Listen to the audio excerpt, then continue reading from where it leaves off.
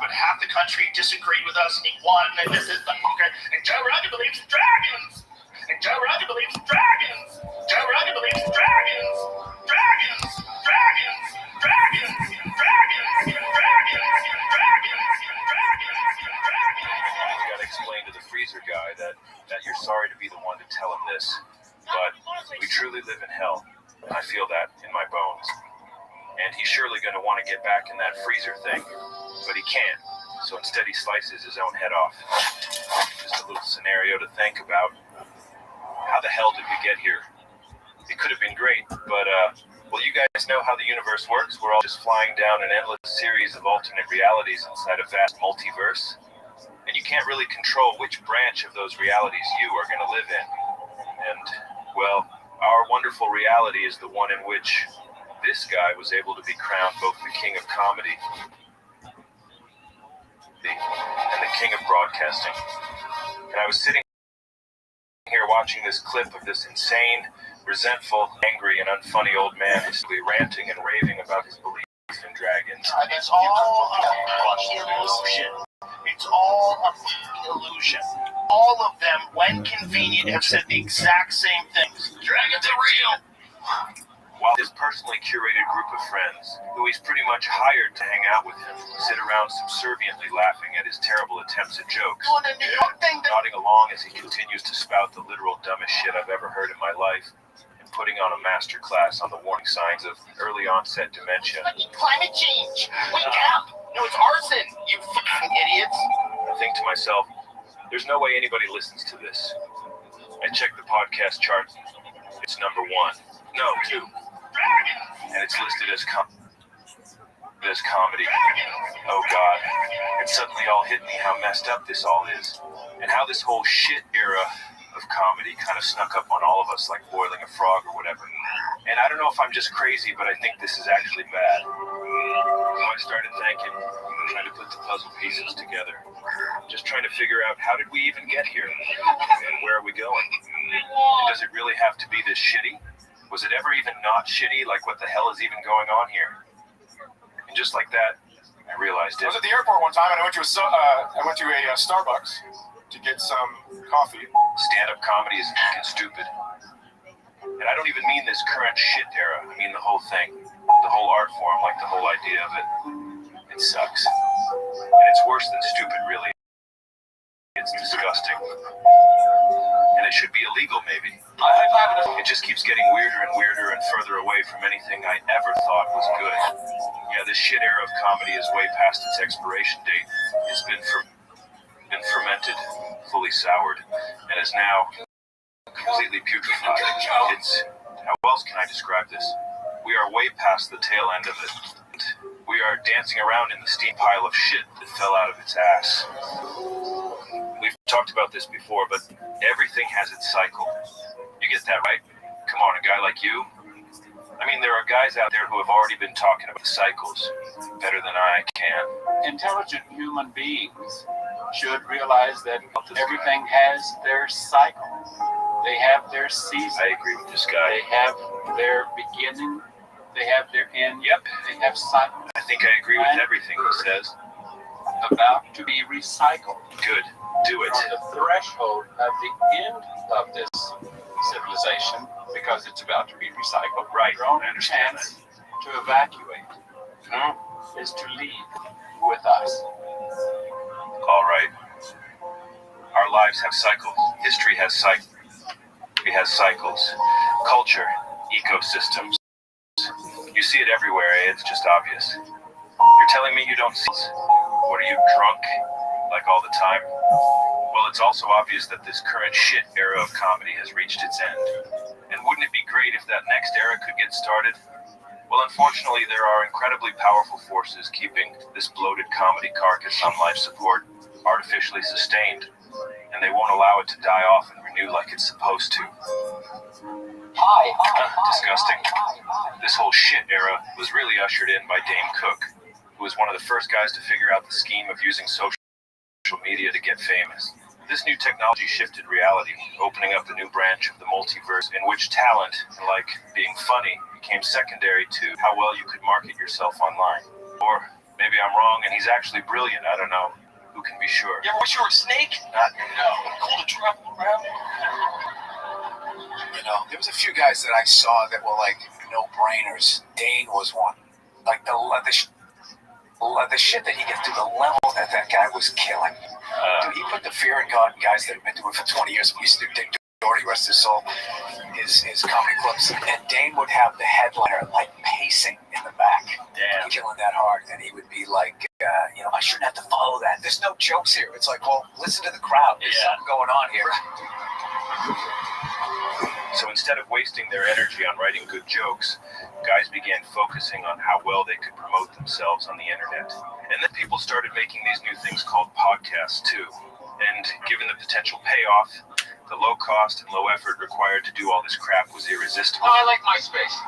Especially for these lazy comedian guys whose greatest motivation in life is the fear of ever having to get a real job. And that marked the official beginning of the comedy podcast shit entanglement era, in which we are currently festering. Congratulations. Of course, nobody struck gold bigger than this genius, Joe Rogan. There he is. I never had an original idea in his life.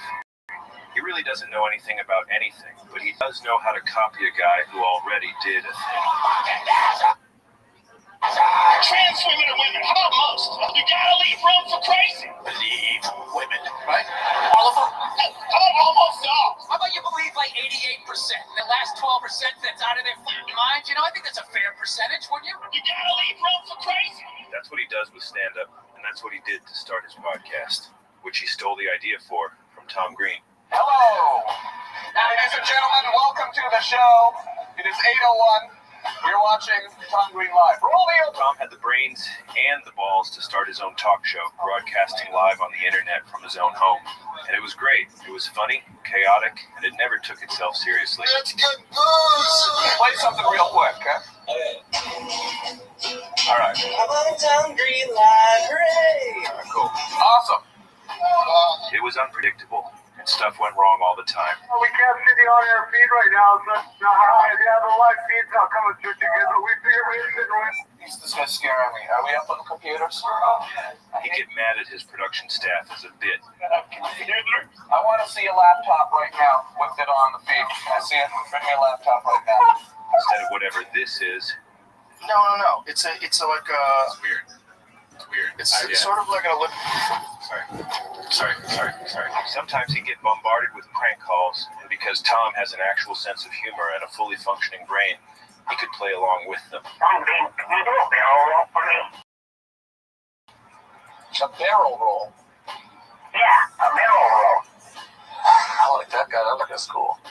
That's pretty cool. Oh, okay. Well, I'm sorry about that. Hey, man, I just wanted to tell you. Oh, you're on the air. Instead of whatever this is, I am really into rock, paper, scissors. How into it are you? I'm undefeated. How's that possible? But whenever they wanted anything, I would be like, rock, paper, scissors. If you win, you could do that. If I win, and then I would like pick the thing that was like their sort of deepest fear, We play right now? If I win, I do the programming on your show for a week. No. That's worth a lot of money. You can fuck off. You were so confident. And No. just not, No. take a month, few months off. That's all right. Sounds like someone's scared to lose at rock, paper, scissors. That sounds No, you're asking me for something that's ridiculous. look how mad it You don't have it as. is. The #1 comedy podcast in the world. Friends was a fun show. Joe, you were great on Friends. No, I wasn't on Friends. Hey, stop joking. No. But is this Yeah, all going to everybody's be done it. huge? It's such a fun podcast. Such a fun time. Need to beat Russia? Are you out of your fucking mind? Fun. Are you serious? Do you know how big that place is? Do you know how much military force is behind Putin? What are you talking about? What are you talking What are you talking about? Like, what if he decides to go nuclear? Oh God, shut up. Brings down your whole regime. Oh, that's Tom Green in the black limousine. Oh, hell yeah. God, can you imagine that parallel universe where Tom became the #1 podcast guy instead of Joe? A fun place to be. That's where we're all supposed to be, if anything made any fucking sense in a stupid world. But it doesn't. And sadly, guys, we are all forced to live in this very shitty branch of the multiverse. Exiled from the group. This is the branch where Stu and Joe stole Tom Green's idea, made a much shittier version of it, and slowly took over mainstream media, comedy, and the the U.S. government, as he continues to spread his wonderful mental herpes to all his listeners week after week. Genetic proud. I'm proud to be your friend. Proud of you as well. Proud of you, Joe, man. I love you too, Thank you for your time, bro. Oh yeah, thanks. Almost forgot to thank him today. You can watch in real time the moment Joe realizes there might be gold in these podcast hills. Oh, hell yeah. God, can you imagine that parallel universe where Tom became the #1 podcast guy? Can we play right now? If I win, I do the programming on your show for a week. No. That's worth a lot of money. You can fuck off.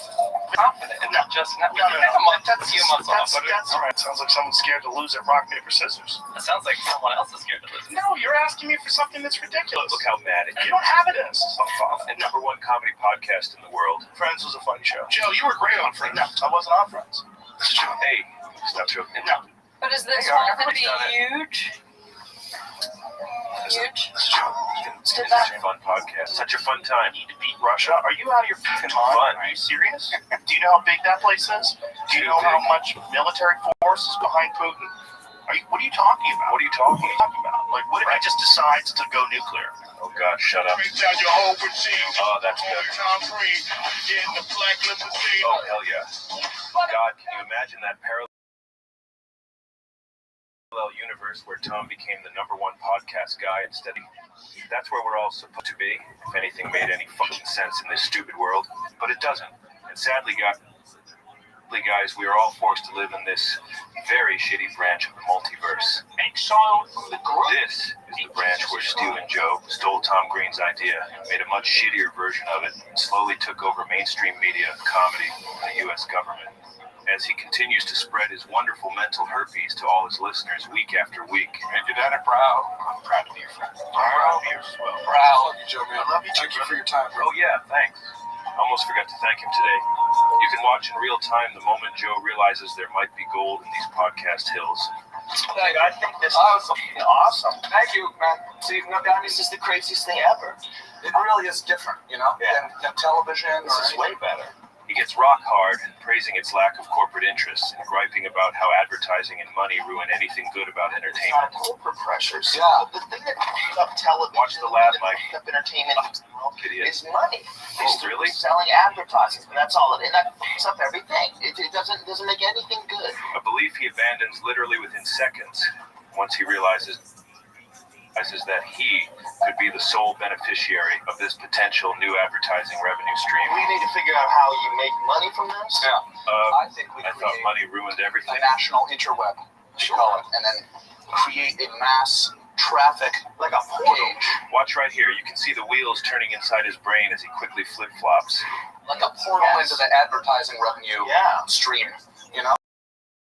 Yeah. So he just copied Tom Green and he shitcast experiment, and just for being an early adopter of casting, he was able to become the biggest and most mainstream establishment media figure on the planet. There he goes, stealing Joe. Yeah, this visionary genius is comedy's George Carmack. Who's George Carmack?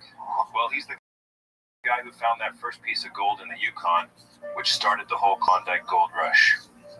There was nothing special about George Carmack. He was just some guy. He was just lucky enough to get a tip from this other guy, Robert Henderson, saying there might be some gold up there in the Yukon. So George just went up there and he found some. And after that, loads of guys swarmed up to the Klondike there and ruined the place as they all tried to copy what Carmack did. And just like Henderson tipped off Carmack, Tom Green tipped off Joe, giving Joe the idea to start a DIY podcast. And he did. And he struck gold and caused a stampede of comedians trying to copy his blueprint, turning everything to shit in the process. Like a plague of locusts. Shit locusts. And guys, please don't hold that against Tom, alright? There's no way he could have predicted the consequences of that tip. And Tom's a wonderful man. And actually, just like Joe Rogan, all his riches were never enough for George Carmack. He was always questing for more and more gold, never satisfied. He, like Joe, must have had some kind of dad-shaped hole in his soul that he tried to fill with money and fame, but it never really worked. What are you saying? George dropped dead at age 61 while working yet another new claim. I'm just saying. So Joe struck gold, and as we all know, became the godfather king of both comedy and podcasting, and helped to restore faith that we are still living in a meritocracy-based society. And we love him and we thank him each and every day of our lives. Along the way, Joe spawned a slew of copycat shows trying to coattails his success, to the point where every single comedian now has their own podcast, literally every single one. And so many of them were built on the same premise of what goes on inside a comedian's twisted mind, what really happens backstage in that green room. The green room's amazing. No, I know it looks bad. no, It doesn't. can't believe it. Well, we all found out pretty quick that most of them are just sick, twisted. No, I know it looks bad. no, It doesn't. can't believe it. Well, we all found out pretty quick that most of them are just sick, twisted perverts and dangerous, mentally ill narcissists, predators, abusers, all those kinds of guys, farting around in that stupid green room in one big depraved circle jerk. As long as you paid 100, that girl spend my dick, give me coke from Chewy. You think I'm fucking kidding you? Yeah, you gonna say my nigga in the belly. I'm making the call for you. That's the fucking gateway into coming to Hollywood. But everybody knows that. How many girls did you have to that? Oh, 20 of them. Yeah, I got the Hollywood girl. She was beautiful. And when she left, she had dirty fucking, the nails were dirty. And a year later, she wrote me a letter to the comedy store. You can love it. You wrote me. And shooting sperm balls in a fucking ball. That actually makes me want to start believing in the death penalty. Send him right to Sparky. Anyways, on and on it went, and they just kept making these podcasts. They just won't stop. Pumping them out. And then a pandemic happened, and people were alone, and so desperate not to listen to the thoughts inside their own heads. So they put on these podcasts as mental screensavers and escape into the friendship simulation that these podcasts provide. And the numbers went up, and more guys made more and more podcasts, always trying to outcompete each other by making everything as fast, cheap, and low effort as possible. And then it's just a matter of reading ads for pills or nicotine mouthwash or whatever. Brain nourishing. Oh, it's not good. These lazy stand-up guys got into comedy because it was the easiest thing they could do to avoid getting a real job. But then podcasting came along, and suddenly they had an even easier way to make even more money. Podcast. And then pretty soon the podcast eclipsed the stand-up, and now all these so-called comedians are really just zero-effort podcasters selling shitty products again and again and again. Back with the interview. Give me 1 minute. First, want to talk to you about the sponsors of today's episode, AG1. We take AG1 to stay healthy. And you're looking great there, bud. Jesus Christ. They really have become indistinguishable from those infomercials you used to see on TV late at night when you couldn't sleep. And you turn that thing on out of desperation just to maybe hear another voice. You might even see an interesting product, who knows? Arthritis, depression. Those are podcasts now. iRestore, the clinically proven, game-changing hair growth device. iRestore. This show is brought to you by DraftKings. They're just places these fools can hog supplements and get free advertising for their own branded crap. I love this. And they all follow that original blueprint from the godfather of podcasting, Joe Rogan. My brain is real. It's a real thing. He's alpha brain. What is it? Can I take it? I'm breastfeeding. Alpha brain is a nootropic that my company Anna makes. And I'm not saying this because it's my company. Oh, I'm okay. actually a very anxious person. I have a friend whose daughter was on ADHD medication, and she's getting off of it, and he started giving her alpha brain. Very cool. He said it helped her. Respect for the daughter. Wow. What is it? He's become the new establishment, cutting deals with big pharma and backed by massive corporations like Spotify. And the big N. The thing that fucks with entertainment in general is money. That fucks up everything. It doesn't make good. So Joe was getting more and more popular. But with that success came a whole new level of public criticism that Joe was not prepared for and was too weak and frankly lazy to handle. See, one of the core problems with this Joe Rogan guy is the fact that he has that dad-shaped hole in his soul that we alluded to earlier. He grew up with this terrible guy for a dad. And my big memory from my childhood is my mother coming home with hamburger meat and my father being upset that it was hamburger that she had brought home for dinner, and he beat the shit out of her. And we left. And do you think that somehow or another that put that in you? Yeah, unquestionably. Yeah. Like, I thought my dad was this great guy.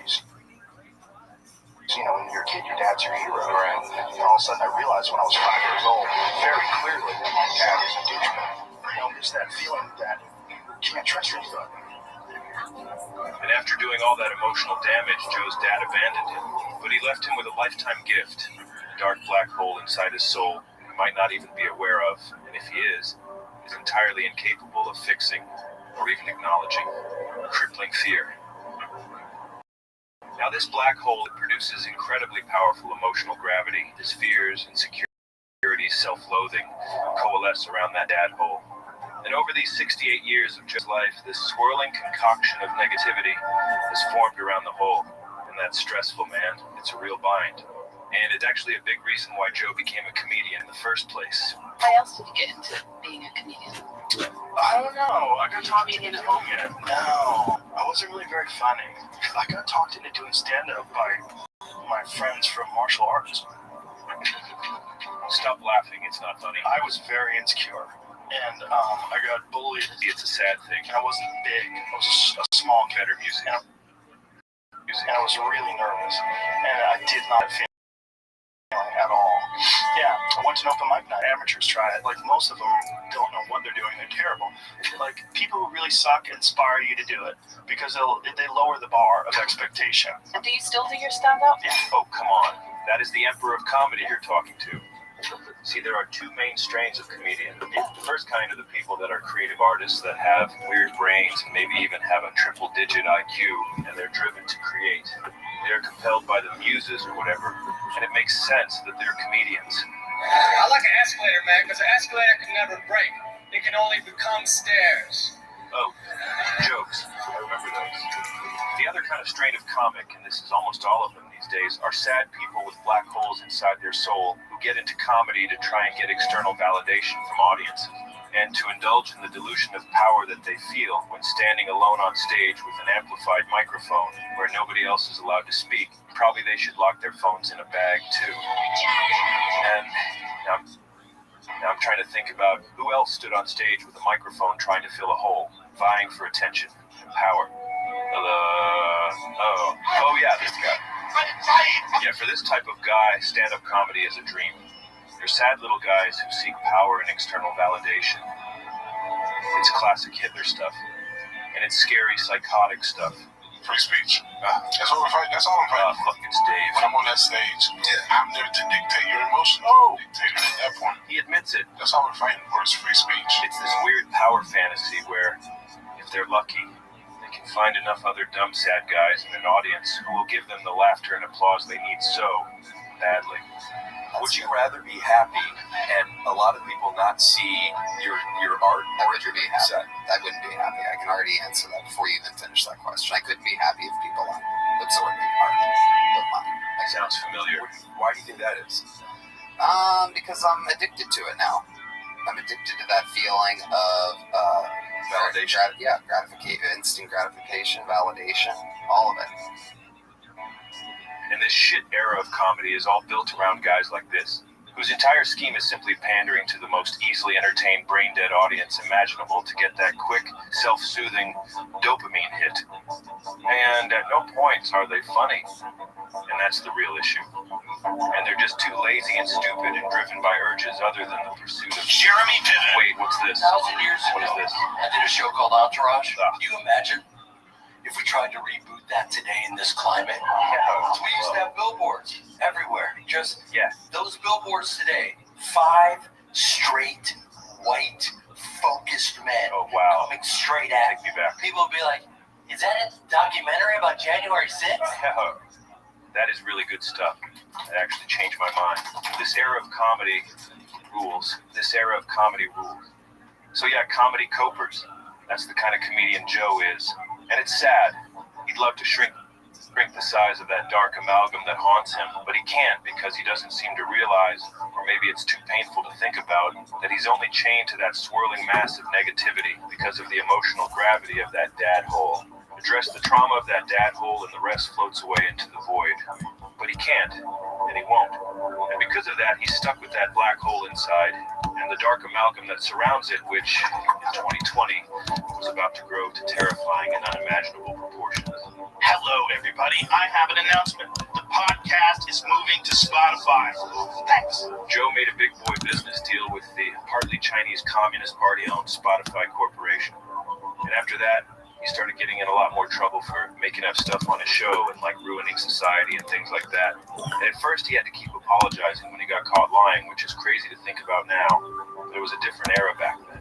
Historic fires are ripping through 3 western states. Hello, everybody. I need to make an apology and a retraction. I said something on the podcast about people getting arrested for lighting fires. And I got duped. It's wrong. And I said it without looking into it. It's very irresponsible. And I'm sorry if I duped you as well. I know it feels very irresponsible of me. I don't take it lightly. I'm very upset with myself. And I apologize to you as well. Sorry. The guy was in way over his head. His inability to distinguish reality from fiction was starting to stress him out.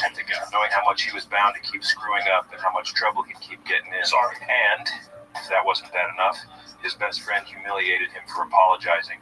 He's what do you think about our money for the apology? Sorry. Oh, see, Rogan, so he got a fat Yeah. Poor Joe Rogan, he put the apology up. Sorry. They would tell him go. He was. That's hard for my dog. My heart goes out to him. He had to put an apology up. Sorry. I guess he. Things look good when he was. Things look good in the basement, dog. Once you take that Spotify money, you gotta start apologizing. Make you believe you can. Guy. That's what happens when you get that money. You cash that big check. You gotta watch what you say. You see him. This marked the start of the apology era, which would end up being way too much adversity for Joe to handle. And to get out of this bind, Joe was about to embark on a transformation that will surely be studied by psychologists for the rest of time. How serious is this? Is this something that we need to be terrified of? So, long story short, a pandemic started. Joe couldn't handle it, and he went and had a panic attack in the sauna. Well, I was scared out of my mind at the beginning. When everybody's shutting down at the beginning and people are stockpiling food, I was worried about people I knew getting really sick and dying. And then I was convinced that I had it. At one point in time, I was like, God, I do feel like I'm breathing heavy. I felt it with my breath. My breath is coming short. I did. I had psychosomatic issues thinking about it.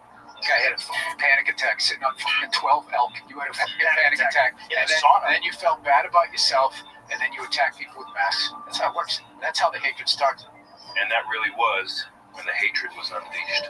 Soon after, Joe kept talking about shooting homeless guys. I mean, nobody does anything about violent crime in LA anymore. Maybe we should just go and shoot homeless people. I like your ideas. Yeah. This pandemic stuff was way too stressful. Then he started frantically scrolling Twitter, found a new group of guys to hang out with. And these guys allowed Joe to believe that everything was actually okay. And so Joe felt relieved and safe with them, and transformed his inner anxiety into outward rage, an emotion he was more accustomed to dealing with on account of that bad dad. The group of guys and all the stuff they and Joe were talking about was getting Joe a lot of negative attention, and that made even more anxiety bubble up. And again, Joe transformed that anxiety into an even bigger rage. And I mean, this guy was getting pissed. This evening, Joe Rogan, an extremely popular podcaster, announced on social media today that he has anyone got a lighter? mentioned ivermectin is something more often used to de-wound horses. I can afford people medicine. This is ivermectin. You got to sit right here. Somebody gave. Oh, this is amazing. Look, they put a little filter on me too. Oh, okay, good. I look like shit. There. See, do you know that? You look good. His mind just completely shattered. I don't think I'm Jim. He had to defend this new guy he'd started becoming, and all his beliefs, which were the only thing invading his rampant anxiety. And now he was way too invested in this stuff to ever turn back. 5'3". I think this is really important. One of the problems that I've had, me personally, I've had with any idea is that once I have an original idea, or once I start looking at something a certain way, I become married to it. And I've had real problems with that. And the problem with saying this happened and happened, which I used to do all the time, is that you don't fucking know. You don't know. You don't know. But until you do know, when you say you know and you might be wrong, it becomes an ego thing. If I wasn't doing this fucking podcast, okay, if I was just a regular comedian and that's what I did for a living, and I didn't pay much attention to alternative media and podcasts, I would be just like people I know who I used to be friends with, who now hate me and are angry at me and talk shit about me online.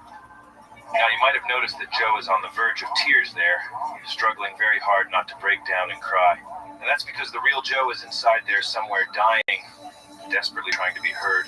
But Joe won't allow it. He's committed to being the new guy, and he puts in major effort in order to keep the old guy beneath the surface, basically torturing him into submission. And I'm taking the lid off that cold plunge. As I'm taking it off, don't do it, don't do it. I'm like, shut the fuck up. And I climb right in. And because I get through it every day, I start the day off with a win. I beat the inner bitch. I conquered the inner bitch. I got in there. If I start my day with a win, then how can I be a loser? Well, despite winning so hard at life from sitting in that tub, he was still pretty messed up from all the backlash he was getting from all his major whoopsies. I would have been like them if I didn't have the access to the kind of conversations that I've had, if I didn't have the kind of mindset that I have. The mindset. My personality. Personality. Is just immune to bullshit. Got it all. When bullshit hits me, I'll go, oh, I know what this is. I grew up without a dad. Daddy, I don't trust people. And the people that haven't experienced that, I can understand why they formed the conclusions that they did. Because I could have been them. I 100% could have been them. Well, thank God Joe's mommy bought Hamburger that fateful night. Or Joe could have ended up a guy with the biggest mainstream media platform on earth, being easily used and exploited by weird billionaires and grifters, and allowing it to happen because he's just so desperate for love and validation on account of that dad hole. It's crazy to think there's a multiverse thing out there where a #1 comedy podcast doesn't have guests like some comic book villain evil rich guy, all these nutjob beliefs, and like a guy literally from the CIA that's on like once a month for some reason, and also like the entire government basically. Could any of these people have tried to influence the way he thinks? Nah, man, he grew up without a dad, so you don't even have to take that question into consideration. And say sorry. Like, would it kill you to just apologize for no reason? Anyway, yeah, the manipulation of Joe. I thank the Lord each day of my life that didn't happen. Right, Duncan? Remember you warned Joe? Thank you so much for saving our dad. I mean, Joe. Thank God he's got friends that still tell him the truth and don't tell him part of the truth and then walk it back a little bit out of fear of disrupting his delusions, stressing him out, and then being cut out of his inner circle. That would be spineless and, would make it obvious that all your peace and love and honesty stuff was just a load of crap all along. If you're not careful, folks from deep, dark wells of perspective are going to infiltrate your shit. Listen to me. All those people that are organized, they can come hang out with us. Give me a hug. You don't want to give them a hug? Relax. Why? Just relax. Now, all those people are just people, man. Like a white supremacist? They're lost. But you have to watch out, because people are going to try to exploit you. That's the main thing. It's like people recognizing what you are, who have political agendas, will infiltrate your shit and then start blowing out their radioactivity into the world, right? That's a fear. But like, dude, I do worry about you sometimes, man, because it's like you now have a platform that is unlike any platform that's happened, because you're doing like a comedy podcast, radio show style thing, but you're also interviewing people about really heavy duty shit. Then you start thinking like, man, I've got this podcast that lots of people listen to. Has it ever happened where maybe some really intelligent person has manipulated me in an attempt to get me to disseminate some kind of information out into the world? Good luck manipulating.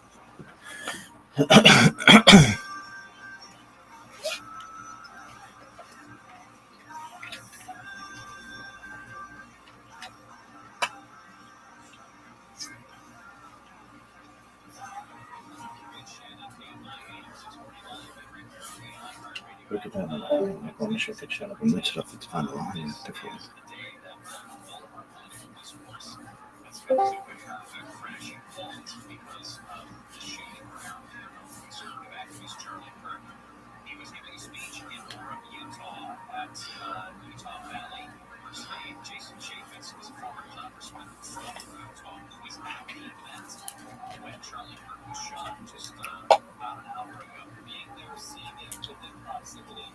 It seemed like it was a close shot. The venue is such that there's a force that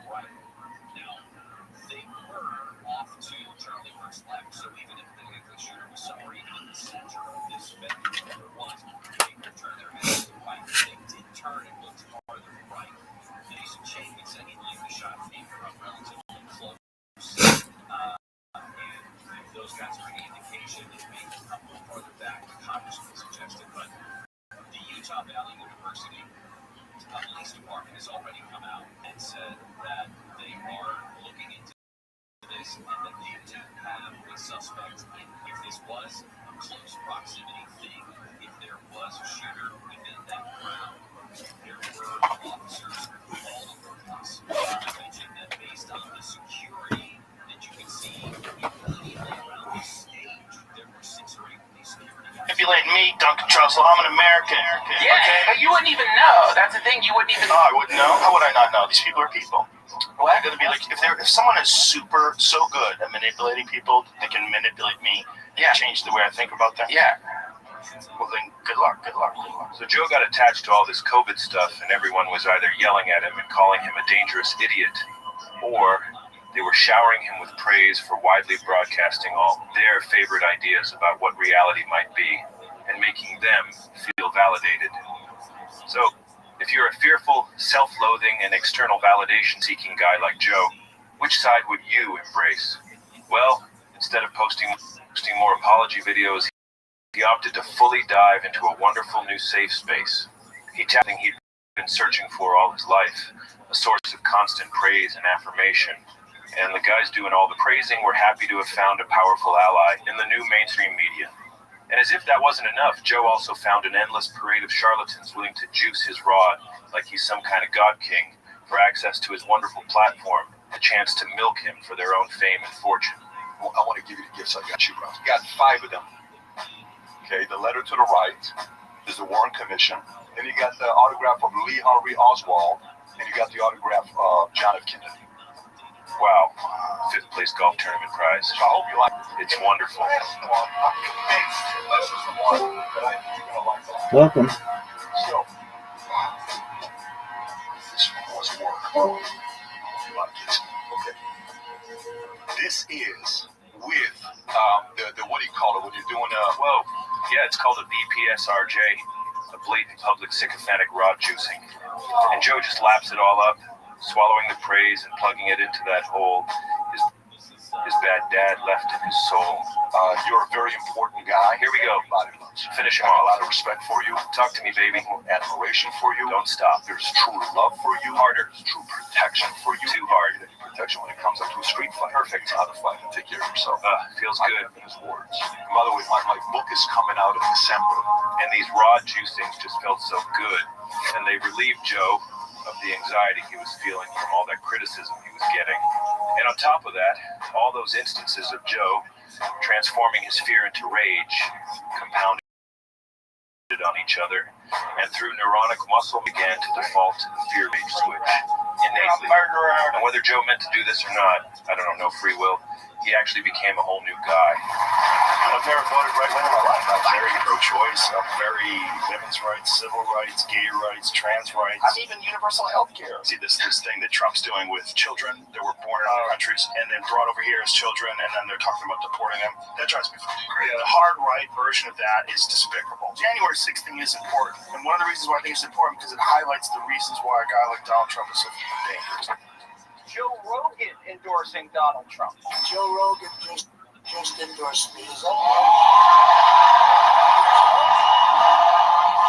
Here we go. Becoming a new guy is a very effective way of slipping out of the shackles of judgment anxiety. Simply identify a crowd that you want to belong with, and then reconfigure your entire personality in order to fit in with that group. It's like, you remember when Madonna had a fake English accent? And everybody's like, bitch, you're from Brooklyn, or where the fuck you're from. Yeah. You're not from England. Yeah. You can't do that. Yes, they all jumped in the back of the U-Haul truck together. There has never been a thing that I've ever seen where almost immediately I was like those are feds. A thing that I've ever seen. A thing that I've ever seen. I mean, look, some people barely holding on to reality. You're right. Barely. You're right. All they need is one smack. One.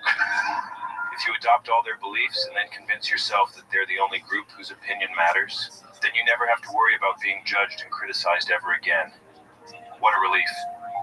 This rap guy, Machine Gun Boy, he too became a new guy recently by employing the new body, new guy technique himself. I'm in a new body. I literally am in a new body. Like, I covered everything on my arms and my body. I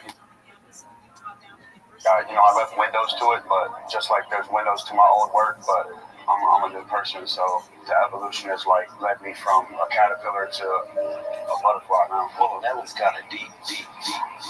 Transition into a new guy is very difficult, and it takes many years to become fully immersed in a self-delusion. But upon reaching the maximal delusion saturation point, your simulated self becomes more real than your original classical self. And the transition into a new guy is completed. And after years of waffling on the fence, as we enter the year 2025, Joe's transition into this new guy appears to finally be complete. Well done. Yeah, I remember that they were probably messed up. The reason they're doing what they're doing is because something happened to them earlier on. There was an aggressive, teacher, uncle, somebody at the jail. A dad? The dad was drunk. Yep. There's stuff that pushes them in that direction to be expressive, controlling, and wanting to be acknowledged and do it exactly my way because I was powerless as a child. And when you said I beat up kids, I beat up other women. Your husband was when you farted in your house, they knew next door. How could I get away with that? Yeah, for sure, right? And then that's the thing you see with actors too, and they finally get some success, and then finally you're the man. Like, oh, look, it's Mike. Your bagel's ready, Mike. Your trailer's ready. And then Mike is, get me a fucking coffee. Like, oh, Mike, anything for you. And people act in this disproportionate, very insane way. You know what I'm suffering? Jamie, this coffee sucks. Water. I don't know what happened, but you made it it's literally almost like water. Can we get some more? We're going to talk about this. This is the worst coffee I've ever had. The exponential here, by the way, is OpenAI or whoever makes the next model. Jamie, this is still super watered down. I just put the water. I'm telling you, dog. There's a ton of coffee. Get me a set of stable materials. Coffee's terrible. I'm sorry right now. Jamie, this is terrible. Hey, look what it is. What's going on, girl? Bullshit. He looks like terrible. And it really makes you wonder, like how many times Yo, has in done the this? dream, girl. Every day's a holiday, every meal's a feast. What's good in your neck of the woods?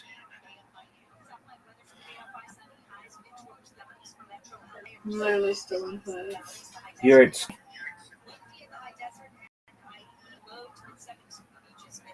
Is that cool? Is that true? You're at school?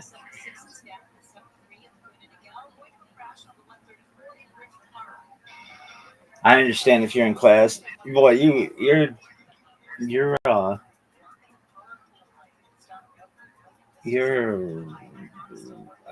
got courage to be on Discord in school. Very cool. Well, shout out to you. Shout out to your school. Shout out to you doing big things. I saw you were in here earlier, but I was asleep because that's what I do. I'm up late and I sleep late. I hope you're doing well, though.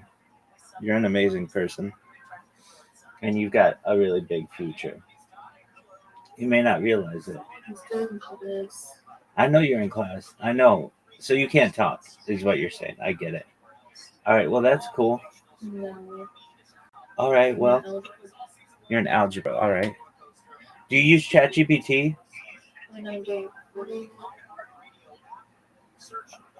How much longer? Your I'm time. tired.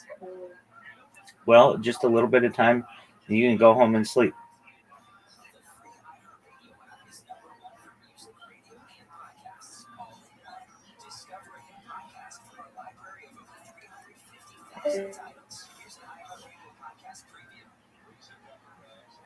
New guys has he transformed into over the years in order to avoid actually facing the dad hole head on?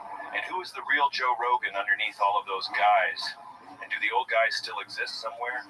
Or do they float away to die in some astral plane? Oh, or maybe one of those other branches of the multiverse. I don't know, but it's all very friggin' cerebral. So just a quick recap, we're exploring how did comedy get so shit? And surely you know the end of this shit cycle is coming any day now. You're all aware of the ever-growing industry of guys pointing out how shit the shit era is. People are catching on, guys. Don't wait for the rest of the rats to start jumping off the Rogan shit ship. Be that rat yourself and fucking jump already. It's time to leave Daddy's house. I mean, would you rather be at the forefront of the great post-Rogan comedy rebuild? Or would you prefer to face a jury of your peers at Comedy Nuremberg? Sorry. So King Joe became a new guy. It's fucking insane, but he did it. He's the mainstream king. And this new guy he's become has allowed to make a massive power grab within the U.S. government, cementing his position within the establishment. He's the comedy czar. And I honestly can't even tell if he's aware of the fact that he's become the unofficial podcast of the U.S. government. He's got a direct line to the president. He's definitely hated in Canada right now. Oh, yes. They're how kids kick Canada's ass. Sorry, Canada. In Canada. Excuse me. Not good, because that's their fucking sport. Oh, really, dude?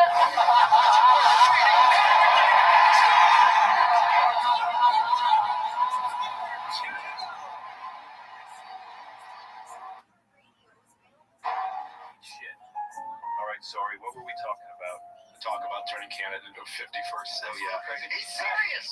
He told me on the phone he was serious. Yeah. Well, first I was joking around, but I was thinking maybe it's not a bad idea. It's so fun. He's become comedy goibles. Jobles. Just kidding. But if you think that's slanderous, you must have missed Joe's best friend's announcement that comedy is legal now. So the Yay. left wanted to make comedy illegal, you know? Yeah, you can't make fun of anything. So it was like, comedy sucks. It's like, nothing's funny. You can't make fun of anything. It's like, legalize comedy. Yeah. Legalize comedy. But now it's 2025, and Joe's the only guy on Earth still ranting and raving about the pandemic. Wants his bread and butter. And, why are you just accepting this? It's a noble thing. Addicted to something that pissed him off like 4 years ago. Addicted to the whining. He looks for stuff to whine about like a pathetic cigarette junkie, scouring the sidewalk for butt remnants to smoke, because that's all that's available. And you gotta take what you can get. That Tim Walz sucker, if that guy got into power, that weirdo puts tampons in the boys' room. And so this new guy experiment is fucking insane, but it actually kind of worked out for Joe. But Joe wasn't gonna stop there. I mean, say what you want about Joe, but this guy can overcommit to stuff at a pathological level. Becoming a new guy was not enough. Though more secure in his delusion than ever before, the flimsy tent poles holding up the belief in this new guy were always threatened by critics and like just regular normal people calling him stupid and stuff. So it was still kind of stressful. Now Joe is putting in efforts to normalize the whole concept of becoming a new guy in order to legitimize his own transition. And now Joe has gifted the world a brand new blueprint to copy. It's the new guy blueprint, and guys are already getting into it. We just saw Mark Zuckerberg show up to the shitcast to unveil his new guy. We're also lucky that you got into jiu-jitsu, because I think you look different. When you walked in here today, you look thicker. You look like a different guy. It just turned on like a part of my brain that I was like this was a piece of the puzzle that should have been there, and I'm glad it now is. Now Mark maybe wasn't quite ready to unveil the new guy, but sometimes we get a little bit too excited about our new guy, and we unveil them before they're really ready. I like racing. And I feel like all these activities, grilling meats, racing cars, are probably two of the most fun things that you can do. Oh yeah, hunting too. Yeah, same damn thing.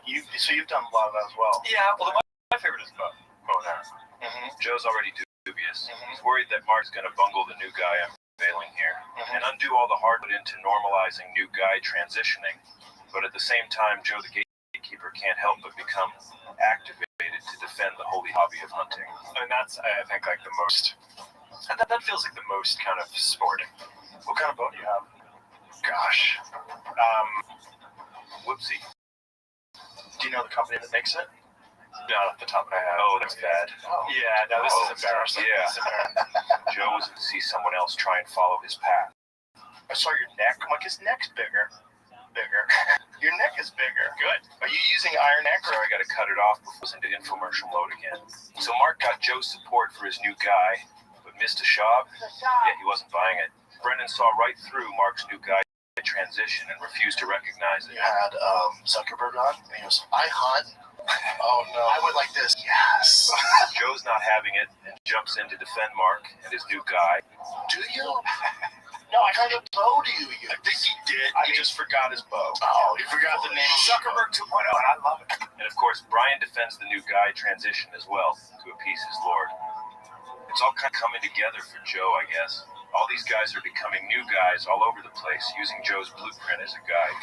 Back before he completed his transition, Joe was dreaming about all of this happening. And since he knows how difficult it can be, navigating society as a new guy, and all the criticism you get for transitioning, he started envisioning a new world for all the new guys to go.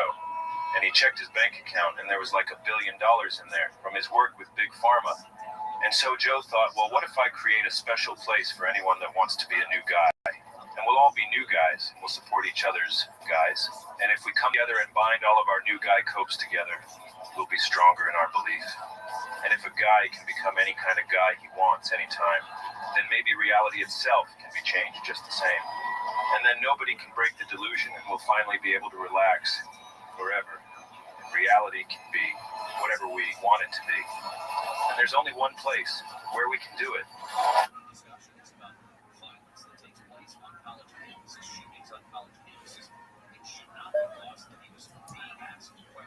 Mean that anytime you are joyful and happy, on the other hand, you should have that fear. The Lord tells us, Rabbi asked Abaye, why are you so joyful? It says in the pasuk, you have to be fearful. He says, don't worry about it. I'm wearing tefillin. I'm wearing tefillin, that will keep me in check. Similar story. Sarah said, for Yirmiyah, I believe I'm trying to allow myself to say this. This is probably the most famous passage. It's sad. It's sad. It's that's what the Hasidim would say about the bottom you see from the pasuk should be fearful of Hashem. Don't run around laughing and being joyful. It says, Zera, I'm wearing tefillin. It's okay. That's a sign for me. Keep me in check. Have a wonderful day. Connect with a financial advisor in person or online at thrivent.com.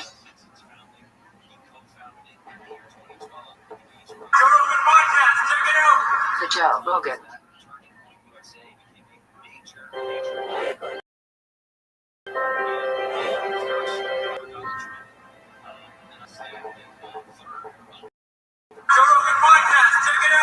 The Joe Rogan Hey, Experience. Joe Rogan podcast by night, all day.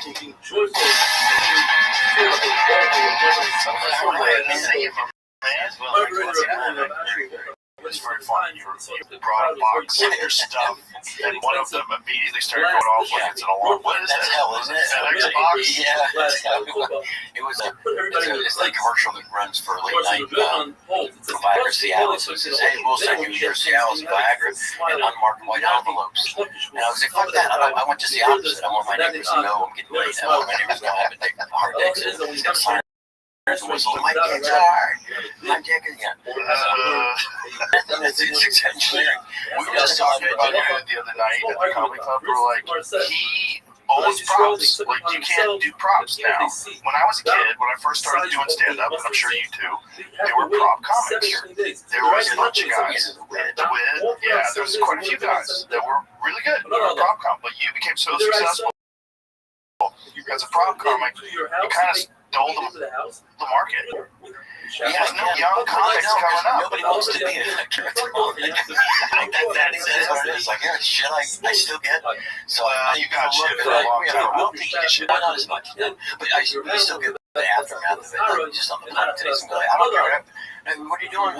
Joe Rogan. I don't care what everybody else says. You're funny. Like, who's everybody else? Yeah, well, I get that a lot. You know, I personally think you're funny. Oh, yeah. I'm one of the rare. Yeah. I'm one of the rare ones that think you're good. Yeah, exactly. Yeah, I can't, I just begged my mom to come. She didn't want to come. Yeah, it's such a weird line. We talked about that the last time. Like, I think you took way too much shit from comedians, and I never understood it. The weird thing that comedians do where they hate on other comedians, like, good Lord, we live in a world that is filled with war and famine and disease and pollution and garbage and chaos and corruption. And you want to concentrate on prop comedy? Is that really what the problem is in this world? Other comics? Yeah, and it's almost always comics that are doing that with you. Yeah, I think we tried breaking it down last time as to why, and I think it was only because I think I did get successful, and it wasn't quick. It was quicker than maybe most. Like, because I hit the scene right at the right time. I had the act that was, it was a good act for television, right? It's visuals, and I got a little success, and I think people were like, you know what, they would ask Jay, why do you have Carrot Top on like every month? And Jay was like, but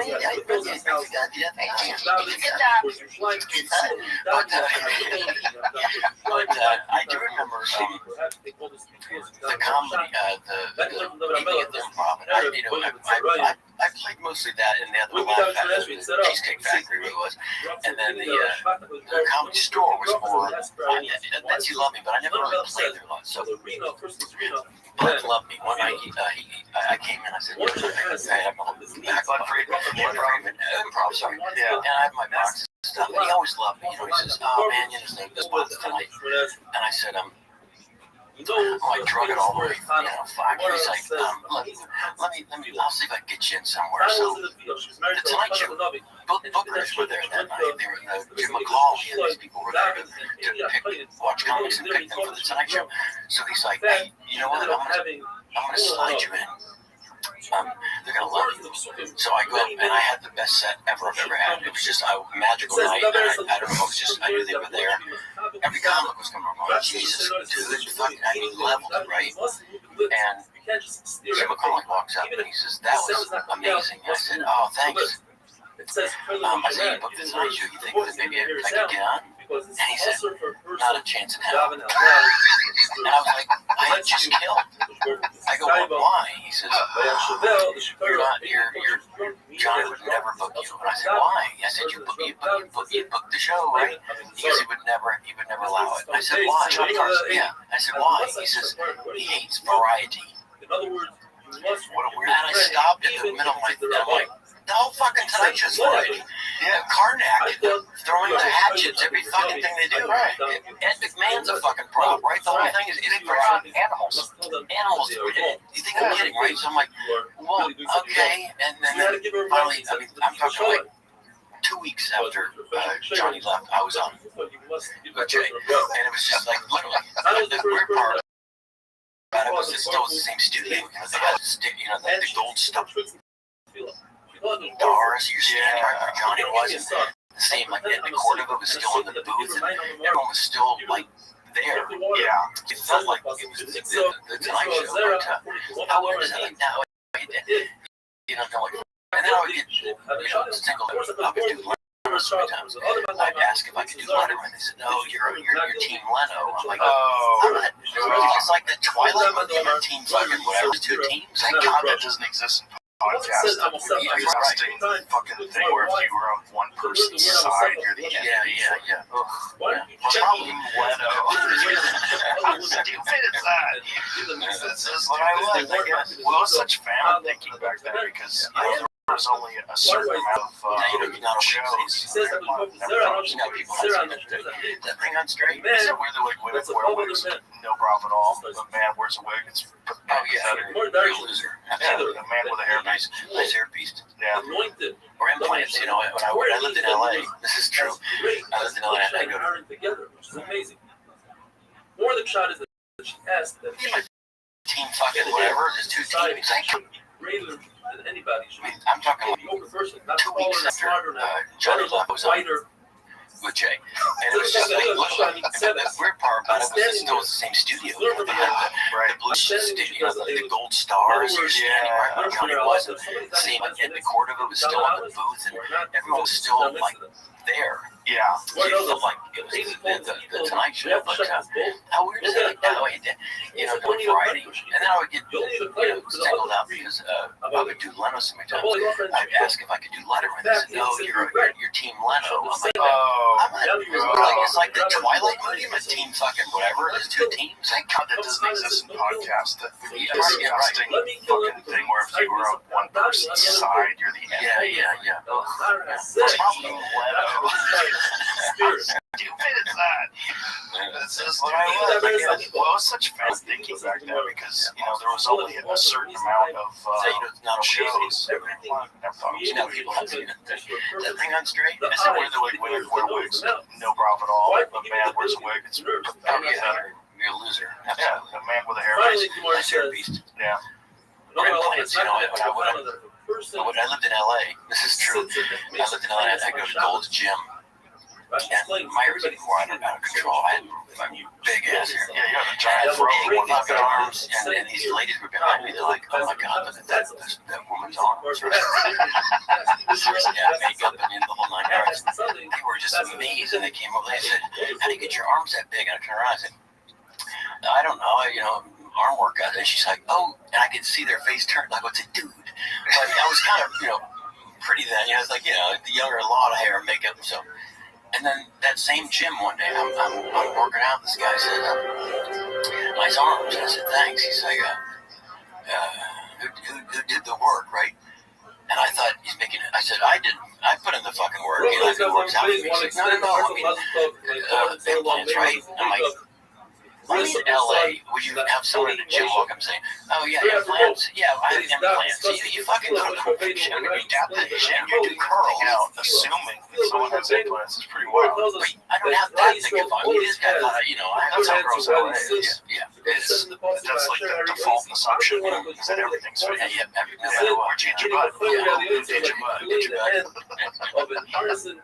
Where'd you get your nose done? Yeah, it's always sad. It's true. No one wants to bleed your butt. Yeah, no one wants to bleed your natural. It's weird. I just had a guy today at the airport. He said, "Hey, you still working out?" And I'm like, "You're supposed to say, I see you're still working out, right? You don't ask him if you're still working out. You don't look like you're working out." Well, I think he's just trying to start a conversation with you. And I did. I said, "You mean I see you're still?" And he goes, "Yeah, what I said, you said you're still working out." Yeah, that was the answer. He said yes. I said, "No, I'm not feeling I'm dying. You didn't hear? Whose fault is it? It's the earth fed him. Therefore, he got kicked. Something Like happened. father or otherwise, it's the son. Let's live light. By the door, the house is I don't live. do weights. I don't do heavy weights. I don't have spotters. I just do cables and do some dumbbells. But people always say, you always work light. Heavy for me. There's a lot of people that just don't know what to say. They'll treat someone famous and they don't know what to say. They just get weird. They do. And then afterwards, they probably don't even know why the fuck did I say that? Jesus Christ, I feel so stupid. I tell them, only give you your guidance, your famous people, act like an idiot, knows whatever. Shit. So I try to give people grace. They're true that, but you still look at them like, oh, I'm not gonna fucking do you get a lot of people coming to your shows that are famous? Yeah. We had a guy there, Chris Jericho, was at the show. He's at the side. The rest of them, oh, cool, real nice guy. You got the looks from how long ago? 19, coming up on 20. That's crazy. You probably have the longest residency of anybody in Vegas. Other than like Penn and Miller. Which don't count because one only talks.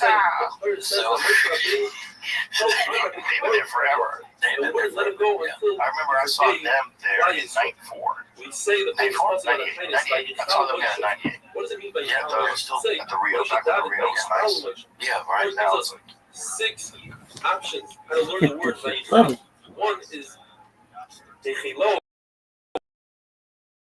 It's a lotion of persistent, or Yached, which is a lotion of nether. A person needs somebody else to know it. Who said, I need Moshe Rabbeinu to know my nether that I'm going to destroy Klal Yisrael. Or Melashon Cholo. Cholo is a body, a dead person. Moshe Rabbeinu said, I'm willing to give up my life for Klal Yisrael. Or it's Lashon of Chal, to rest. The Midas Harachamim should rest in Klal Yisrael. Or it's Lashon of Chulin, sacrilegious. Moshe Rabbeinu is telling Hakadosh Baruch Hu, it doesn't make sense that you should act in such a way. And finally, a Lashon of Beichilu is a disease that heats up the bones. Moshe Rabbeinu said he davened so much that he got sick. It says in the pasuk, Hakadosh Baruch Hu swore bach in yourself. What does that mean? Had Hakadosh Baruch Hu sworn in the heaven and the earth, just like the heaven and the earth, he could destroy that shvuah. But since he swore in himself, just like himself, Hakadosh Baruch Hu is going to last forever. So too is shvuah to Klal Yisrael that they're going to be K'Koychei Hashomayim. It's going to last forever. But the very interesting pasuk. It starts off Moshe Rabbeinu speaking, and then all of a sudden it switches off to Hakadosh Baruch Hu speaking. Which one is it? It says that the very that's Moshe Rabbeinu. And then it says the Chalaret says Sharamarti. Baruch Hu is the one that swore, not Moshe Rabbeinu. So either you can learn that the pasuk in the blue is Moshe Rabbeinu and the red is Hakadosh Baruch Hu, or you learn that the entire pasuk is Moshe Rabbeinu. Moshe Rabbeinu said, I repeated over the Klal Yisrael what you told me to say, that you're going to give them the land, so you have to keep your word. It says in the pasuk, build the Yechalas Hashem. It's a Lashon Nekeva, says the Gemara, that Moshe Rabbeinu said, the nations are going to sit like a woman. You're able to protect Klal Yisrael against one nation, the Mitzrayim, one king. He didn't wish him. Besides the center, but against 32 nations, you can't protect them. Says Rabbi Rothschild, at the end of the day, you're right. That's what the Messiah are going to say. Solachti Kidbarecha, that's what they're going to say. And while the Talmud, who is a Rebbe, agrees with him. When a person davens first, he should give a shvach HaKadosh Baruch Hu and then ask for what he needs. Tefillah is more important, more powerful than good deeds, because no one is greater than Moshe Rabbeinu when it comes to good deeds. And HaKadosh Baruch Hu told him, he's going to go see Yisrael because of his tefillah. Kindness is more powerful than tzedakah, because the kindness you do with your own body and with your money. And the tefillah, although it comes to replace korbanos, has a more power. A kohen who killed somebody, that's the information that pasuk. A kohen who killed another individual can no longer can't do Nesis Kapayim for the rest of his life, even if he did tshuva. Once the Korban Abayos, the gates of tefillah were locked. They could be opened, but it's difficult. Whoever put a mechitza, a barzel, an iron wall between us and himself. However, the gates of tears are never locked. As Rashi points out, Hashem always sees the tears. He doesn't create tefillah. He sees tears. You just have to be able to that. You should be makabel those tears. Rava never made a tinus on a day that was cloudy, said cloud, stopped the tefillah. If a person lengthens his tefillah, as long as it's not ma'ayim, as long as he doesn't believe that Hashem owes him something and has to give him what he has, then his tefillah will be in his babel. But if he believes that his tefillah is so powerful that Hashem must answer him. He's ma'ayin in his tefillah, then he's going to end up with a heartache. And what does he have to do if he has a heartache? He has to learn Torah. If a person's tefillah wasn't answered, he should repeat his tefillah. As it says twice, Kaveh el Hashem, Kaveh el Hashem. There are 4 things that a person has to strengthen himself in. Torah, tefillah, maaseh. This one is interesting. In your job, in your profession, you have to strengthen yourself. It says in the pasuk, Hashem shechifani. Hashem forgot about his Hashem. Even if a person adds another wife, he'll never forget his original wife. So we rebelled against HaKadosh Baruch Hu. How do you forget about us? Says HaKadosh Baruch Hu, are you crazy? I never forgot about us. There are 3.6 billion times 300 million stars in the sky. I don't know, 16 zeros, but billions of stars. And they're all for your sake. You think I forgot about you? It says in the pasuk, well, can a woman forget about her own child? The Bible says, I'll never forget about your oilos, I'll never forget about your korbanos. However, I do sometimes lose my memory when it comes to Averis, like the Egel. I'll forget that, but I won't forget the good deeds by Sinai. The Hasidim Rishon in the Mishnah says, would prepare themselves an hour before davening. The Gemara tells us that they also prepare themselves an hour after davening, and davening took them an hour. So that's 3 hours for each tefillah. There's 3 tefillahs a day, that's 9 hours. When did they have time to chazer? They had to say after Shemai that they didn't forget to learning. They learned before they became Hasidim Rishon. They had to say after Shemai that their parnasa came with just doing very minimal. And finally for today, if you're a Milish Shemon and you see a king says something to you, you don't answer him. That's the Jewish king. The Jewish king you do answer. But if you see a king coming, the Jewish king, and you're able to finish Shemon quick, say quickly and run. Have a wonderful day. On the other side of this, in Colorado, these 2 students shot at a Denver area high school. No connection, obviously, other than the timing of the violence. So we're going to continue to cover this story throughout the course of the day. John's obviously going to have the latest information when he comes along here at the top of the hour. Brachas Daf Lamed Gimel, the Gemara tells us a story. There was a chassid davening Shemon Esrei, and a non-Shabbat said hello to him, and he refused to answer because he was in the middle of Shemon Esrei. Says the officer, Reika, you're a boor. In your own Torah it says, you have to watch your soul. I can take my knife and cut your head off. What are you doing? She said, give me a moment to explain it to you. If you yourself were talking to a king and somebody said hello to you, would you stop? No.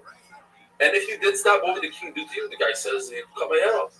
Okay, I'm talking to Melech Malchei HaMelech Baruch Hu. How can I stop? We learned in the Mishnah, if a snake wraps himself around somebody's leg while he's down in Shemon Esrei, you don't stop Shemon Esrei. Yet, if it's a scorpion, says the Gemara, scorpions are unpredictable, they'll attack for no reason, you must stop Shemon Esrei. In fact, if a person is thrown into a pit of snakes, we testify that that person is dead. Why? Because once you go into their domain and you cause them to be uncomfortable, they will attack you.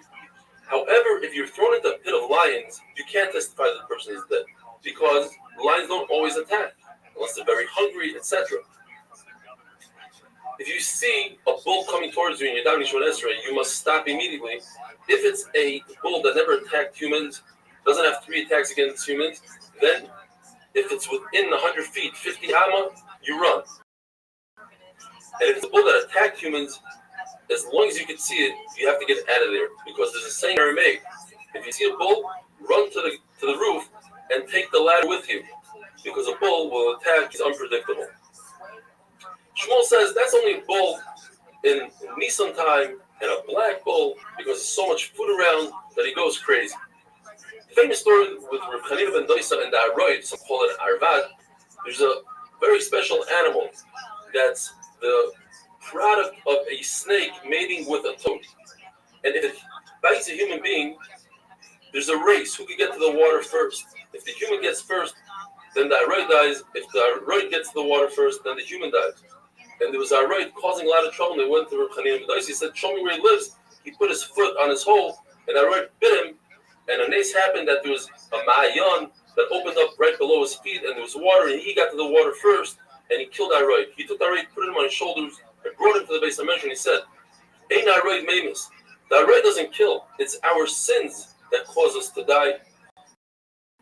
And then the people said, wow, we put this Aroid that bumped into Reb Chanina ben Doisa. It says in the Mishnah, we say, Mashav Ruach, where? In the Brach of Mechaya Mason, because rain is the same thing as Kriyas HaMeisim. It's the same power. It's the same nace. And we say the same Talmud Matal Bracha in the Birkas Hashanim. That's the Bracha of Parnasa, because having our fields with rain and food, that's our Parnasa. Havdalah comes in the Bracha of Choinen Adas. You need that. You need Seichel to differentiate between Chodesh and Chol, Tomei and Tar. The Chum say it's because it's the first bracha that you say in the weekdays. So you say 3 brachas in the beginning, 3 brachas then. But the first bracha of the weekday is at the Choinen. It says in the Gemara there are 3 themes, words that are surrounded by the name of Hashem.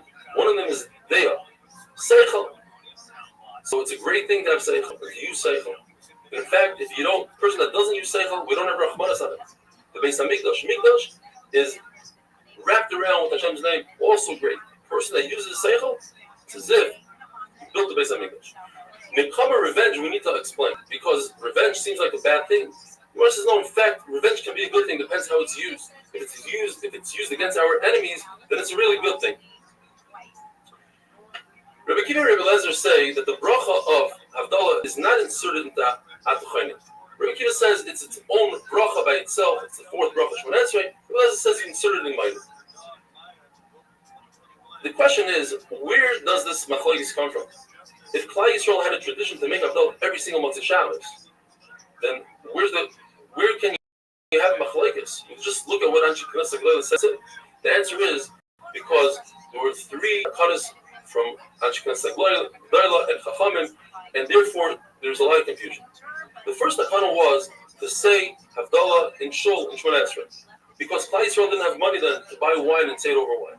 Later on, when they became wealthier, they changed Havdalah. They said no more Shul, let's do it on a cup of wine.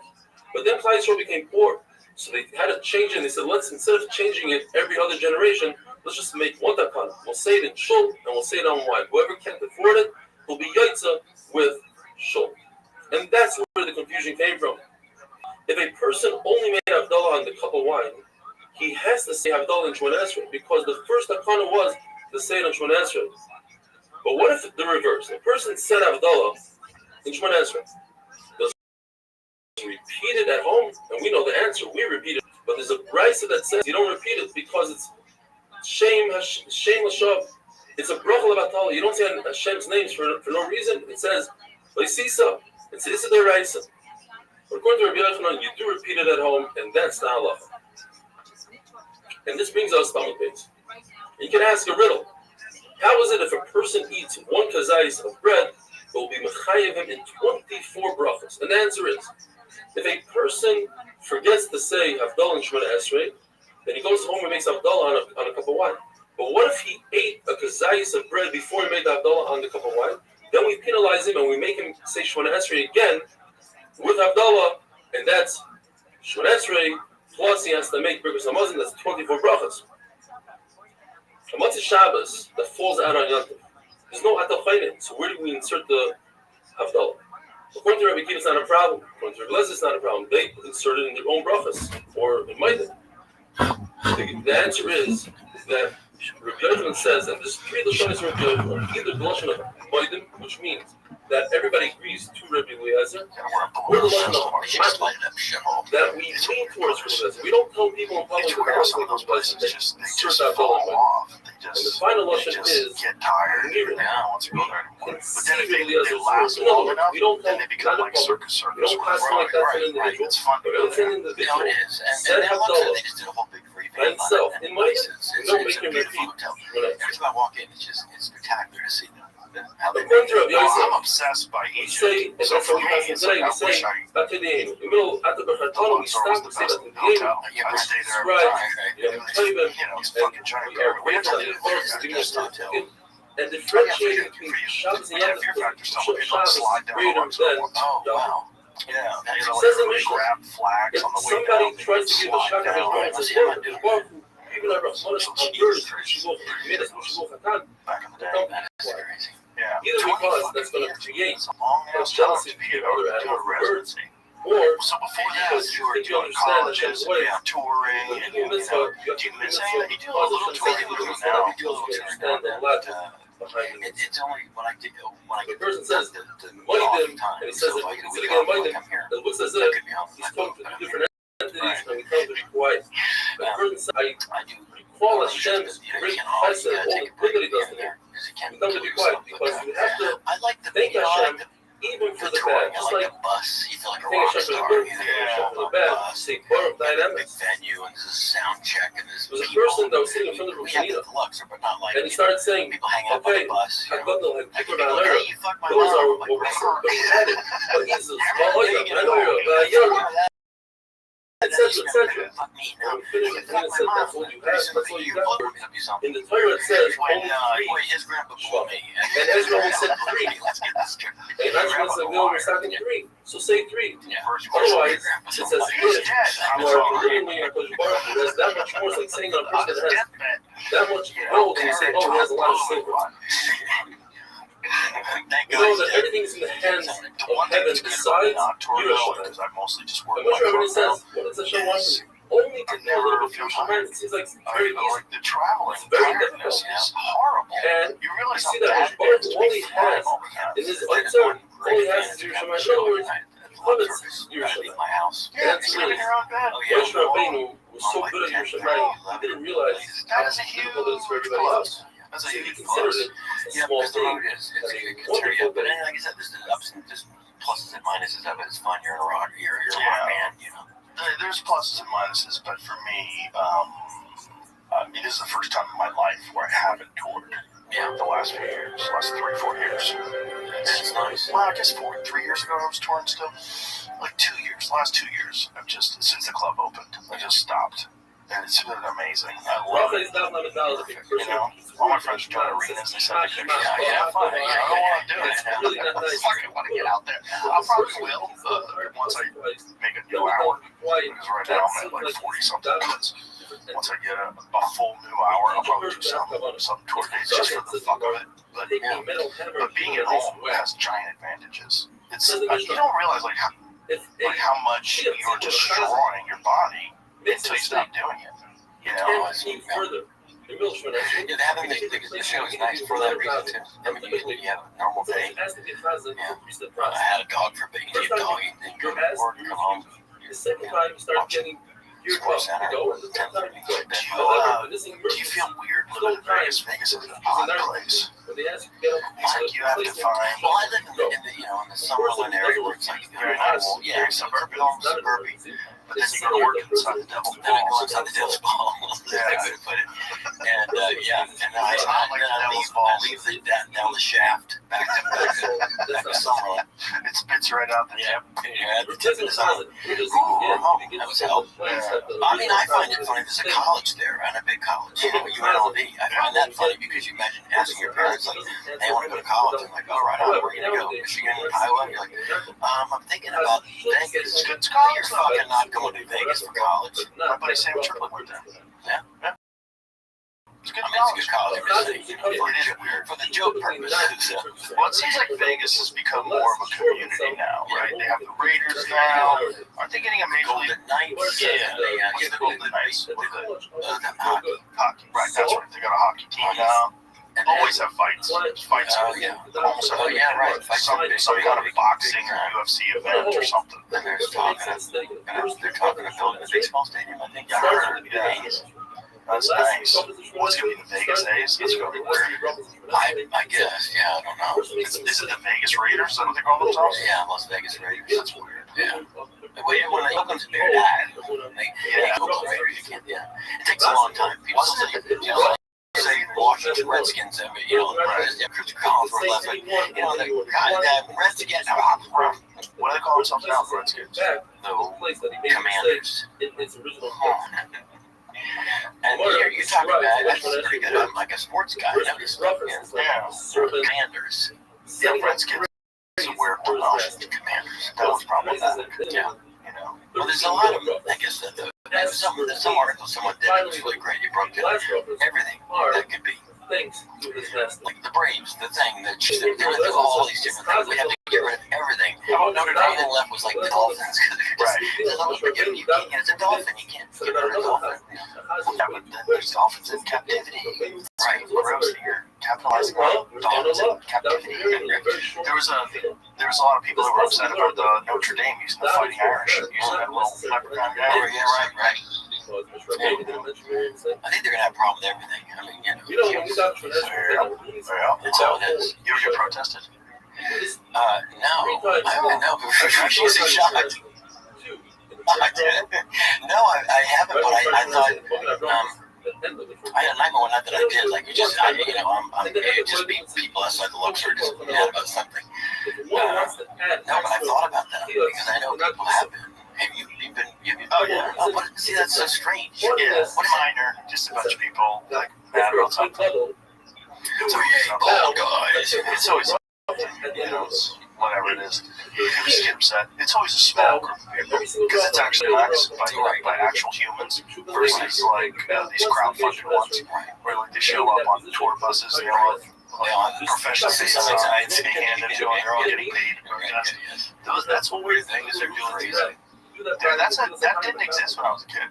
Like paid protesters. I don't think so. I was watching a documentary on YouTube the other day that was they followed this woman who was a professional paid protester, and she goes from free Palestine to this to that. She's been doing it for years. And she goes from one protest to the next. That's her job. That's her job. Yeah, and she makes X amount of $100 a day, and they fly around. I think that kind of should be illegal. Yeah, kind of. Yeah, because it's kind of a lie. It's kind of broad. It's beyond broad. Yeah. And the guy who's funding it is right. Yeah. It's usually NGOs, government organizations that get taxpayer money, unfortunately. But it's a weird thing where people are outraged, but they really just want a sandwich. You see them all the time in the news. Yeah, people don't know they're real, right? They don't know they're not real. No, but until they someone get points out, like you just did, and then they get exposed, and then be like, no, you're just listening to the hype of it when you're calling it. When they say something, probably or the other one, they're like, oh, that's just. The world's flat and that kind of the conspiracy theories. So I love those because with my dad working at NASA, I would always ask people like, what do you think? What'd your dad do at NASA? He was an engineer. He trained the astronauts in the. Was he involved in Nice. Yes. I wish my dad was alive. He'd coach you. Oh yeah. My dad. Well, not. Yeah. No, because we just had a discussion backstage. A couple days ago. I don't know what. Something happened with flag. It was something about flag. Flag waving on the moon? No, it was something about flag, like burning flag, something. And I said, my friend said, that's an interesting question. I wonder if the flag is still on the moon. And I said, that's a great question. Like, it's one of the you had to break it down, right? Yeah. So I said, well, my dad would know, and I guess I'm not the brightest guy, but I would like an engineer that would break it down. But there's not, there's no wind on the moon. There might be cosmic something wind up there. Right? So, and there's nothing that's going to deteriorate the flag. So it's probably still there. Unless you got hit by a micrometeorite or something. Other than that, it would be right. Because there's no atmosphere on the moon, so we're a very, very thin atmosphere, so it gets pelted all the time. Right. That's what it's unless how deep the but my dad trained him to drive that rover. So the joke I was going to put in the show, I said, NASA can now, they're good. They can zoom in and look at. So here's the NASA zoom in on the moon. You see the flag, see the fucking moon's still there. And then we pan over, and there's the Land Rover, but it's up on blocks, and they've looted it, taken all the wheels off of it. I said, see, the fucking thing. They've already stolen. They've already. They did take photos. I think it was India. Was it India or China? One of the satellites that they had hovering the moon took appropriately blurry, ambiguous photos of what they claim was the landing site, like where the lunar module was, where the buggy is. Well, that would be the punch shot. Then you go, we're just still there on some sound stage in LA, I think the soundstage is probably in Vegas. I think it was out in the I roughly talked about, hey, Red, Eric, I think it's out where they film, where they do like UFO back engineering. Besides, that's another weird thing. You're right where the Luxor is right across the street from where those guys take off. Yeah, my brother Area says. 51. My brother flew those. Really? Whoa. Here's the crazy thing. My brother was Air Force, and so he retired Air Force. F-16 fighter jet pilot. Now for about 3 years he flew the red stripe planes. And the weird thing is, I'm in the Luxor. When I first got the gig, and I was in my room, was at the top of the. On the light, that'd be a horrible room to be. The light on it? Yeah, my room was just the light. People that don't know, there's a giant spotlight. They had it toned down. Yeah, it was interfering with lights. It was. Yeah. There's 3 things you can see from outer space, by the way: the Great Wall of China, the Luxor Light, and my cock. Thank you. I'm here all week. Try to wait. I'm actually here all week. So, what was it? So I'm looking out the window, right? Every morning I would look out and I'd see the planes, and I didn't know what they were. I thought they were some private guy, the big billionaire that has all these jets out there. They're blue. So I thought, there's another billionaire red jets. And so then there's 4 channels on my TV. It was like when I was a kid, right? And the Luxor was just the Luxor channel, and then, so the Luxor channel would have on a loop every day this goddamn thing about the red striped planes. And this is real, right? So I'm watching it, like, no one in the world knows where these red striped planes are. They fly out of a secret location. I swear to God, in West, at the window, like, they're fucking right there. And it's someone known for years, people tried to discover where the red planes fly in and out of. And I'm like, this is a joke. So I called my brother. I said, if he flies, I said, this thing says that you're like top secret. You don't fly anywhere. Yeah, I don't know what you're talking about. Remember they can't tell me. He wouldn't tell me. I just thought that was so crazy. I mean, there's a whole show saying there's no red planes, and there's a mystery that if you can find them. And I'm like, they're right there. Everybody knows where they are. Zoom in and take a picture. That's ridiculous. Everybody literally knows where they are. Yeah, you can see them from Mandalay Bay. Unless they are fake ones. They're the ones. See, the decoy. Yeah, just like the 747. And then they have the other 747. Yeah, when Bob Lazar was working on back engineering UFOs, allegedly, that's where he used to fly out of. They'd pick him up there, and he'd fly over to Area S4.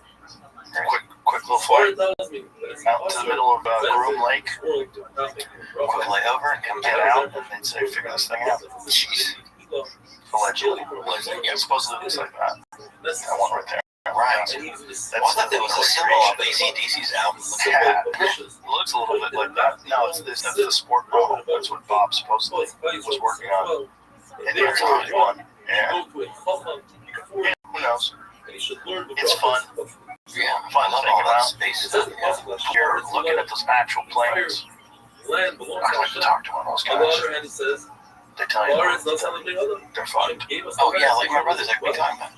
He would not. He's working in and out. He flew this planes. Tell me more. He wouldn't tell you nothing. No. Even if you put the phones down and go for a walk.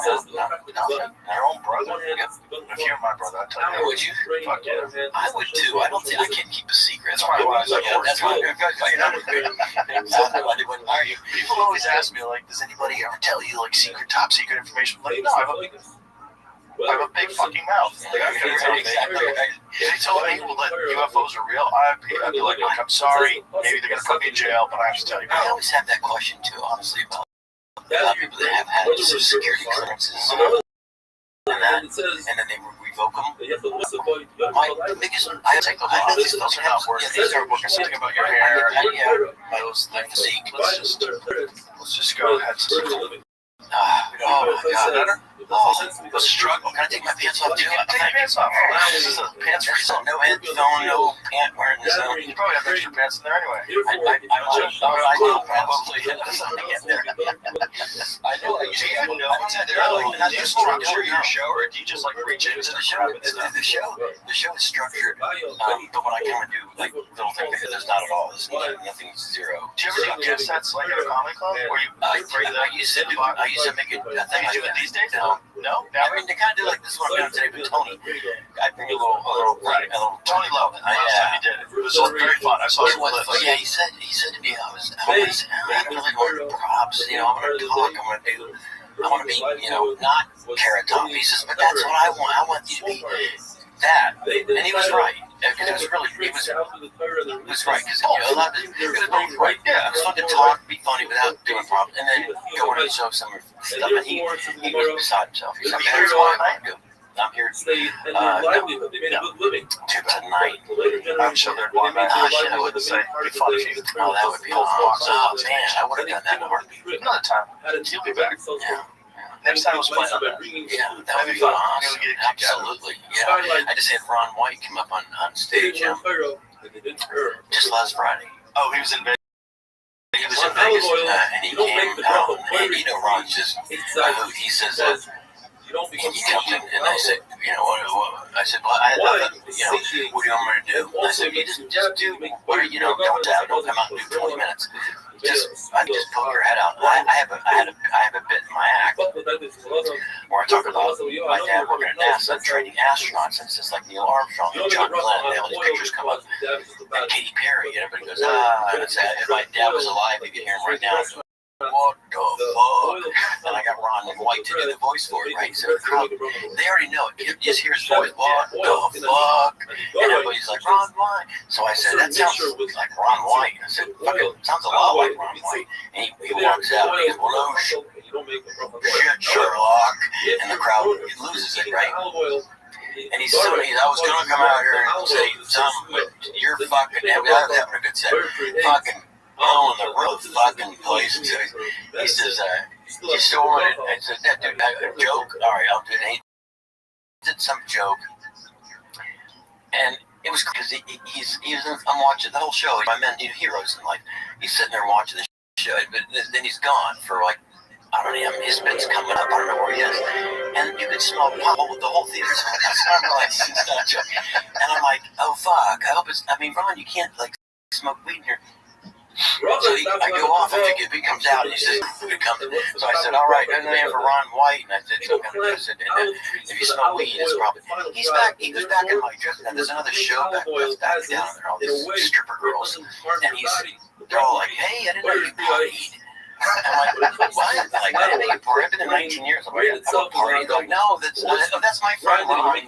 He's smoking weed. They're like, holy shit, he's got good shit. I mean, it would just develop the whole lobby out into the lobby. Yeah, he can go hard. Oh, he goes. I smoked weed with him and then done a set, but oh my god, what am I talking about? Yeah, no, he was so belligerent. And then he left his weed and his wallet in my dressing room. Oh no, just his wallet? Yeah, I guess I'm swallowing. And his weed. You also make a comment. He's here. He lives here. He does. I know. He said he might surprise me. Oh, nice. And you come. I do shows with him every week. Every week. It's not great. He's just he's one of the main reasons why I moved here. Right now, that's edible. What roughly you when he moved here in 2000, I think 17 or 18, I think 18. And I was like, wait, where are you? It's like, I moved back to Austin. I fucking love it. It's the middle of the country. I can fly here from everywhere. It's like 3 hours no matter where you go. 3 hours to New York, 3 hours to LA. Perfectly centrally located. People are nice. Food's great. I was like, all right.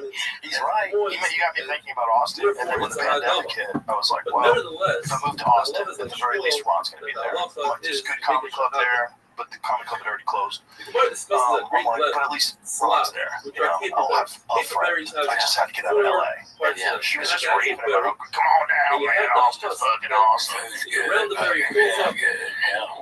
He's also the one that talked me into opening up a club. Awesome. In addition to that, it was totally Ron. He had dates. It's a really funny story. He hadn't done stand up in like 8 months. I'm fucking retired.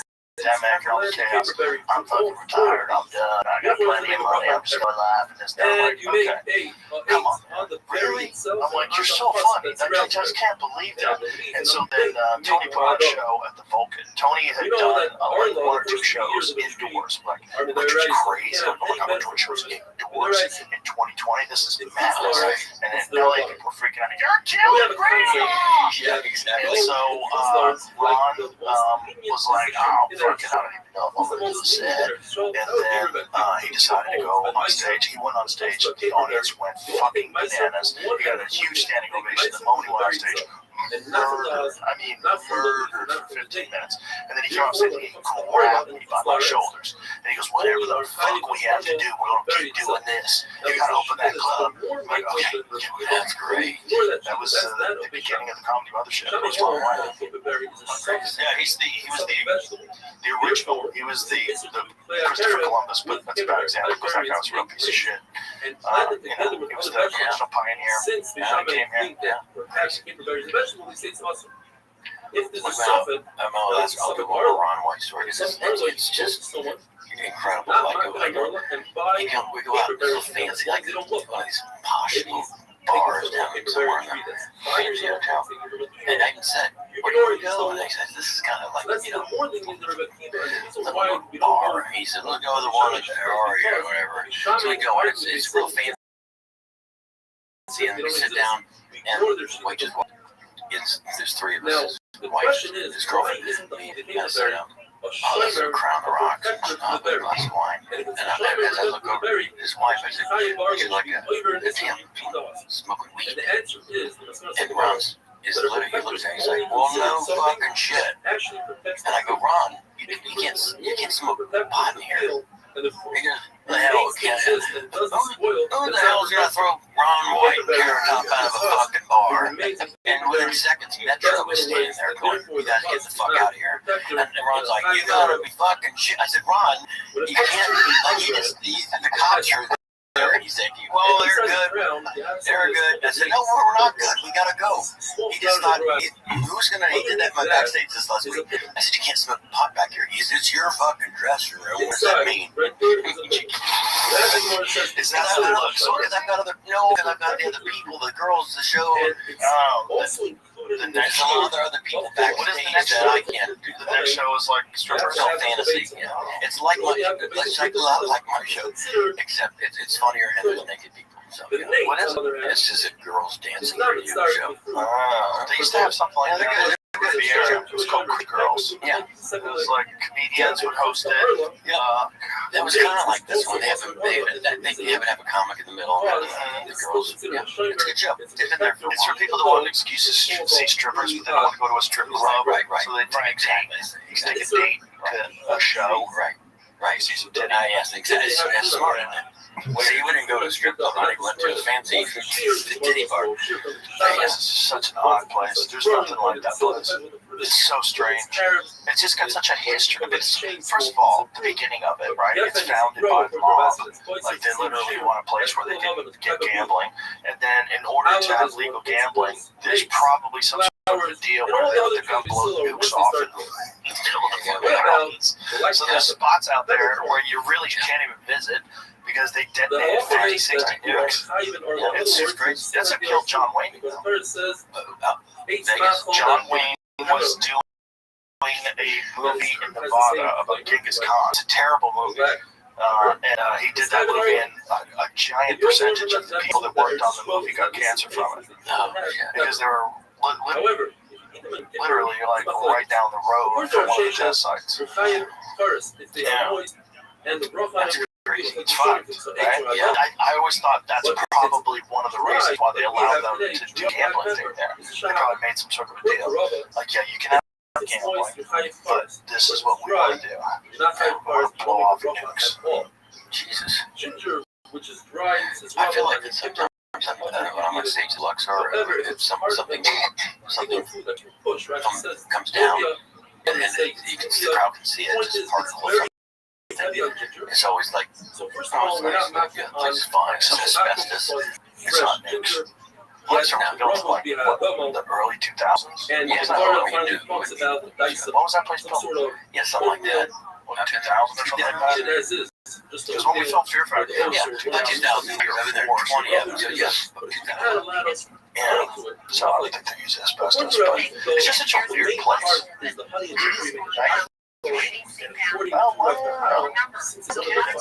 Oh shit, we're right. I work there. Points out, even if you have Not too far off, 10 five years. greens are in there.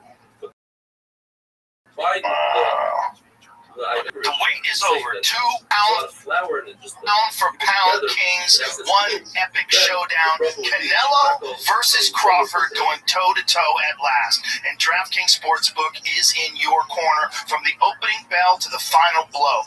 From the opening bell to the judge's final call, DraftKings has you covered with odds on knockouts, total rounds, method of victory, and more. Never bet on a fight before? Easy. Open the app, look for something simple like who will win, and make your pick.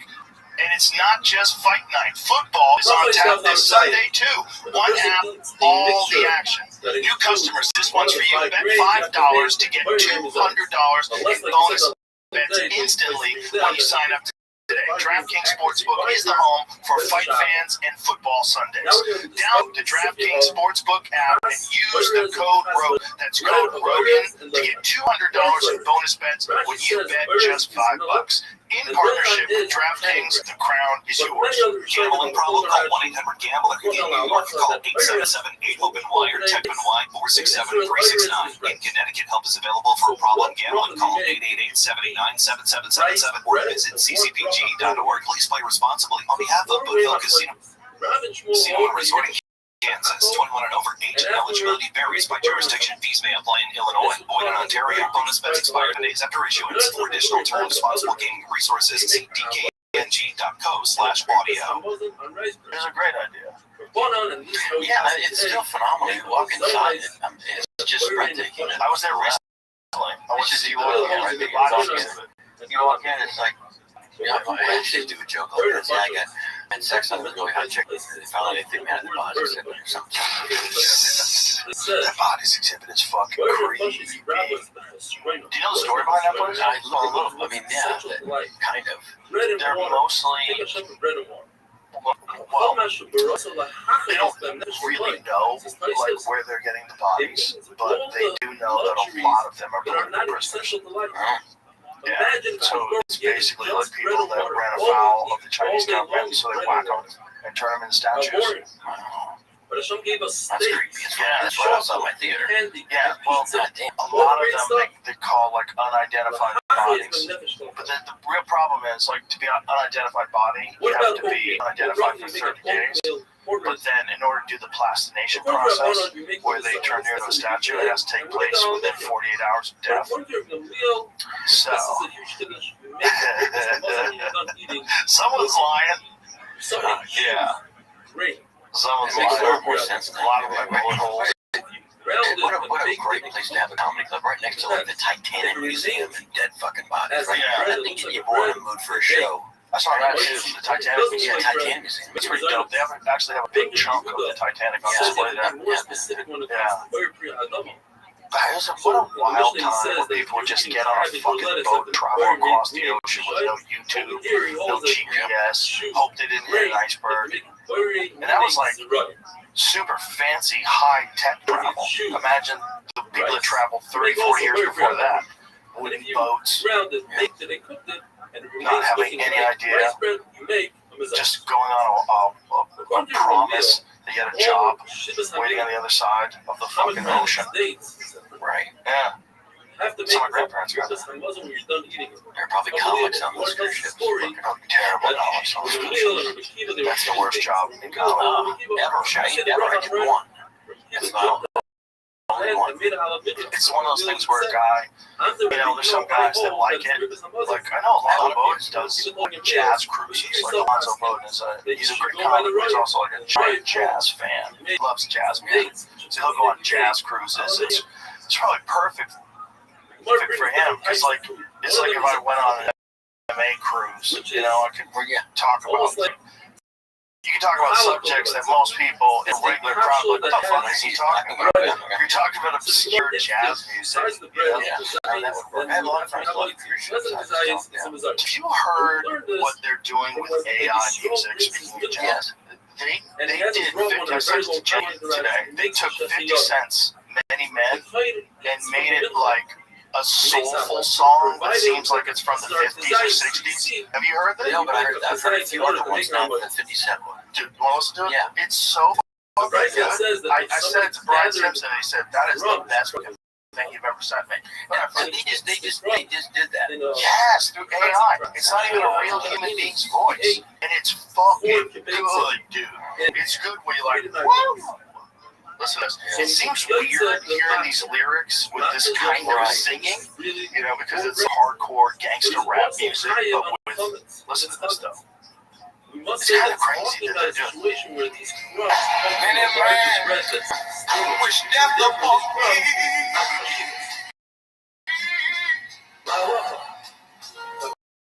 Pizza that has prompts that are less than precise. If you can see that these prompts come from bread, they are bread. That's still going to have a wow. What I'm destined to be. That they are bread. And niggas trying to take my life away. Isn't that great? Come on, I put a hole in a nigga other things. for fucking with me. And only in that situation do you think is that. But my back on the wall, now you gon' see. Then even without binding together, it's better watch how you talk. Something called when you talk about me. People that are it's very ubiquity. 'Cause I take your life away. Great. How incredible.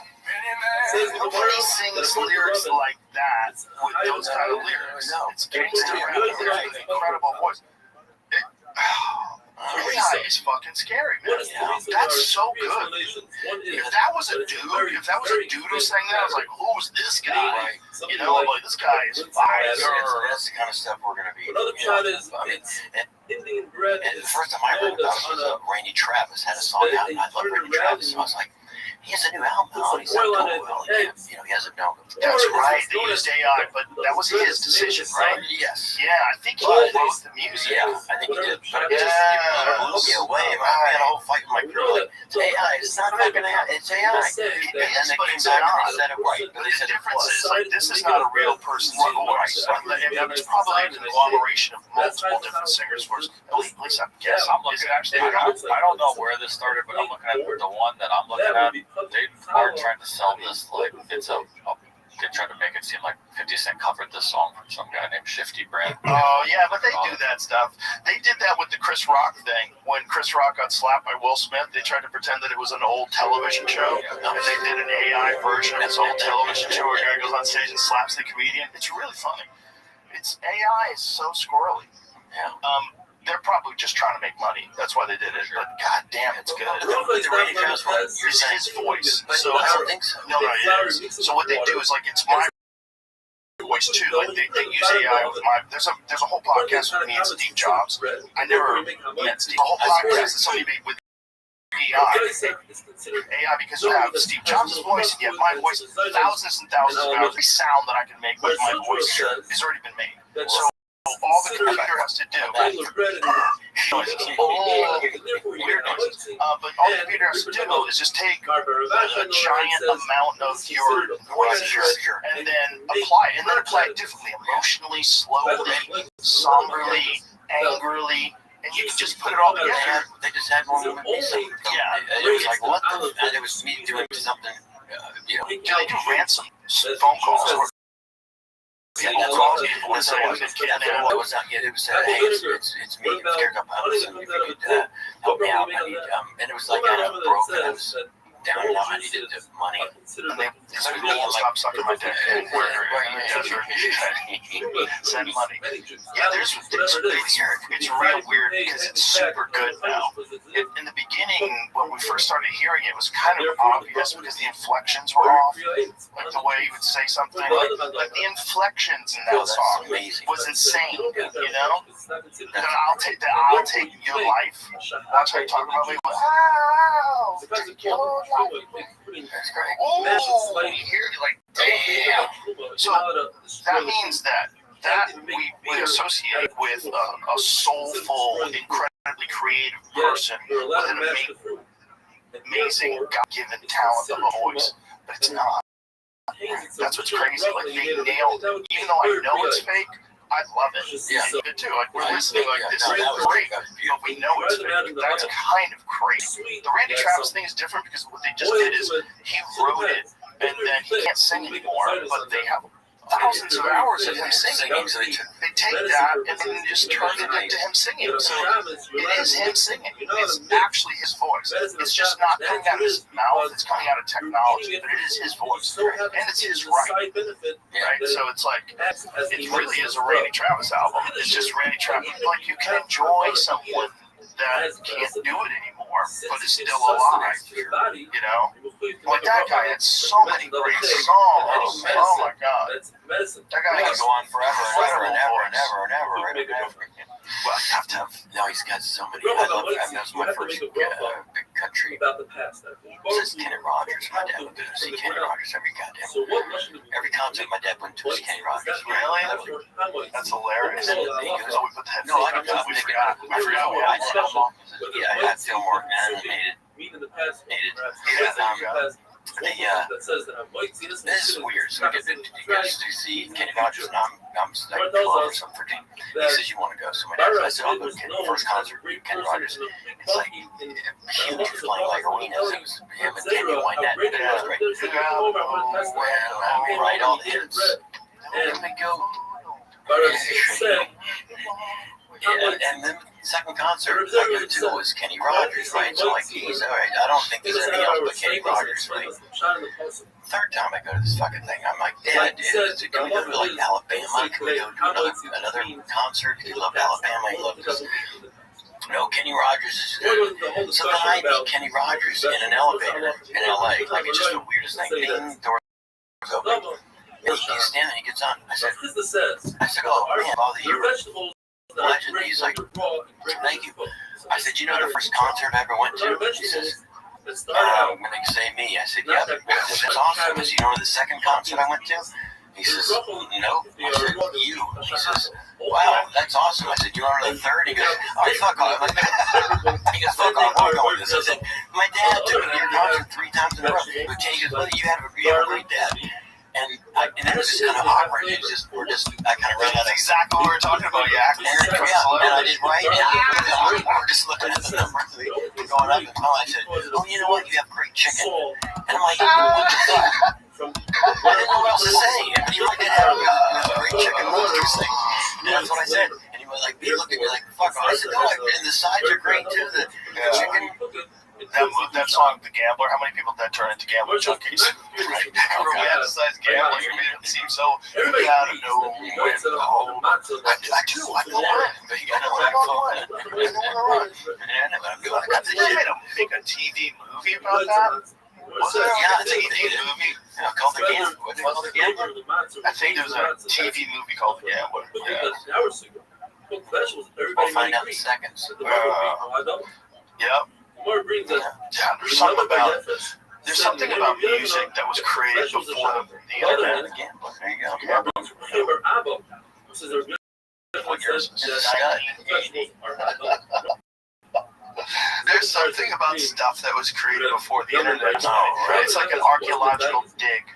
You know, like this is that's just great.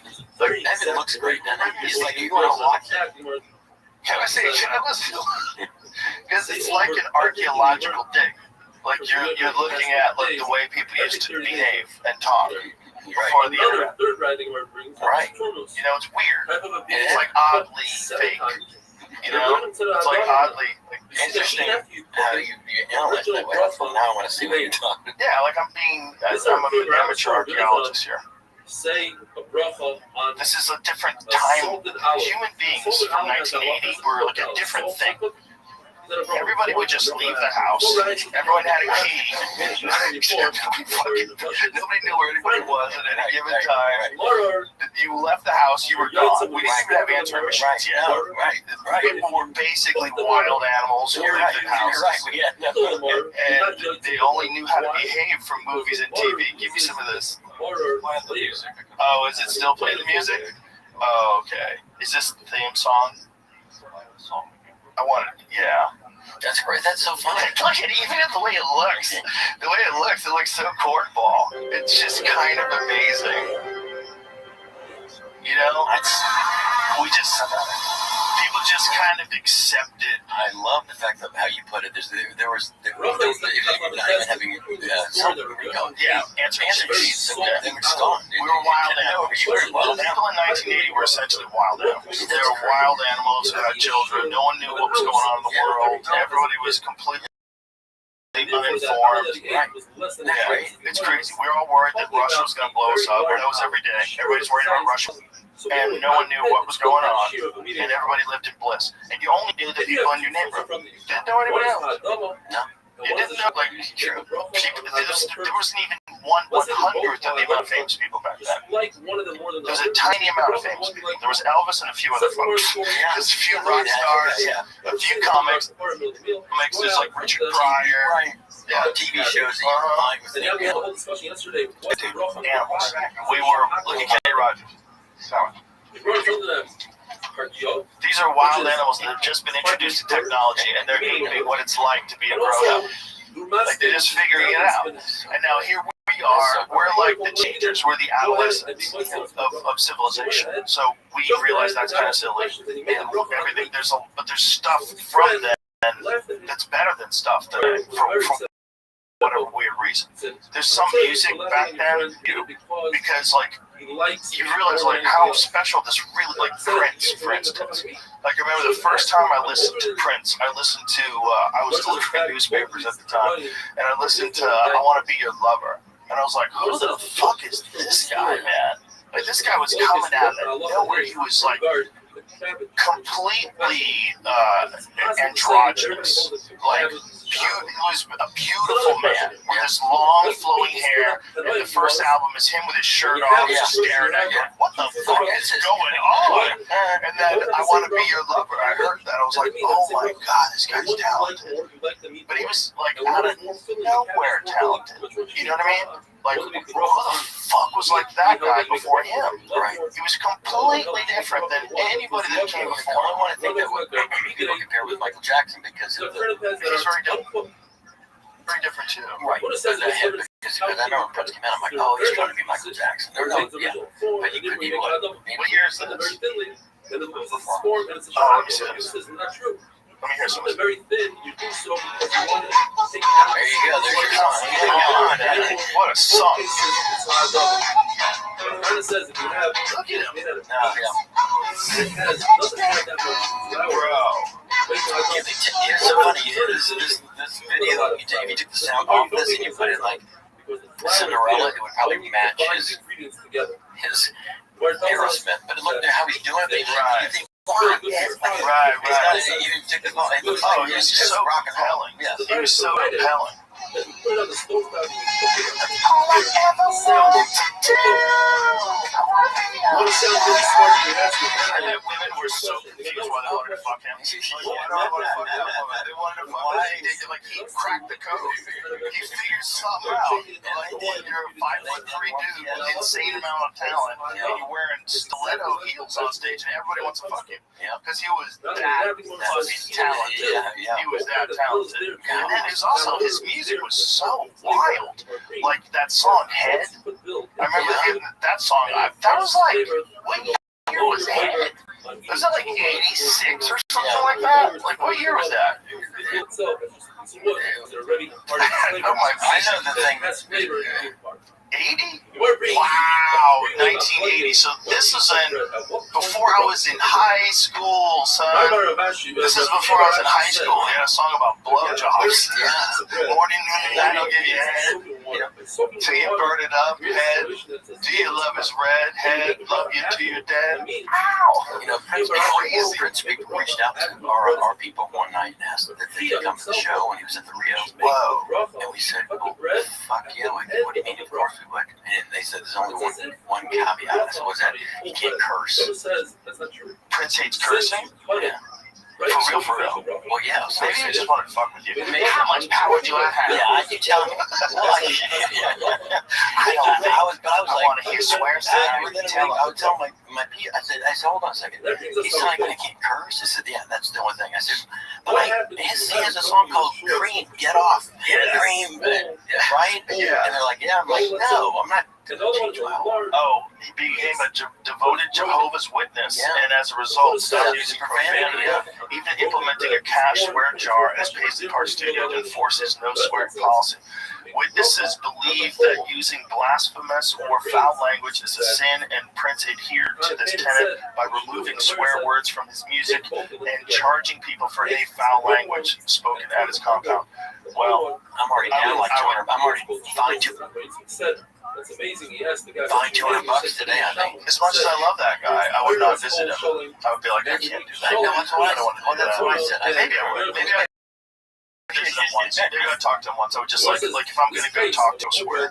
Right. I'm gonna probably try to be nice. Yeah. But like at a certain point in time, like I don't want to perpetuate this really stupid idea that different sounds that you make with your mouth are uniquely offensive. Everybody holds it. It's what you're saying. It's supposed to be a sound that I make so you know what I'm thinking. And if you have words that you can substitute for these thoughts that are, if you have a thought that is only expressed through fuck you, right? Like we know what fuck you means, and everybody says fuck you. For you to say that you can't say that anymore, you're manipulating language to make it have less nuance. That's never good.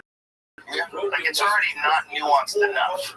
Like still doesn't quite grasp exactly what you're thinking or what you're saying. And the worst case scenario of it is when someone writes down what you're saying instead of like hearing you say it in context with the conversation that you're having, right?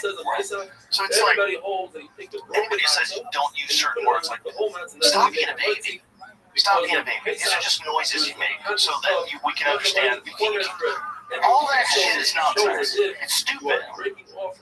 It's stupid, and it was mostly created, I think, first of all, right?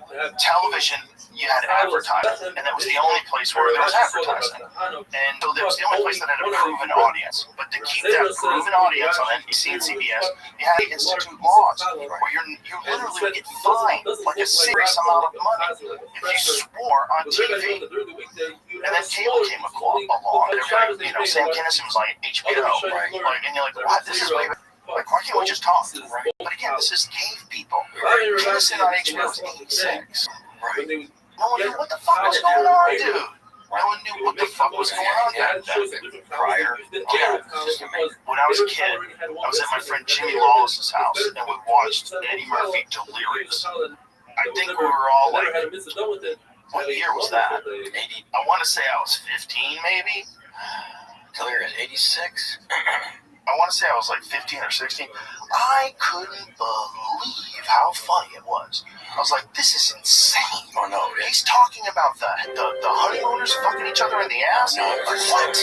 Jackie Gleason is fucking Ed Norton in the ass? I've been looking at him. You're like, this is insane. How is this on TV? 86. 83. 83? Yeah. Wow. So that makes,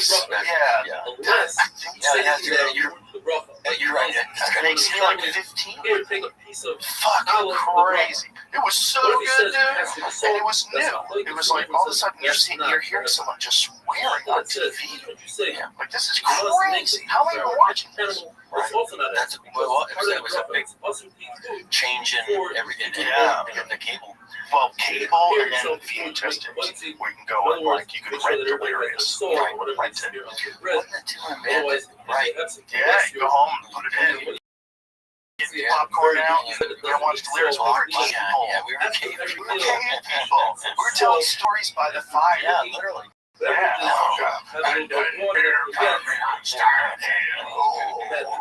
Like that was our form of entertainment. It's so weird. You think back about that. Keep bringing this up. It's that weird because I'm about your age and that we didn't have like you said, we didn't have an answer machine. Yeah, we had nothing. I think we are the perfect people to like really understand the change that society's gone through and how spectacular that change is, because we were there when there was none, when there was nothing. Where walkie-talkies were crazy. Someone had a walkie-talkie that was nuts. You could talk to your friend. Bro, what's going on over? You guys are like reasonably close. It was the crazy stuff in the world to be talking to walkie-talkie. Or I knew a dude who had a CB in his car. You could just have random conversations with people. Well, they would just start talking about stuff. Breaker 1, what you up to? Yeah. They would just have conversations, and people would meet people. Like a lot of that, the Smokey the Bandit. That was the time you're talking about too. They were CBs, but they're also like keys, and they were just But you were the cool guy if you had a CB in your truck. If you had a CB in your truck, you were cool. Didn't Burt Reynolds have a CB in his Trans Am? Did he? Yeah. Burt Reynolds Trans Am. Yeah, he said, hey, big what's up, bro? We're gonna pull over there and feed their dog, bro. That is the ultimate cool guy. He's got a walkie-talkie in his Trans Am with a cowboy hat on. By the way, it is one of my only movies that I own on my iPod. Bro, it is another archaeological site. It's a dig that's dug down to another time beings where this is the coolest guy in the world. A guy who runs from the cops in a Trans Am with a Firebird on the fucking hood, and he's talking on a CB with a cowboy hat on. And that was the first movie.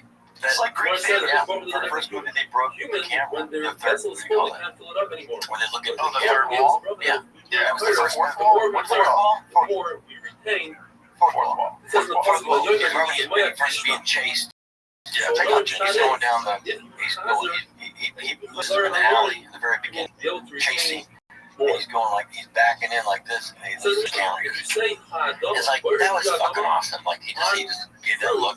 Oh, Burt Reynolds had so much charisma. He was so good. And the fucking sheriff. I mean, damn, how great is that? You know where it's really great? Give me a dabble sandwich and Dr. Pepper, make quick. I'm in a goddamn hurry. Where are you at? Who's chasing you? No one's chasing me. I'm Sheriff Buford. No one's chasing me. Stay here and you think about it. Go. Yeah, this kid's in the dark. Dude, Jack Nicholson was amazing in that. That's an attention getter. Yeah, he was so good in that. That's called attention getter. Do you remember Burt Reynolds in Deliverance? Oh, yeah, absolutely. That was an insane role. That was where you get to see him as an actual actor. You're like, oh, this guy was good. He was a good actor. You know what I mean? Like, it wasn't just Smokey and the Bandit. Sure, no. The guy having a good time, super charming, real mustache, smiling at the camera. It was fun, man. Like, in Deliverance, it was like right out of him, right when he was done playing football. That's right, he kills a guy with a bow, doesn't he? Yeah, man, that was a good movie. Child only has a That was a good movie. I got to meet him. He used to come out. That's great. He had a pie fight. That's how we had a pie fight with Burt Reynolds. No, I was on the Tonight Show. Burt Reynolds, this is crazy. Burt Reynolds was a kid, was the lead guest. He came out and talked about being married like 9 times. Mark Summers, who hosted the game show, whatever it was, Mark Summers, he came out. Moves down to the second chair, and Mark sits, here's Jay, and he puts his back to Bert, and he starts telling, I've only been married once, and Bert's over there, kind of getting a little, first he's got his back to him, then he takes the cup, the mug, and he says, we went to take it, he says, is this mine? He says, I don't give a shit. He says, well, you've been married 5 times. I don't want to. He's trying to be funny. Like, I don't drink after you've been married 5 times. They got, oh, here it is. Now, here's the best part. I'm watching. Whoa. Okay, this is real shit. I'm a guest. I'm going to do a drink on him. Yeah. Is this planned? No. Mark Summers. And who's Mark Summers? By benching, instead of benching, watch how angry he was. Watch it. They didn't have this plan, by the way. He hits him hard. It's one of 5 things that you can say in any language.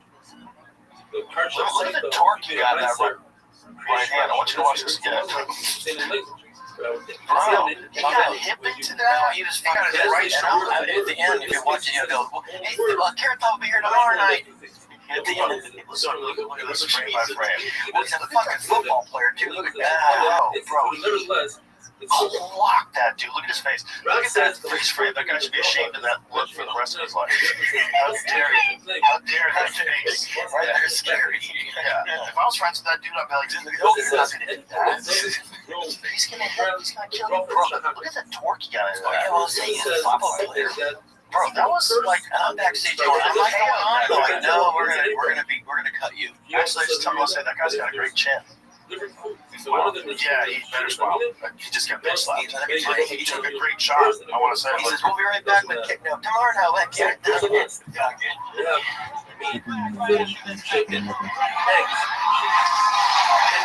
That was salt and pepper, Jay. Yeah, the guy took way too much shit. They gave him so much of a hard time. It's just like when Larry Holmes became the heavyweight champion of the world after Muhammad Ali. Everybody hated Larry Holmes. When Jay Leno took over after Johnny Carson, there's a bunch of he got a lot of grief for no reason. And he's a super nice guy. The writing was great. Never is there. No, I always had a good time talking to him. He's a nice guy, and like what he should do all along is really what he's doing now. This is car shows. It's like that guy, if you talk to him about cars, he's so entertaining. He loves cars. He loves them. I mean, he knows more about cars than anybody I've ever met in my life. He's got an insane collection. He likes everything. He likes dots. He's in a fire truck. Yep. He's just like a genuine fan of automobiles, and the way he talks about it is so entertaining. Yeah, no. Because that's really what he wants to do. And he's also crazy, right? Because he's unstoppable. So he fell off that cliff or whatever the fuck it was, right? You heard about this? Yeah, what happened? I just talked to him in Vegas, and he went and saw him. And I said, "How you doing?" He goes, I said, "You can still see like a little bit of bruising." It was about 2 weeks after he had the fall. Oh, Jesus, he was out and about 2 weeks later. What do you mean? He did the show that night. What? Yes, he fell. Did he get a concussion? He says there was that, Golden Corral next to the, La Quinta. I said, first thing I said to him, I said, "Are you okay?" I said, "My question, what the fuck are you staying at La Quinta?" And he goes, "We all can't have it before the end." I said, "No, but what happened?" He said, "I just went up and he walked out of La Quinta, and there was a little hill, like not even, like, he went hiking. With like slippery shoes on, probably. He said, "The Golden Corral." He's probably wearing dress shoes. Right. And his denim. And so he just looked, it was a little deeper than he thought. And he slipped, fell, and hit his eye, right in the thing where it's at. So he went in and got his Golden Corral. And he did got his food, went to the club. And went on stage, bleeding. That's so great. And I said, "What do you say? Show us, come on." I just held the mic with his hand. I'm a married guy. And I'm like, it's just amazing to me. He told my nail like canceled. He told this insane show. Insane story, rather, of a show that he had to do with a priest and a mob guy. Where the mob guy was yelling at the priest and swearing, and Jay's like yelling and swearing, and like doing the thing, like saying what the mob guy said. It's like seeing Jay Leno talk like that was like, what? Right. Tonight show. He was talking like that. He can't say the gang. What are you gonna do? Oh yeah, he was doing this like super hyper violent Italian mob guy, like screaming obscenities at this priest, and Jay Leno's yelling it out. It's a fucking amazing story. And was it a show? Yeah, it was a show that he was doing, like, before he made it. It was like back in the day. He did some sort of a show where I think it was like a benefit or something like that, where there was a priest involved, and then the mob guy got mad at the priest and was yelling at him. It was a fucking hilarious story. That guy doesn't spend any of his night show on it. Yeah. He lives all entirely off the stand-up, which is crazy. Right. So he's just stockpiling it all at La Quinta Inn. That's right. Like, someone needs to tell them. Like, money's fun coupons. You shouldn't be just throwing it away. But people that started out poor, which is like basically most comics, once you start making money, it's hard to believe that you're never going to keep making money. You start panicking. You're like, oh my God, I gotta save this. I gotta save it. And then if you carry that into your 70s and 80s, somebody should sit you down that with feeling. I'm your financial advisor, and now's the time to go crazy. Yeah, you're going to be looking into cocaine. You should probably buy more cars. Like, let's spend some of that shit as your phone. I think, as your buy a drug habit, buy some drug habit. Let's get you a nice car. Let's do something. You need to start buying stuff. You should have way more cars. How much you have to pay? That's great. You're right. So quit saving up for, bro. This is the end times. Yeah, this is it. Yeah, I don't. Yeah. I don't family. You know that. Like, when a lot of people have a lot of kids and a lot that you save up for them. Because you know them, like, giving kids like a ton of money. Giving kids a ton of money is not necessarily good for them. You know, like, if you look historically at people that got trust funds, it's a weird road to go down and not have any ambition or not have to have any ambition. Maybe you do have it, like, inherently, but for a lot of them, it's like they don't have to make it. They don't have, and I think that's, unfortunately, in this society that we live in, that doesn't seem to work. Like, in this society, it's very difficult to not be self-sustainable, not be able to take care of yourself. And if you can't take care of yourself, you gotta kind of learn how to do it. You can't just be constantly relying on other people, because I think your growth as a person, absolutely.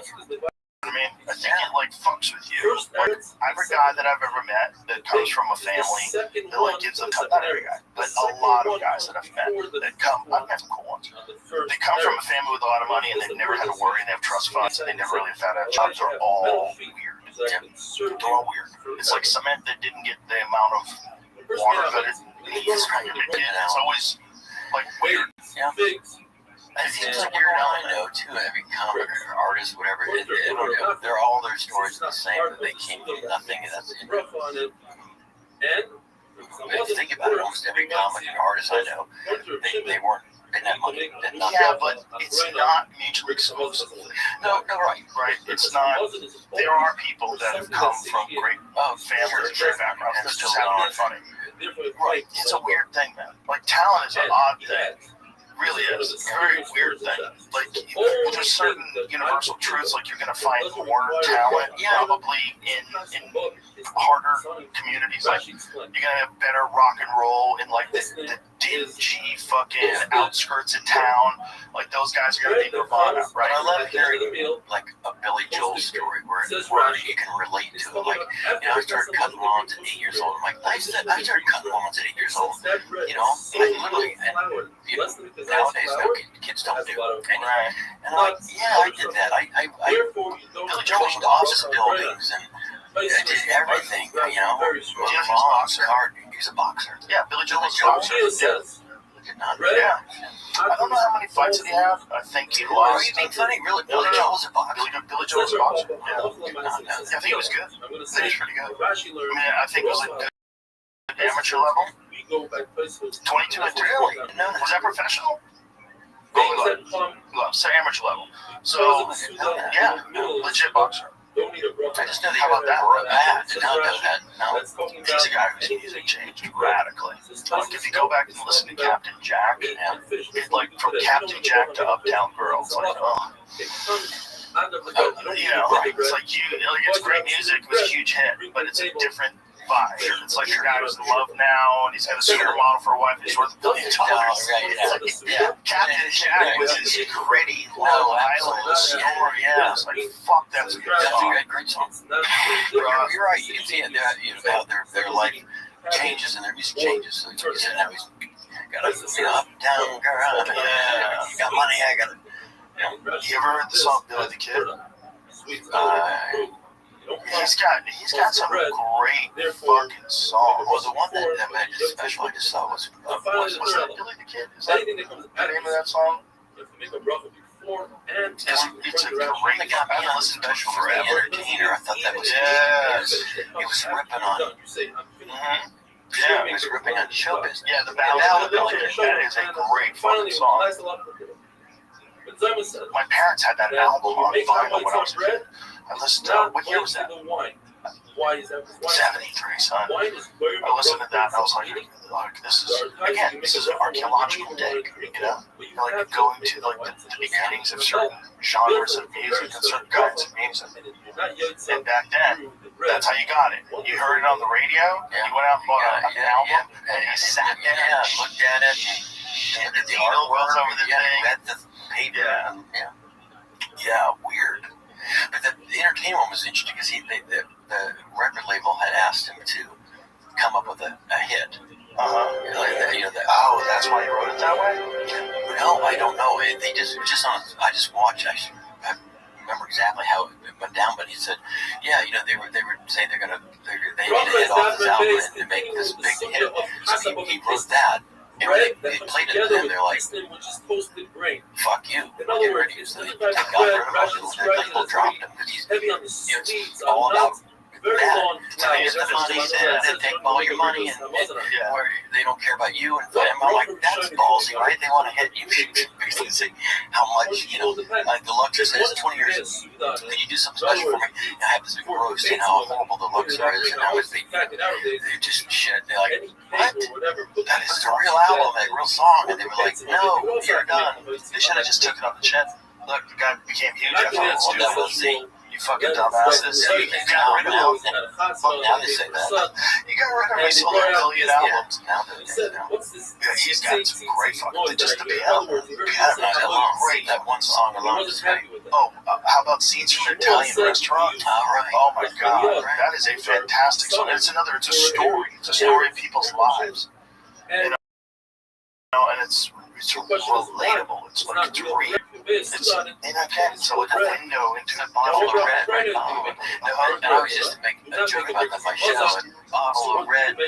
This is bottles of white. So apparently he didn't like red as much as white. So he has plural. He said bottle of red. Bottles of white. Yeah. And I'm like, oh, he must have had like more white wine. And that's how I pick up shit. Like, are you sure that's the lyrics, or did you just say no? I think it's bottle of red. Bottles of white. You know, you gotta look at it. I thought you said a bottle of white. Whatever kind of you're into. Oh, fuck, I don't know. Actually, anytime you want, maybe I could be wrong. Fuck. That is a great fucking song. That's a great song. Bottle of whites. Right, a bottle of whites. Interesting. See, I know it's a bottles of white. Right. That's a weird way to write. Like a bottle of whites. Wine, so people that's not white wine in one bottle. I mean, what if you're on a thing? So a blend without a bottle of whites. So I'll come to something there, right? Because I used to sing it and go, why is he saying that? And then funny that some people don't like their grapes mixed. Don't you dare serve me a blend.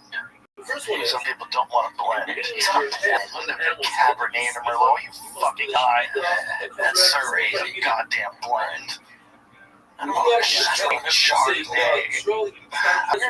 give you a little bit of this bird, a little bit of that bird. Okay, fuck off. So to blend. People that like get super down with wine. I got a buddy who's a wine, a legit wine connoisseur. My buddy Matt. So I could call him up out of nowhere, like at the restaurant, and then send him a picture of the wine list. Tell him what to get. He'd look at it for like 3 seconds. Be like, "This is great. What are you guys eating? Steak? Get this." I can tell you how to do it. But he got scammed. Well, he didn't get scammed, but there was a guy that he was friends with that was a gigantic scammer. And I don't think this guy ever got him.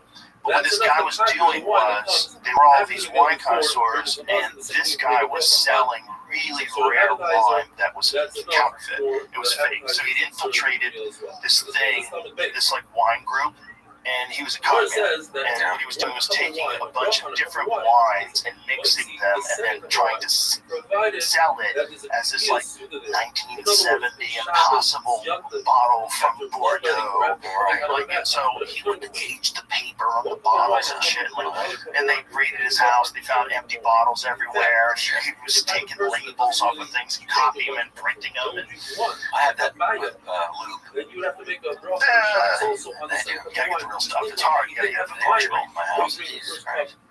But this document really highlighted, in my eyes, at least for some of those people, that it's kind of bullshit. Like, all this, you think you know the difference between really good old wine, but this just tricked you. Yeah, and he tricked a lot of them. A couple guys did trick. There was one guy in particular. This guy was like, "This is trash." Yeah, one guy was like, "This is trash." But the other guy was just raving about it. All of a sudden, his opinion, he questioned it. What? I just thought this was great.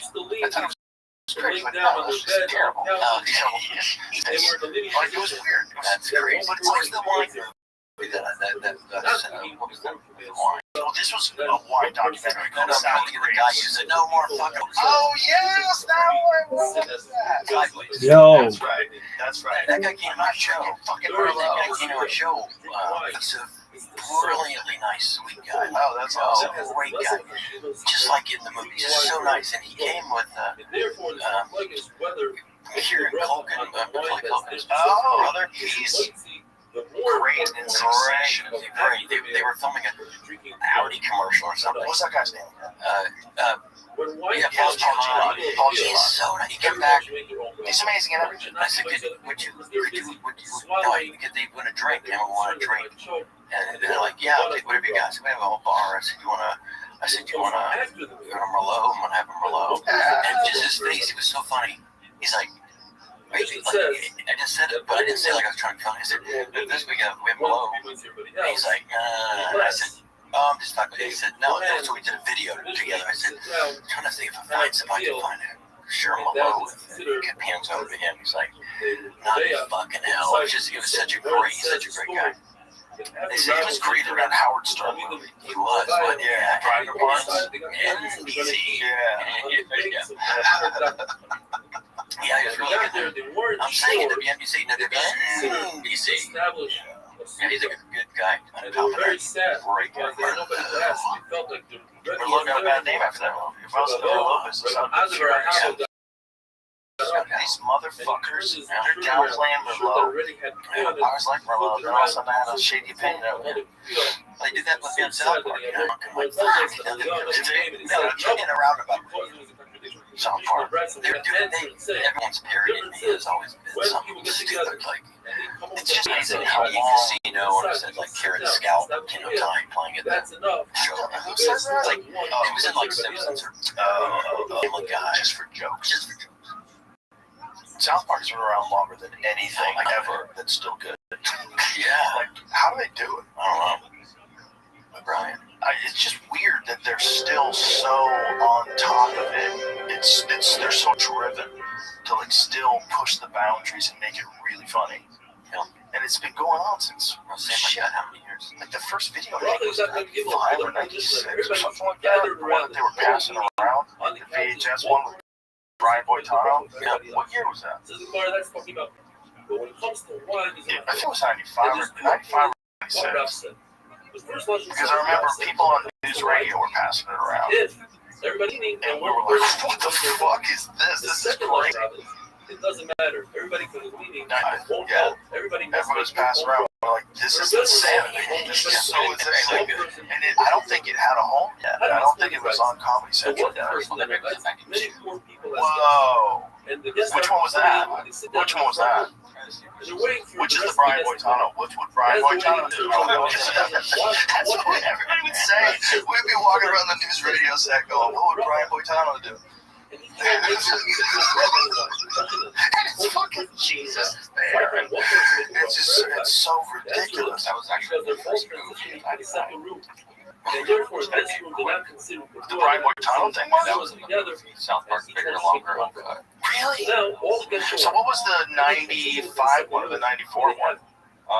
So they made fun of Brian Boitano and the Spirit of Christmas. So that came out in 99? So that was like the last year of news radio. I don't even know if I have a false memory now.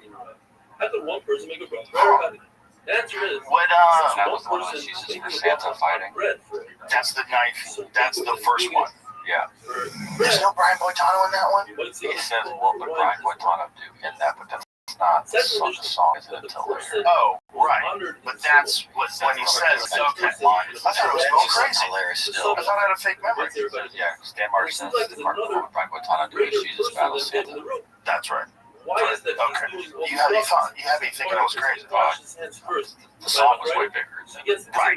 But the show, where he says it was on the show. So that was the first. I was like, am I losing my fucking mind? No, I know it was on the first one. But it was just so groundbreaking. And the brilliance of it was that you don't have to have it look realistic. So you can get away with so much more. Like when he stuffs, what's her face up his ass? Paris Hilton, all right. When he had a slut off, and he stuffs Paris Hilton up his ass, it's like, you can do that, right, if it doesn't look real. Like if it's like super realistic in 3D, you can't do that. It has to look South Park. Yeah. They can get away with so much. They can kill kids. They kill Kenny every week. Nobody complains. Yeah. 4 fuckers dies every week. No, it's like, imagine if this is like a graphic 3D video, that looks so hyper realistic. You can't do it. It has to look like complete nonsense, and then we'll let you get away with almost anything. That's probably how they sold it that way. Well, if you think about it, bought it that way. There's like levels of realism that will allow you to get away with more if it's like less realistic, right? Like that's why we used to allow like Roadrunner, like and Wile E. Coyote and Roadrunner would like drop dynamite on him. Yeah, shit was always happening. He was always getting fucked up. Don't bring a rag from Rabbi. That was okay because it was cartoons, right? But you couldn't have blood, like blood all over the place. But if you make them look so goofy that their head's just a big circle, and they have like a stick on, then you get blood all over the place, and nobody complains. Weird, right? It's kind of weird. It's like the less realistic, but we know what it is. They kill the kid. They're like, you killed Kenny, you bastards, and no one has a problem with it, which is because it's unrealistic. It's kind of weird, right? I think it's kind of unrealistic. It's a perfect cheat code. It makes everything more funny because you never feel guilty laughing. And no matter what. When Cartman was in bed with Saddam Hussein, or when Satan rather was in bed, nothing like that. There's just so many scenes where you're like, there's no way to do this unless you have cartoons. It's brilliant. Because you would never be able to get away with it. No. Like the one when they skirted around drawing Muhammad. They kind of skirted around. They never drew him. They like drew this. There was this like, oh, this is in the trunk. He's inside the trunk. In a bear suit. You can do things in cartoons in the realm. It's a perfect game for comedy. And you can keep the kids young forever, right? You know, they're always going to be in high school. Like, nobody questions the fact they've been in high school for 40 years, right? It's just they're in high school. That's how it goes. That's true. They don't have to grow up. Shut the fuck up. Why do they have to grow up? Even though it's a really what they did, make a commercial, they aged. Nobody finally like that. Yeah, I know, but you're going to see what they always look good. It'll be sad. They're in a trailer park.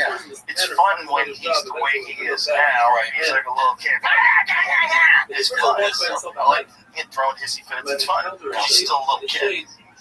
You know, you don't want to. There's certain people you don't want to see them when they get full grown, or when they're over the other side of it. Right, things, the wheels start falling off. You know, that's what I mean. For the special end episode, they should do it. Yes. When it's all done, this is the final. They're all aged, and they didn't have the voice. What they should do is do a 3D, like hyper realistic version of the show. Like just do it all through AI for the last episode, and have the most violent, most ridiculous. And see how people deal with it. Like, bro, this is exactly what we've been showing you for 40 years. That will be, They wouldn't be allowed to. Coffee. Yeah, have some. Daddy, coffee. But what happened was, Papa, passing like Priscilla. It's like, cheers to you. Thank you for having me. I'm looking forward to seeing that until it's going to be really fun. Yeah, so last time I did it once. Did you do it at the club or did you do it at the big place? At the club. Nice. Yeah, it was fun and it was loud and intimate. And it was just, I told him before I did, I said, I'm not into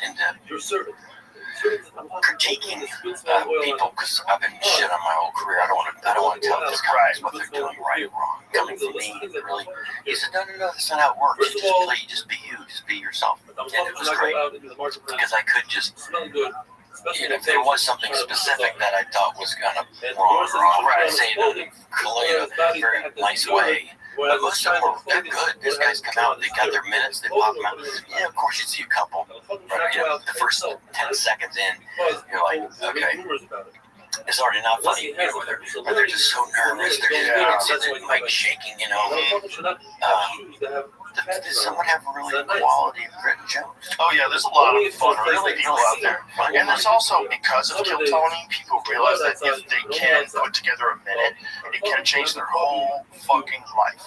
Your whole fucking life. Look at Cam Patterson just got Saturday Night Live. I mean, look at these guys. They're killing it. William Montgomery's killing it. There was a couple there on that night that they were really good. Yeah. And I think Tony tapped me on the chair for one of the next guy, he came out and I was like, oh shit, he was solid. Yeah. Ari Pilot. There's a lot of these guys that do that show. They do 1 minute. And then they go, we'd love to have you back. And then they come back, they do another minute, the crowd remembers them from the old show. They have like 25,000 Instagram followers, then it's 100, then it's 150. Like, these things start rolling. It's like, oh, you have a real pathway. If you work hard, if you really fucking focus, really dial it in, really work on your material, really working, do as many sets around town as you can, you might be able to do this for a living. And if you can, it's the greatest fucking job in the world. So there are a couple that I've been watching there. There's more now than ever before. It used to be, it was like, there was a bunch of like bad people, and every now and then someone would come up with a promise. Bread is the main food. Mishnah tells us that it's an exception to the rule. These are extremely sweet fruit that are found in Eretz Yisrael. So when you eat them, they're so sweet you have to add salt to diminish the taste, and you eat a little bread with it. That bread is a tuffle, and you don't make a bracha on that bread. The Gemara tells us that Rabbi Rothschild loved these fruit very much, and his Talmidim would bring him 1,000 of these fruits at a time, and they would eat them all, and he would swear that he's not even satiated. But he would eat them until the fly that would land on his forehead would slide right off from the oil. Rabbi and Rabasi would so many of these that they would have hear loss. Their ear would simply fall out of their head. Rish Lakish would eat so many of them that it would become delirious, it would become sugar. Rabbi Yochanan had to call the authorities to have them drive him home. The Gemara tells us about Eretz Yisrael. Yana had a city that had so many figs that he needed that many employees to pick the figs that they needed 1,000 bowls of tuna. Yana had a tree that had so many birds in it that you take 3 times a month 40 saw of chicklings out of the tree. There's a city called Bufnas that had 80 pairs of Kohanim that married 80 twin Kohanim girls. The Gemara says it's so rare that only happened once. The Rav Chizda's twin daughters, and he was a Kohen, married 2 brothers who were Israelim, which were Rami Bar Chama and Hukma Bar Chama. A meal without salt is not considered a meal. A meal without soup is not considered a meal. Says the Mishnah. We will hold that when you eat Shivas Haminim, you have to make a Krikas Hamazon. You have to bench. Why? Because the pasuk of Shivas Haminim comes 2 seconds before the pasuk about Krikas Hamazon. Chacham say yes, but there's a pasuk in between, and that separates it. That says that when you eat Shivas Haminim, you only have to make Ala Michya. Gamliel says the pasuk in between comes down to eat shoe. Wheat, you don't bench on that. If you drink water because you're thirsty, Carbon says you make a shahakal and you make a boirei lefashis. We're going to see soon whether you make at all bracha chorina on water. The ala michya on fruit, very similar to how we do it today. There are a few variations, very minor variations. Ala eis on breads. Balkus asala there's comes to cover chava. We say sure it's over here. The Gemara does it. Shenchad alav yisenu lecham mepiyah, but it's boy metuva. Racham Hashem alikeinu Yisrael amecha. וירושלים ירחב על מזבחך בסבני ירושלים יקדשך במהר ויאמר ועלינו זבח זמכנו פה ואתה טוב ובית אל הכל. And on the 5 meaning of praying, ala mitzvah hakol anuz atzada, ala oretz ala michya. Another Rosh Chodesh, finish off the bracha, B'Kadesh Yisrael, Shver Rosh Chodesh Chodesh. We say the same thing. We say two things in ala michya. For instance, according to Rav Chisda, in the Chutz La'aretz we say ala oretz b'al perisel. Now it seems to me to be more slanted towards people that are, it's like it's a high level or a high percentage of people that I was there. They were really good. Yeah. A lot of them were really good. And it's, again, there's a pathway. There was one that came out, I said, and it was kind of funny how the microphone was up high because the guy before him thought it was like 6'5" or something. This guy comes out and he's like 4 feet. So it's already funny because they bring him out and he goes to grab the mic and he takes it and puts it behind him and takes the mic and goes into his bed. And I'm like, so I got on and he said, I said, it was great. I said, the only thing I would have done in the beginning, you already had a laugh. The microphone was, so reference it, at least reference it, don't you know, to do a thing. He said, that'd be a prop. And I said, no, it's already a fucking prop. It's not, you didn't bring it, you didn't make it, it's there. It's a prop that's usable. Maybe every comic uses it for the, everything from a guitar, short change on the beach, every comic golf, everything. So I said, no, you don't have to make a prop joke. I said, just reference it. You should at least reference it like this is already not going well in something. And because the crowd was waiting for something and he didn't do it. And after the show, he said, I'm going to use that. That's good. I said, well, you have to follow a tall guy every time for it to work. Yeah, don't set the microphone high for my best joke. That's what I said. Yeah, and it only worked because it was improv. It happened. Right. And I told him that. I said, you don't do it unless it happens. You know what? It happens. You should swallow. Prop joke. I said, just reference it. You should at least reference it like this is already not going well in something. And because the crowd was waiting for something and he didn't do it. And then after the show, he said, I'm going to use that. That's good. I said, well, you have to follow a tall guy every time for it to work. Yeah, don't set the microphone high for my best joke. That's what I said. Yeah, and it only worked because it was improv. It happened. Right. And he goes, and I told him, I said, you don't do it unless it happens. You don't want to have it set that way, right? And it's done. Well, I think for some people, they don't know how to start, when they're doing something like that. Well, the starting is hard for everybody. It's not just that, it's like this overwhelming anxiety of 1 minute, and you can't believe you're on a stage in front of this audience. A lot of us, their first show. Some of them, first show, Madison Square Garden. Oh, Jesus. Imagine first time on stage, Madison Square Garden, and you're bombing. Yeah, I know they do that same thing with Madison Square Garden. It's 100% random. People have tried to get people on, and Tony won't do it. It's not how it works. What we do is everybody just signs up, and I reach into that bucket and I pull out names. And geez, you can't rig it. You can't rig it. And so I knew that part of it, but I didn't know they did it in Madison Square Garden. They do it that way everywhere. In Madison Square, well, one thing they do in Madison Square Garden is they have like a Legends bucket, so they have a bunch of people backstage. Days like Jim Norton, I know Big J. Okerson, a lot of people did it when I was there. David Tell, and to pull it out, then David Tell come up and do a minute of stand-up. It was crazy, or 5 minutes or whatever. But he makes so that even if someone is terrible for the first time, it's only a minute, and then you have Shane Gillis and whoever else next to him making fun of it for the next 15-20 minutes. It's gonna be fucking hilarious. And it's also, you get to see, like, oh, this is a crazy thing to do. Like, this idea, you're just going to stand up in front of people and talk, and hopefully it'll be entertaining. Yeah. Sometimes it just goes horribly wrong. And everybody's like, boo. Everyone was pretty cordial, but I could see it going. Those New Yorkers don't fuck around, man. You start bombing a little bit, they smell blood. Yeah, no. I did. My very first time ever in New York City was at Catch a Rising Star.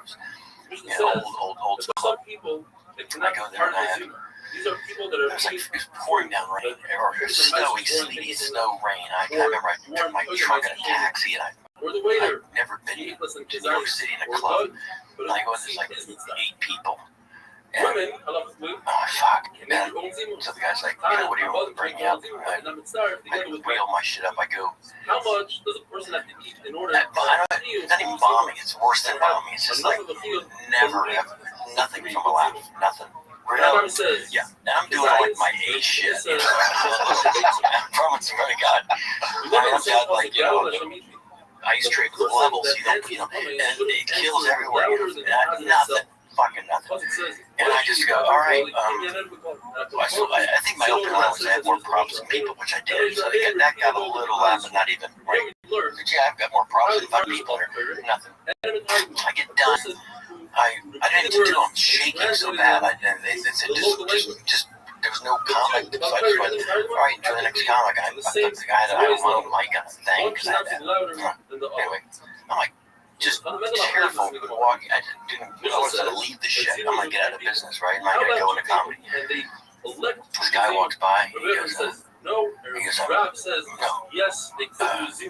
Leave your shit there, it's good. He goes up, and he, like you said, murders, you know, just absolutely murders. 8 people. It was like a stadium of people laughing. And I'm like watching this, I'm like, holy fuck, it's Dennis Leary. And he finally leveled 8 people. I couldn't believe it. I walked off, and he walked off, and he said, hey man, I said, 3 people get that together. was unbelievable. Because, no, that shit, it's fucking amazing. The thing was, he was serious. He said, whatever, cowboy book, the kickstand, fuck, that's great, whatever it was I was doing. And I'm like, see, like, fuck on me, because I ate shit. And he was like, no. But I've never gotten to tell them that again. If Dennis Leary watches this show, that was the most coolest thing a comic ever did. Just give me a big hug. You were fucking great. That crowd sucked. I said, the crowd didn't suck. You just murdered them. They didn't like me. Well, it's a small sample. You were great. You were 8 people. You're bombing in front of 8 people. Yeah, it's pretty easy to bomb in front of 8 people. It's horrible. It happens. That was one of the great things about the store, is that you get those 8 people crowd sometimes. The early days of the store, you could go up, you know, if you got like a 11:30 spot on Tuesday night, you might go up in front of 8 people. That can happen. Yeah. Because you probably won't really get on at 11:30 because a bunch of people stop in and do sets. So by the time you get up, probably closer to 1. It happens. Yeah. But those shows show you what's bullshit. They show you. There's something about a small crowd that shows you what you're saying is nonsense. You know, like sometimes you have to like figure it out. You have to. The brutal thing about comedy is you kind of really have to figure it out in front of people with the openness of faith, right? Like here's the thing. It's like one of the things about jiu-jitsu, when you learn jiu-jitsu, it's really important to not be afraid to tap. Because if you can just open your game up and not be afraid to tap, you can learn more. Because you don't do it tense, you do it more playfully, and it doesn't mean as much to you when you get tapped. It sounds totally intuitive, but if you can just not use your ego, not try to win every session, just try to figure out why you're getting caught and figure out how to avoid it, but don't be worried about tapping. Just tap whenever you get caught, and then just let your ego deal with it, and then learn and move on. But you have to experience that. You have to get tapped. You have to get dominated. Like you have to figure out like what's good and what's bad. And I think that's the same thing kind of, there's an element of that in comedy too. You gotta like possibly fail with this idea. You know? Like I'm gonna throw this out, this is half cooked. This is a weird idea that I have. Like, am I crazy? Like, do you think, is this where we're going as a society? Is this where we're going as human beings? And there's something there, and I'm trying to find it. Yeah. But I gotta risk not finding it. That's the only way you find it. Because there's writing on stage that you only get, there's certain lines that only come to you when you're willing to step out on stage. But you might fucking bomb. You might eat shit. You might have to transfer out of that. Like it's like you have to. It's a balancing act. This bit might not work at all, and then you might have to immediately figure out how to segue into something guaranteed to get it back. I do the same. But I don't want shit. I think it's full cooked. I think I'm out there. This is good. This has been marinating for a while. And then when you eat shit, you're like, fuck. Yeah, that was a good bit. Damn it. For me, it's one night worked right the next night. I just did a joke last night that I killed the night before. Nothing. So I'm like, it was the same. Do you say it the same way? You record yourself? Yeah, I never listened to it. Yeah, but that's the thing. I said it a little differently. I fucked up before, but I didn't realize I fucked up, but I said something wrong. I didn't realize I said it wrong until I listened to the recording. I'm like, because I'll fuck words up sometimes. Just like I totally do. I talk way too much, so my brain is just like on autopilot talking sometimes. And well, I know it's different if I don't say it right. I'm saying if I say it the same one night, it gets a great laugh. Some next I did. I didn't do anything different. Well, what I'm saying is like you gotta listen to it. You gotta listen to it to really hear. Because there's a lot of times where you'll say something just slightly different, and that slightly different makes all the fucking. But then I had one last week. It's a brand new joke. There's a big billboard in Vegas. It's for the Sahara pool. And it's got this beautiful woman on it. This big, beautiful hot chick, and it says, "Meet me at the pool." So I put it up on the big screen. I said, "This is my favorite billboard. Look at this. Meet me at the pool, this hot girl." And I said, then you get there, and it changes to a gay pool party. There's like 75,000 dudes in it. It's a great picture. So I did it last night. Got a laugh, but not like, should have got more. Because it's like, then you get there, and they're like, Ava? Is it Ava? Have you seen? No, she was here earlier. She's probably buried under all that cotton or something. Last night, it just killed. I mean, almost for a minute, they're still laughing and applauding. I'm like, I didn't do anything different. It was just the mood of that audience. That does happen too. Maybe it was like you were doing better before that, so you had more momentum. Maybe. I'm just. I don't have any memory. Just going up. I've seen your show. Your show at Luxor was really fun. I saw it. It's been a few years. I gotta check it out now. I've had a bunch of my friends come to Vegas and see your show. It's very fun. It's fun. Thank you. Tuesdays I do it in Spanish at 6. Oh, do you really? You speak Spanish? Tom's great. Top Tuesday night is Spanish night. I come right in at 6. Tom Segura, who looks totally white, speaks fluent Spanish and does stand-up in Spanish. So I'm going to see him. How many dates did he do? Where he did, you had to your mom's house? Yeah. His podcast. Or Two Bears, One Cave. Which one you doing? I'm doing it with his wife. Oh, yeah, that's your mom's house. Yeah, they're both real fun. Bird's a great example. Bird's a great example of what we were talking about. One time we were at the Improv, and Bird did this new joke. The first set, it fucking killed. And the second set, it didn't do nearly as well.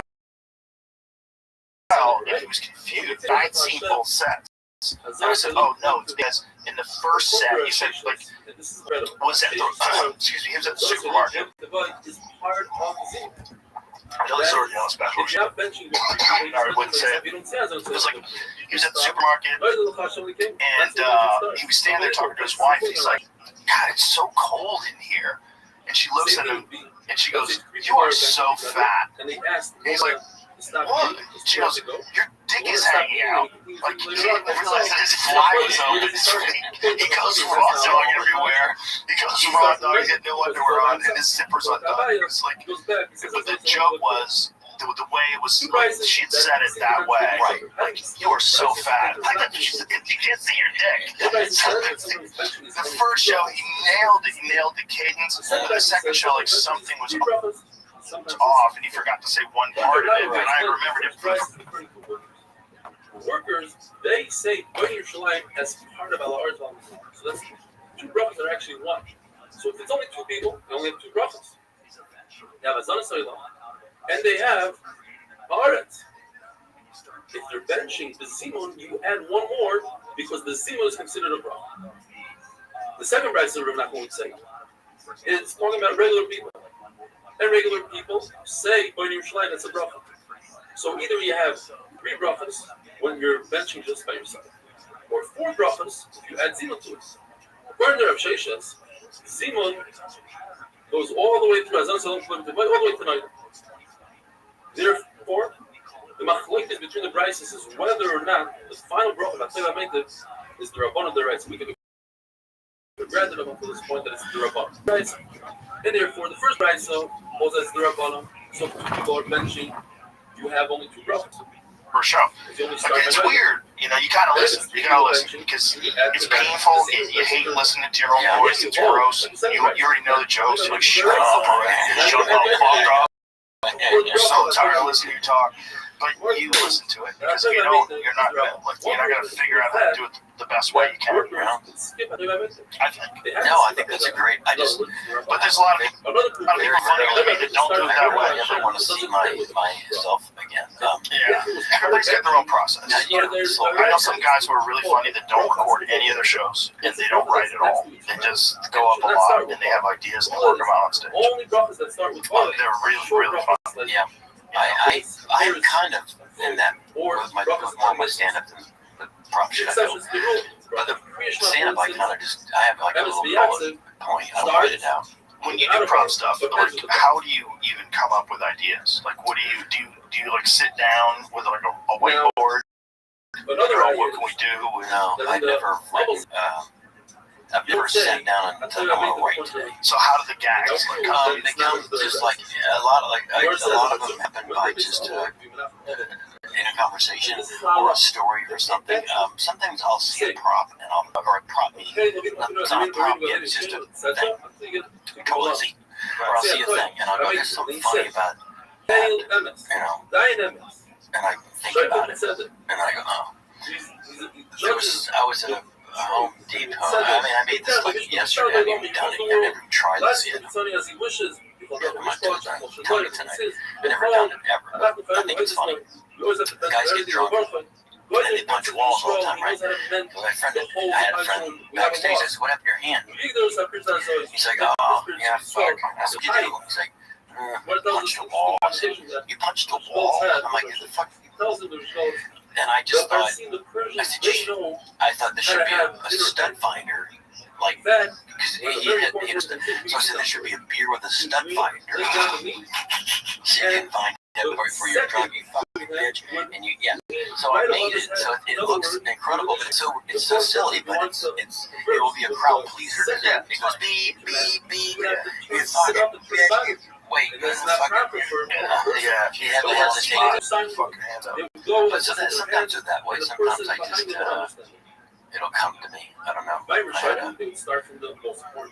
was watching a cartoon, I think, years ago. There was these paper cups and string. And a telephone, and they were in a tree. Hey, Susie, and she's what's going on, Bobby? And I'm watching it, and I'm like, this is an old version of the cups. We need a new version, right? Because that's just two cups. So I said, we have to have another cup that comes out for call waiting. And it was like, that was my free bird. I mean, I did that. I came up with, it was my closing bit. And I'd hold someone in the front row. What's your name? And they go, And I said, you seem so close, you know, the strings. And she's holding it. And what's your name? And she said her name. And I said, hold on, I have to call. And I got to call you back. I'm talking to Tracy. And it was just murder. No one expected, call waiting to come out. It was, right, call waiting to come out. So you had a second cup. And then I had a three cup for conference call. And I came out of that. So it was like boom, boom.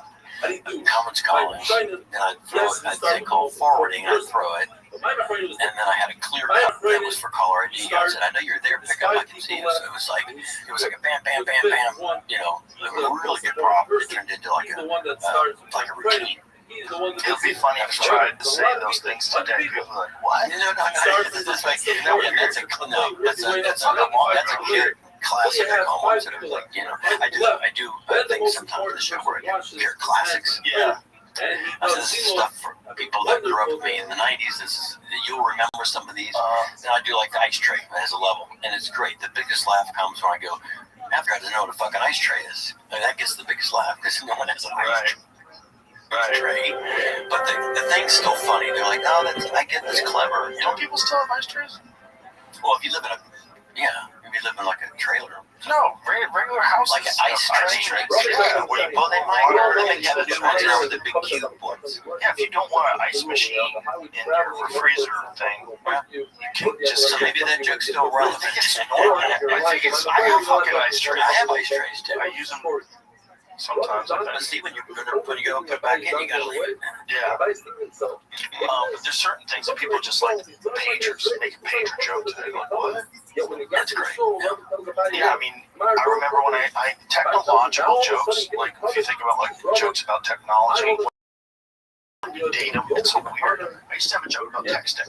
Like, why are you making me read? Like, call me. You're on a phone. It's the best way to communicate. But you would have said in the name of when people sitting around and eating, you don't eat until the person that cuts the bread eats. Rav Sacher screamed out. That's not what he said. He said until the person that cuts the bread tastes. Now, tasting and eating are the same thing. The Gemara teaches us that when you repeat something in the name of your Rebbe, you should say exactly the same word that your Rebbe used. The Gemara teaches us proper dinner etiquette. If two people are sitting around the table and eating, and one of them gets up to get a drink, the second person should wait until the first person gets back from his drink. But if you have three people and one gets up to get a drink, the two don't have to wait. Or the one, the person that cuts the bread, he should start the meal, he should dip into the dips first, unless he wants to honor somebody that's greater than him. Halacha l'maisa, when you cut the kal on Shabbos, do not start cutting until everybody says Amen. Now you don't have to wait for somebody who's saying exceptionally long Amen, so it's not proper to say an exceptionally long Amen. The word teaches us. Amen Yisayma, Amen Chatufa, and Amen Ketufa. Amen Yisayma is where somebody says Amen without even hearing the source. He says Amen because people around him are saying Amen. Chatufa is that you don't say a comments under the aleph, you say a shva under that. So you don't say Amen, you say Ime. Ketufa is you don't pronounce the nun at the end of the word, you say Amen instead of Amen. All these three things can cause a person to lose light. Yet if a person, for as long as his Amen says it's properly, that will actually give him additional days. Like, why are you making me fucking read? This is so weird. I'm going to text you 4 presses to get an S. Because that was back when people sent you a text message. Right. Yeah. I know, a flip phone rather. Yeah, we had to make a 7 upside down and a pager. Hello. It was the most annoying people that would want to text. So great. Why are you making it? Why are we doing this? So dumb. But I would just call him back. You couldn't text Joey Diaz, he would yell at you. He would fucking scream. He'll text you now. But dude, for like 7, 8 years, Joey would fucking yell at you. Joey was the last one to get a cell phone. I was the last one to get a phone. I didn't get one. Joey had a pager until like the year 2000. Right. I was a little more than that. He fucking kept that pager forever, man. And you have to call his fucking pager. That's great. He was a wild boy. He was fun. He was just such a fun dude. But if you did not call him, he would get angry. He goes, I'm insecure. I want to hear your fucking voice, Doc. Why are you fucking reading text messages? Like, you fucking text you like a little girl. What are you doing? You and Red Band would get into it because Red Band loves texting. So Red Band was like one of the first guys to text. He'd text you back in the days. Yeah. You know, when you press it 4 times to get an S. And then I remember people got those sidekicks. Remember, you're the coolest. Yeah, sidekick is on a keyboard. Remember that? And some of the sidekicks got hacked. Right? Didn't like Paris Hilton again? Didn't some Cuda pictures pop up because her sidekick got hacked? Something along those lines. Yeah, like probably from that. Or something happened where people like stole their sidekick. Something happened. Wasn't there something about that? Some sort of privacy concern with the sidekicks back in the day? What about my saying? Yeah. There was like strategic releases of stuff back then, like when they would accidentally have a photographer looking at their vagina as they got out of the car. Like, you don't notice that photographer on his knees with the camera pointing up. That's so crazy. Nobody has a camera pointing up here. Yeah, like, come on. That guy would go to jail. That's probably illegal. Probably. And meanwhile, you don't have any underwear on? That seems crazy. Like, why do they have pictures of your pussy on the internet on purpose? Did you do that on purpose? You did, but it's smart. Yeah, I mean, if you want to market yourself or just get more popular so more people know your name, it works. Right. We're talking about them right now. That was like a brief moment. People don't remember Pussygate. Because there was a time where these high-level celebrity-type people were accidentally showing their pussy. Whoopsies. Here's my pussy. It's just out there in the breeze. Just nothing but a curtain over raw pussy. Out there in the wild. At clubs, at fucking award shows. Wild pussy. See, I never seen that word on stage. Remember? Pussy? Yeah. Because of Prince. Out of respect. Out of respect for Prince. I just never have. And I think it was last night, not last night, for last. I don't know what. The crowd was just, I don't know, they were crazy. And someone yelled something out, and I said, "Well, wait, I've got." I said, "I'm going to just do." I did a horrible problem. It was a Bud Light bottle. The metal ones. And I had these legs. I said, and it's hilarious looking. I said, I made it like some guys will drink it again. It's just, and the guy was like, someone yelled, I don't get it. And I said, it's pussy. Like, how do you not get the joke? It's two legs spread. The beer goes like this. Like, I said, see, you're going to get pussy. And it was just like, the crowd was like, hey, Carrot Top can't say pussy. Like, what? And he just did it. Like, I said, no, it's okay. I said, but are there kids in the crowd? Don't say it again. No. Don't say it again. No, I said, no. They're thinking, don't say it again. I said, no, you can say it.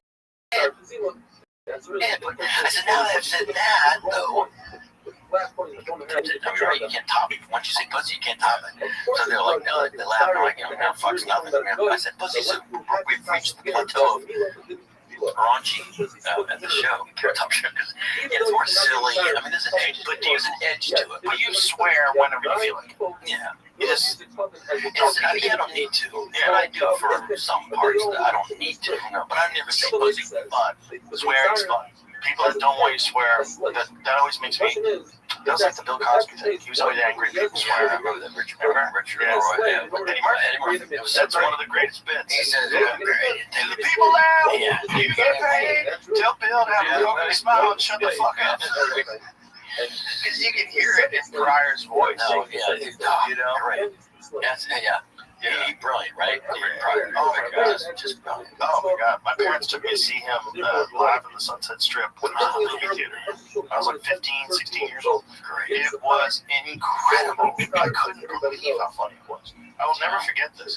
It was the first moment where I realized like what stand-up can do. Because this guy was on stage and just talking. It was the funniest thing I'd ever heard in my life. Ever. I thought about all the movies that I had seen that were really funny movies, and I was like, there's nothing that's this funny. And this guy's just talking. I was looking around the theater. I'll never forget this, man. And there was people just going like this, just throwing their body up and down while they're laughing, holding their body. Like, oh my God, just dying laughing. I was like, this is incredible. He's just talking. It's incredible how funny this is. That's groundbreaking. Special. Yeah, when you're 15, you're like, no way! You're right. You're right. And seeing people like you said, dying, laughing, falling down, dying, like they couldn't handle it. I did open for Steve Harvey one time in Birmingham, Alabama, and I get there and set up all my stuff. I'd never met him. This is years and years ago. I had like a drum. I didn't have. I had like 30 props and. These are very, very. A third of them were really good. You know, I kind of. I get there and I do the first thing, and Steve says to me, you ever worked a black crowd? I was like, no, like all black crowd. I said, no.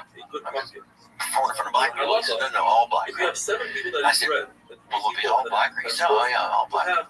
I didn't know. They would go one way or the other. He just said, if they stand up and they start going like they're not leaving, they're standing up when they laugh. And I was like, anyway, I go out there and I did okay for a bit, and then I did one, I don't know what it was, but they all got up, and they were like, it looked like they were leading, but they were, that's how they were, like you said, they were just rejoicing, and I I couldn't believe it. I came off and nice set, and I'm like, that was so much fun. They were into the show, and I said, I don't know how I was going to follow that because I did really good. It's really good. I thought to myself, he's not going to matter. That guy, you know, well, Steve, that's sure. I know it was his crowd, but he was peeling off the club. It was so loud. It was so piercing loud. And it's another kid. I thought, I'm not in comedy. Whatever I'm in, I'm not in that. When he did Kings of Comedy with Bernie Mac, I was like, Bernie Mac is his pride. Bernie Mac, brilliant. Oh, I love Bernie Mac. Bernie Mac was so fun. He was so powerful on stage. Just like, sometimes you see someone perform things like that. Yeah, everything. His eyes alone, his punchlines, charisma. Yeah. It just was fun. There's some dudes that just know how to just hit it just right. Yeah, there is that way. God, it was so fun. I mean, that whole era tour, it's kind of interesting, you know, when it's done that since, right? There's been like King's Comedy and Collar. There haven't been really a lot of those tours like that. There hasn't been. Because they were tours and then they made films. Right. Kings of Comedy, how many films did they make? They made at least one, right? Yeah. How many Kings of Comedy specials did Kings of Comedy make? So then Blue Collar did a couple, right? Two, or how many did they do? They did quite a few specials. Yeah, toured like crazy. But they did specials. And they all went on to tour too. Yeah. But there hasn't been like one like that. No. Interesting. It's funny. But it's also like everybody's already doing it. It's just like there's more people doing arenas now than I think have ever. I mean, it's unbelievable. It's what we're talking about. Joe Rogan came to my show about a month ago. Joe Coy's killing it. Which I can't he just said to me, his family, and he said, casually, he said, what are you doing on, February or something? I said, I'm probably working. He goes, I was heavy coming to SoFi, because I'm like, what's going on SoFi? He said, me. Yeah. I said, you? What are you going there for? He's like, me, like to perform. It just blew me away. I'm like, you're playing SoFi? He's like, yeah, he's been doing it. Yeah, it's already sold out. Yeah. I'm like, he's so casual. Like, yeah, I'm going to SoFi.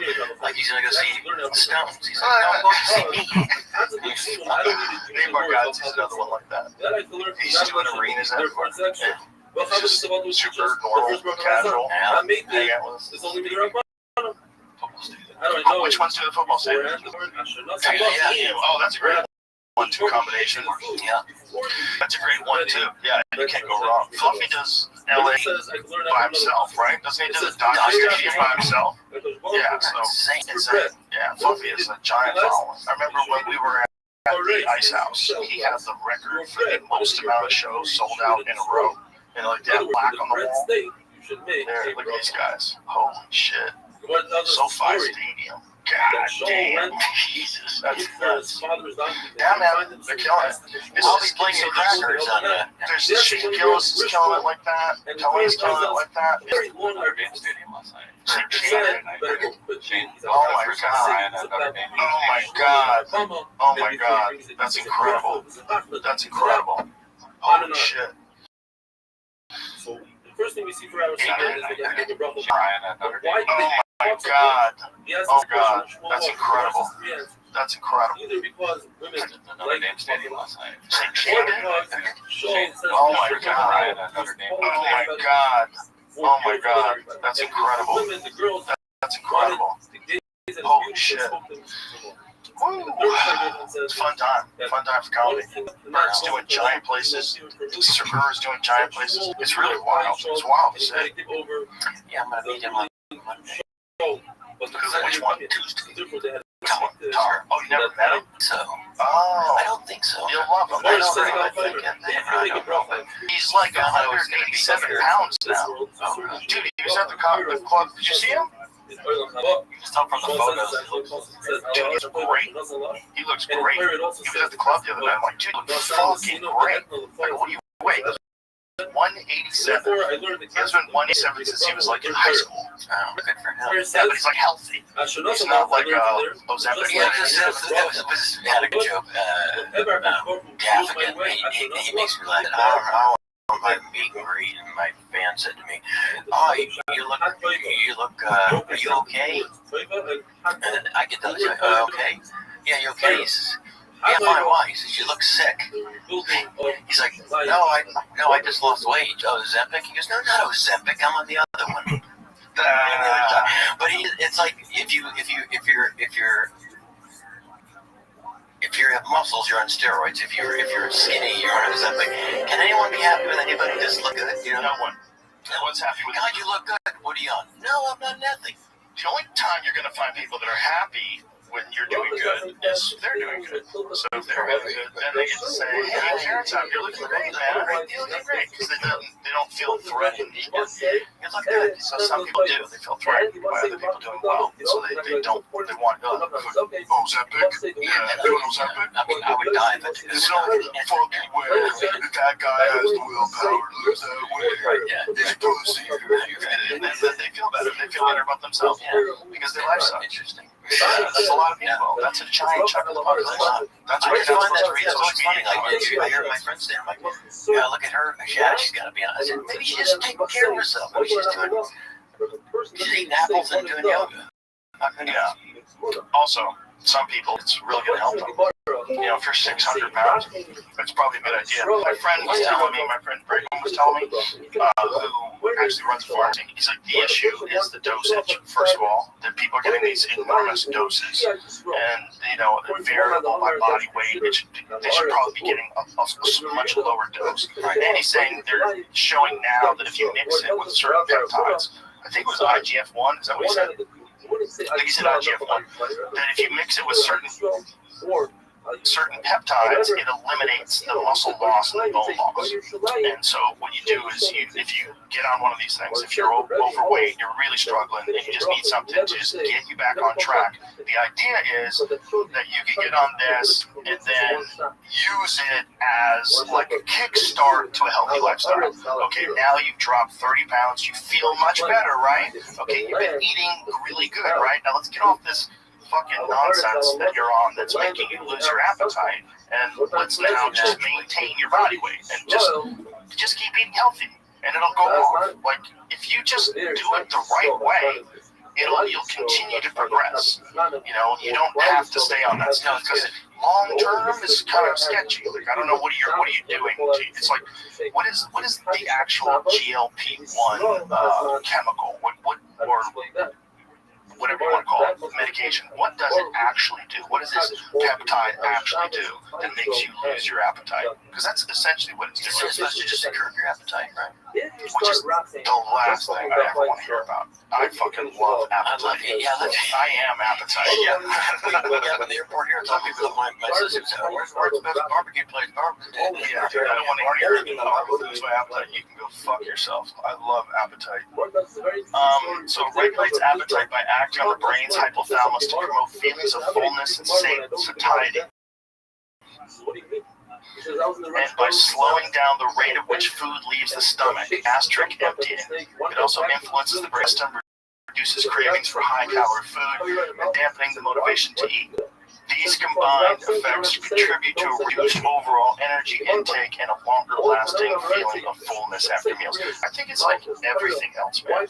Like you could probably use it responsibly, and it could probably help you if you're really obese. But I think there's way too many people that are hopping on it that just need a little discipline, right? Just get a little discipline. Like that doesn't mean that some people shouldn't use it, right? And if they can figure out how to do it right with like peptides, then okay, maybe it's a healthy way for you to get into a good lifestyle. But the real thing is get healthy. That's the real thing, right? Because it's not predominantly made for people with diabetes, I think, but then they found out that it exactly helped people that were obese. It's like you said, and it's a huge money maker. Oh, it's kidding me. Making some money off. I just eat and throw up. That's what I do. But see, that's easier. That's one that I don't have a problem with people making money off of.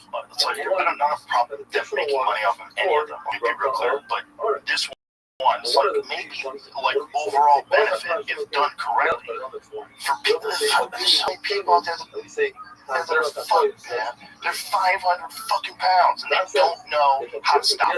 And they go to counseling. See the shows. They think about getting their stomach stapled. It is an addiction, just like gambling, just like anything else. You need some help sometimes. And maybe that's what they need. Just something to fucking get you out of this terrible state and move you into a place of health. And then you'll feel better. This is a fun. You'll think better. You'll be nicer. You'll have a better life. You'll have more energy to do the things you like to do. There's no downsides to being healthy. There's zero downsides. You know, the only downside is it sucks. It's a lot of hard work. But once you get there, the feeling of satisfaction of having accomplished something, like getting your body into a condition where it's like healthy and you can do stuff. You can, take a fucking yoga class. You can do CrossFit. You can do stuff. It's physical. It works well. Or just get implants like I do. There's this one guy who got like the most implants. Oh, I know. I've seen that. Seen that guy? Yeah. No, that's really creepy, isn't it? Talked to him a long time ago. Mike, whatever you're doing, like slow like down. Like, you look crazy. I don't know if you have a mirror in your fucking house. Yeah, no, goddamn. But that's the thing with people who start doing that kind of stuff. They don't know when to stop. You know?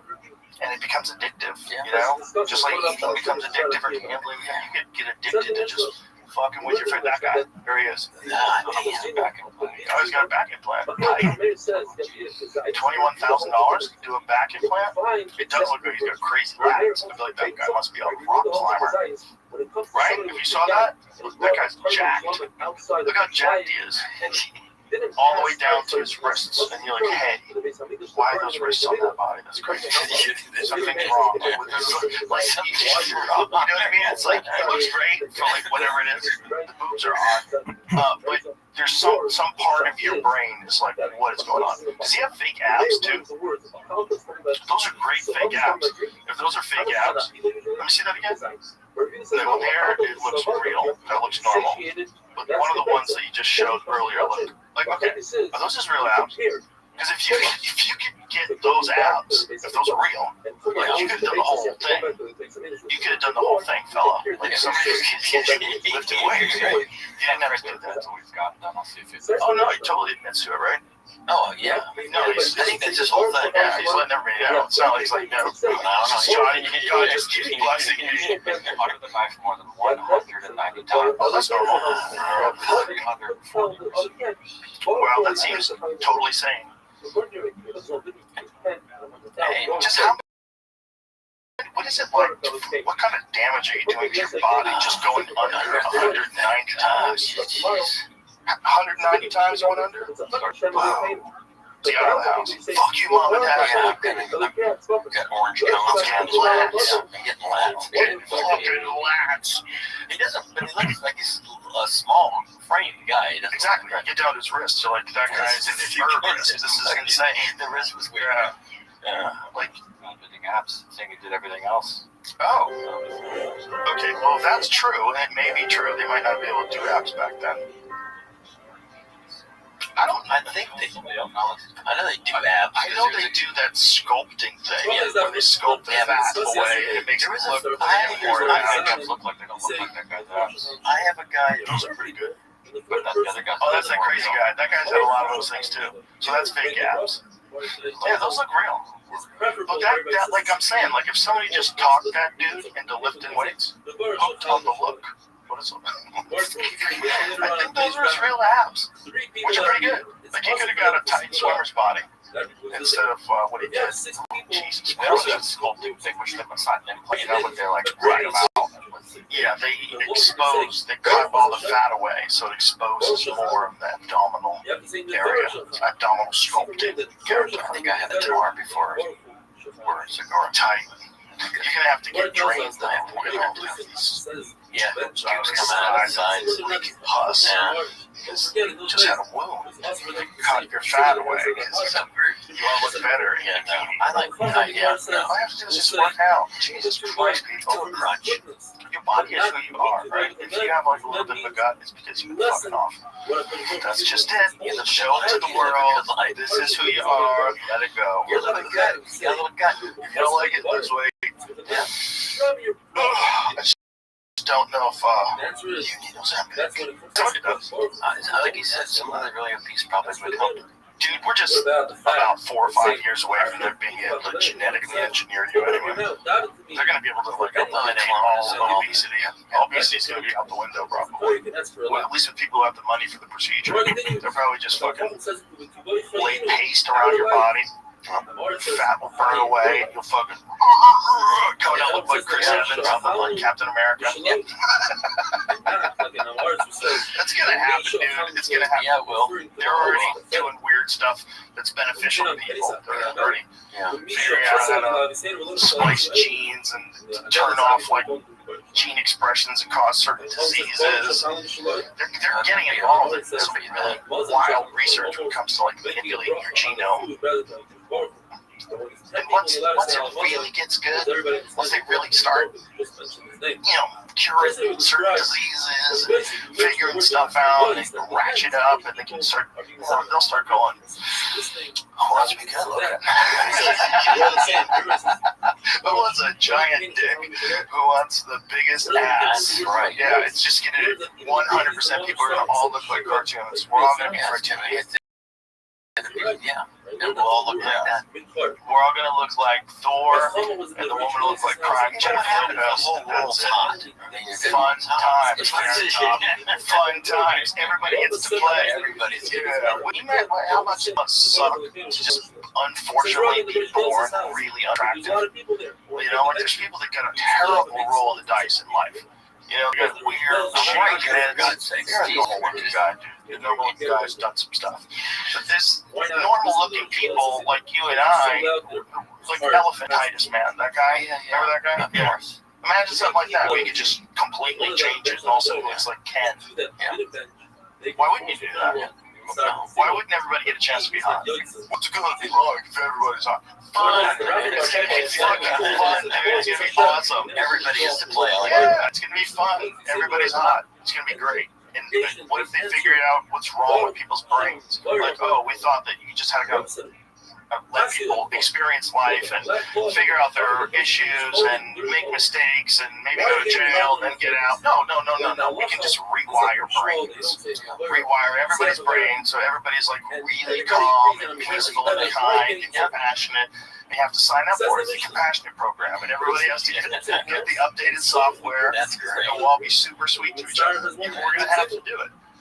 Yeah, and everyone's gonna be update tonight. Everyone's gonna be hot, and everyone's gonna be nice. It's gonna be everyone's gonna have all their hair. They're gonna have muscles, and then all inventions will cease instantaneously. They will never invent a single thing after that. There will be no more music. Everyone's gonna be hot.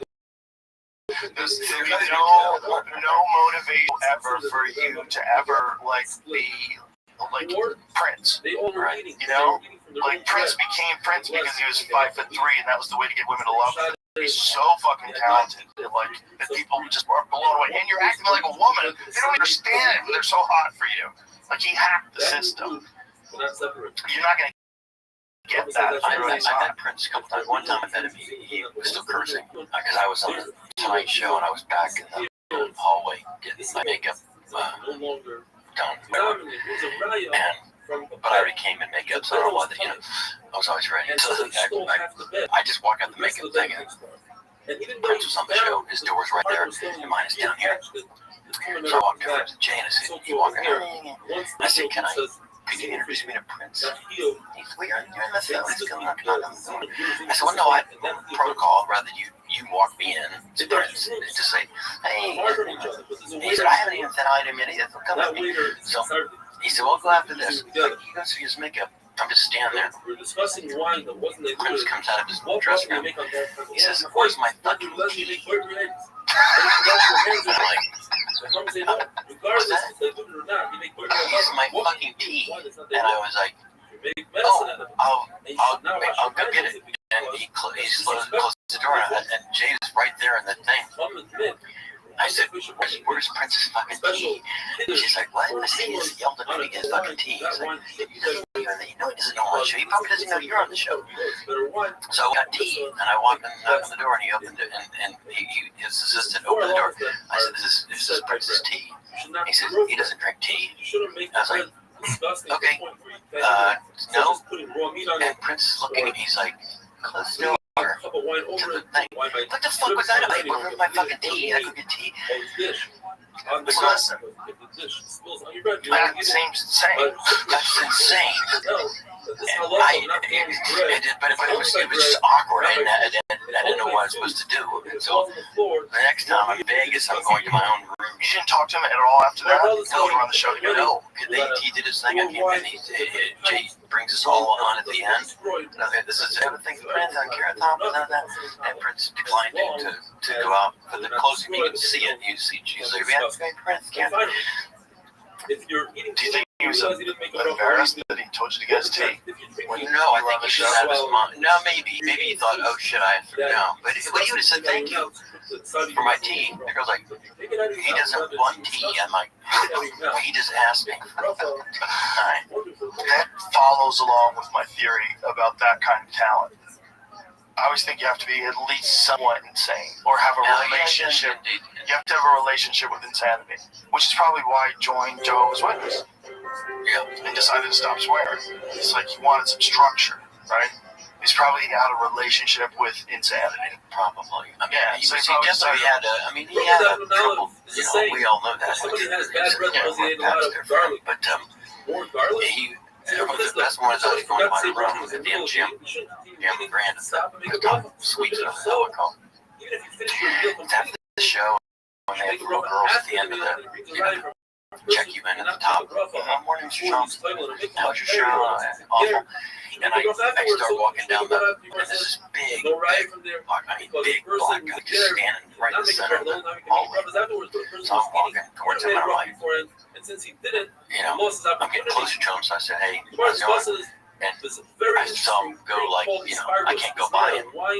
So I said, I'm sorry. I need you to go away. He said, you can't go past here. He said, one that's made out of wine. I'm gonna have to go to my room. He says, you're not gonna buy me. It wasn't mean about it, but he says, you're not gonna go buy me. And I made a joke. I said, I can probably get by you.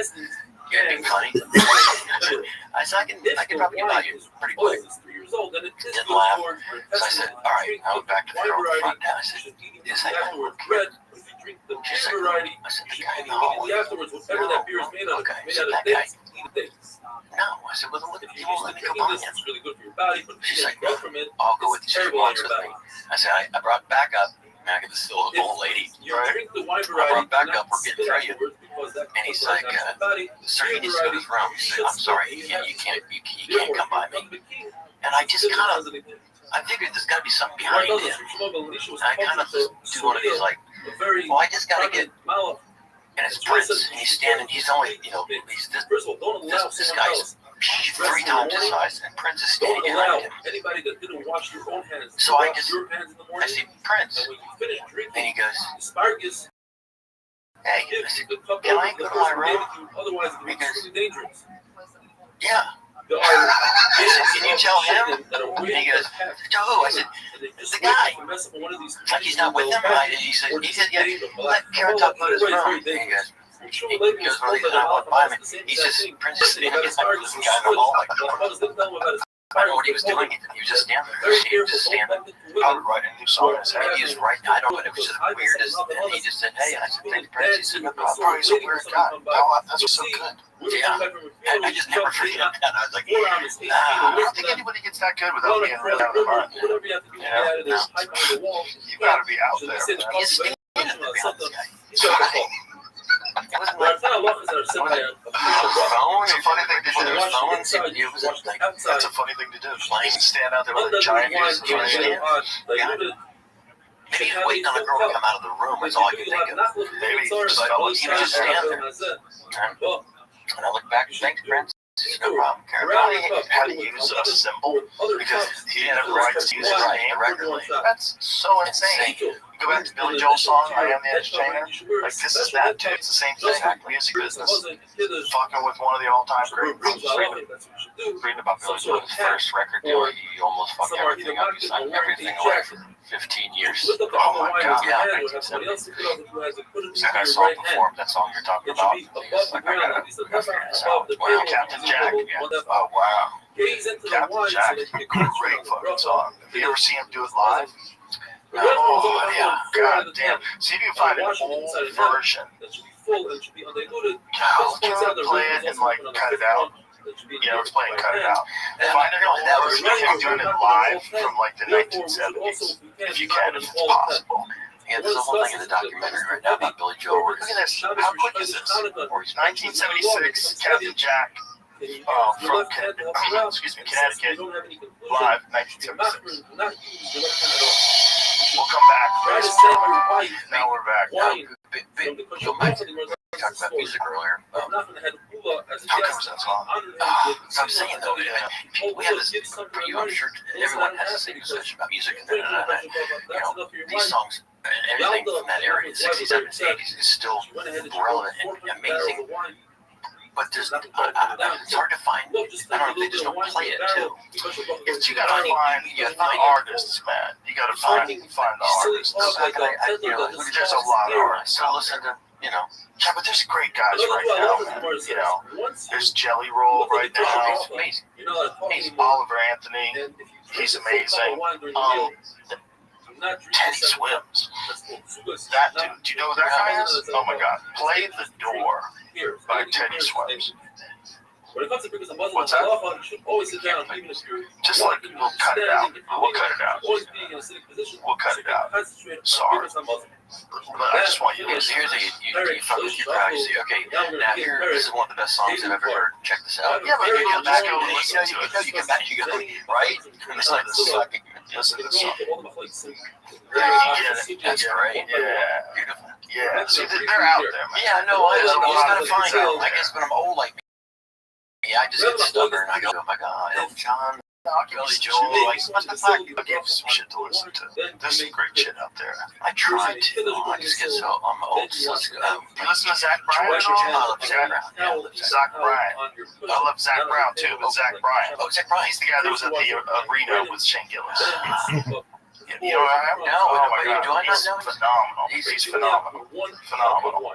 And another one of those guys is just like super talented, incredible voice. He was in the military, man. He was making songs on like TikTok in the military. One of those things, like Vine or something like that. And that's how he popped. Just like right out of nowhere. That's crazy. Right out of the army, like you're gonna be a fucking star, superstar. He was in the Navy. What arena were they at? Notre Dame. How many people's in that? Is On a there weekday. a picture of them on stage? A lot, yeah. I want to see a picture of them on stage. That's so surreal. Yeah. Those numbers are so surreal. Like, look at the size of that. That's so crazy. It's like the Luxor. Nothing different. Basement thing. It's the same. What's the biggest show you've ever done? Stadium in Florida. What is that? But that was for it was for their homecoming. It wasn't a Carrot Top show. I was the headliner, but it was a look at that. That's crazy. Wow. First, I can't wait. Oh, I can imagine. How did you not be? My thing with the stadium is, you know, they do a soundtrack there. The stadium's empty, and it is, 100,000 people. This side was going to be alumni. This side was the kids. You know, all ages. Now they had a rules. You can't say you couldn't curse. You couldn't definitely couldn't. Anything sexual. So my thing, I brought all this stupid shit, which is meant for college, is a bong with, you know, right. You don't go by a basketball. The open guy goes out, and his first joke is like, yeah, I'm getting this chick out, right? My guy, I'm like, dude, like Mike's like, his opening line was, I'm meeting this girl. I said, no. He goes, yeah. I'm like, well, second guy goes out, same thing. He's just, they're beyond rotten, gross. was dirty, right? And I'm getting ready to go up, and I'm like, well, I'm gonna eat shit now because they're, they went here. But the crowd wanted Goofy. They had heard all this. It was actually worked in my advantage. They did all this horrible, dirty stuff. Brother is definitely the crowd was kind of like, let's get only has Carrot one Top. cup of And I wine, came and he up has with to like, have Abdullah, and he wants to eat a meal. Just saying what you do. Says the Gemara that he could eat a full meal before Abdullah. And he uses one cup of wine for both Birkas Hamazon and Abdullah. So what is the order? Says the Gemara, what he does is he first does Birkas Hamazon, then he does Ner, then he does Summon, and finally he does Havdalah. Who does this go? This goes according to the Shammai. How do we know? Sound check it. Oh, this is a big machlokes between Yehuda and Meir. What is the machlokes between Basil and Bisham? Florida, I'm from Florida. So I was like, oh, Florida, Not to be too confusing. Everybody agrees that Abdullah is all the way at the end. Oh shit! Like and everybody agrees that Ner is first. The machlokes between Bisham and Basil is in the middle.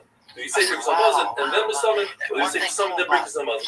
And in Rabbi Yehuda, everybody agrees that Birkas Hamazon is first. Like this is only is Ner before Besummon or Besummon before Ner. Now, if you look at this list over here, we only see that Birkas Hamazon comes first, then comes Ner, then comes Besummon, then Abdullah. Like we said in the Brisa. The only one that says that is the Shammai, according to Rabbi Yehuda. Issue is see, Abdullah is all the way to the end. Abdullah is equal to Kiddush. And in the mission of Ishami Hall, that first you do Kiddush on Friday night, and then on the wine. And over here is the opposite. First the wine, then Kiddush. I remember the answer is, I used to work at Greenwoods bringing in Shabbos and letting Shabbos out. When you accept Shabbos, you want to make it as early as possible, so you make Kiddush first, and then Bar Priya Go. But when Shabbos goes out, you want to prolong Shabbos, so you make Bar Priya Go first, and afterwards you do Havdalah. Like there was like an inside space. It was open air. There was a roof over it, and it was all covered. And then there was a lawn area. And they sold tickets for the lawn. Says specifically that you could only hear the show inside the roof area. Because once it got out, all the echo fucked it up so bad when it made it out to the lawn. You couldn't understand what the word was. You had to get there where the speakers were. And so everyone was furious. They were all possible that he actually keeps the cup of wine to see if you can hear someone talk. But it says the Mishnah that he makes a bracha on the cup of wine. It's possible that he just takes a little bit, put it in the without touching it, without breaking the rest of the cup, and he tasted it, and then he refilled the cup, and then he's able to use the cup. When Dangerfield would do shows, he would get high as fuck. Now we're going to go into a take off all his clothes, and he'd put a robe on. That's when he'd go on stage with a bathrobe on, just raw dick in a bathrobe, and with slippers on. And he fucking murdered. I guess I was 19 years old when I was working there. And he went up there, and I was not even thinking about this comedy yet. So I was just loving it, just as a pure fan. I was like, I can't believe Ronnie Dangerfield just hanging out with a bathrobe on. One class known for it. Every time you see around the casino, I saw it. I saw him. I didn't see his dick, but I saw him in a bathrobe, and I saw him go on stage in a bathrobe. But that was his move. No, he did. I saw it. He walked. And it has the power only the Rabbana to be the Thomas something else. It makes that a shame. Therefore, they have a place in our Mishnah. I said, Rodney, it's my mom. You wash your hands on the Tilsidayim. Hey, Mom. And then before the wine, then you wash your hands. Crazy. And he meant to. He was like looking at me like, how am I doing? I'm like, great. She's like, that the cup in our dressing room at the club. Shaman holds that you're not going to use a cup that the outside of it is coming from the appearance of the slideshow. So it's his handwritten notes, they're all framed if your hands with a photo of Rodney, not It's washed, pretty cool. perhaps they will One of the things I loved about him, man, is that he introduced the world to a lot of other great comics. He introduced the world to Kinnison, Hicks, Dom Herrera, Jerry Seinfeld, a lot of comics did. But we still say you're allowed to use a cup that's outside of the HBO, Young My concern is that your hands are going to be cold. You're not allowed to eat with tummy hands. That's why we watch the comics. So if the cup is coming, you wash your hands, you have moisture on your hands.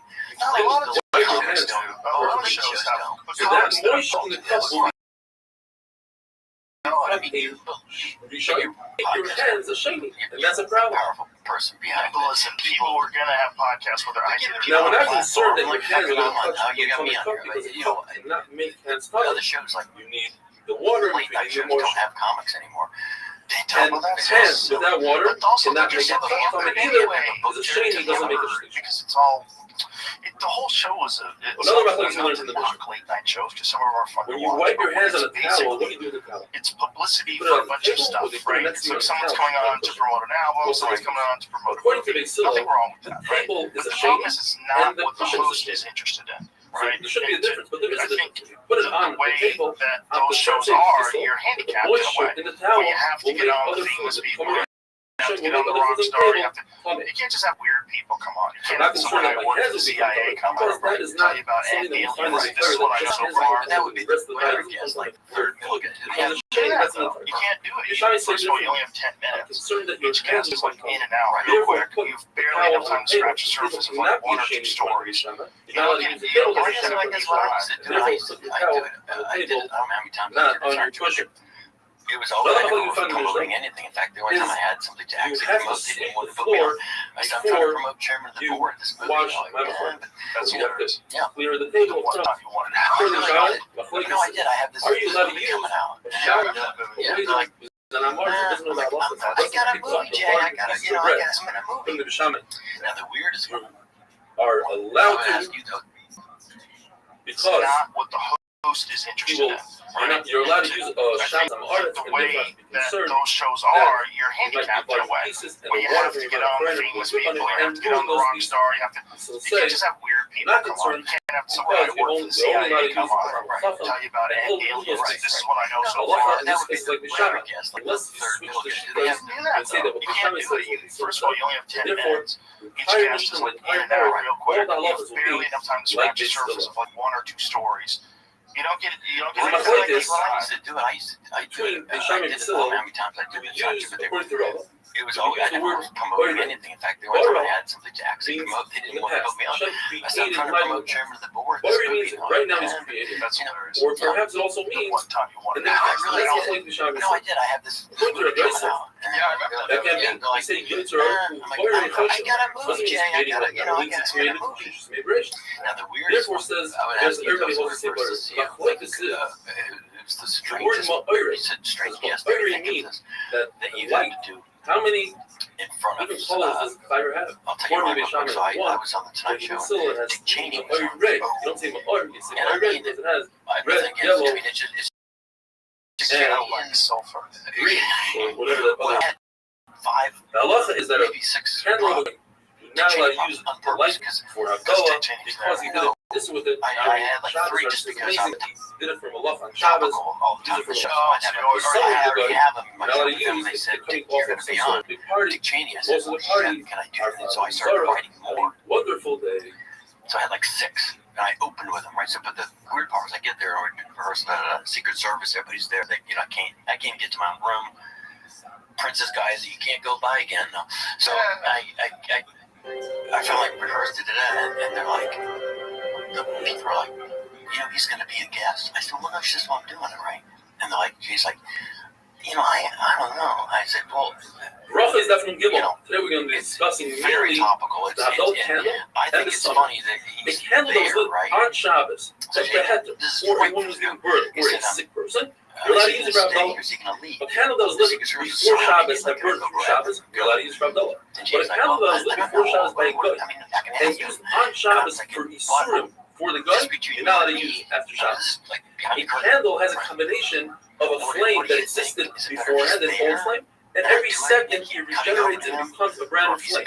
Therefore, if after Shabbos a goy lights a candle from a Jew, or a Jew lights a candle from a goy, you're allowed to use it for Havdalah because it has a brand new flame in it. On the other side, if you take a candle on Shabbos from one domain and place it in another domain, you are chayiv because you're taking the old flame and moving the old flame into the new domain. So why is that? It's also to use a flame that's goy lit. That's just the zero that you might use the original goy's candle right after Shabbos. There's a concept that the flame was made for light and not for any other purpose, such as and cooking. Therefore, one sees a very large flame coming out of a furnace. Well, it depends. If you begin the process of heating up stones for lime, then you'll make a bracha at the end of the process, and they're using that light, that fire for light, then it's multiple. What if I didn't show it? Depends. If they lit up a candle in honor of an important person, then you can't use it for alcohol. So it's there for the caretaker, even though there's an important person, the caretaker needs to light. You couldn't make a rub on that. And it's a full moon. If the caretaker doesn't need light, so even if the caretaker is there, not use it for Abdullah. If they blow up a candle even for Abdullah, like Shami says, everyone can say rough for themselves. Because if one person makes the rough for everybody, that causes a big fight. Just like if somebody sneezes a little bit, you don't say, bless you, because it's more argument. You say, one person should make the rough for everybody because the concept, the right arm has a smell, one person makes kidneys for everybody, and for everybody, better than one person should avoid everybody. A candle that was lit for the dead, depends. If they light that candle during the day in his honor, then you cannot use it for alcohol. But if you're lighting it either way, then you do make a rough on it. Perfume, fragrance, for the dead, to counteract the bad smell, or for the bathroom, or for your hands, do not make a rough on it. But if a person has perfume in the store because he wants to attract customers, then you do make a rough on it. A city that is mostly and the nice fragrance comes out of that city, does not make a rough on it, it's probably deserved. Therefore, if you have a city, and the minority of the women that are Jewish use the fragrance for source and the minority of the Jewish women use it to put fragrance into their clothing, which doesn't count for alcohol.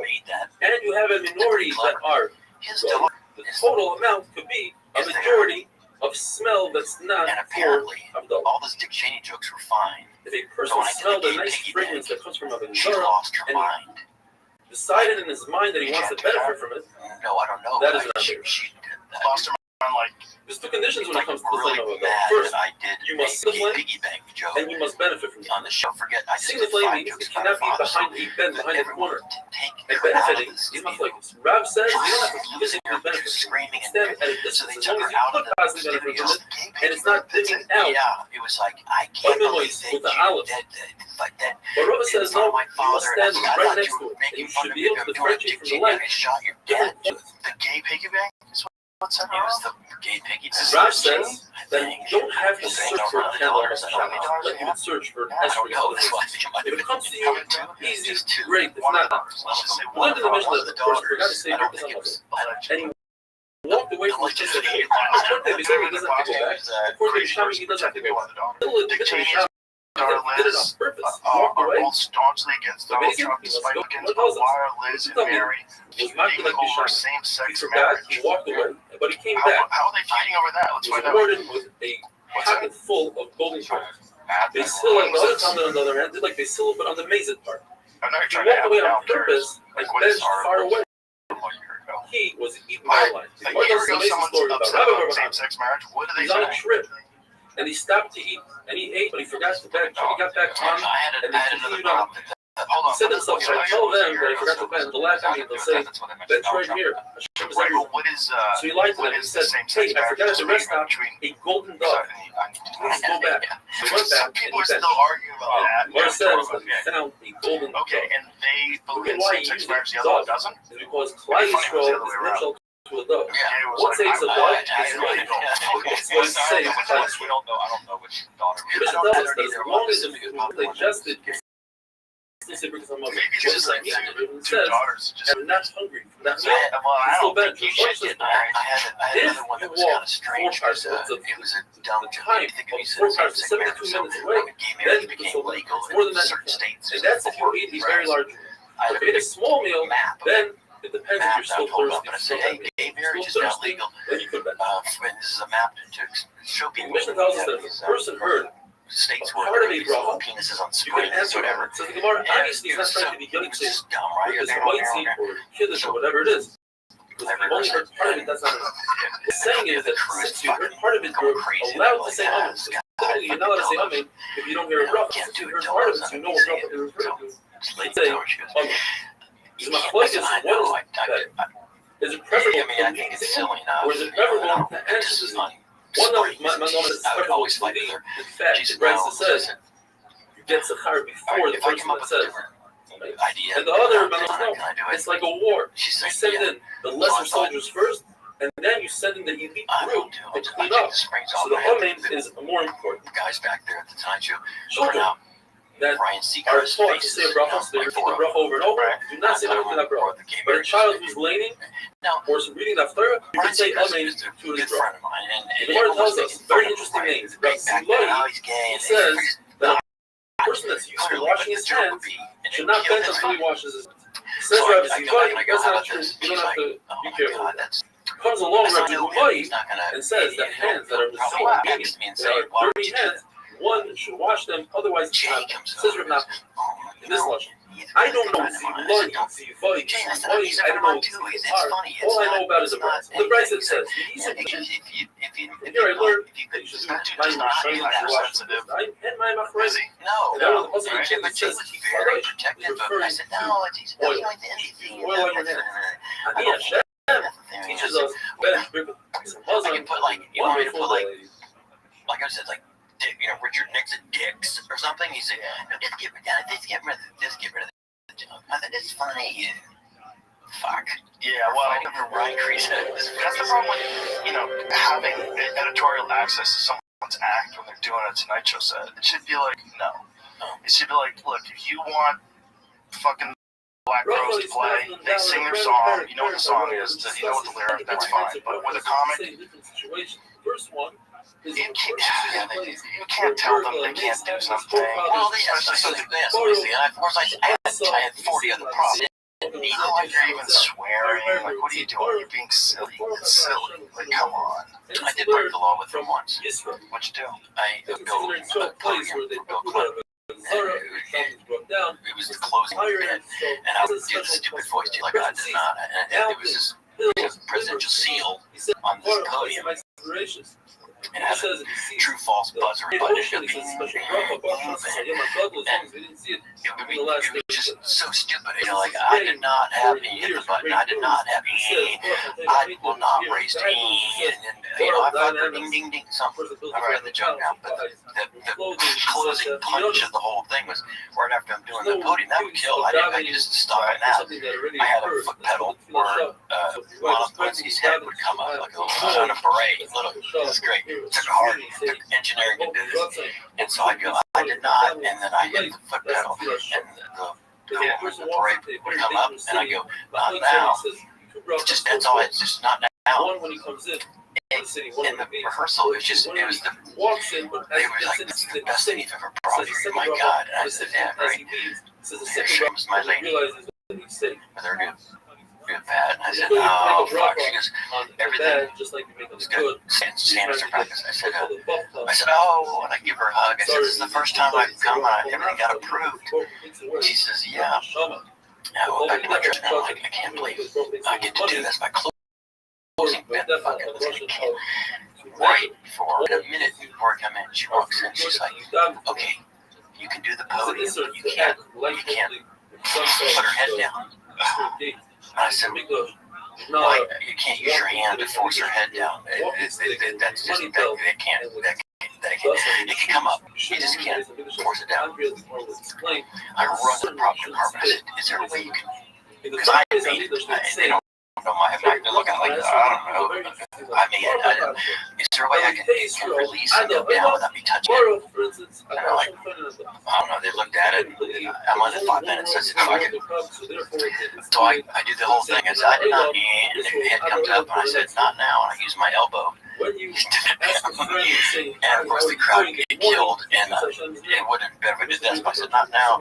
I get done. I come over, and I can see her fucking feeling. She comes running over me because they always come and say, "What a great set! Oh, you did so good."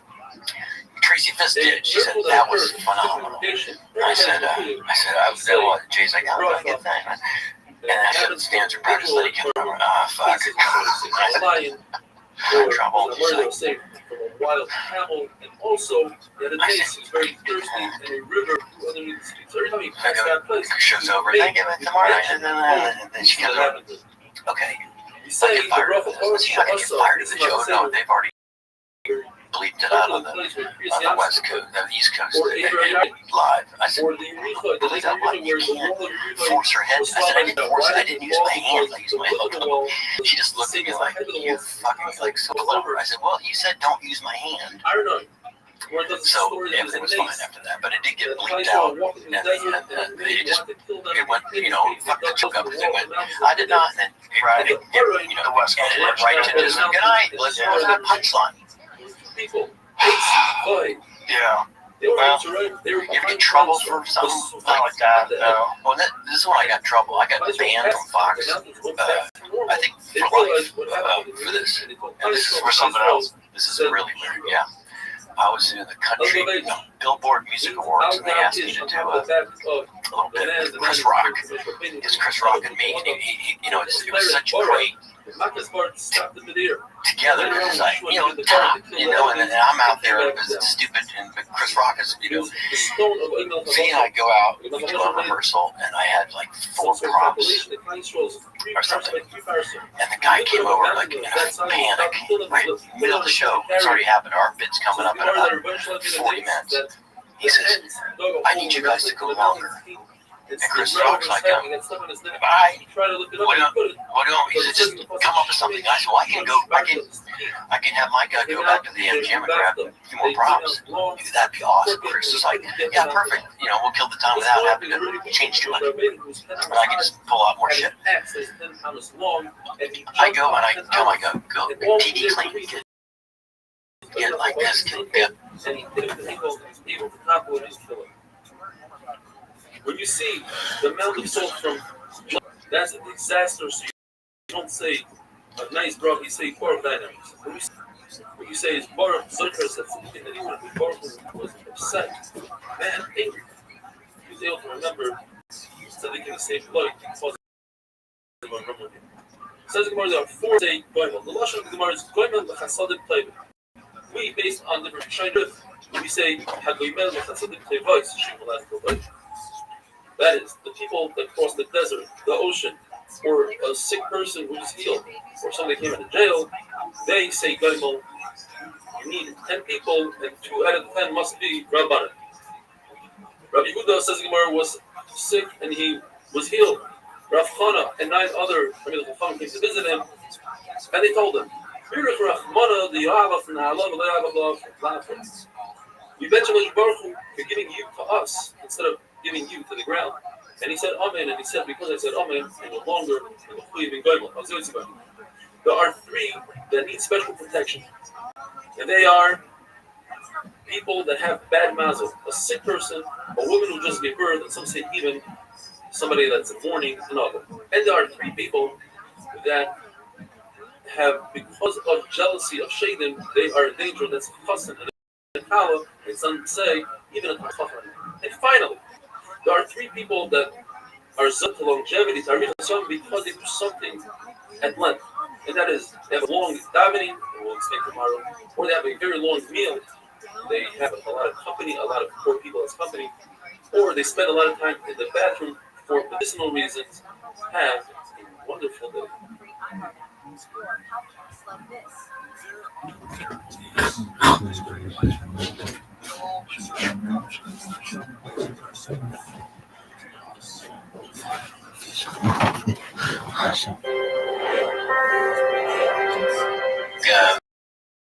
Bang the towel with the misspelled thing, and then the seat, the toilet seats. So I added. It was a great joke. It was a toilet seat with a seat belt, so you need a Taco Bell, right? You sit on it, I put it on, and I hit my sound effect of the show is a Houston Rambo project. It's a great, stupid little bit. But there's about 20 toilet seats leading up to that one. I was like, oh, I'm not kidding. 30 toilet seats. I had one that held women's hair when they throw up. I had one that lights up. I had one with spikes on it. It was semi. So the last one was the seatbelt, right? So it's very clean, right? It does great. I walk back, and I'm thinking they're going to come high-five me because we just saved the show. We had a time they needed. The guy's like, But we said they go to the bathroom. They banned me because I said Taco Bell because it was sponsored by Taco Bell. How the fuck am I supposed to know it's sponsored by Taco Bell? That's real shit. Yeah. I'm like, well, I didn't say fuck. They said, no, you said Taco Bell. Oh my god, that's How do I so get fired? funny. They thought you're banned for life. That's hilarious. Because I said Taco Bell. I didn't know. I mean, I'm not the guy. They should have come to me and said, don't do anything with Taco Bell. Yes. 100%, that's all I do. That's a normal. Joe, we had a time they needed. The guy's like, they banned me because I said Taco Bell because it was sponsored by Taco Bell. How the fuck am I supposed to know it's sponsored by Taco Bell? That's real shit. Yeah. Your servant, our Father. I'm like, well, I didn't say fuck. They said, no, you said Taco Bell. I'm like, oh my god, that's how do I so get fired? funny. They thought you're banned for life. That's hilarious. Because I said Taco Bell. I didn't know. I mean, I'm not the guy. They should have come to me and said, don't do anything with Taco Bell. Yes. 100%, that's all I do. That's a normal reference for a guy. That's funny. Yeah, not funny, really. I mean, funny now. They would have been pumped if you said Del Taco. Right. Yeah. But if they told me that, I would have. Yeah. Easily would have done that. Hey, brother, this was a lot of fun. Yeah, It was a lot of fun. And I'm looking forward to seeing you, Uncle Tony. And anybody who wants to check him out, Carrot Top is at the Luxor in Las Vegas, Nevada on a regular basis. What's the best way to find out what just text me. Yeah. It's Las Vegas. I mean, carrottop.com or Las Vegas. Yeah. Thank you.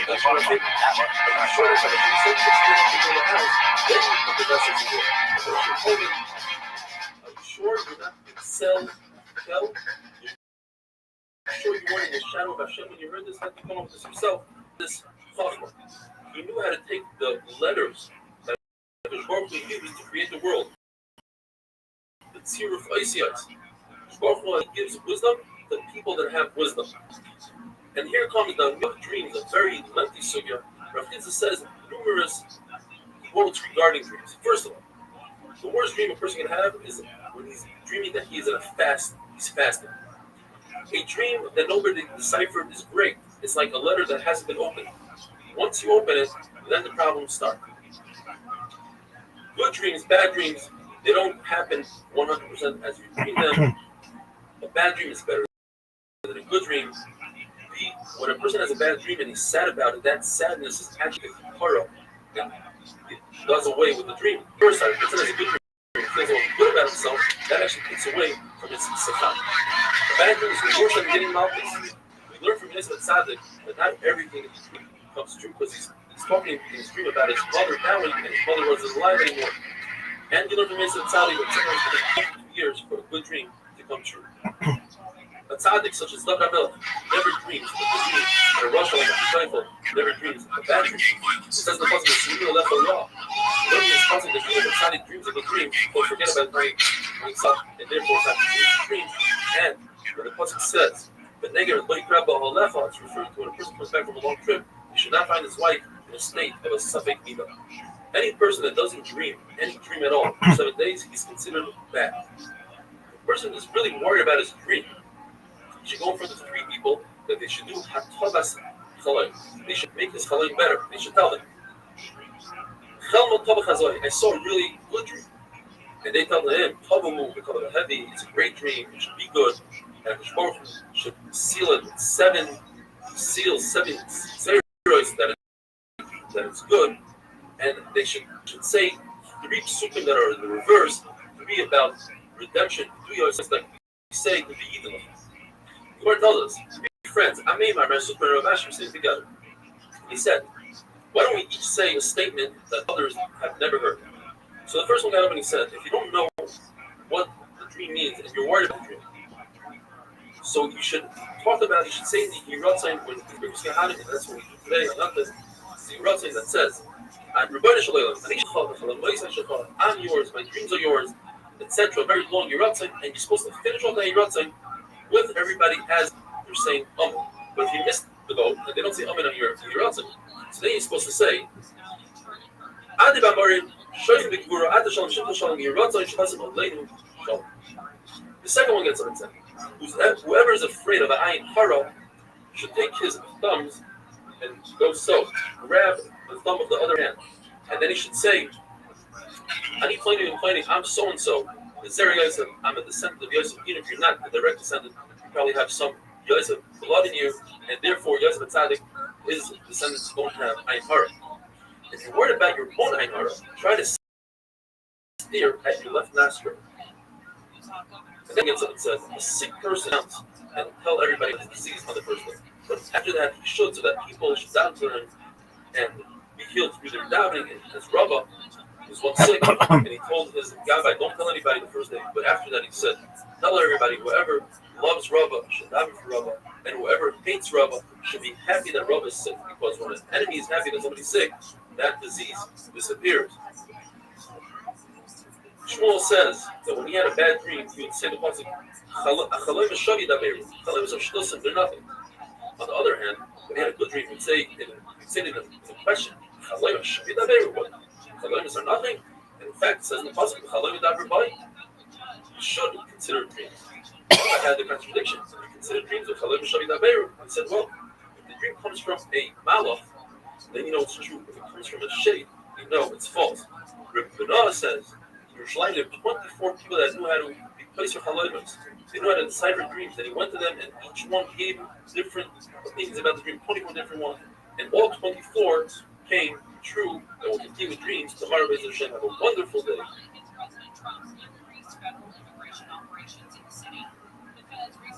Started a surge called Operation Big Wave Blitz. Hundreds of demonstrators gathered in downtown Chicago last night to dismount it.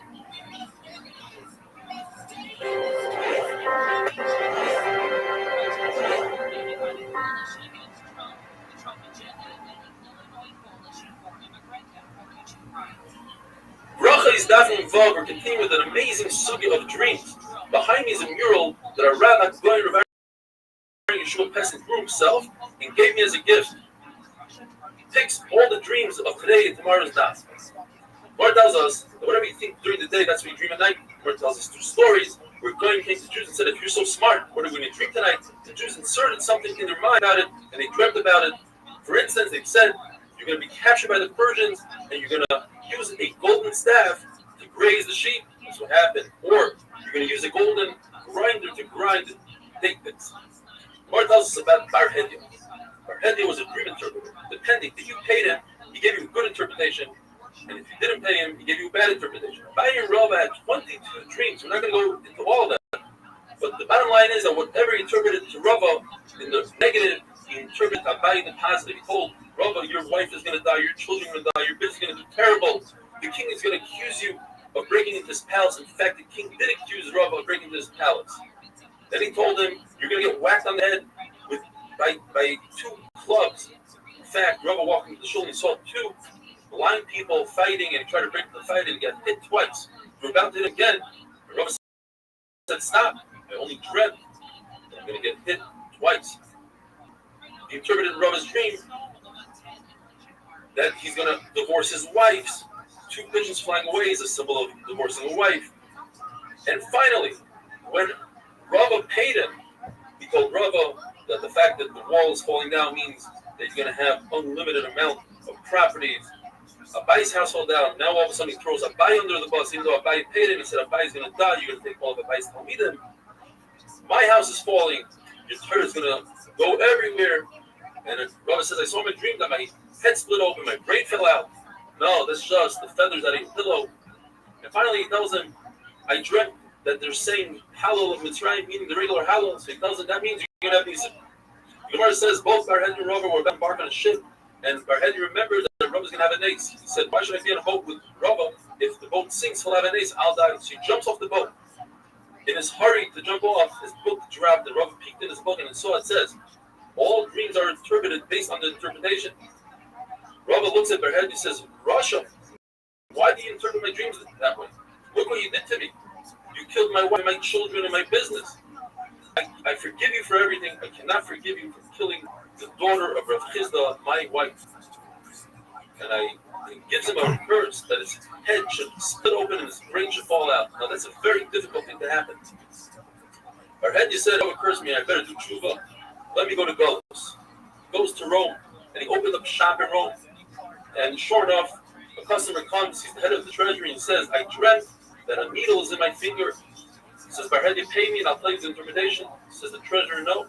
He says, "I won't interpret." The next day he comes to him and says, "I dreamt that I have worms through my fingers. Pay me." "No." The following day he says, "My entire hand is wormy." Says Barhedia, "You don't have to pay me, I'll tell you what's going on. The king's clothing are wormy. You're in charge of watching it. You should know they're wormy." In fact, that's what happened. They took the treasurer out to kill him, and the treasurer says, "Well, Barhedia knew about this and he didn't tell me." They took Barhedia, they tied his two legs to two cedars, let the cedars down, tied his legs, let cedars go, and Barhedia's body, his brain came flying out, and that was the end of him. The Gemara tells us that Rabbi Shmuel also knew how to interpret dreams. Bardoma came to him and said, "My two jaws fell." Says Shmuel, "Don't worry. That means that the two Romans that were after you, they died. My nose fell off." So that means that the anger of HaKadosh Baruch Hu fell away. My hands fell off. Says Rabbi Shmuel, that means you're not going to need parnas anymore. My 2 feet fell off. You're not going to need to walk anymore. You're going to have a luxury horse. I dreamt that I'm going to die in Adar, and I'm not going to make it to Nisan. He says, "No, that means you're going to die with honor, and you're not going to have Nisayan, the Lashon of Nisan. Nisayan." The Gemara tells us about probably the worst character in all of Shas, Stuki, that came to Rabbi Shmuel and says, "I dreamt that I was pouring oil on top of olives." Says Rabbi Shmuel, that means that you had relations with your own mother. "I dreamt that I grabbed a star." That means that you kidnapped a Jew. "And I swallowed a star." That means you sold the Jew and you already used the golden. "My eyes are touching one another." That means you had relations with your own sister. "I kissed the moon." That means you had relations with Aisha. "I stepped on the side of a shadow of a hadas." That means your relations with a naira amorosa. "I saw a shadow above me, but it was under me." That means that you had relations the wrong way. "I saw ravens around my bed." That means you were with top of many women. "I grabbed onto 2 pigeons, they flew away." "Sent away your 2 wives without giving them again." "I peeled an egg." That means you steal the bodies. Says the Stuki, unbelievable. "I agree to everything. I did all of those things I mentioned, but I did not steal from the dead." In that moment, a woman comes and says, "That coat that you're wearing, you stole off the dead." And finally, this is incredible. Why would Rabbi Shmuel help him? I'm not sure. Or he tells Rabbi Shmuel, "I dreamt and my father said he left me money in Kaput." He says that means that he left me money in the 10th beam in your ceiling. In fact, there's money there. If a person dreams about a well, that's a sign of either peace or of Torah, and Rabbi says of life. If a person dreams of a river, a bird, or a pot, it's a sign of peace, as long as the pot doesn't have any meat in it. There are 11 things that the Gemara brings down, and we can't get into it because it's very lengthy, but each one you have to say a specific pasuk, and not a different pasuk that could be detrimental to the dream. If a person dreams about a river, a bird, about a pot, about grapes, he's supposed to say special psukim. About a shoy for a dog, a lion, if you're shaving, a well, a reed, or not. If a person dreams of me, he should anticipate chachma. If he dreams about weeds, plural, he should anticipate to understand. If a person dreams about boards, parts of pond, wax, it's very good dream. Boards are dreamt only by people that have Yerusha Mike. There are 5 things about an ox. If you eat its meat, you become wealthy. If it bores you, your kids will be great in learning. If it bites you, you'll have Yisurim. If it kicks you, that means you have a very long journey ahead of you. And if you ride it, that means you're going to climb to greatness. But if it rides you, then that means it's a sign of death. If you dream about a donkey, you should be waiting for Yeshua. If you dream about a cat and cat, if they call the cat Shura, then you'll have a nice song. If it's called in your city Shimra with the Yud, then you'll have something bad will change. If you dream about white grapes, it's a good sign. Black grapes, it's a great time, it's a great sign. If it's not in the season, it's a bad sign. If you dream about a white horse, it's a great sign. A red horse, depends if it's moving nicely, it's a great sign. If it's galloping, it's a bad sign. And finally, if you see a Yishmaeli, an Arab, that's the son of Ram Shmuel, then you should know that your philo will be scabble. But if you see a camel in your dream, that's a really bad sign. Have a wonderful day.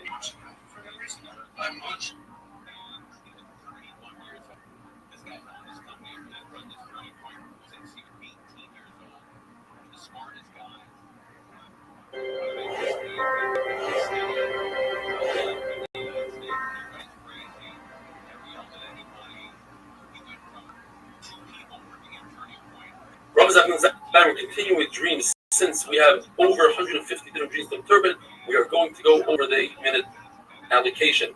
If a person sees a camel, that means he was supposed to die, but he's going to live. If a person sees an elephant with a saddle, that's a great thing. And if he sees 2 elephants, it's even better.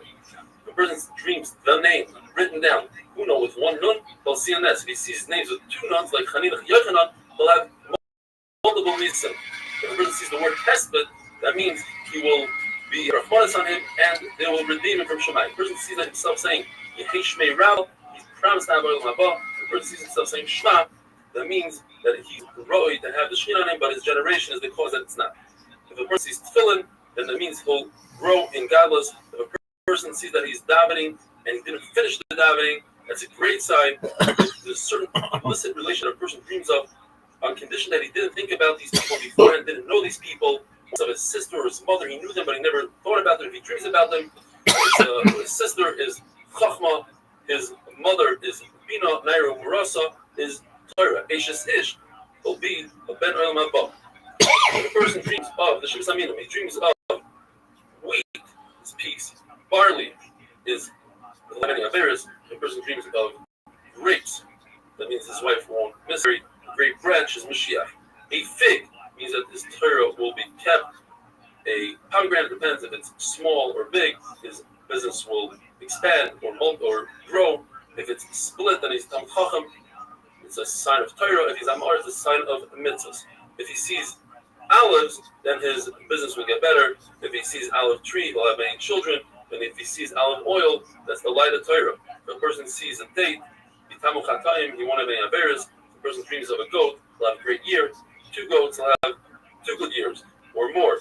If he sees Hadas, that means his business will be successful. If he doesn't have a business, he'll inherit one. If a person sees an Esrig, now we're going to the Arba Minim. If a person sees an Esrig, that means that Baruch Hu thinks he has he's beautiful in front of HaKadosh Baruch Hu. If a person sees a Lulav, that means he's HaKadosh Baruch Hu.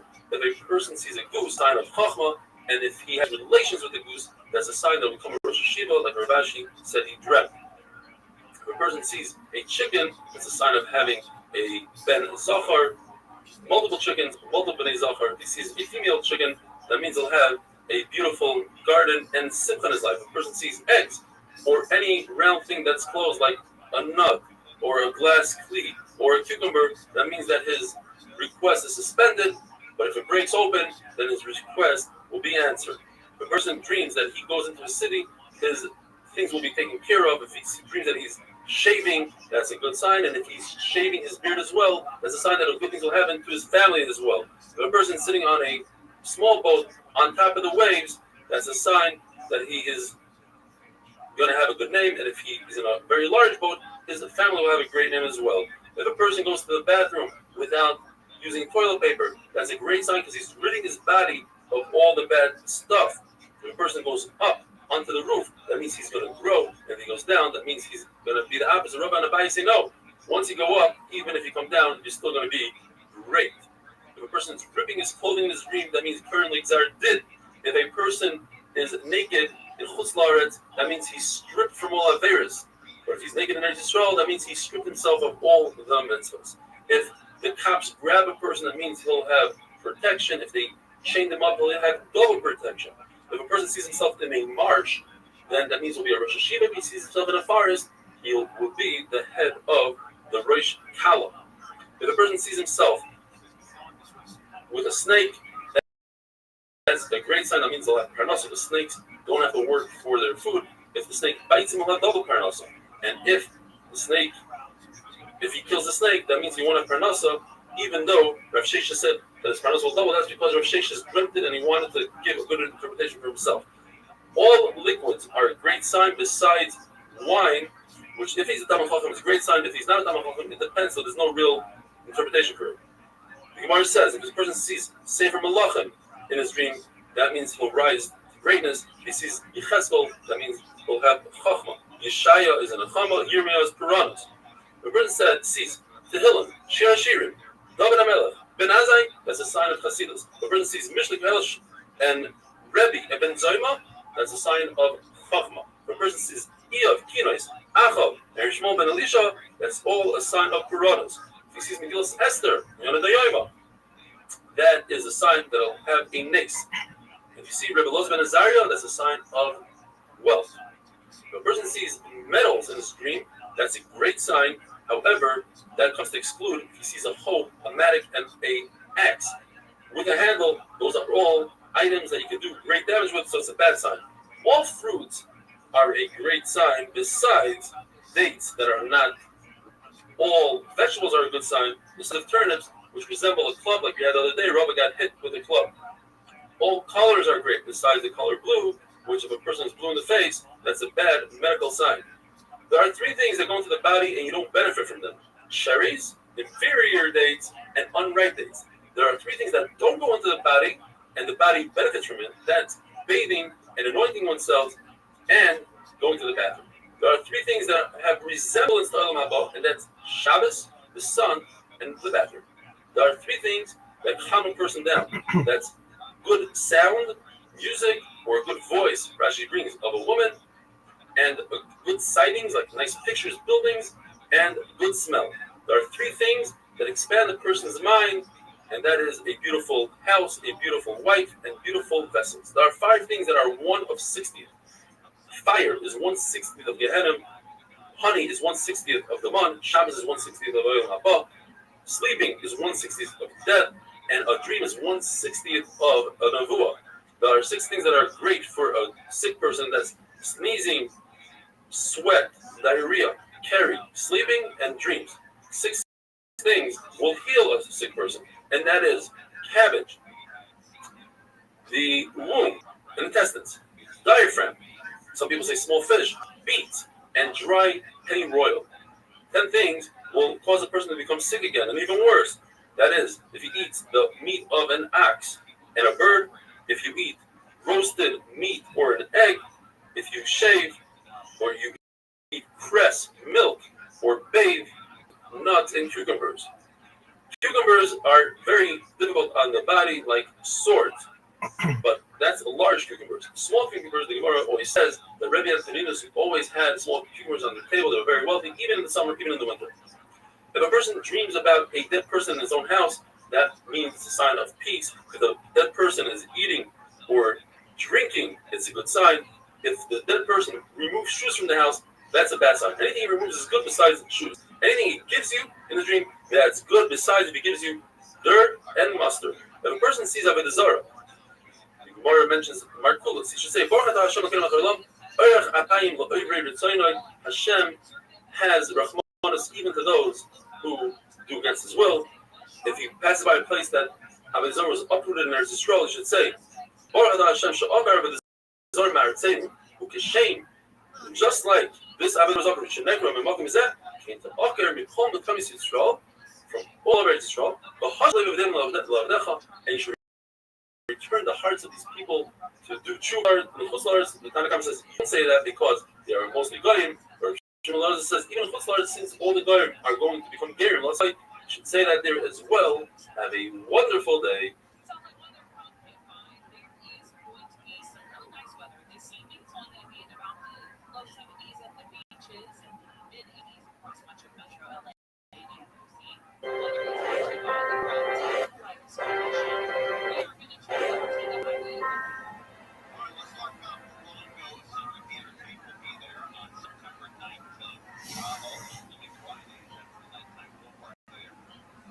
Racha is definitely fast when the cursed bubble, he cursed his neighbors, Oiler Russia, when he cursed Shemrain, blessed his neighbors.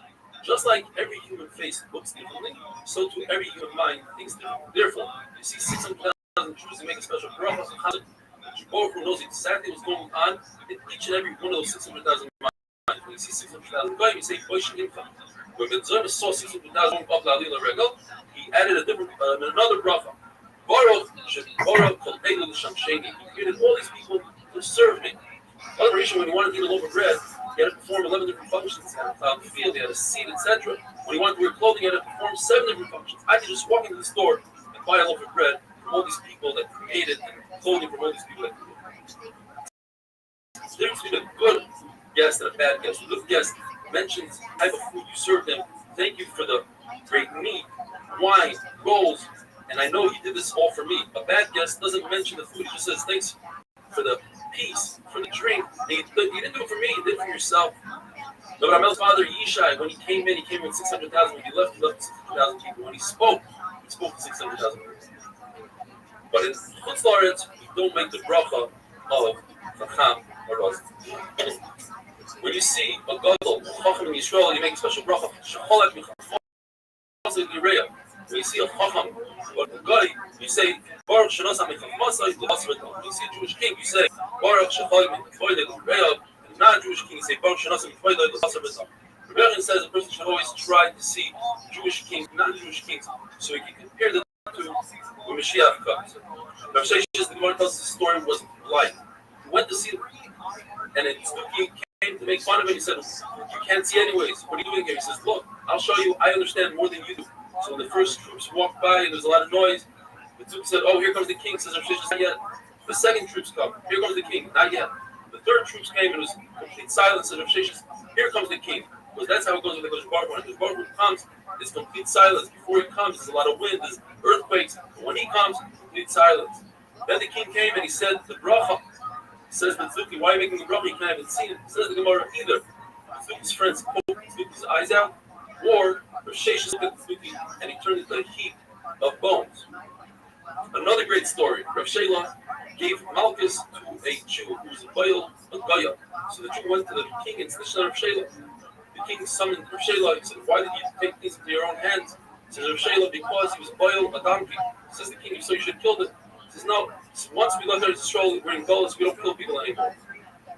And he said, "Do you have a witness?" He says, "Yeah." But the Yanavi came, and this guy indeed was Baal, a donkey. Says the Gemara, that while all this was going on, Rav Shela still about Gura. Says the king, "What are you whispering?" He says, "I'm thanking Hashem for giving us such a great king who knows how to do great judgment." Says the king, "Oh, you love the kingdom? Take this back, take the stick, and do for yourself. Wait out." Says the Gemara, they were leaving the palace, and this snitch tells Rav Shela, "What a Kodesh Baruch Hu sends witnesses for lies." Says Rav Shela, "It wasn't a lie. You weren't Baal Hamar. That's considered a Hamar." And Rav Shela noticed the guy was turning around to snitch on him once again. He said that the Bible called Hamar. So he took the stick and he killed him. Because he was a writer. Mora says, since he was saved by this pasuk of the Chashim HaGdula, say Darshan. The Chashim HaGdula means Ma'aseh Bereishis. Rabbi Kiva says it's referring to the Yam Suf. Ba'Gura, Rav Shela says it's time. Rabbi Kiva says it's not B'chayr. Matan Teres is the sun that stood still for Yeshua, and Rabbi Kiva says Matan Teres. Netzach is the wall of Rome, and Rabbi Kiva says it's Yerushalayim. V'Aloy is the war of Arnoin. He says that it's the Migdash. Yehovah Shamayim is Sisrael. Chashim HaMelech. This is all Shela, who says Reb Shela is Gog and in the future. B'chol L'Reish, that even the head of irrigation, that should be his job. If you see houses of Klal Yisrael that are settled, you say the bracha Baruch Matzil Kulam Mana. If they are in a rubble, you say Baruch Dynamics. If they're Goysha houses, you say Beis Geim Yisach. In other words, they should be uprooted, and with the Churban, you say Kel Nekom. Says the Gemara, a story. Kula Rav Chizda were walking by the rubbles of the house of Rav Chana bar Hanilai, and Rav Chizda let out a sigh. Says, "How can you sigh? It's going to ruin your body." So Rav Chizda, "How can I not sigh?" In this house, there were 60 bakers day and night, 24/7, giving out food to all the poor people. There were 4 doors that people coming from all over. Rav Chana had his hand in his pocket, so that if somebody asked for money, he didn't have to be embarrassed for those few seconds that it takes to stick your hand in the pocket. He put wheat and barley on the outside of the house in the days of famine, so nobody should be embarrassed. They can take it at night. How should I not sigh?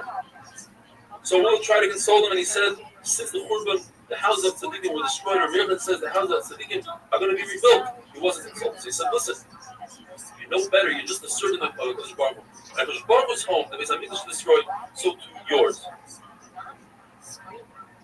Says the Gemara, if a person sees a caver, a cemetery, or just a grave of somebody from Klal Yisrael, you say this long bracha. Baruch atah Hashem, sheyotzu esrim b'din, v'zon esrim b'din, v'kilkel esrim b'din, v'osav esrim b'din, v'osav lakimchem b'din.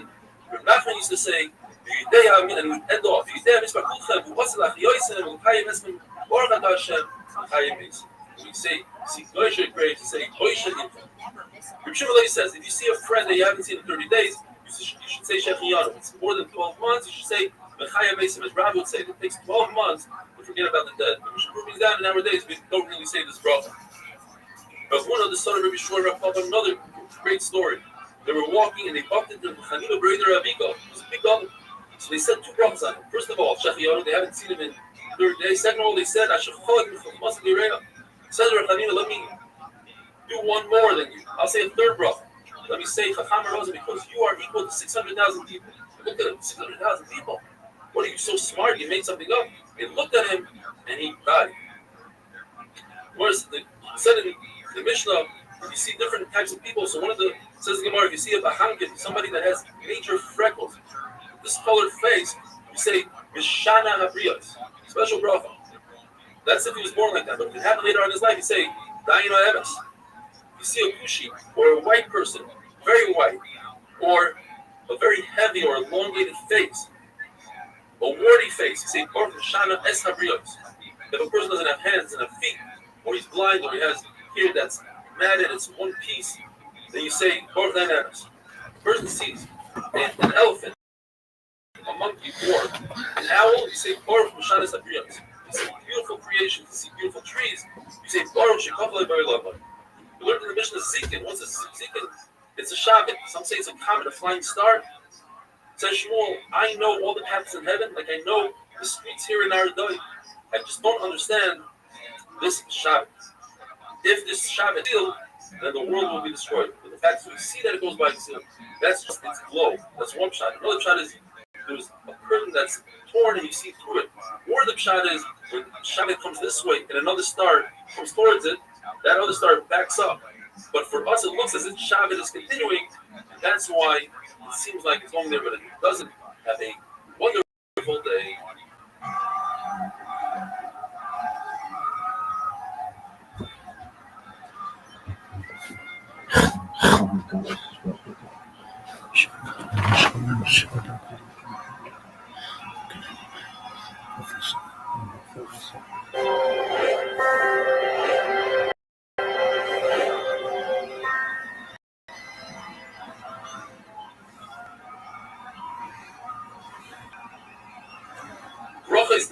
We are gearing up for brand new Masechta Shabbos. Please join over the 2,000 subscribers that we have to watch the full 45-minute daf, whether it's on YouTube or they downloaded our app or they receive a WhatsApp. I guarantee you there's a lot more smiling, there's a lot more camaraderie than the 8-minute daf. The Gemara tells us that there are two constellations, Ash and Kima. When Baruch Hu wanted to make a Mabel in this world, he removed 2 stars from Kima. And in order to stop the Mabel, he replaced the 2 stars they took out of Kima with 2 stars from Ash. The question is, why did he just replace it with 2 stars that he removed? It says the Gemara, there's a concept that you cannot fill up a pit. When you take dirt out of a pit, try to refill it, it's not going to refill because there's always some dirt missing. Or, this girl prosecutor, something that is the Mabel cannot stop the Mabel, cannot become a defender. He said in the Mishnah that when you see an earthquake, you have to make a bracha. It says in the Gemara story, Rabbi Katino was walking by. Oiv is a person who converses with the dead through bones. And he said, I wonder if the Oiv knows why we just had an earthquake. He says, the Oiv, of course I know. So when the Baruch Hu thinks about Klal Yisrael and Golas, he sheds 2 tears. And those 2 tears create the earthquake. It says, Rav Katino, that's not true. He's lying. Then there should be 2 earthquakes. It says the Gemara, the reason why Rav Katino said he's lying is because they didn't want people to follow this Oiv. But in fact, Rav Katino knew he was right. And there are 2 earthquakes. Thunder is created, says the Gemara, it's going to be Misholim either through clouds that bump into each other, or when clouds pour water one into another, or Abacha says it's when the lightning strikes the hail in the cloud, and that creates the sound of thunder. And then it rains. The Gemara says we like this pshat the best. Another pshat says the Gemara is when the wind goes through a hollow cloud, similar to when wind goes above a barrel, it creates that sound. Mishnah says see winds, very strong winds like tornadoes and hurricanes, you make a bracha. Says Abaya, we have a tradition that hurricanes do not start at night to give people a chance to escape. They could start in the day and go into the night, and they also don't last for 2 hours straight. There's always some sort of break in between them. It says in the Mishnah that when you see lightning, you say,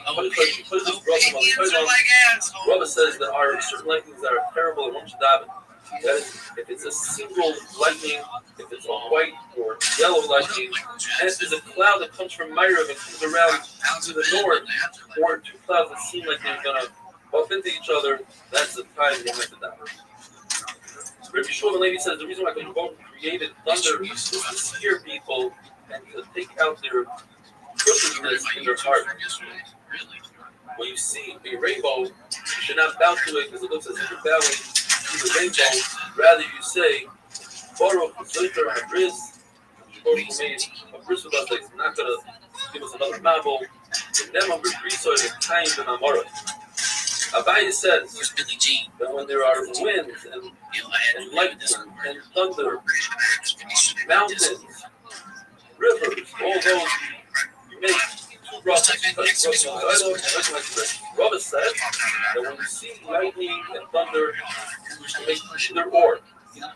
But when you see mountains, you can only say, Oisa my separations. You can't say Shekhanti Gross Malay because this particular mountain is not in the entire world, whereas lightning exists in the entire world.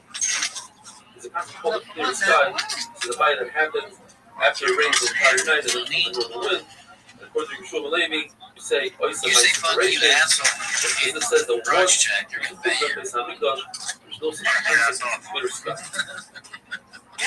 The Gemara says, when you see the sun as it was created at Sheshis and Bereshis, in other words, the sun was created according to this Manomar on Wednesday, Tuesday night at 6 o'clock. The only time that the sun will be back at that position is every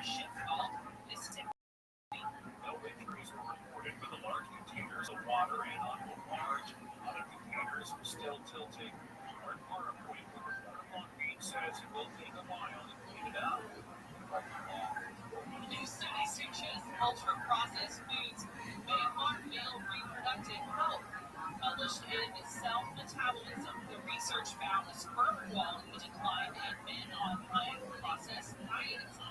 Even with calorie intake matched healthier diets, scientists also detected higher levels of plastic-related chemicals known to disrupt hormones. We are going to check B210.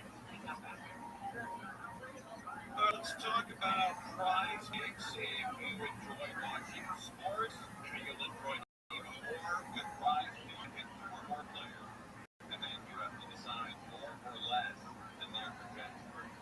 And they offer some massive discounts as well on some players. For instance, September 14th, Travis Kelce will be again more than a half a yard as a receiver or reception, I would say. So there's a lot of radical discounts. You pick 2 more players, and then you have to say yes, more or less than the projection. And if you get that right, good stuff. A lot of money. So you got to download the app. It's very simple to do. Obviously, you go to your favorite app store, and then you download Ride. Use the promo code COWA, COWA1, and then you're going to get $50 in free lineup as you play your first $5 play. That's a good deal. That's a good deal. So you can be watching sports anywhere over the weekend. Might as well join a little bit more and be one of those guys that's sitting on the edge of the couch at the end of the game. You know what I mean? Prize Picks, promo code COWA, Prize Picks, brought to your game. Sunlit weather from Camp 5. It's going to be warm out there, but cooling off slightly this evening. Right now, it's in the low 80s in Metro LA and OC. 75 in Mission Viejo, 83 in Melinda. Let's go to the crash on the 210 in Monrovia. This one is along the eastbound side, and it's making your way from Fort Myrtle. And it just crash out of lanes, but the slowing still served up Authorities were going through South LA with a stall 105 eastbound just past the 110. That's where the airplane's flight was loaded with multiple from the Florida coming off over in Carson. It's a wreck reported 405 southbound before Robinson Avenue.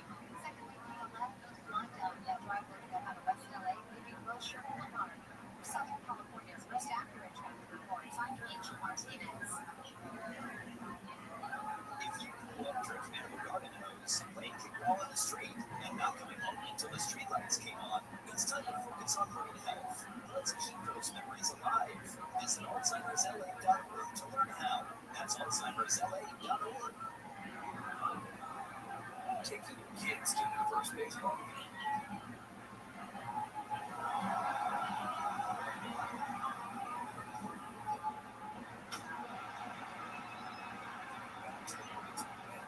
Starts with get the latest info about COVID-19 vaccines at getvaccineanswers.org.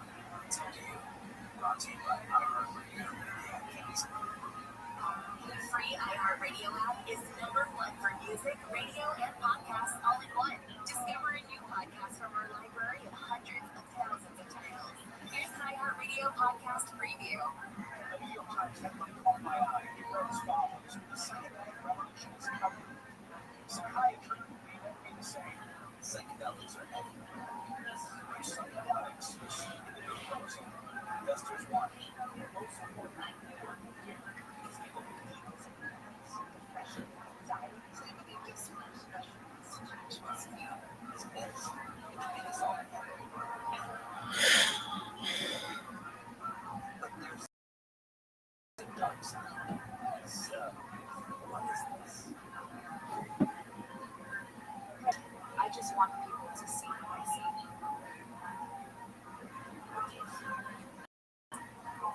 I see cover-ups and I see the possibility that a lot of people get hurt, get really deeply hurt.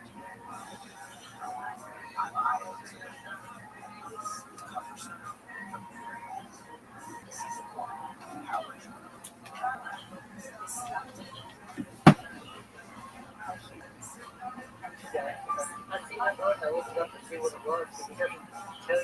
Listen and follow this podcast for free on the iHeartRadio app. #1 for music, radio, and podcasts, all in one app.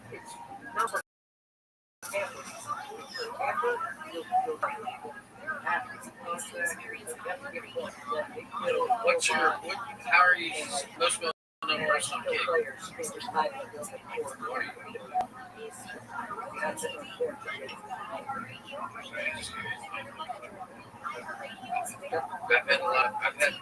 I've had an account before.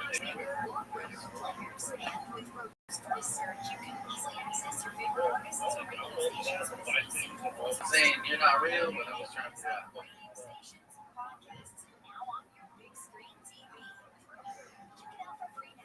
Yeah, it says Rabbi Rothschild. Rabbi Rothschild. And there's been a lot of Rothschilds going through our Kick trying to get you to go through this one or stuff.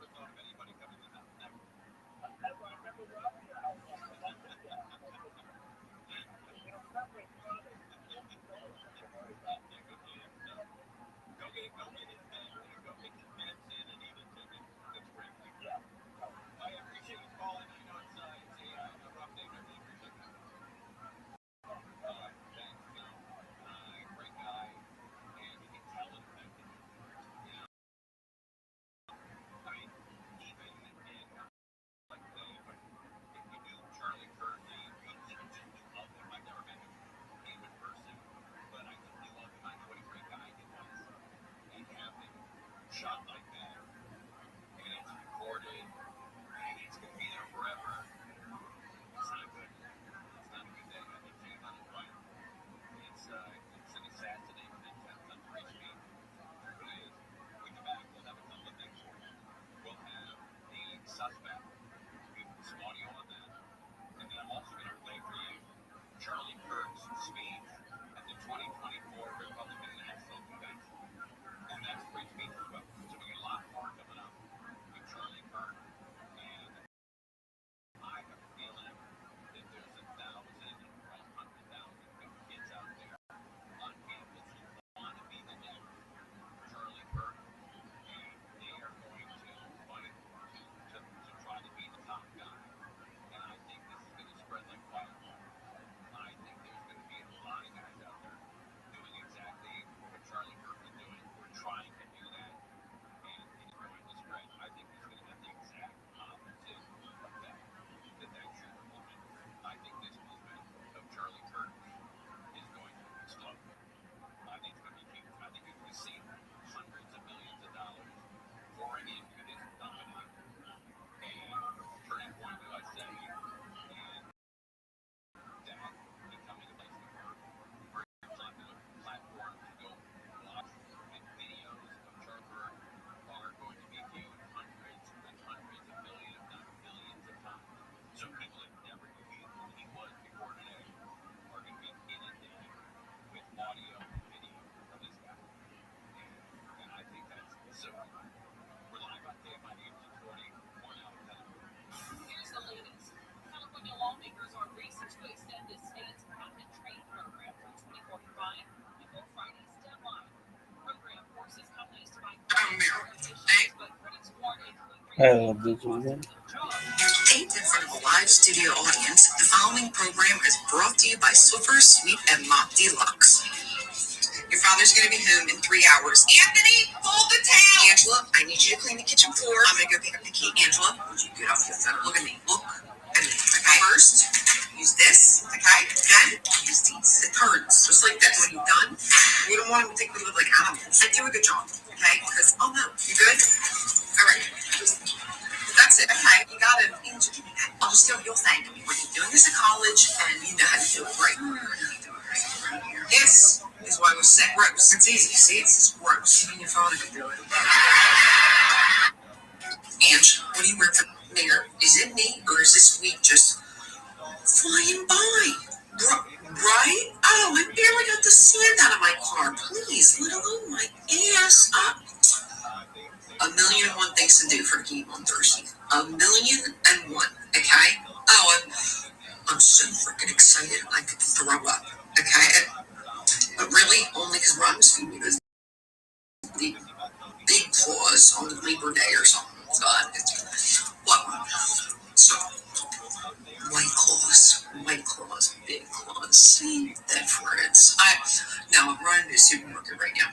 Yeah, I put on my face, God forbid I run into somebody I know.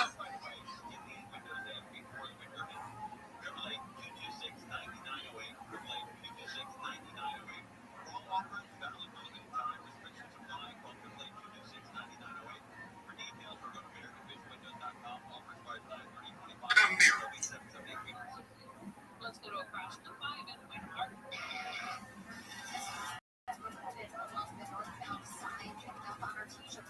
So, details, but at last check was reportedly blocking the two left lanes.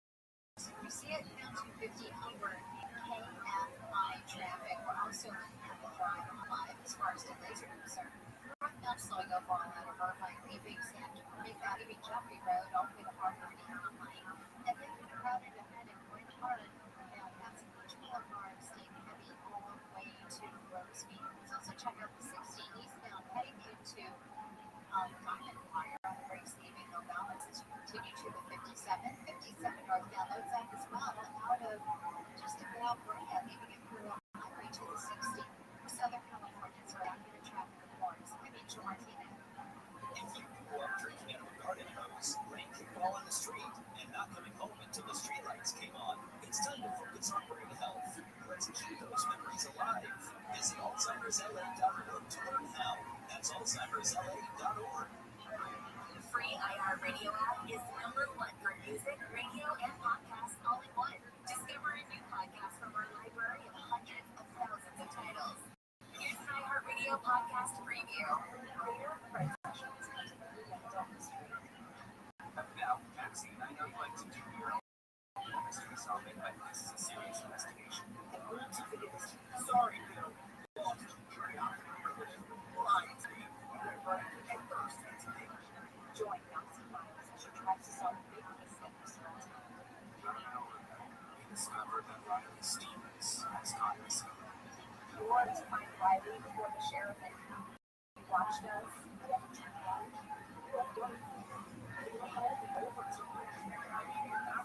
This is entirely your problem to fix. It's not my problem. I don't want to serve something much worse than happened. Why does it have to be you? Because as we discovered, you don't know who to trust. Riley! Pay close attention to the clues because when it's time to solve the case,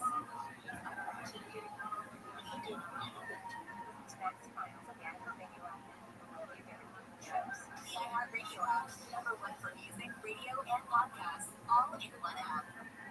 It's easy to tell if you've had way too long to drive. What if you've had just 1 too long to drive? Never underestimate just a few. Bus driving is drunk driving.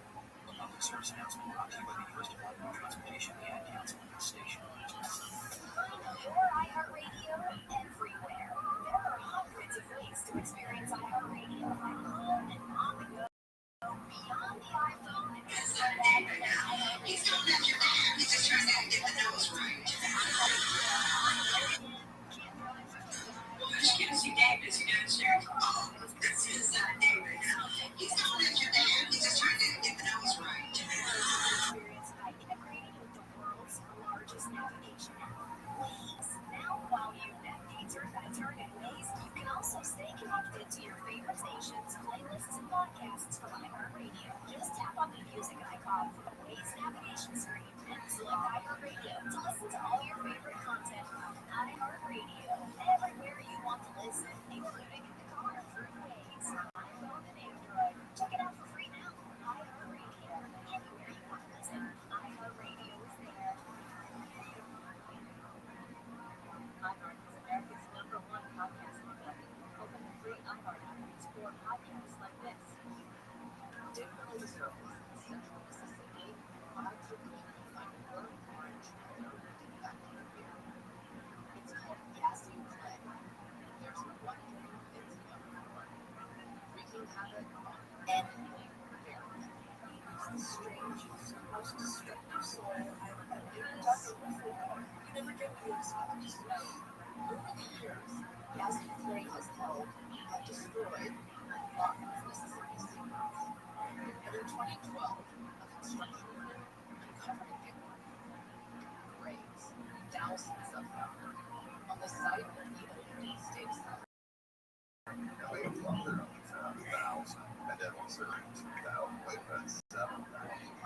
And all this they question is how do you lose track of 7,000 graves?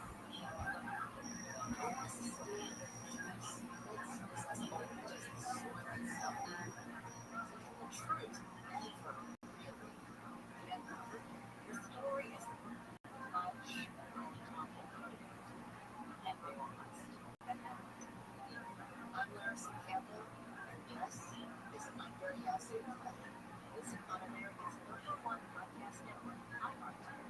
Free iHeartRadio. Listen now. More stimulating talk.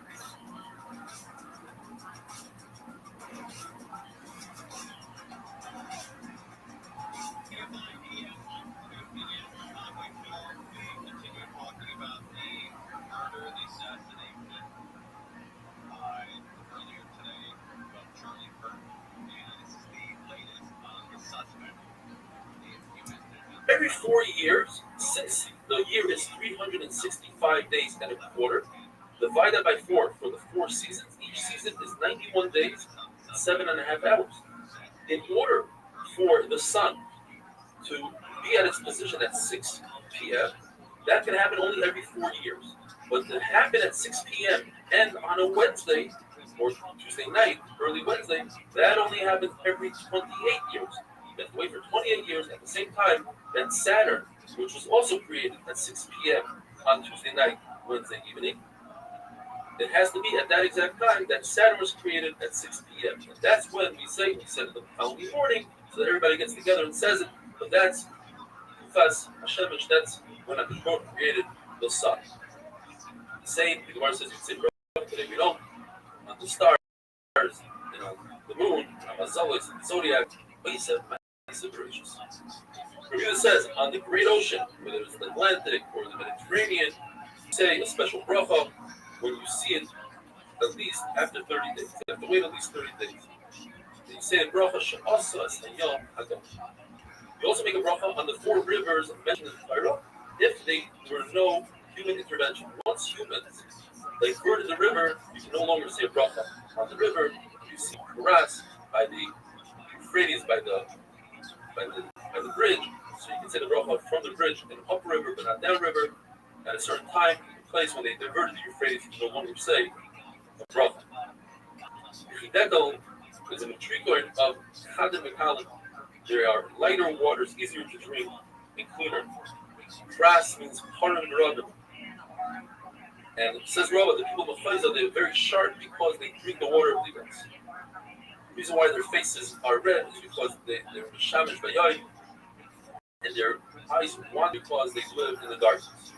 If there's a lot of rain, you say Ataydametim, and the rule is, anytime that the rain or anything is good for multiple people, there's a partnership, even other farmers that own fields, not own a field, then you say, long bracha, says Rabbi Rothschild, the people we think about Shirat, and they say, all the way up to Tishtachah, and they say,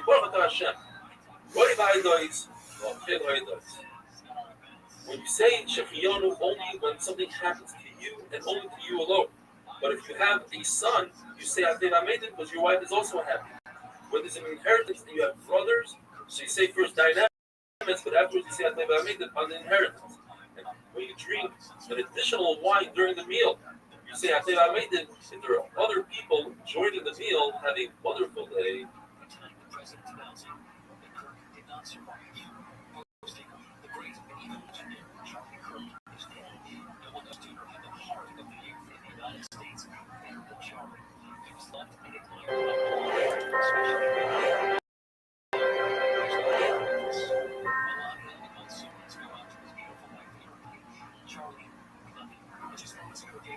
Bracha is dafsa.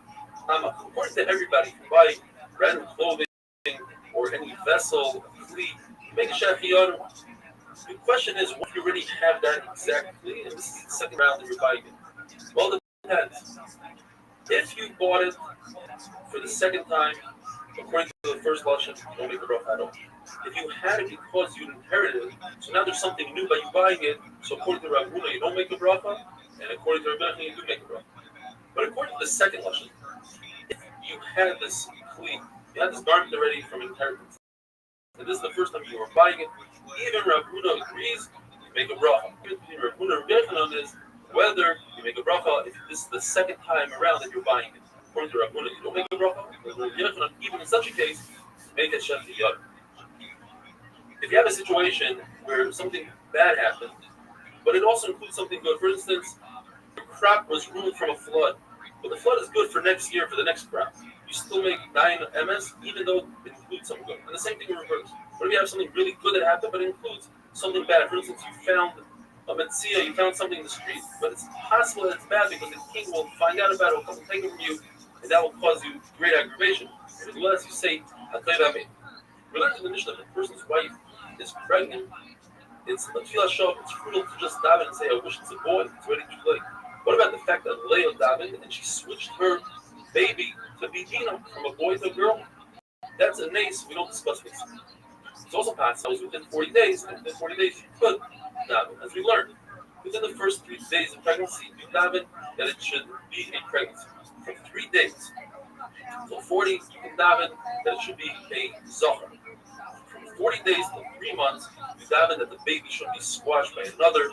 From 3 months to 6 months, you daven that you can miss that 6 months. So the end of the pregnancy, you daven good. Now we learn this So if you remember that the same way, how could I forget signing an autograph for Jamie Lee Curtis? I must say that she had a show on ABC the same time that I did. When I first got started, her show was called Anything But Love. I remember after I signed the autograph for her, though, I only knew her as the lady with the Trading Places. That's when I ran over and told my dad, like, Dad, I just signed an autograph for the lady with the big boobies from Trading Places. Where? Not with my mom sitting there. Jamie Lee Curtis was a smoke show in Trading Places. If your parents wanted to go to the movies in the 80s and it was a rated R movie, they didn't babysit, they took you. The person should constantly be in fear. So you didn't understand the process. The process is talking about Torah. You should always be fearful that you're going to forget your Torah, therefore you should review Chazer your Torah over and over. We learned in the Mishnah that the Nazi says if you go into a dangerous city, you should make 4 brachas. One of the 4 brachas. When you walk in, right before you walk in, say, Hashem Elokai, Shedachniseini Lekrachzeh, L'Shalom. You should bring me into the city in peace. Once he gets into the city, he says, Thank you for bringing me in peace. When he's about to leave, he says, I should leave in peace. Once he's out, he says, just like you took me out in peace, like we say, Gemara says, this is in a place that there's no judge, there's no court system. But in a place that there's a court system, there's reason to daven, everything will go according to the law, as long as you keep the law. Says Gemara, no, or you can say, but perhaps even in a place that there's a law and court system, nevertheless you should daven, perhaps you find someone to testify for you.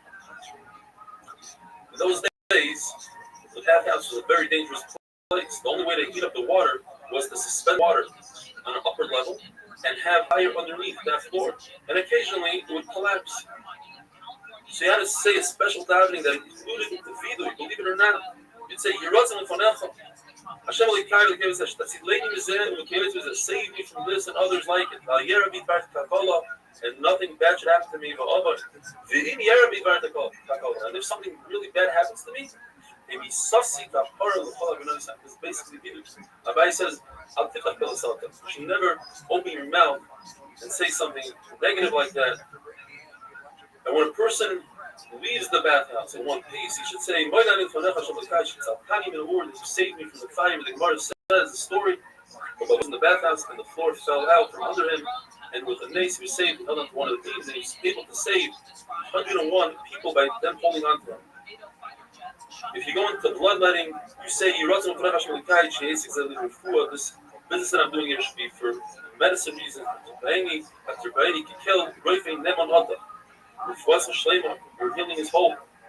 You might understood that one should not try to heal himself. One should just die. Says Abaya, but that's not true. The pasuk says, "V'rapo yirape," that the Torah gave us permission to use doctors and medicine. When a person leaves the bloodline, you should say, "Baruch Roifei China." In those days, we go to the bathroom. You tell them Allah to accompany a person. You say, "You guys wait out here for me." And they say, "This captain with blood and the Shur says that we don't do that since it's haughtiness, as if we go with our malachim." Abaye says, don't tell the malachim to wait outside. Perhaps they'll leave you and they'll leave you for good. So you say, Shamruni, Shamruni, watch me. Azruni, help me. Samchuni, Ampinuli, wait for me. When he goes out, or brings the whole language of Asher Yotzar, as we know. And at night you say Kriyash Malamita, as we know. You say Atil Bahayim Shemaya. And then you say the bracha of Amato Chavli Shema. The person wakes up, in the time of the Gemara, you say all the brachas that we say in one shot, you say it as you perform another function. So when you wake up, you say like Kai, the Shama Shanasata be, that's when you hear the rooster, you say Asher Nasan Lasechvi, which is referring to the rooster, or the mind that knows how to differentiate.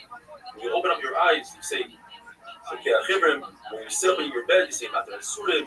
When you wear your clothing, you say Malvish Harumim. When you stand up, you say Zayit Kufim. When you get onto the floor, you say Break Al Alamoim. When you start stepping, you say Amehim and Zadigover. When you tie your shoes, you say Shal Silikon Sarkim. You put on your belt, you say Oizei Shrabi Kura. You put covering on your head, you say Oizei Shrabi Sapar. When you say Risadir Vitzitzis. When you're wearing tefillin, Shalyad, you say with honey after the comments. When you put your Rosh on, you say mitzvahs tefillin. There are those who say only one bracha. When you wash your hands, you say Al Gezedayim. When you wash your face, you say Amad Rashem Ma'eva. You still have a point, and then you say Yiratzah Shtargi Leib Mitzvah Secha. Baruch Hu should make us used to learning Torah. Oh yeah. Secha. Mitzvahs. Baruch Hashem. Going up without a hate. Going up Chasad Torah Mitzvah. A person must make a bracha on the bad, just like we talk about the good. Meaning should always be as simple, should be happy. When Kiva says this more famous story, he used to say everything Hashem does is for the good. And he once went to a place and nobody would invite him. They said, a rooster, a candle, and the donkey. The rooster was his alarm clock. So tomorrow in the middle of the night, the wind came and blew out the candle. Then a cat came and ate his rooster. And then a lion came and ate his donkey, and he said, everything's for the best. And in fact, soldiers came, took everybody captive, and he was saying, had a wonderful day.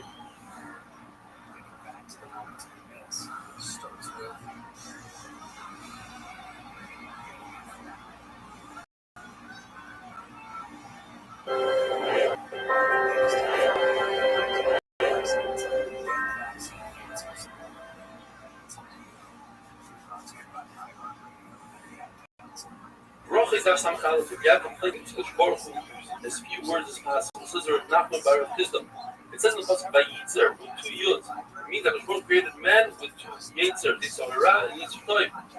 Two inclinations. It says if so, how do animals create destruction and bite people and all that stuff? They don't have a Yitzer. Therefore, the two yuds, one comes to talk about Rabbi you should fear him and you should fear your Yitzer. Rabbi Rothschild says that other Rishon was created with two faces. In other words, Chava was back to back with other Rishon, and God separated them. Just like this Rabbi Shmuel. When it says in the pasuk, Selah doesn't mean the side, meaning Chava was back to back with other words, doesn't mean other Rishon's tail. He snipped off his tail and created Chava. Says the Gemara, a beautiful thing that Baruch Hu in the beginning wanted to create Adam and Chava like the animals, individuals, and then he decided to make them one. Rishon explained. Like this, a husband and wife have a connection that a mother and child don't even have. They always yearn to be together. Rabbi Ami says that it says in the pasuk, Sartani, which is a contradiction. He created man last and first, meaning he created man last, but man is first for destruction, for Uranus, by the Mabel, who destroyed the humans before he destroyed the animals. It says in the pasuk, according to the Manda Omer, that says that it was a tail. So the explanation is that Baruch had to just heal that wound where the tail was. If we were back to back. Then it was a real surgery. There's a lot of flesh that was had to fit in there. Vayiven, he built, meaning, according to Manomer, it was only a tail. What did he build? He built a chava. He did her hair, he braided her hair, he did her makeup, perfume, and then he presented her moderation. According to Rav Chisda, means that he created her like a storage, for storage to hold a baby, wide on the bottom, on top. By the Yel Adam, Baruch became Shushan, he became their best man, so to speak. He created happiness and simcha at their wedding. You learn from here their parents, even though it's below Baruch dignity, nevertheless, it was necessary at the time, so he did so. We have halacha. You're not allowed to walk behind a woman so that a person should not come to a chet. And even if it's his wife, it's also. And if he finds himself by the woman, he should put himself to her side. So from here we see that if Adam and Chava were connected, Adam went in front, as not to be in the back of her. The halacha is, if a person gives a woman money in order to look at her, even if he has Torah Massive Time like Moshe Rabbeinu, he's not going to be saved. Benayah, who was Shimshon's father, one man says he was an Amaretz because it says that he went behind his wife. Says the Gemara, well, wait a minute. Elisha also says he went behind his wife. And over there, the shot is that he went with his wife's advice. So too, Manoach went with his wife's advice. Rabbi has to say, walk behind a lion rather than walk behind a woman, so you don't come to the chet. Walk behind a woman rather than walk behind the Zara, and you should come to the chet. And walk behind the Zara rather than walking behind the shul that people are doubting, because that's disrespectful to the unless, of course, you have a great reason. You're carrying something heavy, you're on a donkey, there's another opening to the shul, you're running like the Gemara says in the beginning of the Sefta. We have a picture in our mind what the Yitzhahara looks like. The Gemara says, no, the Yitzhahara looks like a fly. And it sits at the two openings of a human's heart. A human being has two kidneys. One to give him good advice on the right, and the left kidney gives you bad advice. The heart understands, the tongue articulates, and the mouth finishes off the words. The esophagus brings in and out food. The windpipe is to speak and to sing. The lung absorbs liquids. The liver gets angry, where the gall throws it in a drop into the liver and calms the liver down. The spleen laughs. The intestines sleep. The gizzard grinds, and the nose wakes up like a big reverse. The intestines with the nose, where the intestines with the person with the nose goes to sleep, will have big problems. If both the intestines with the nose go to sleep, or they both wake up a person, the person dies immediately. The Yetzer Toiv controls tzaddikim and tzadara, controls the Rishayim, and mediocre people are controlled by both. Says Rabbi, we are mediocre. Says Abaye, if you are mediocre, how can anybody survive? Says Rabbi, the world wasn't created only for the worst of the worst or the best of the best. The big Rishayim, the big tzaddikim, only they could completely appreciate this world. Otherwise, you won't appreciate it completely. And a person needs to know whether or not he's a complete tzaddik. Says Rab, excuse me, this world was only created for people like Achad the Russia or tzaddikim like Rabbi Rothschild. The Pasuk says, "B'chol nafshecha," you should love a good word with your entire soul. Meaning that's for people that love their body more than money. But people that love their money more than their body, so that the Pasuk says, "B'chol nafshecha," you should give up your body. If Baruch Hu declares something, and that means you must give up your body. Says Gemara's story, the kingdom of Rome decided no more Torah. Rabbi Akiva stood in public and was mad at the people and said he gave drushes and Torah. Says, Papas, aren't you worried? Says Rabbi Akiva, what should I be worried about? I'll give you a mashal. The fish were worried they're going to be caught in a trap. Says the fox, come on to the land. I'll tell you, you say the fish. You're a smart one. We can barely survive in the water. How are we going to survive out of the water? How are we going to survive without Torah? Torah is our life.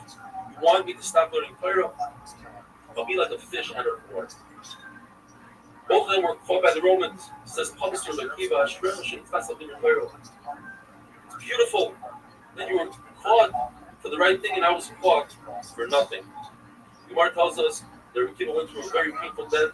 They took metal combs and they combed his flesh. And as they were combing his flesh, he would say, so coming to Master, how can you be mechaben when you're in such pain? Says Rabbi Akiva, what do you mean? My entire life I was waiting for this moment. I always wanted to know. I was wishing for this moment that I should be able to have the Shem Shemayim dying in the Shem. But the question is, it says, David HaMelech says, I wish I could die peacefully in my bed. The Malach HaMatzah Baruch Hu Zutayr Zusfara.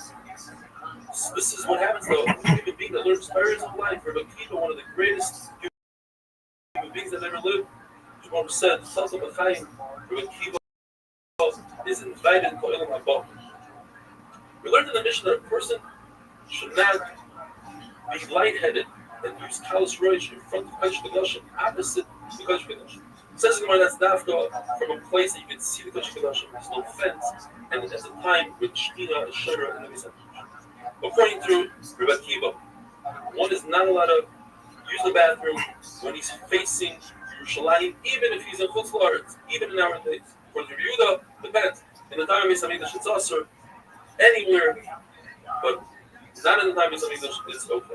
According to Tanakama, in Eretz Yehuda, you're not allowed to use the bathroom if you're using Chamayr, which means you're facing Yerushalayim.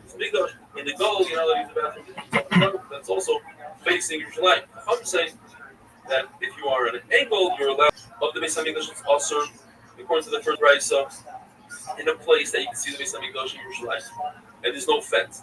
And after the Churban, you are allowed to use the bathroom anywhere you want. And according to the second Raisa, in a place that you can see Yerushalayim, it's also in a place you can't see Yerushalayim. It's Yipotter, and you wonder.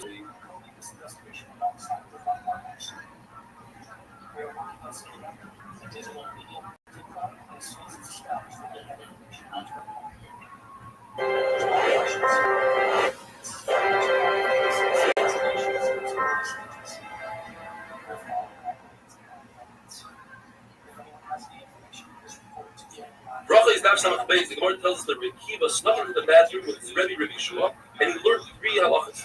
You don't face the Beis Hamikdash. You reveal yourself in a sitting position. And when using toilet paper, you use your left hand, not your right hand, because the Torah was giving with the Baruch's right hand. Put on tefillin with your right hand. Your right hand constantly comes close to your mouth. You show the signals of the time of the trap to the Torah with your right hand, and you write the Torah with your right hand. Says Banazik to Rabbi Akiva, isn't that Azos by going to the bathroom with your Rebbe? Says Rabbi Akiva, Toirahi, I need to learn the halachas. In fact, Ben Azai was the Talmud of Rabbi Akiva, snuck into the bathroom with Rabbi Akiva, but didn't learn anything new. The same halachas that Rabbi Akiva told him over. The Gemara says a famous story. Rav Kahana hid underneath Rab's bed, and he heard Rab first talking to his wife, then laughing, and finally doing his strachim. And Rabbi Kahana screams out from underneath the bed, Rebbe, it's a mashal to somebody that's starving. Says Rab, is that you, Kahana? What are you doing here? Get out. It's not Derech Eretz. Says Rav Kahana, Toiri. In fact, you learn halachas from Rav Kahana. Observe. Person who uses tznius in the bathroom will be saved from snakes, scorpions, and shadim, and some say even from bad dreams. There was a famous bathroom in Feria that had a very bad reputation. Even if 2 people went in there together, they would be damaged from the mazikim. Rabbi Ami and Rabbi Asi didn't have any fears. They walked in there by themselves, and they weren't damaged because they used extreme measures of tznius, and they were quiet in the bathroom. Yisurim can be overcome with shtika, meaning a person who doesn't complain and accepts the yisurim upon himself and davens for the yisurim. The Gemara tells us that this woman brought a small sheep to go into the bathroom to accompany Abaye that would be damaged by the shaitan. And the reason why she didn't give him a goat is because there are shaitan that are similar to goats, and it wouldn't work with the goat. Before Rava became the Rosh Hashiva, the Gemara calls him a melech, his wife used a bell to scare away the shaitan. And once he became a Rosh Hashiva, he was more susceptible to the shaitan, so she created his wife, who was the daughter of Rav, she created a window and she put her hand on Rava's head. If there's a fence, one is allowed to relieve himself right beyond the fence, even though other people might hear him. And if it's an open field, he has to distance himself so nobody hears. But another lashon of the Gemara is that if there's a fence, he must distance himself so nobody hears. And if they can see him, he must distance himself all the way till they can't see him. There's a halacha about people who watch oil and fruits for the haras that Ameharetz shouldn't come and touch them. And the Gemara tells us, since they have to be nearby so nobody comes to touch, they made it cool and they said they could relieve themselves right beyond the fence or in a place where they could watch the oil as long as nobody can see them revealing themselves. Or there's a story, there was a person who gave a hesped in eulogy, and he said on that person, he said, wow, he was such a tsanua. He's very modest. He says, how can you say that? Did you observe him in the bathroom? That's where you can tell if a person is a tsanua. Now, why was Rabbi so makbid on the hesped? Says the Gemara, because if you lie in your hesped about the dead, they punish the dead. They open up the book and they say, well, is this guy really that good? They punish him and they punish the people that hear the hesped and the person that gives the hesped. As long as the people agree with the hesped, they get punished. The Gemara tells us a person should use tznius at night when he goes to the bathroom, the same way he does during the day. If he uses a corner, he goes to the corner during the day, he should use the same corner at night. But not necessarily does he have to go the same distance to the field as he does. The Gemara says it's better for a person to try to go to the bathroom early mornings and evenings when nobody's around, rather than going during the day when he has to go out really far to the bathroom. In those days, they would manipulate the opening before they went to the bathroom. The Gemara says it can cause great damage of kishuv. So once you do it only in a standing position, not in a sitting position. And if he does it in a sitting position, you should say this whole thing of loyli, tachtim, mehani, etc. But as he says, a person should not sleep on the ground. Some explain that means without clothing. You should not sit on a beam because he might fall. Sleeping and relieving oneself in the bathroom is great when done by Abudah Shachar. Our Kapar would sell words and sayings. Or one of the things he used to say is, eat and drink, you're hungry and thirsty. Don't wait until after you lose your appetite. And go to the bathroom when you feel that you need to go to the bathroom, and don't wait too long. And sell your figs when you hear that bell, even if it's not your figs, even if it's your father's figs, we want you to sell it. Very interesting. Notice it says, Harner the Raimi. They were talking about Corona in Rome. Abaya says, when he told his Talmidim, when you go out into the fields, for whatever reason, be careful not to look to the sides. It might be women, or some say men, that are relieving themselves on the sides, and it's not their parents. So look. Gemara tells a story of Abba went to the bathroom, and he made a snorting noise, as if to ask the person in the bathroom, who was Rav Safra, is somebody in there? Rav Safra said, come on in. So Rabbi afterwards told Rav Safra, why did you talk? You're not allowed to talk in the bathroom. Gemara says Rav Safra thought Rav Abba had an emergency, and it was very important to have him come in. Another story, Rabbi Elazar was in the bathroom, and a Roman pushed him out. In fact, the Gemara says a snake came and took out his insides and killed him. There's a puzzle. Instead of you, you could also read it, a Roman. Gemara tells about Shaul, he went into the cave, and David had an opportunity to kill him, and he didn't. And the Gemara says, the pasuk says, but it's talking about a third person, not David HaMelech, and the answer is that Baruch Hu had Rahman on Shaul, because Shaul used extreme measures of tznius when he went to the bathroom. He'd go a cave within a cave, a fence after a fence, and he would make a sukkah, he would surround himself with a tent of clothing in order to be tzanua. All David HaMelech did was he cut his coat. Then he was punished because he embarrassed his mevaza clothing. So later on, when he was really old and they tried to warm him up with clothing, it didn't work. Hashem said, David HaMelech said to Hashem, he says, Hashem is sick, Hashem stripped you. So Hashem punished David HaMelech and stripped up David. Everybody knows that when you count Klal Yisrael, you have to count with points. David HaMelech didn't count Klal Yisrael like that. And what happened was the Magefa, 70,000 people died. How long did it last? Just a few hours. From the morning when you shed the Talmud until Tzrikas Adam the Talmud. Rabbi says it's the Tzais. HaKadosh Baruch Hu told the Malach, give me the best of them. And in fact, he took Avishai ben Tzriya, he killed him. The Torah says, Vayinochem. David says, Vayinochem. HaKadosh Baruch Hu was calm. What calmed HaKadosh Baruch Hu down, so to speak? Machlokes Rav says, HaKadosh Baruch Hu told about Yaakov. Shmuel says, HaKadosh Baruch Hu told about Yitzchak. Rabbi says it was the Kesef Kippur. Rabbi says he thought about the Beis Hamikdash, and that calmed him down. We learned in the Mishnah, a person should not make the Beis Hamikdash a kapandria, a shortcut. Some say Adam Kifna, a roundabout, a shortcut. If a person goes into a shul, not in order to make it a shortcut, or to daven, that's okay. If there was a shortcut where the shul was built, we learned in the Mishnah that you're not allowed to spit in the Beis Hamikdash. For the fact you're not allowed to wear shoes in the Beis Hamikdash. You're not allowed to spit in our days on Harabayas, and if you do, it's as if you're spitting in the eye of HaKadosh Baruch Hu. Well, it says But in a shul, you're allowed to spit because if you're in your own home, you're allowed to wear shoes and spit. So too in a shul. Have a wonderful day. This is a dark day for our state. It's a tragic day for our nation. I want to be very clear that this is a political assassination.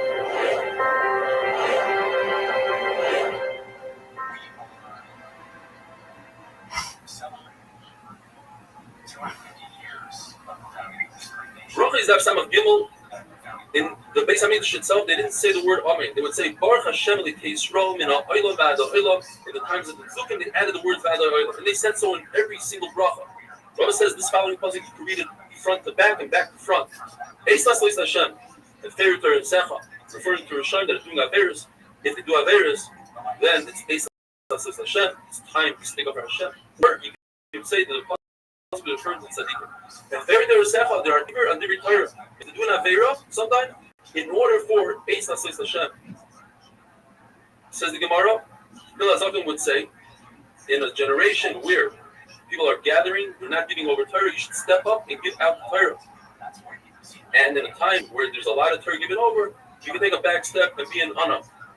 If you see a generation that loves Torah, give it over. If they despise Torah, it's better to keep to yourself rather than having a design of Torah. Like Kapara says, also referring to Torah, you see that the price is low, gather as much as you can. If there's no men, step up and be a man. Says Abaya, if there is a man, in other words, there's a gadol that's paskening, then even if you're equal to that person in halacha, give him the right to pass. If only for the following statement we learned the entire Masechta, it would have been worth it. Like the Torah says, it says in the pasuk, meaning, in every mundane step of our daily life, you can insert a vegetable.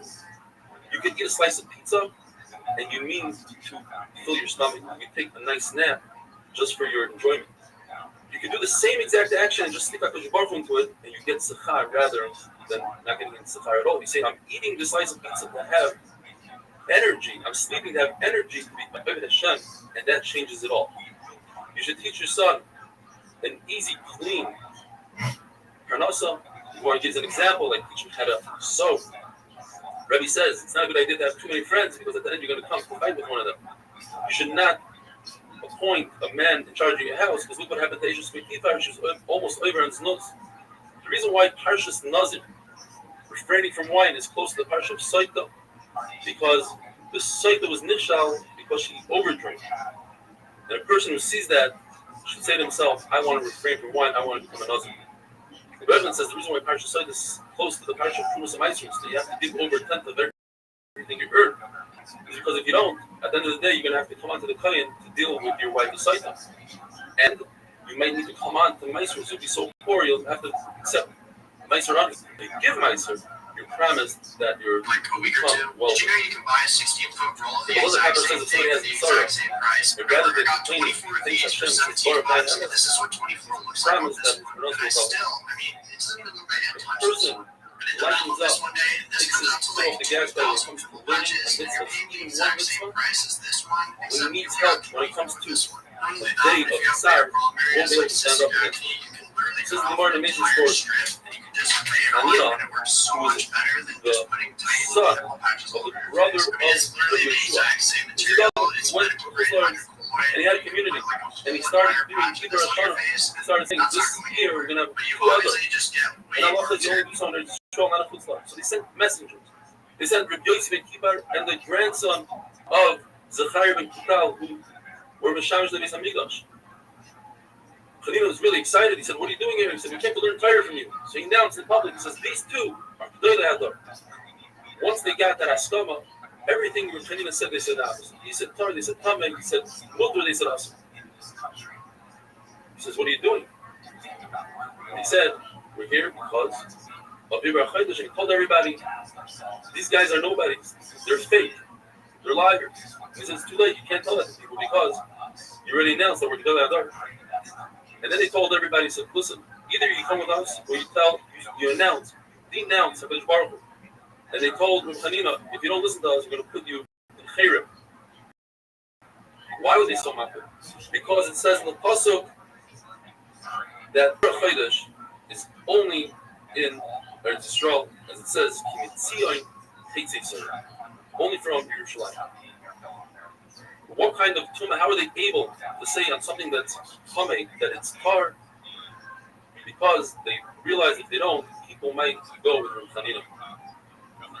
When Rabbi Samuel went into Kerem B'Yavna, he went to Galus. Rabbi Yehuda, Rabbi Yosef, Rabbi Nechemia, Rabbi Eliezer, they spoke about the importance of having guests because they were guests by other people. Rabbi Yehuda, who was always the first to speak in learning, he said that the oil moed was 12 mil out of the machna, and it says, anybody that yearns to see HaKadosh Baruch Hu, would go to that. He says, if 12 mil is considered a Mevakesh Hashem, so certainly the Chachamim will go from city to city or from country to country, which is a lot more than 12 mil. When the Pasuk says, Panim al Panim, HaKadosh Baruch Hu told Moshe, I would like to discuss the discourse of Torah and Halach with you. With Panim, let's be joyous with each other. And he says, Moshe Rabbeinu, I want you to return the oil moed. And if not, it's not good that me and you should both be angry. Please return it. If not, I'm going to have Yeshua be instead of you. And in fact, even though Moshe Rabbeinu returned it, Yeshua, it says in the Pasuk of Sharetz, Moshe became the Moshe. We want to discuss the word Haskes Mishma. 40 years later, we became a nation. We were a nation 40 years ago. Says the Gemara, because every single zero is as if it's today. And to us every day. And if you don't do it, it's as if you never did. The other pshat is haskes. You should learn in groups of people. Do not learn by yourself. You learn by yourself, you'll deserve the sword. It's a chet. And it makes you dumber. Another pshat, haskes. You should pain yourself in Torah. Shlomo says, Torah doesn't stay by a person unless he kills himself over. Another pshat, has means be quiet. Listen first and then ask questions. And this is one of my all-time favorites. Rava says, first you have to know the whole Torah, and then you can delve in deeper. Pasuk says, whoever vomits up milk, his mother's milk, he works hard on Torah, then he'll get the butter, the cream from the top, will be able to pass on halachas.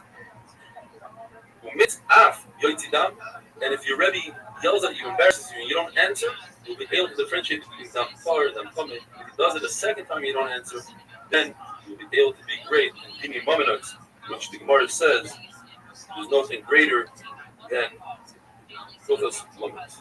It says in the Pasuk, if you shame yourself for Torah, at the end of the day, it's going to uplift you. And in Kumanto, if you are quiet and you don't ask questions and try to figure out the Torah, but when people come to ask you halachas, you'll be quiet, you won't know what to say. Have a wonderful day. In which the burglars have already left the scene. The LAPD had to analyze its staffing needs and other issues in order to improve the system. Officials reported Monday that 75 ship containers have fallen from a cargo ship and 25 were being submerged in the water. Port CEO Mario Rivera says after yesterday. Bracha is daf samach dalet. Yes, it's the last daf of Masechtas Bracha. It's an amazing accomplishment to finish the first Masechtas Shas. You should take this opportunity to make a commitment. You're going to learn Masechtas Shabbos from beginning to end. It's an amazing Masechta. It's a very, very different style. You're going to love it. If you're not part of a shir, you're looking for a shir, you can check us out online. There are over 2,000 people that watch the shir every single day on YouTube. Search for Eli Stefanski or Ramat Hashem Shafyomi. We have an app, 8min daf, and we are on Torah anytime. The Gemara tells us that when Chachamim went into Yavna, first Rabbi Yehuda spoke about the importance of thanking the host, and then we had Rabbi Nechemia and Rabbi Yossi says, it says in the Pasuk, like, decide, don't despise that, don't mean the mitzvah. Why not? Don't forget all the evil that Mitzrayim did to us, yet we have to have a first attack. So too says the Gemara Tabachaymer, if you invited on to your home and you give your money, certainly your both will love you. So that's the son of review. He says, Uza touched the arak. And he died. Tried to touch it, another one was very scared. So he took the arak and put it on his house. What did Ayda do? He took it off, he dusted it off once in a while.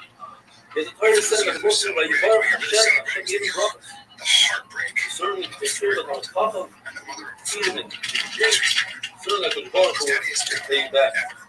What bracha that he brought to give Ayda? His wife Hamoitz. She had 8 children.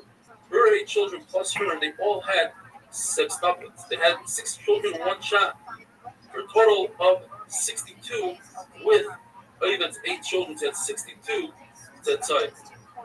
The Gemara says if you push the time will push back. Don't force anything. For instance, the Gemara says Rabbi Yosef was considered Sinai, somebody that knew all the prices. Rabba was a baker of he was very sharp. When they were looking for a Rosh Yeshiva, they decided we need a Sinai. Anyone knows everything, all the prices, he teaches guys from all of the Torahs. They asked Rabbi Yosef to give the Rosh Yeshiva and refused because the star gazers told him that he will die after being Rosh Yeshiva for 2 years. He pushed it off. Rabbi was Rosh Yeshiva for 2 years. Rabbi was lifted. Rabbi Yosef took over for 2.5 years, and then he was lifted. You see that not pushing it, taking things when they're supposed to come, you don't lose out. In fact, you even gained a half a year. The Gemara tells us the unbelievable humility that Rabbi Yosef had. Although he was supposed to be the Rosh Yeshiva, but for the first 22 years when Rabbi was the Rosh Yeshiva, he acted with humility to the point where instead of the blood letter coming to his house to make his dam, he used to go to him. The pasuk Yancha Hashem Kitzara, Hashem will answer you in the day of distress. He said, Yevcha will strengthen you. Shem Elokei Yaakov. The name of Yaakov. Why does it say the name of Abraham Yitzchak?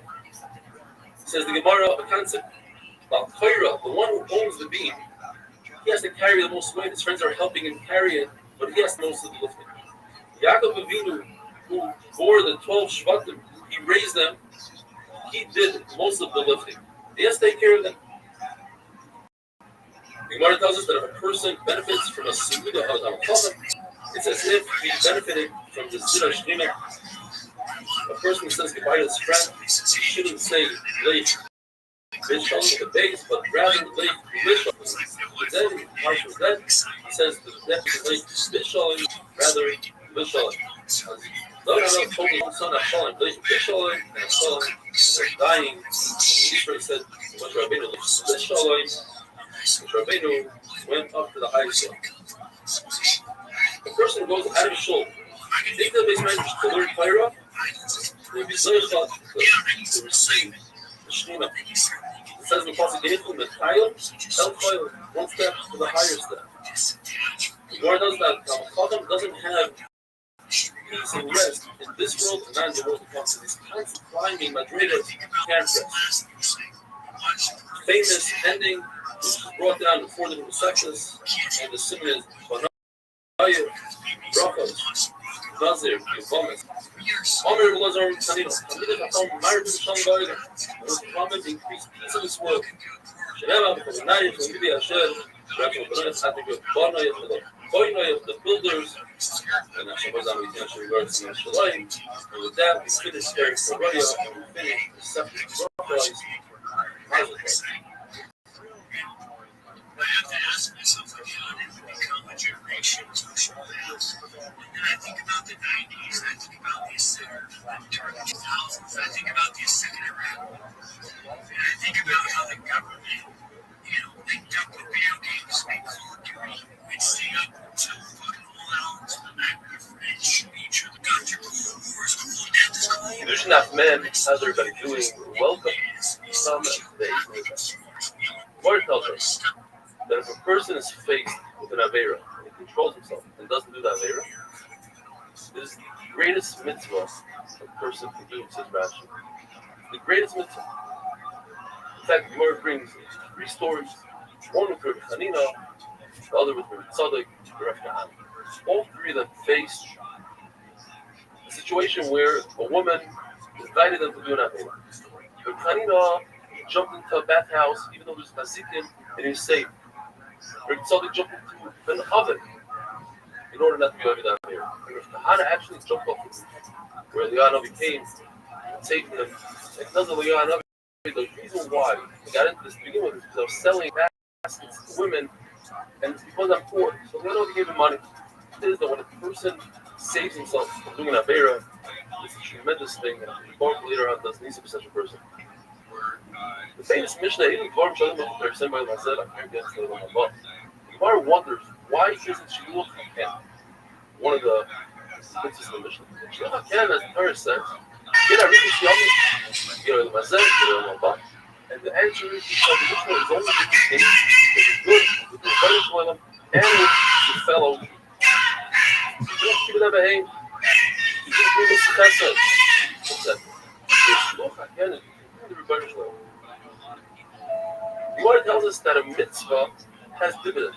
Hashem pays more than the actual value of the mitzvah. Whereas in Avera, Hashem pays exactly as that Avera is. There's one exception. The person does an Avera where other people learn from him. He's an important person. And other people do that Avera because he's in it. Now that Avera is other people are making him, and therefore will receive a punishment for the dividends that he has.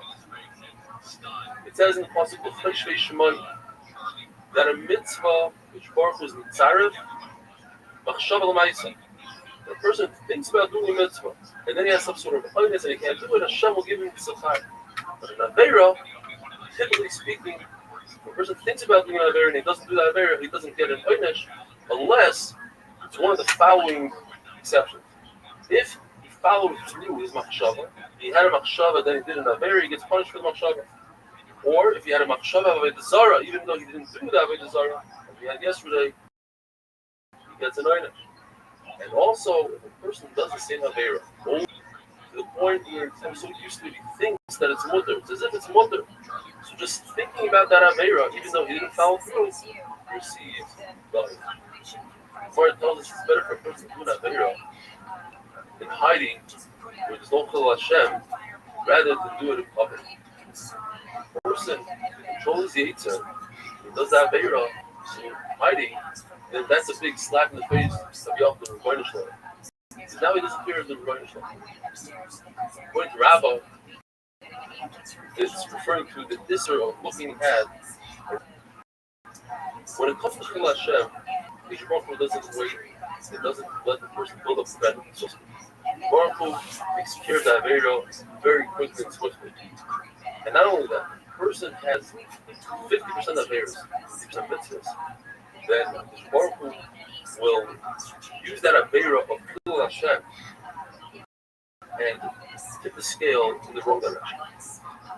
The Lord gives us a person should view himself or the world as if they're 50-50.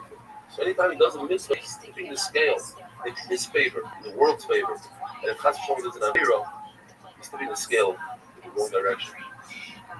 A person who feels bad for the mitzvahs that he's done in the past, or the Averas he's done, he erases those mitzvahs and he erases those Averas.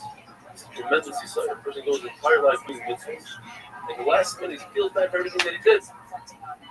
It's great. Brand new Mishnah. The Mishnah tells us that a person who has these three things, he learns Chumash, he learns Mishnah, and he has their teretz, he won't be choyt so quick. He won't sin that quick.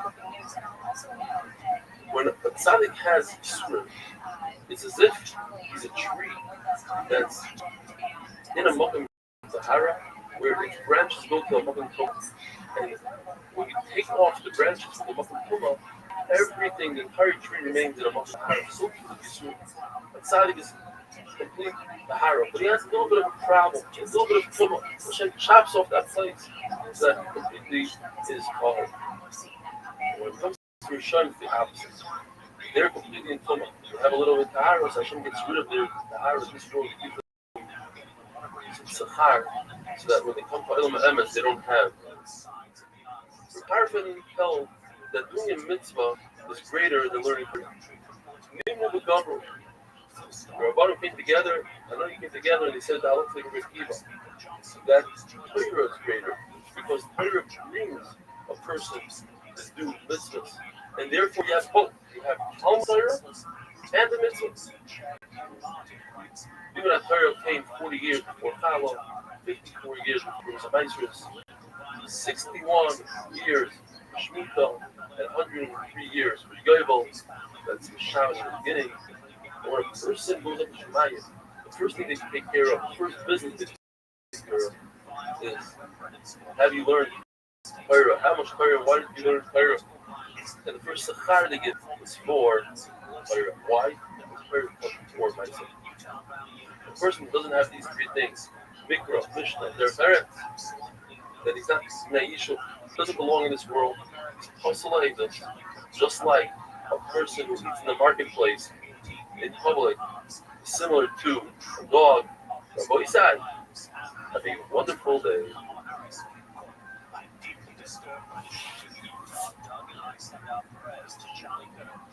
His family, let me be clear, political violence has no place in America.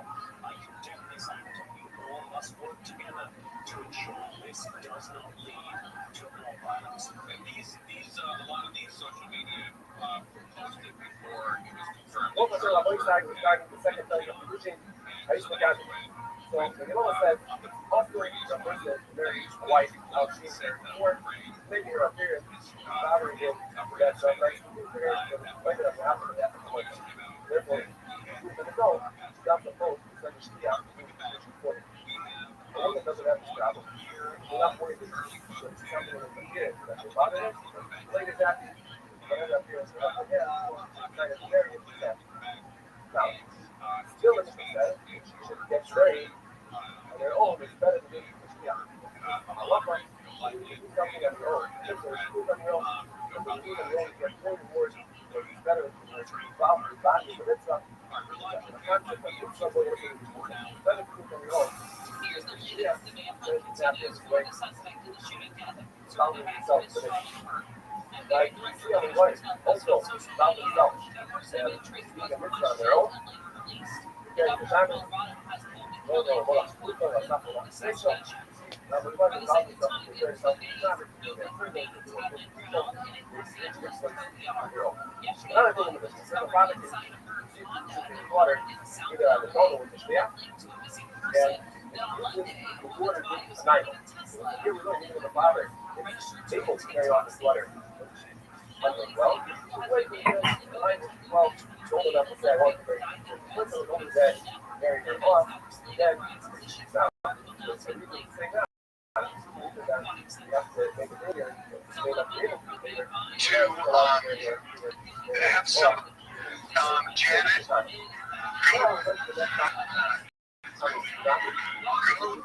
go to have somebody look at the Fox. Trump just posted the Charlie Kirk today.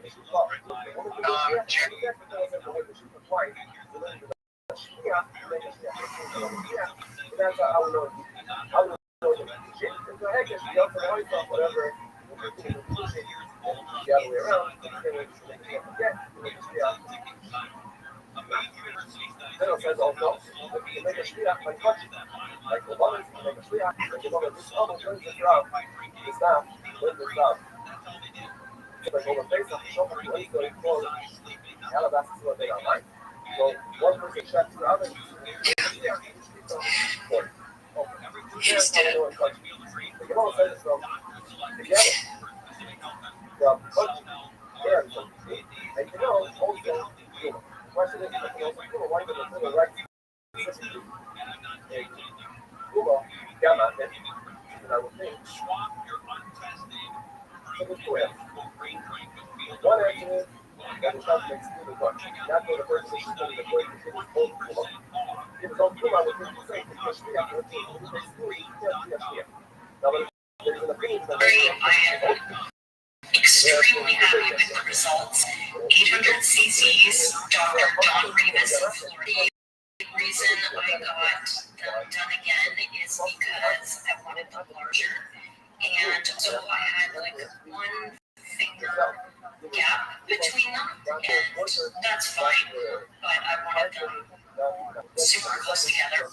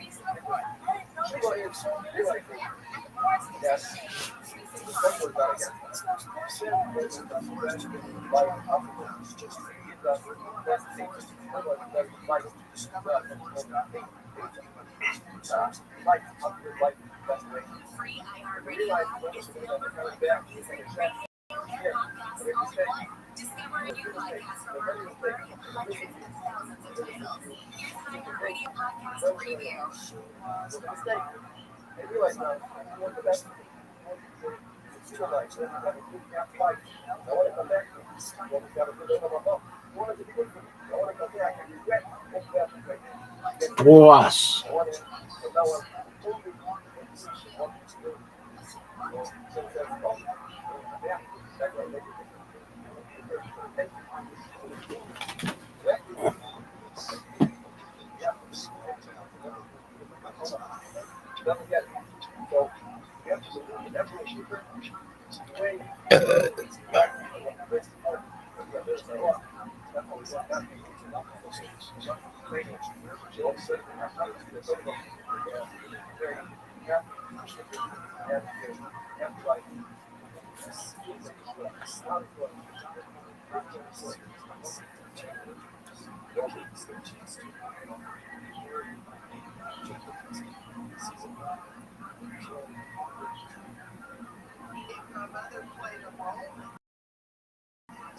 I don't think she should die thinking that she got away with it. I asked her what she looks at me and says, I'm not going to kill you. So now for free. Kiddushin Daf Mem Beis, how's everybody doing? Welcome to the Minute Daf. It's Erev Yom Kippur right now, just a few hours before Yom Kippur. I want to wish everybody a year of health, of nachas, harnosa, and all the best things. A year full of Torahs. We're Melva Sugya of Shlichus. Shliach Shalom from Moisa. A person sends an agent to halakha is as if he himself did that action. According to Rabbi Rothschild, that learns from the pasuk in her Pesach, the Shachar, that the pasuk is going to say not the idea of Shliach, but Klal Yisrael to be yotzei for one single animal, even though it's impossible to give each person kazayit. So how did they know the idea of Shliach when it comes to korbanos? That it's not shulted to give the other korbanos. The other thing is vehicle ahead.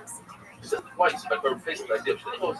Now we know throughout John, it made me was that they didn't I can't use this false character. They already have another false. Let me use it for something else for other korbanos. The fact that the Torah says ish lefi, he learns ish means an adult. That if an adult finds an object in the street, he can have in mind, let me be zoich on this object for my friend Shimon somewhere else. But if Chacham cannot do something, it says ish, an adult. Pasuk says that for each shaven, they appointed a nasi, a prince, to take care of the Yerusha, the Chalukas heart. And the Gemara learns from here that Bezdin could appoint an apotropos for these sons. So let's say there's three brothers who lost their father, Rahman al-Islam. Then Bezdin appoints an apotropos for each one of the three boys. Look at this. Divide up inheritance the Yerusha. Even though they intend for the good of that child that they're representing. Nevertheless, it's possible that it won't turn out so good. According to Shmuel, if they made a mistake, the ruchos in the side, in other words, one of the boys, let's say, inherited from his mother previously a field. Now, the apotropos gave from the father's field, he gave from a different town. Now, even though it's the exact same value as his brother's field, it's not good because he wants the two fields to be close to each other. So it's a mistake to move place inside. That's something that he can go back and annul. According to Nachman, he can never annul anything. Why? Because of the idea it came like Bezin Yachid. What power are you giving Bezin? Bezin has to have power that whatever they do, regardless if it's a mistake or not, it's a good division. Yet, if they made a mistake, now they gave another person. So let's say the case was you have somebody that borrowed money, and Bezin said he has to pay back, and he runs away. Bezin can take the life of his property, sell it off, and pay the lender. If they made a mistake in a shtus, which is a sixth, but Nachman himself says that sale is off. But you just said that Bezin has power. Well, that's because they made a mistake. By Yisrael, they didn't make a mistake. It was a perfect division. Just one of the Yisrael didn't like it. So that's things. Rava says, I don't think it's real, that when Bezin make a mistake, the sale or the division is good. It's a good division. It's kind of, even if they made a mistake in more than a shtus, where typically, when a purchaser, you would annul the sale. Rabbi says that brothers divide up property, they have a halacha like a purchaser. The halacha is that if somebody purchases an object for more than a sixth of the market value, the halacha is it's a good purchase, but the seller has to give back that sixth. And if it's less than a sixth, it's a good purchase. So when it comes to brothers, that's exactly what the halacha is. Besides, if one of the brothers sent an agent, then you can say, no, even if it's less than a shtos, I don't want this. Because I sent the agent, I said, you good for me and not the harvest. Another very interesting halacha is that anytime you divide up a property with a measuring device, a measuring stick, you divide anything up with weight or even a count, 100 tissues for a bat, or a dozen eggs, then the mekach is bottled even less than a shtos. There's no mechila on something like that. Even in real estate, where typically there's no halachas of enough. If you sold something with a measuring stick, you divided something up with a measuring stick, and it's off, you have to give back the carpet. Lord tells us halacha that in shliach l'karpet. In other words, you cannot send a messenger to burn down somebody's house and say that the sender has to pay. Because there's no shliach concept. Divrei harav, divrei talmud, divrei mishayim. When you're at the level, Baruch Hu said to do one thing, but somebody else wanted to do the other thing. Of course, you're going to listen to Baruch Hu. Therefore, the person doing the act that's wrong, he has to pay, not the sender. But there is an exception to the rule. There's a number of exceptions. One is Mikila. If a person uses money from the Beis Hamikdash unknowingly, he's chayav.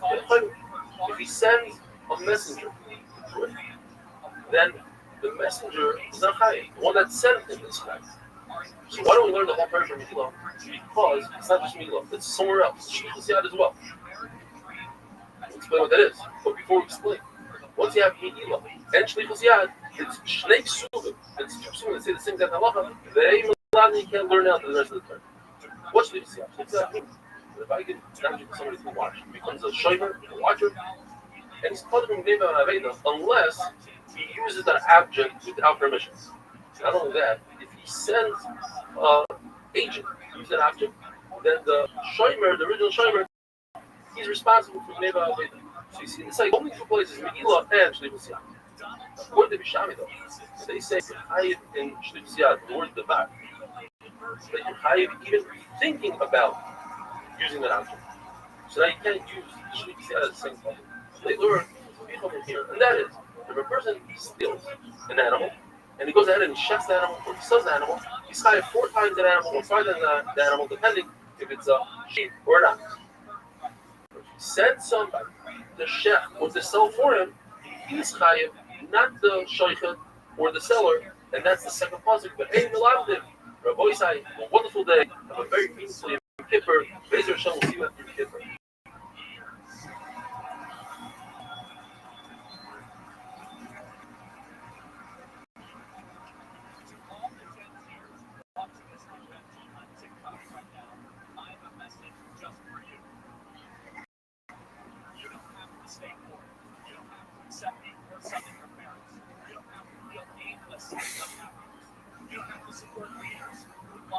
Kedusha Dachman Gimel has everybody doing. Welcome to the Daf. She says today we had Yom Kippur. Have a good Bob of the year. Rabbi Isai, Bill Studio of Shalom Koisai. I appoint Shliach, an agent. He just fits right in as if I did it. More assistively speaking, I cannot send somebody who not married. Well, there are exceptions. And one of them is, you know, that we said yesterday, they were talking about that is, if a person steals a sheep or an ox, and then he goes ahead after he steals it and sells it, or he shechs it, he's high 4 or 5, depending if it's an ox, it's 5, if it's a sheep, he has to pay 4. The halacha is that a person who sends a shliach, you shech this ox for me. The shliach doesn't have to pay. The ganav has to pay. Why? Because it's just like material. When you sell something, party to party, you need a purchaser, you need a seller, so to buy tefillah. Here's the concept of yesh shliach.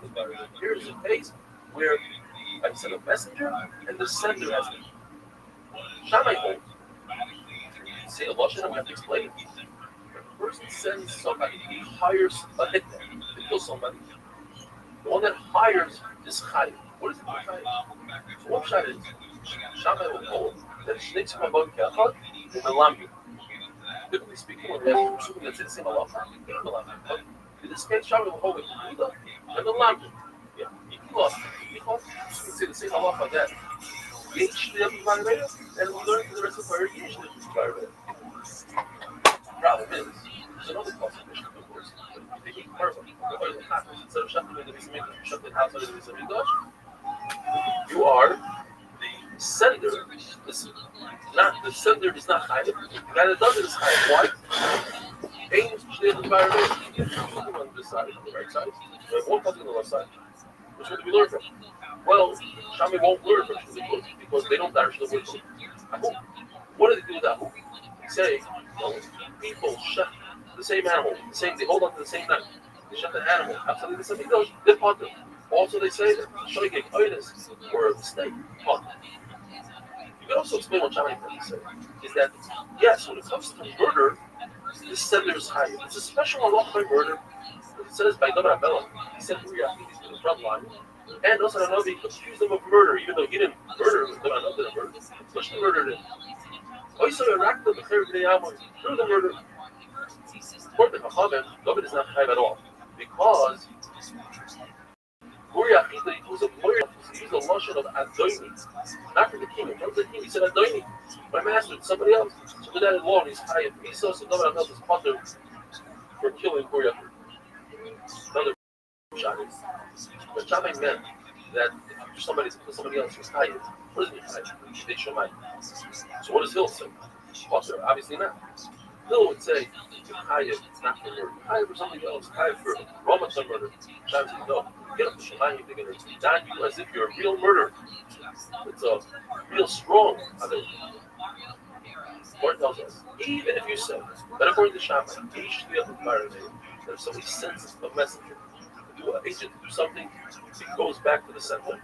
That would work in old Averos, like Shabbos, not for Naveiro, like a right of Caleb. Because we never found anywhere where a person benefits and enjoys an Aveira and somebody else pays for it.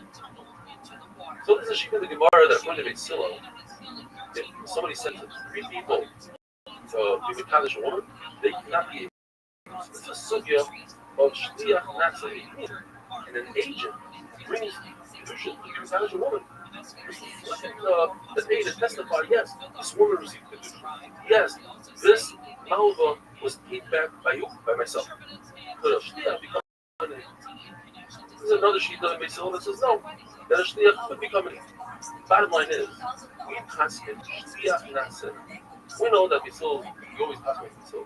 So either way you put it, you're going to have to say that Basil holds Shliach Natzai, he says Shliach Natzai, and Rav also, obviously not going to argue on Basil ever, also holds Shliach Natzai. Figure as it, the same halacha applies to distribution, that Shliach becomes an eighth, and the same halacha applies by the Mamonis, by the Loiv and Amalva. At the end of the day, there's a new concept we haven't had in a while called shvua assessment. And that is, in addition to the regular shvua, when a person admits a partial claim, he has to make a shvua. The Chachamim Sakin, even if he denies the entire claim, he has to make a shvua assessment. Therefore, an agent brings money to a malva, and he says, and later on testifies that he gave to the malva, we don't believe him because he's biased.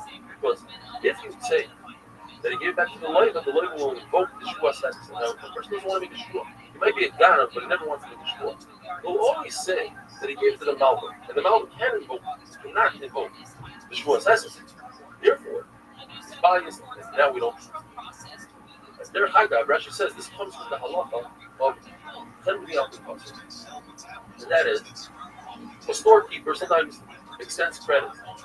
So if an employer tells the store owner, I want you to give my employees credit, that's how I'm going to pay them the salary. The store owner says, I gave them credit. The employees say, we never received it. So each one says to the other one, I have nothing to do with you. The one that owes me is the boss. So they go to the boss, both of them make a shvua. The store owner and the employee make a shvua, and the boss has to pay both of them. Now, we the same idea by us, that the agents have to pay, and at the end of the day, the loiva have to pay. Chachamim hold by a get of a naira Rabbi, and that is, if there's a girl who's either a tana, and even a naira who's between 12 and 12 and a half, and she's only engaged, not completely married, first stage of marriage. Naira Rabbi. So, how long she could receive the get, in addition to her father receiving the get for her. Even though she's in her father's domain, she can still receive her get. Rothschild takes that a step further and says, just like you say, she can receive a get, she can also receive her kedusha, because kedusha, she didn't understand. Lots of a so whatever you do by get, you do by kedusha, whatever you do by kedusha, you do by get. According to Rabbi Rothschild, there's a distinction between Gittin and Kiddushin. That by Kiddushin, Chacham will agree that only the father can accept Kiddushin. Why? Because this Kiddushin takes her out of the father's domain and he doesn't allow the daughter to receive the Kiddushin. Another halacha in the Gemara, that any girl who's that young, keeps on going back to her husband after a divorce, you can't divorce her. It's Mishal Tov Ba'edek Mizeres. You have to give her again, and she doesn't come back. If she comes back, it's not a good bet. Places hold that if the father's able to prevent him from coming back, that's considered Mishal Tov Ba'edek Mizeres, and it does work. Rabbi Side, have a wonderful day.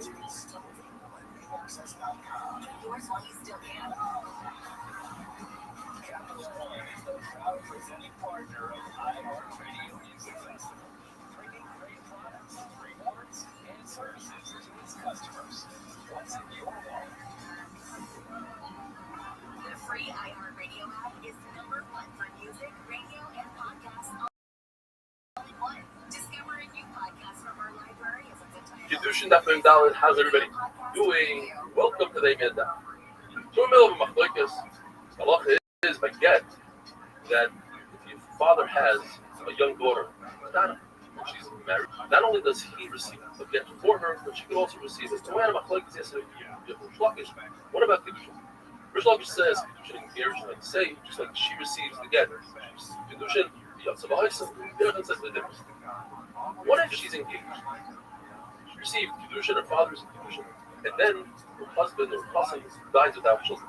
So she becomes a Yavama. She calls even the other brother. She goes one of the brothers and wants to give her a ring. That's called Maimer, because it only is effective in the Rabbanon by Yavama. For that, you need the consent of the father. But if she's a Nara, she's already 12 years old, you don't need the consent of the father. Why not? Why is it different? Because with the Raisa, she's Skuta. Skuta means there's a bond, she's attached to the Yavim somewhat. The Yavim is only finishing it off with this ring. So for that, you don't need the consent of the father. Even if you do that, goes by, he argues on Chacham, like we said before. He argues on Chacham that the girl cannot receive a get. Actually, this girl could receive the Maimer, but she's already in school. Some say that according to Chacham, a Naira doesn't need the das of father Maimer because consider Maimer something that could be done even forcefully while partner. Why?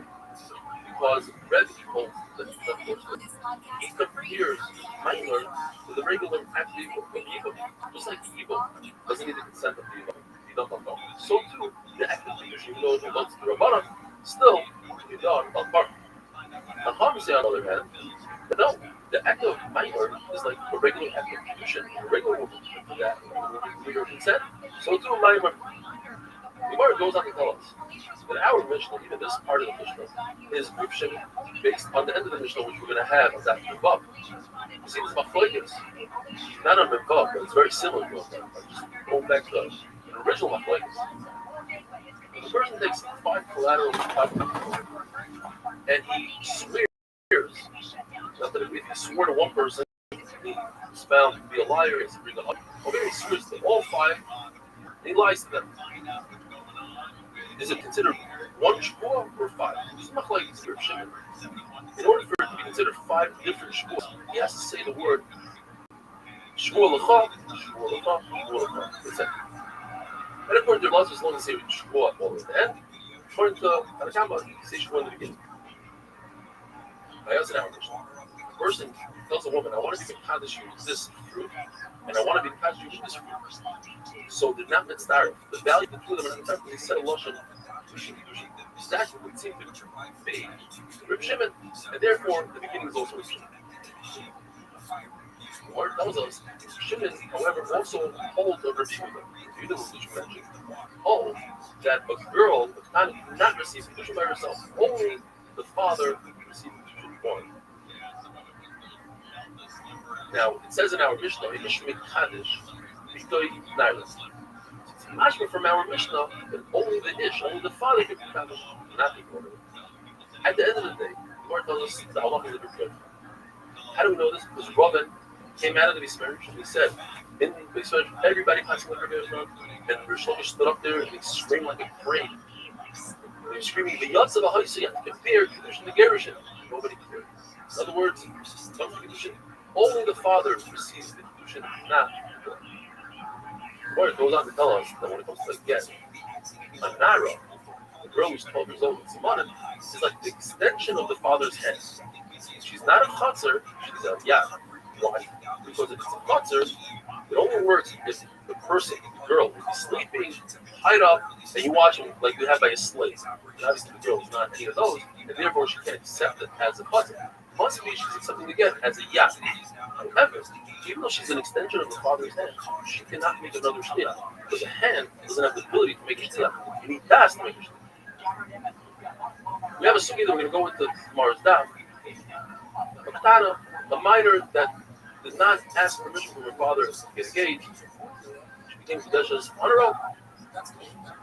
So the Lord tells us, yes, because perhaps the father was doing this condition. And she also needs something called a meal. She needs to refuse this condition because maybe she didn't accept it. So she didn't accept the condition. Why does she have to?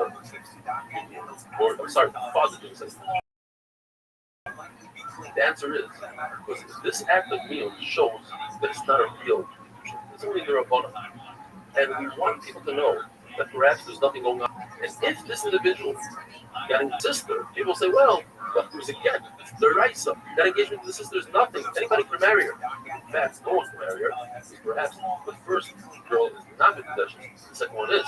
We need to show that the first one might not be Kadeshus, so she was meal. And therefore, people will be careful with the sister. And the Lord tells us this is how halacha takes place. By shidduch, but there's a shidduch. In other words, then we can say that the father agreed to it. That he spoke about it, discussed.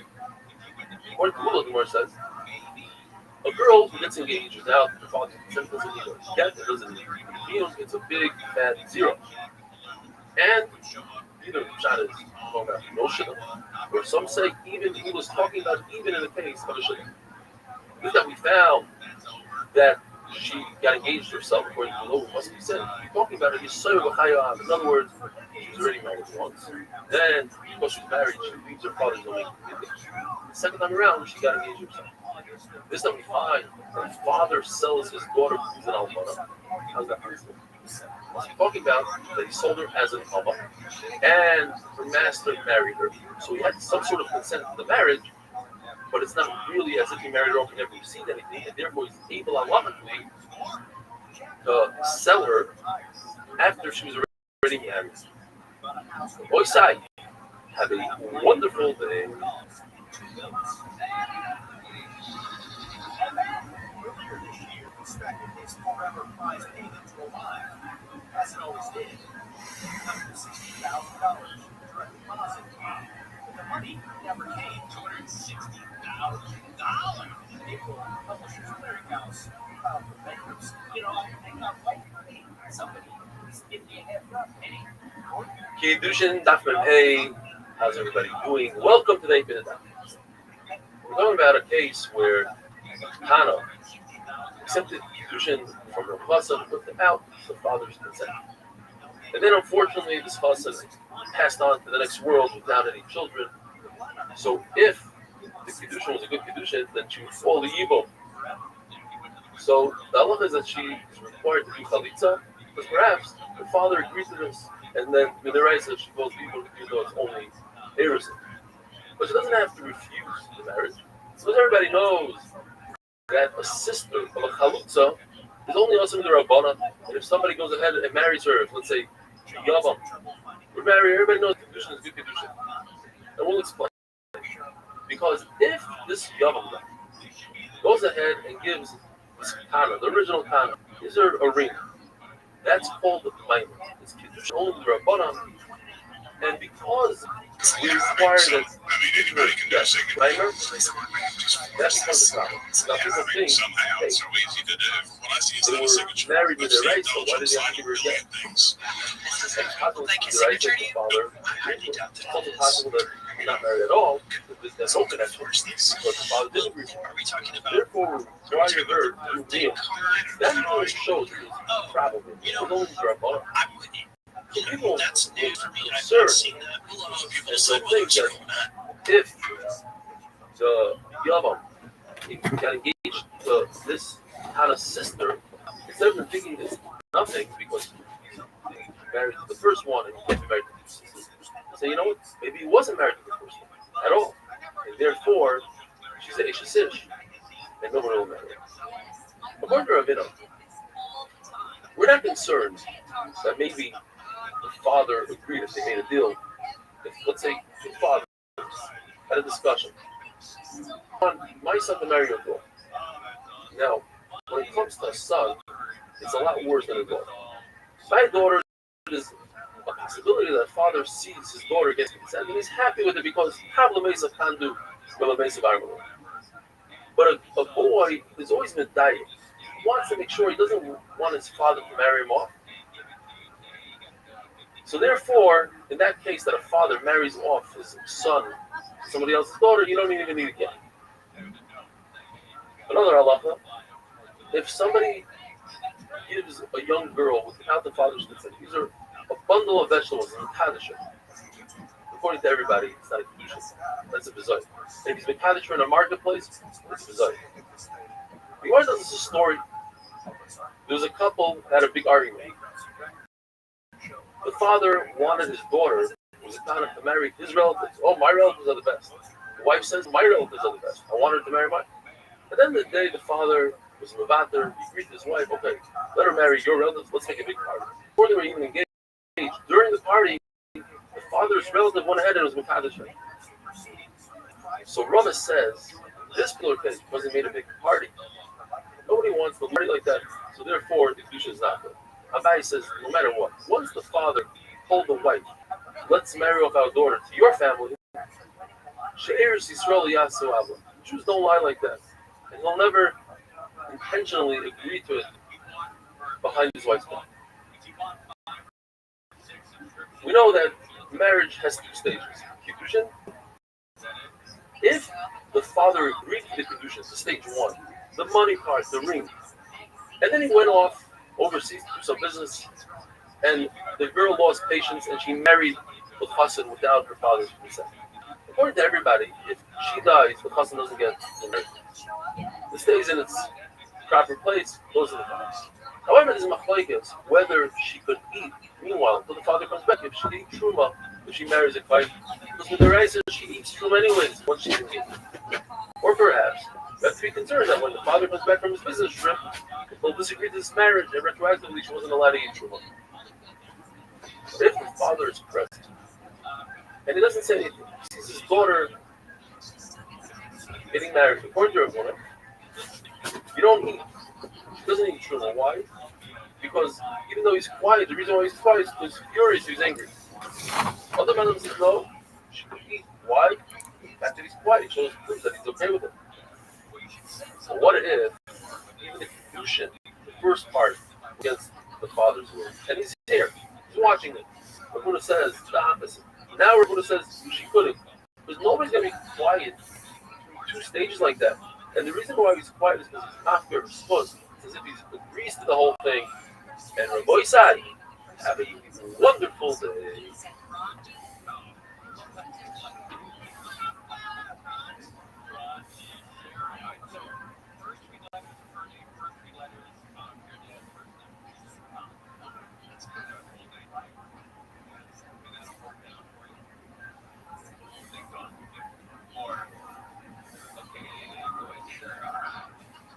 Kedushin Daf Menvav, how's everybody doing? Welcome to the 8-minute Daf.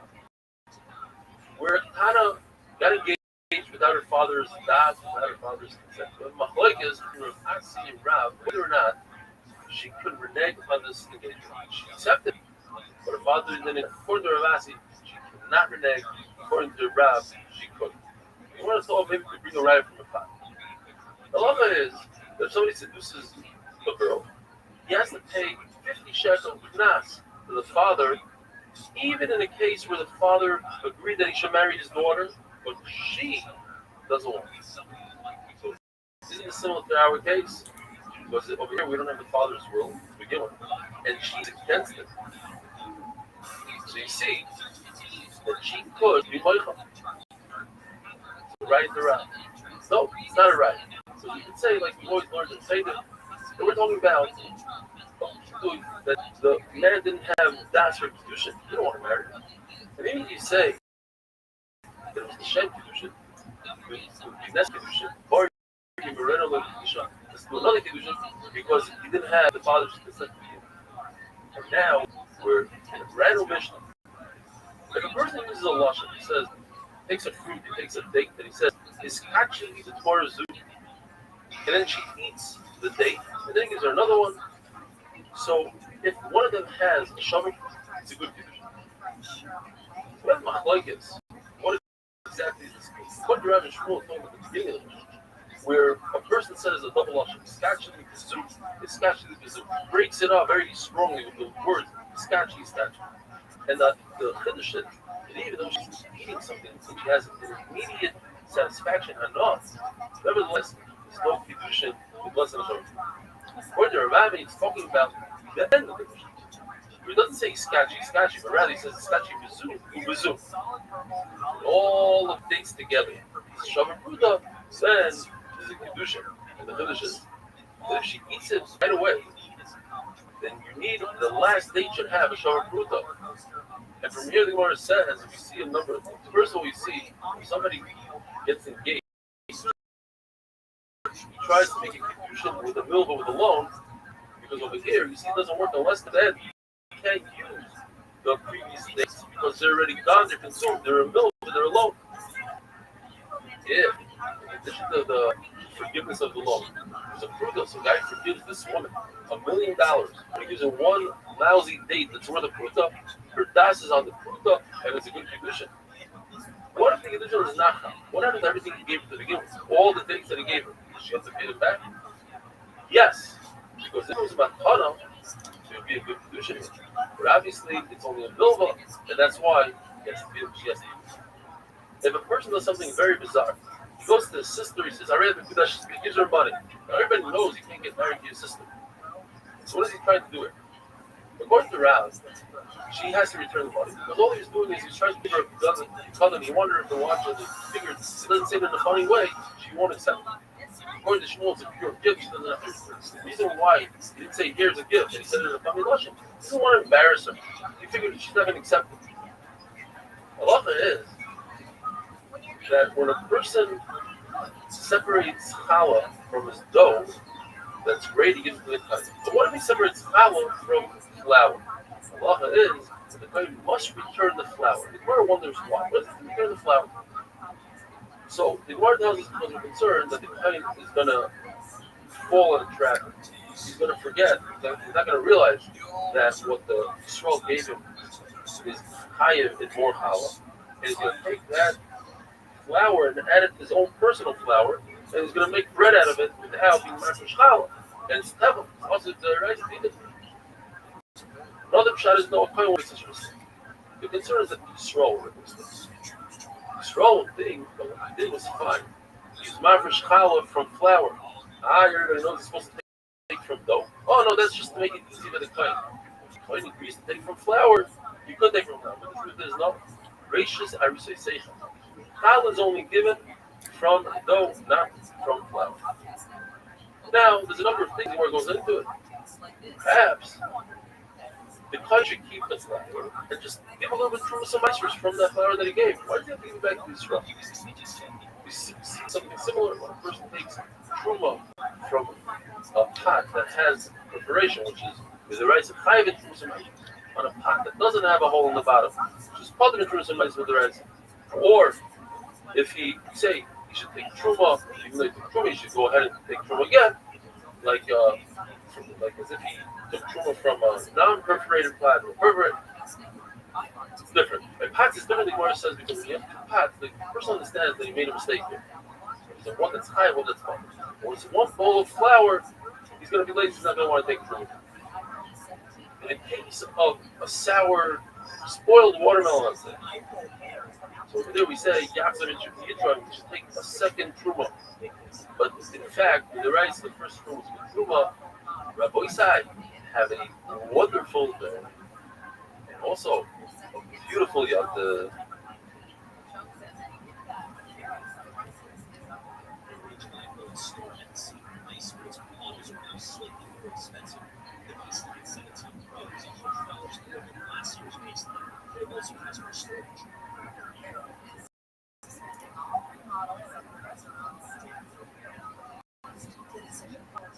Kedushin Daf, how's everybody doing? Welcome to the 8-minute Daf. Today's Daf is just an incredible Daf. Very, very big stories and a lot of great stuff. When it comes to Kibbutz Avim, the Torah gives us two psukim. One about covet, one about fear and honor. When the pasuk talks about Kibbutz, the father comes before the mother, and the reason is because typically a son gives more honor to a mother. She speaks sweeter to them, nicer to them. So the Torah has to say no. You covet the father first. When it comes to Yira, the mother comes first. Because typically, the father teaches the son. The Torah says more Yira. A father and mother who are married, then the son should be the father, because the mother also has a gift to have the father. The divorce, the covenant is equal. Gemara tells us that initially when Baruch Hu said Anochi Hashem, the Ummah Sa'ilam, he said, "What is this?" But then when Baruch Hu said Covenant of Equal, they realized that Hashem wants us to be covenant parents, and that's the same as he did for covenant him. He wasn't in it for himself. Gemara tells us there's so much to learn from the non-Jew Gama Ben Sina, the famous story. Chachamim came to purchase an extremely expensive jewel worth 600,000 golden coins. And because Gama Ben Sina, his father Nesina, was sleeping on a pillow with the key, just later his father and lost the Yadra. A year later, he had a Torah Aduma, red heifer. We realized this is no coincidence. Baruch was paying him back. So he don't come up. He came to purchase. He said, I could ask for any amount of money. There's only one like this in the entire world. But I'm only going to ask for what I lost last year. The Lord tells us, some of them didn't have the few of the and this is how he asked him. So he does. He had a few. And there's a concept. God will have a super voice of shame. The person who has commanded or appealed to do a mitzvah, the sachar is greater than a person that doesn't have a seal. Because the pressure to do the mitzvah actually prevents him from doing mitzvahs. So we that have that deal, we have a bigger mitzvah, we have a bigger obligation to give time. Rabbi Yosef, later on in his life, became blind, he was upset with this because he thought that he'd get more schar because he's not able to voice, and then he realized that he gets less schar. He said, "I would make a big yant for Rabbanan if they're able to switch around the halach a little bit." And when he heard his mother coming from a distance, he would stand up. He said, "I'm standing up for the Shekhinah." What does a person could feed his father a very expensive bird, but it takes him out of Olam Hazeh, it takes him out of Olam Haba. And the reason is because when he gave it to his father says, "How do you afford it?" Says Rashi, he says, "Keep on eating. Don't bother with it." And that kind of those words they take away from the mitzvah. On the flip side, if he tells his father, "Here, deal with this. Do some hard work. I want you to work on the rechaim, on the milk." So somebody standing on the side would say, "Wait, that's not Kibbut Aveim." In fact, it is in this case because what you didn't see is that the soldiers came to take the father, and he said, "I'll go instead of you. You, dad, he's son of Abba." Avimi had 5 sons who were smoking the world. Yet when Avimi's father came to the door, Avimi ran. He wouldn't allow his sons to do Kibbut Aveim. He wanted to do it. One time, his father said, "Get him water." By the time he got back, his father fell asleep. He stood over him in a bent position, full of fear and covet, waiting for his father to get up. And that's when the Lord gave him a beautiful shot. Mizmor also, as Rashi explains, shouldn't be a mizmor that is We have 16 million euros. 16,160. Sometimes when things are destroyed, it's a yontif. Hashem is saying, "Oh, fuck, never mind. You're a smart. Stone, not on a human being." Is it euros or euros? When a father and mother want to give the child, the more tells us that the father, especially Euros or euros? Euros, okay, euros. wholeheartedly, the father might have some Anyways, wait. Is this actually real? Story about his parents. His mother was going to get to bed. Going off cold, and left to step on her and step to. Do I at least get the Guinness Book of World Record plaque? That's not even half of what business. Calling Mr. Beast. A real test would be if she took his money, destroyed it, put it in the ocean. Don't say a word. Yohanan says, so much is without a name. Severe Avera. Praiseworthy is a person that was born without parents. That's how hummer it is. The Chas Shalom Yohanan on it. He himself Hey, Jim, I'm streaming. I want to ask you a quick question. Okay, I'm in the kill. I gotta go in like 10 seconds. Someone broke a record. You're talking about the guys that for streamers? Yes. Yeah, I donated $10,000 to it because I thought what they were doing was really cool. But technically, they didn't do it in a single stream like we did, so they broke a different record. Oh, so we're good. Yeah, we're still good. Okay, all right, Jimmy, get back to shooting. Bye. Wait, before you go, did you get the thing I sent you? Wait, you sent me something? Yeah, in the mail. Did you get my TV? Oh, shit. Okay, let me Oh, shit. Okay, all right, man. All right, thanks, bro. He said he got me a package on the stream. So, I mean, what is it? What do you guys think it is? Okay, hold on. Garbage. It's garbage. That's what it is. Hey, Jimmy. You loser douche.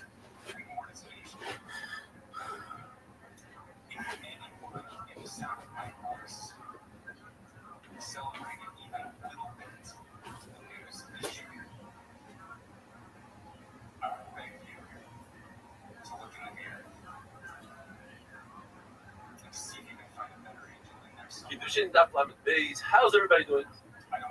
Malacha is like the manama that says that when you put up a hey, you don't have to use your own money, use your parents' money. However, if you have to stop working in order to put up a hey, you must do so even though it's going to cost you at the end. Prevent yourself from making money. If your father decides to throw his own wallet and waste money, throw the wallet into the ocean. Even if you're the Yerush, you're going to inherit this Kabbalah Saviors. But Una, he was mindful of his own covet to his son, and he tested it by stripping his clothing on the son. He wanted to see if the son is going to be upset in the class. Gemara tells us that you're permitted to give your own son Meiser running That's the Meiser 10% of what's left over from the program. So Meiser is on years 3 and 6, give it to the audience. So if your son is poor, you're permitted to give him from the Meiser running. But to your own father or somebody's father, you're not allowed to give it unless he has nothing else. Because it's not nice to give your father Meiser running. When a father makes a mistake in halacha, you have to tell him the pasuk in the Torah that says this and this, and he'll understand by himself that he made a mistake. Halacha is like that if you have two things in front of you, you have a mitzvah of, let's say, burying a face, you have to do that at 8. If it's a mitzvah that can be done for somebody else, let's say going to a rabbi, let somebody else do that mitzvah, do that at 8. Otherwise, the other mitzvah is first because you and your father both have to control the mitzvah. The halacha is the father's loyal on his covet, it's good for healing. He can't be loyal on his covet. Rava agrees that even a Talmud Chacham, because Talmud Chacham, Torah is considered his own Torah. Yeah, that is Hashem's Torah. The pasuk also, the second pasuk of Tehillim, the Sarasa Yehage Yom V'Layla. Your own Torah shall learn day and night. So therefore, I can use that Torah, as long as it's not a Kedusha to the Torah, that I can divide for ourselves. Yeah. Rav himself, when his son got married, he went around the wedding and he was pouring everybody l'chaim. And he was upset, he was mocking on Rabbi Rothschild that didn't stand up for him. Yes, he belittled himself and he was saying, I don't want covet, but he expected them to show at least the hint of covet by standing up slightly off your chair just to show that they're not good on his godless. His machlokes by the Nasi of Klal Yisrael, the head of Klal Yisrael, the head of the Sanhedrin. Machlokes is whether he learned from a Rabbeinu, and a Rabbeinu was a human being, he went and he put himself down by feeding the malachim, which he didn't know they were malachim, it was Arabs. Or did we learn from the Baruch himself, who every single day sits at our table, gives us sustenance, and he's putting himself down to us. So, according to everybody, a king is not letting Moichlas covet, but a Nasi is Moichlas covet. The king says, Son Tasmal Lechamela.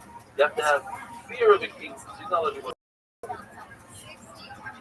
The sugya of standing up for Zakir, if they say the Takir, according to Tanakama, since it doesn't say Takir Badarta twice, so it's mashma, it's one, he's a Zakir, he's a Zakir, and a Takir. He's an older person, and also coming from.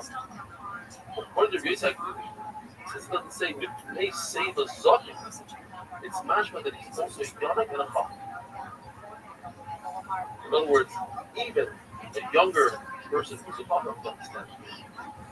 40. You see, when Yehuda, Seva means every old person. So we have a 3-million machlokes. In other words, a person who's not a father, who just happens to be an older person, over 70, according to this, you will put this up for him. Oisai, have a wonderful day.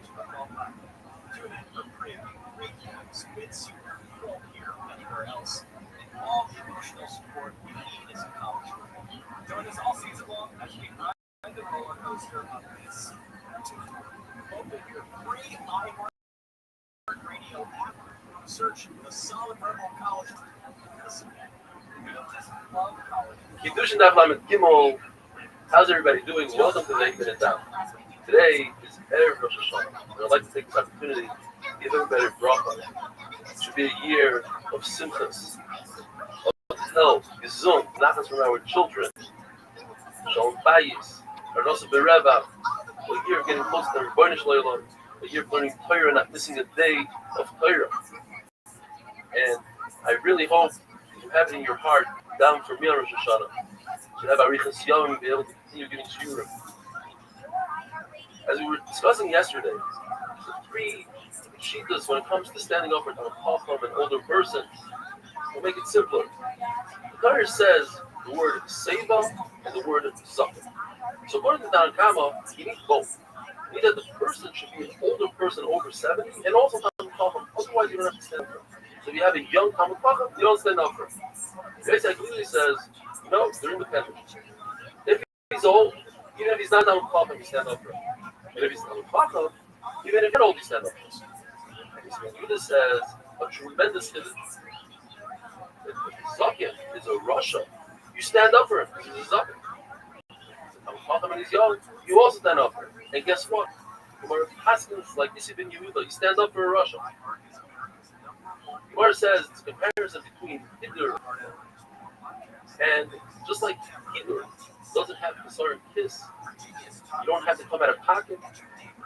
So too, when it comes to chemo, in other words, you don't have to stop work when a partner walks by, because we learn a person who's actually working doesn't stand up for Talmud Chacham, but he does stand up for those who are coming to Yerushalayim with their first fruit to be Purim.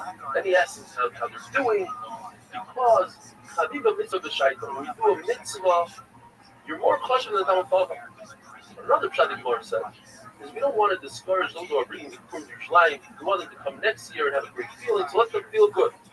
Rashi says the community pshatim is what if the person is very cautious? He's going to come next year anyway. So you don't have to just say Shalom Aleichem and everything. But if the pshat is the mitzvah is more cautious, then you do.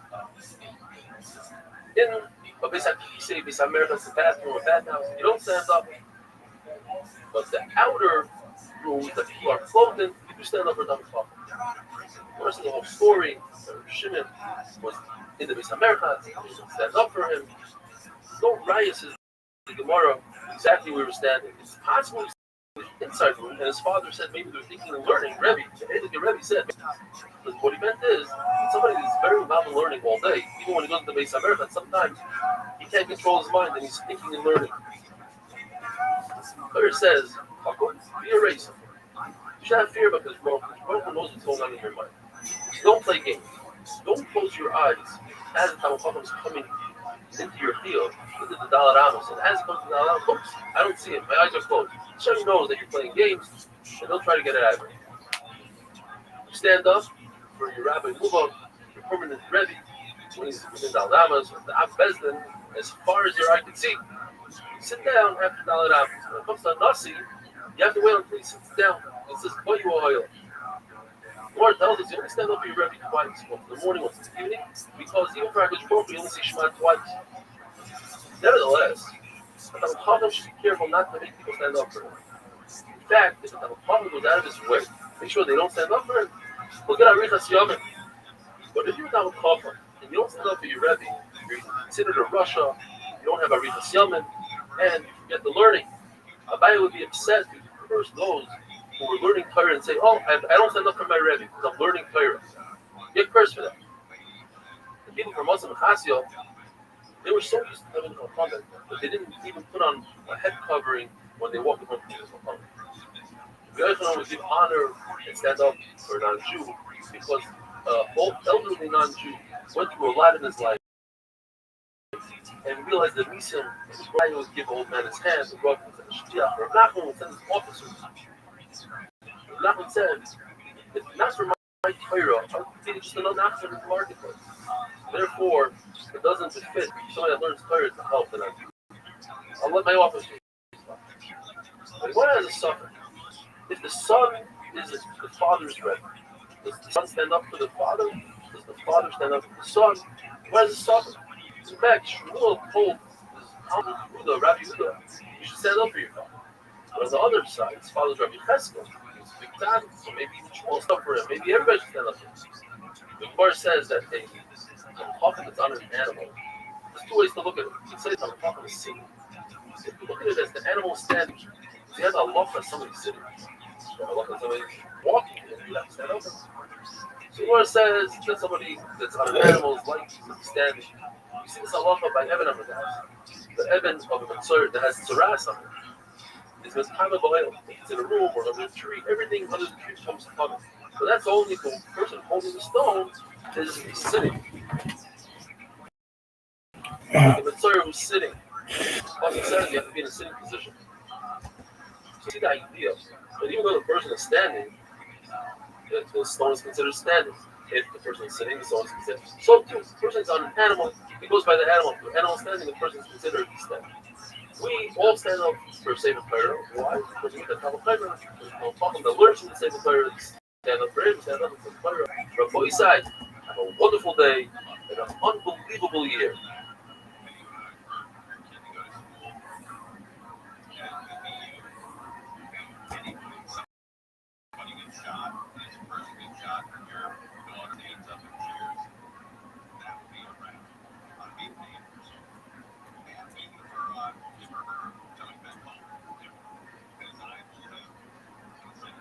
viene a pensar, sí, casi los pedidos, además, casi los pedidos. I still believe I'm a dollar, and let me pay. And someone says, well, together, I'll put it together and make it a friend. Now, okay, so it's like, sometimes the parents do the do. The original concept is, I just in the word, something you can't be honest. Except in it, doesn't mean you don't accept it, it's just not a good truth. Like you see by Abel, for Abel, any type of food society, whether adults, not the only thing, also, you can't do nothing, they don't feed you, they don't sustain you. So, over here also, the other group says that the woman is obligated to every reason to say, if it's not money level, it doesn't have to be the time. Something, it doesn't have to do everything that they say. It has to be the time. It's not, it's not out of control. But, for that, now, where do you live? You live in South Philly. So that's the Philly. Philly is the right? It's Philly. First time of the and the second time of the the same way. You know, the ladies don't have to go to open up obligated to the title. Open up obligated to where it goes. Yeah, it's good. I look at the whole thing. Because it's good. It's a very good time. You don't do the job. And they said that. And rather than because that's not the level. Example, you know, they are obligated to something to say. That's not normal. That's not what it is. It's not the thing. That's not the like woman. That's obligated. Not the woman is obligated to that. Also, not the obligated to come or action. So, the whole thing is the obligated to alter a mistake. It's not his level. Don't get it. Don't get higher than a mistake. I can just extra. Nothing to do. Don't put it out there. I can gather it. That's the way.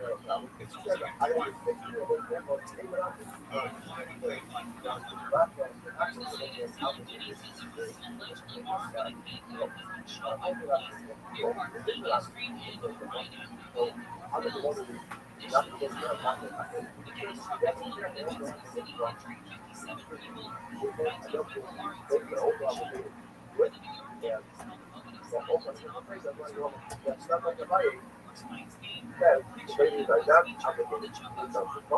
The obligation of the husband for him to have to open the fight to victim by a woman who is supporting their mother. The obligation to open the church after the time. So, it's up to you.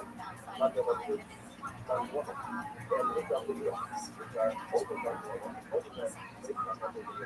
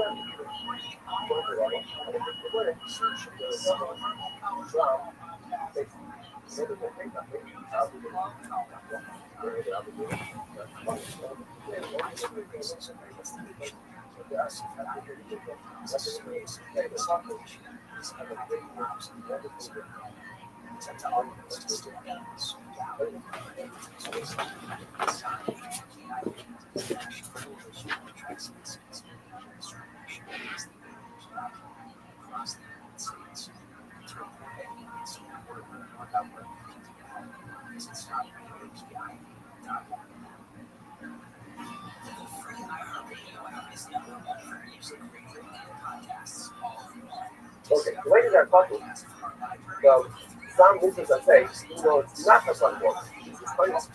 Speaking of it, speaking of it, so that's how we learn that functions of business I say are not the fun one, so only these and not the others.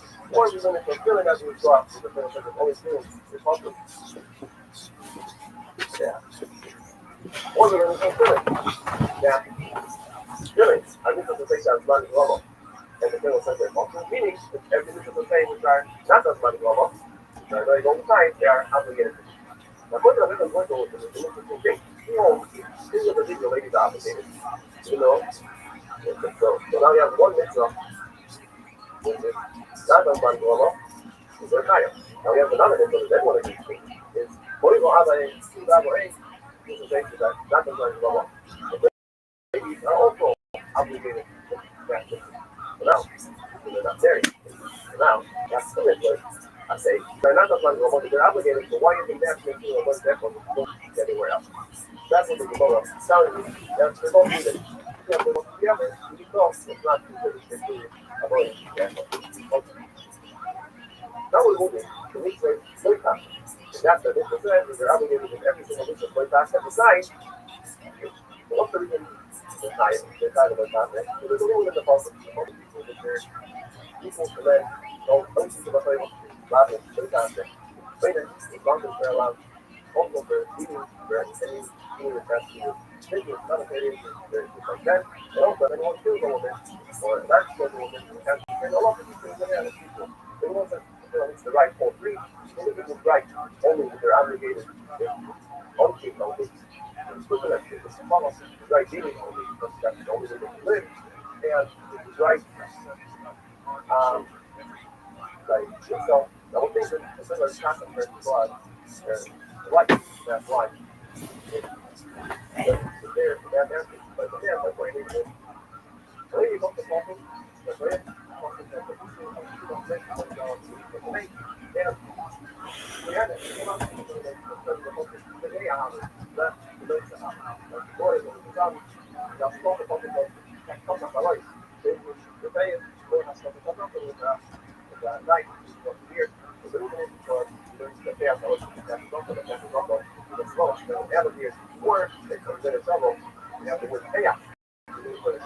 Now, look at the word payout.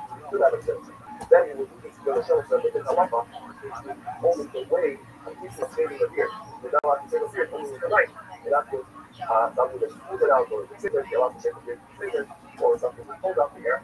So that's why the Torah wrote the word payas extra to teach me that it's a full zera shalom. They don't think that the Bnei Ahali, which says by Tumah, goes only at the Tumah, it also goes on shaving, which is in the same concept.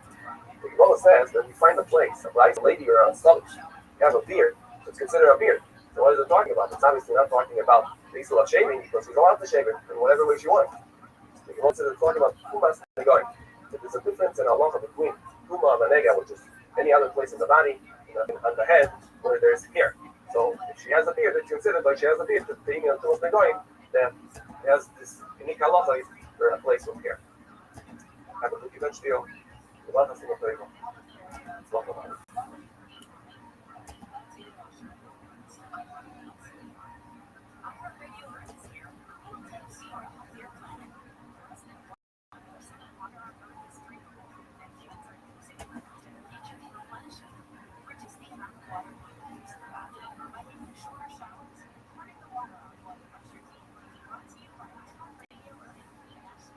Kedushin Daf Lamed Vav. How's everybody doing? Welcome to the 8 Minute Nap. Like the marker sing the Toiva, that you're sitting here on Sunnah Gedalia. Hope it's a meaningful class for everybody. Because it is the Raisa of Korba, which is if a person out of pain losing a close relative or rips out their hair from their head, they're over on the Isser Karfa. He comes up with a big position and says, this Isser doesn't apply to women. Why does he say it? So you have a three-way machlokes. But those who say, well, it says in the passage the word Banim.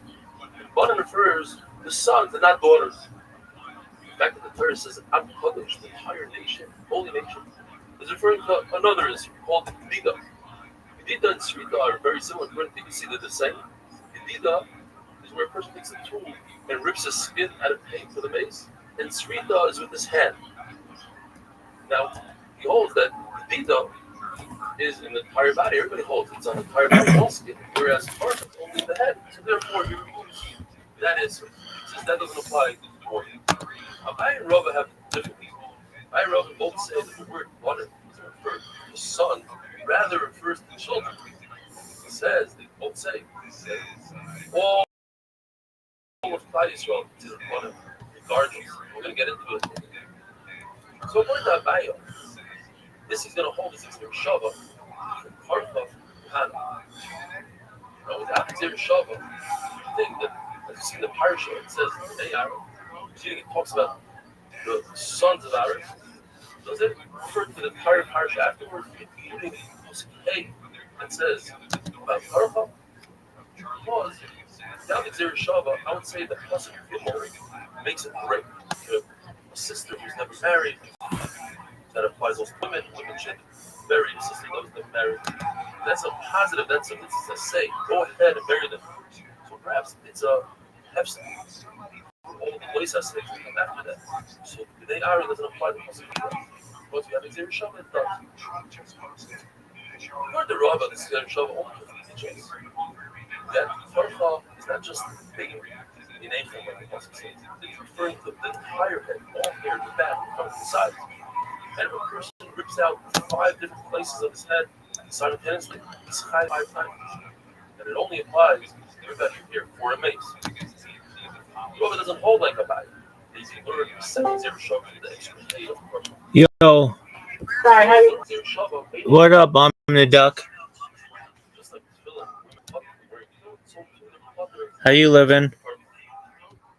Good. Did you hear about that guy who got shot through the throat, I think, yesterday? That was today, and yes, I heard about him. What is your opinion on it? I think it's sad. Yeah, I don't think it's good for anyone to die.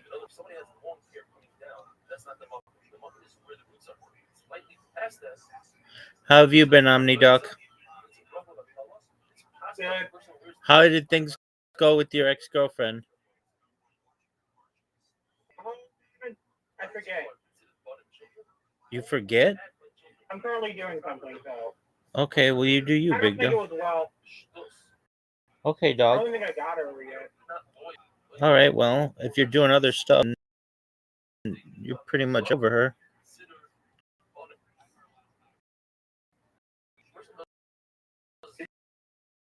Yeah. I did meet on Discord yesterday. And how? Not well. Okay. Not well. Well. They called me a lot of words. I'm not gonna say here.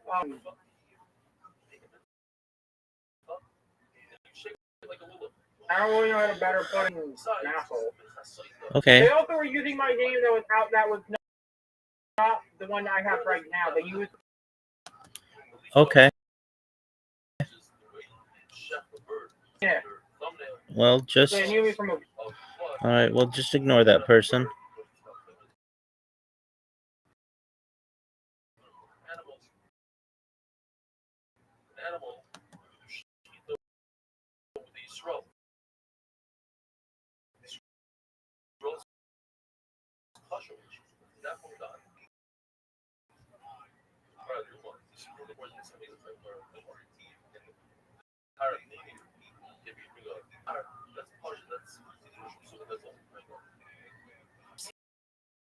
After Shita, only a player, not a woman, Hagasha, to take the mincha in its path and touch the southwest corner of the diamond, means put your hand in the flour and grab 3 fingers worth of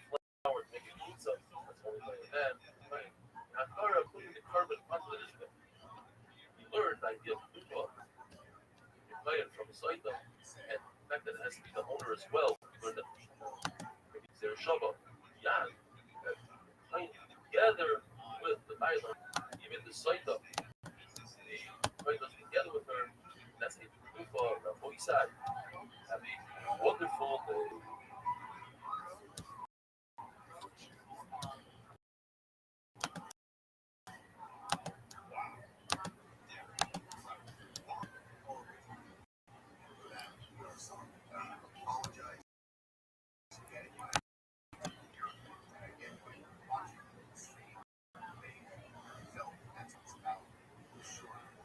How's everybody doing? Welcome to the 8-minute daf.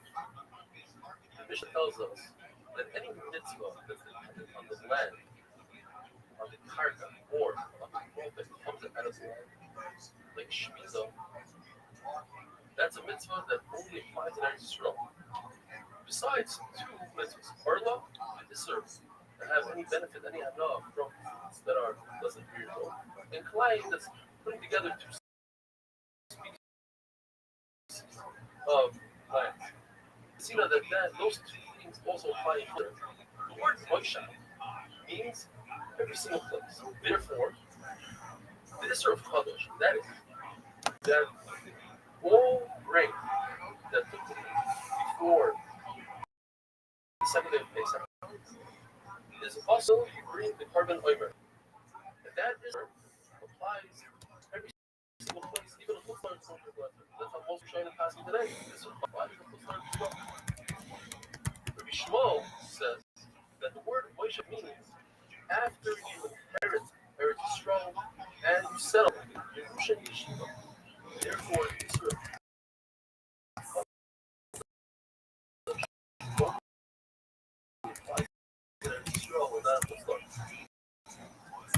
in other words, according to what it says, the word Moshe. And some say that it applies also when the word Shia is by itself. Why would you learn from Purim and make yourself a king? It's not considered biblically speaking. When you have one halacha in the Torah, you take that one halacha, you learn the entire Torah from that one halacha. So when you have two saying the same exact thing, the Prophet is saying it's only these two places. However, each one of those places has its reason. There's a reason why the Torah said this and this. So now you can learn from it. So what's the reason? But the person has time enough, he needs satisfaction, he has fruit. Thing. Why wait for 14 years until you inherit their Yisrael? The Bible of Eretz Yisrael. Does the Pasuk know? You wait for 14 years. Or there happens immediately when you come to Eretz Yisrael, you find the problem. There's also something on the flip side. I would also think that it's something that should do immediately when you go to Eretz Yisrael. A king leads the war. I need a leader. I need a general for the war. Imagine, no, you wait 14 years. That's why that an individual brings the suffering. You bring a carbon, and carbon is required. Oil, wine, the suffering, you bring wine. That only applies once he has 14 years in that once you receive that the individual was already bringing the suffering in the midwife. So when the Torah says, so when you come in Eretz Yisrael, what's going on when I come to Eretz Yisrael? What changed? I already brought the suffering up. Shiva means that when you have a bomas yachid, you have your own private mizbeach in your backyard. When they're destroyed, what changed is now you start bringing the suffering on that private baba, whereas the midbar did. Any mitzvah that's depending on the person, not on the person, like Shabbos, Milah, etc. That you have to do all over the world. Zara sources spread out all over the world. Now, it says, by Shabbos, teach us that this applies everywhere around the world, but that you don't need to do Yiddish Nerf and Kaddish. All other Yom Tov, Rosh Hashanah, Kippur, Sukkot, it's dependent on Bezos being Kaddish the Mom in Yehuda. Once you know when there's Shachaydish, you know when the other is. So I would think that maybe every Shabbos is dependent on Bezos and Sukkot. They switch up. That's what brought us to Kaddish Yisrael Shabbos. He's invisible. This Oh, is the dude. fact. Was today. Not only even though it says the halacha by because we have this idea of Moshe everywhere. Matzo bara, even though there's no carbon pesach. Same reason. Now it says the word tefillah, like film, and Penachamar, teach us that this was the mitzvah. This was these two mitzvahs of Penachamar, which is the firstborn. You give sheep instead of the donkey, you have the cut it out. Tells us that these two mitzvahs is why we reside from. Going very strong, on one side, having a wonderful day.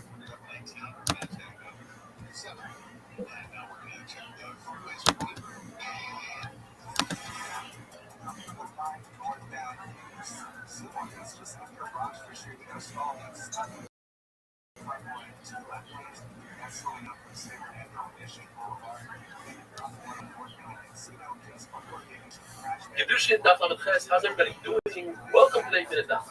We're discussing the Isser of Chodesh, and that is all new grains, the 5 grains, like after the second day of Pesach, and even after the second day of Pesach, is awesome to eat, even in nowadays, even if it's slaughtered, until you bring the Omer on the second day of Pesach. Once you bring the Omer on the second day of Pesach, it becomes mutter. You can't bring the Omer, we don't have a piece of it. So the second day of Pesach is mad.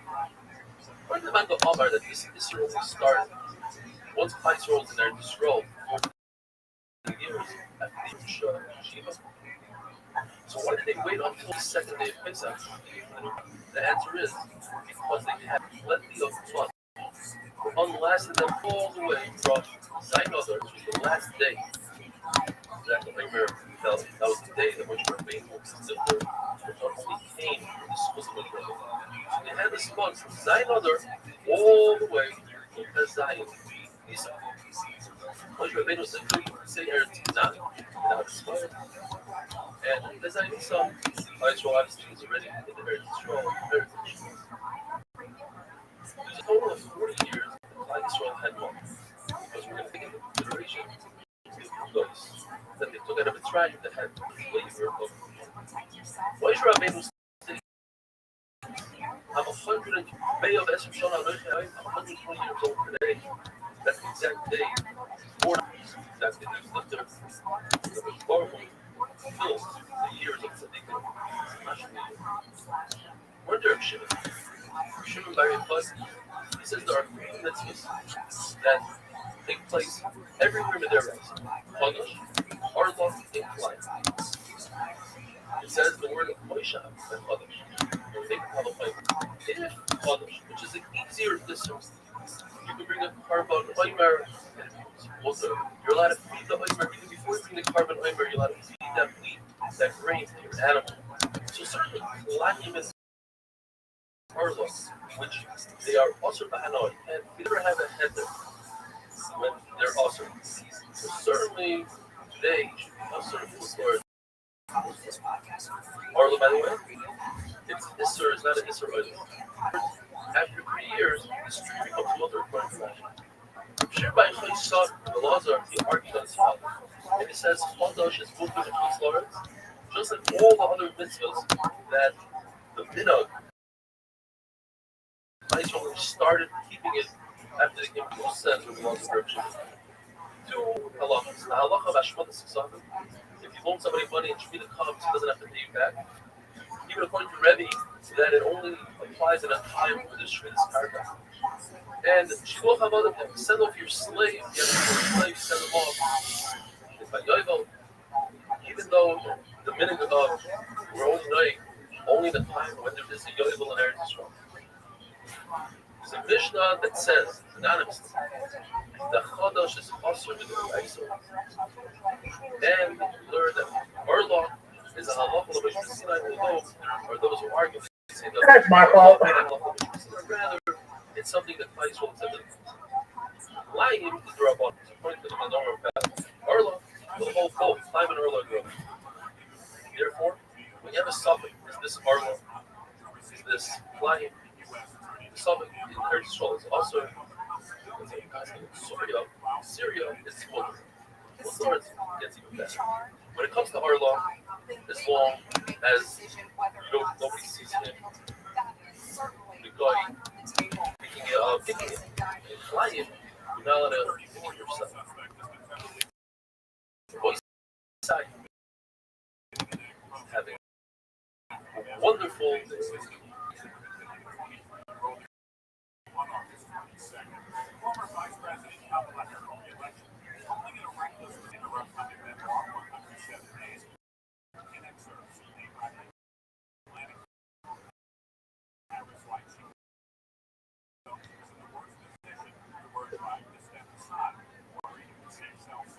Division up on the test. How's everybody doing? Welcome to the Minada. You have a sun garland. Not sure 100% that this is a piece of garland, a fruit that grew the first 3 years of the tree. What everybody's supposed to be. Realize those who are not confident in Arla and Kuzlar are going to do something about it. They said it's also to make a suffix be a diet. In other words, you can't go deliberately pretend that it's a suffix given to somebody else to eat. What it does is take a branch and put it to another tree physically. So that you get malchus, even a Kuzlar. This is it. I might actually die from this. Before malchus, they die out. Okay. And the reason is, he says it's just like Harbaugh, just like you can't put two animals together and create a third species. So too, you can't take two trees and put them together. It's the same. It's from before malchus. The verse is the word safa, your field. That's a field that was received from Shemayim. That's an Eretz Yisrael. The comes to exclude Playat Kerem. That's when you take seeds and you plant it in a vineyard. That's also a slaughter. What's awesome to Rabbana is only when you take 3 types of seeds. You take wheat, barley, and a grapeseed together, put them in the ground. That's also to the Rabbana. Why? In Chutz, because that itself is also the Hanab in Eretz Yisrael. So we take it down a step. This that rock, the famous Bala Adora, the Aisha, and for his different yeshivas, told me that he planted a garden of vegetables, and he planted them in individual rows. Why so? With the bubble. Well, don't say it's because he's makbid on putting different seeds together in Kutz La'aretz, but rather the reason is because he wanted to have a beautiful garden for his yeshiva, or for the shamish that his job was to pick the vegetables, easy for him to find them. With this, our voice side, we finished half a shot. And right now, we're on to the second half of shot. It's a beautiful mission that got it done. The mission tells us. And we just read the simple words. It's difficult to understand, but that's why we have the Gemara. The mission tells us first was one mitzvah.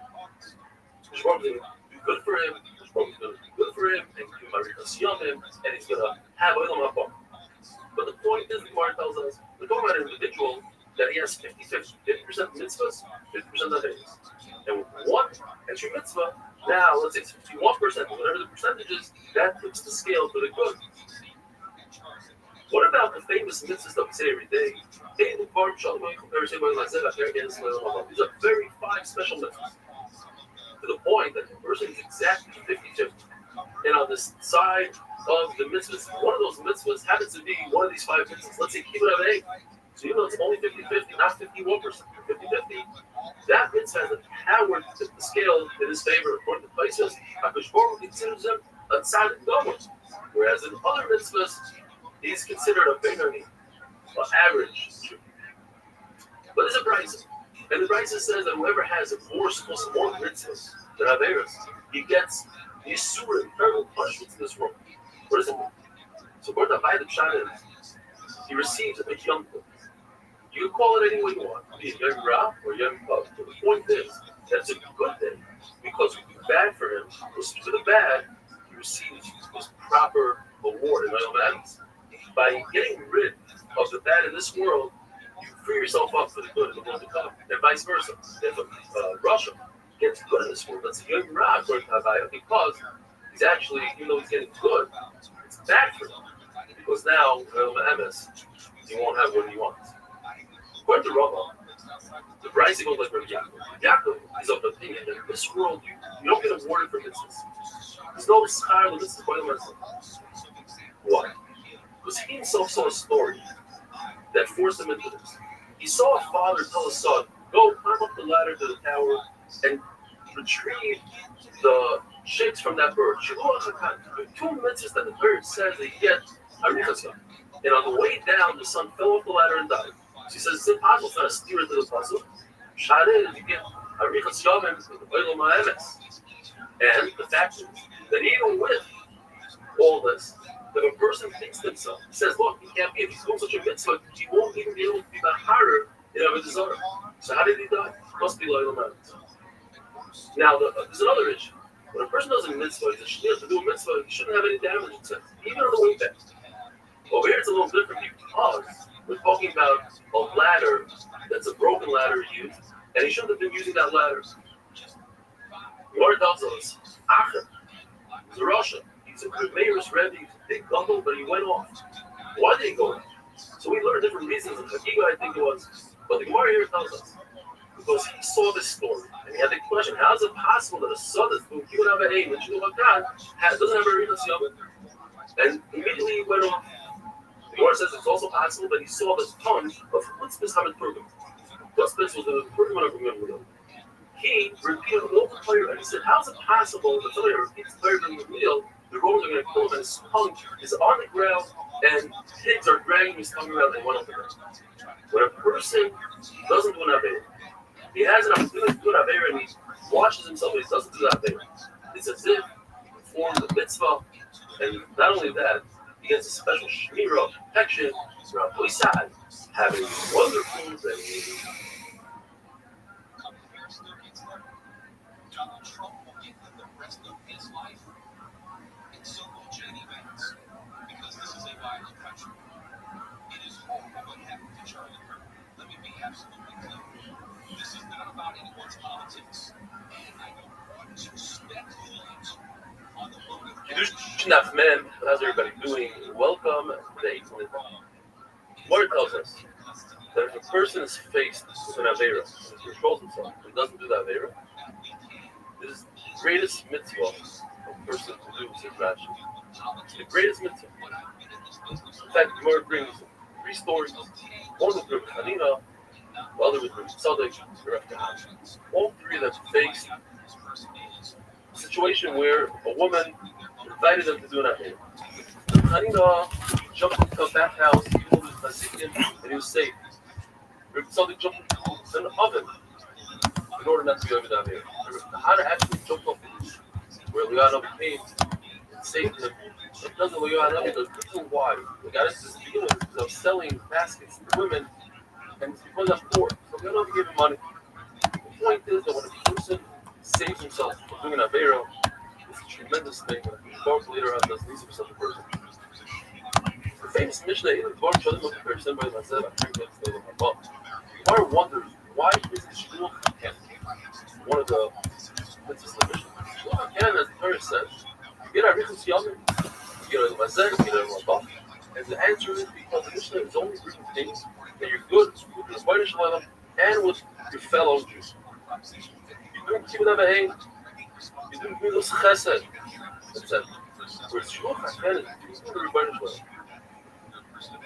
The Gemara tells us that a mitzvah has dividends. Hashem pays more than the actual value of the mitzvah. Whereas in Aveira, Hashem pays exactly as the Aveira is. There's one exception. The person does an Aveira where other people learn from him. He's an important person, but other people do that Aveira because he did it. So now that Aveira that he did has dividends. Other people are mimicking him, and therefore they'll receive a punishment for the dividends that he had. It says in the Pasuk that a mitzvah was mitzarev machshava l'maisa. A person thinks about doing a mitzvah, and then he has some sort of kindness and he can't do it. Hashem will give him the tzachar. But in the Aveira, typically speaking, a person thinks about doing an Aveira and he doesn't do that Aveira, he doesn't get an oynish unless it's one of the following exceptions. If he followed through his machshava, he had a machshava, then he did an Aveira, he gets punished for the machshava. Or if he had a machshava of a Zara, even though he didn't do that with the Zara, as we had yesterday, he has an item. And also, if a person does the same Aveira over and over, to the point where he becomes used to it, he thinks that it's mutter, it's as if it's mutter. So just thinking about that Aveira, even though he didn't follow through, he received God. The Gemara tells us it's better for a person to do an Aveira in hiding when it's all for Hashem, rather than to do it in public. If a person owns the Yetzer, does that Avera hiding, then that's a big slap in the face of Yom the Rebbeinu Shalom. Now he doesn't care of the Rebbeinu Shalom. According to Rabbi, it's referring to the Isser of looking at a rainbow. When it comes to Chil Hashem, the Baruch Hu doesn't wait. He doesn't let the person build up strength. So Baruch Hu takes care of the Avera very quickly and swiftly. And not only that, the person has 50% of Averas, 50% mitzvahs, then Baruch Hu will use that Avera of Chil Hashem and tip the scale in the wrong direction. You are going to say it's a person should view himself or the world as if they're 50. So anytime he does a mitzvah, he's tipping the scale for the world's favor. And if Chas v'Shalom does an Avera, he's tipping the scale in the wrong direction. A person feels bad for the mitzvahs that he's done in the past or the Averas that he's done. He erases those mitzvahs. He erases those tremendous yisod. A person goes his entire life doing mitzvahs. And the last minute he feels bad for everything that he did. That's erased. Brand new Mishnah. The Mishnah tells us that a person who has these three things, he learns Chumash, he learns Mishnah, and he has their Teretz, he won't be choyte so quick. He won't sin that quickly.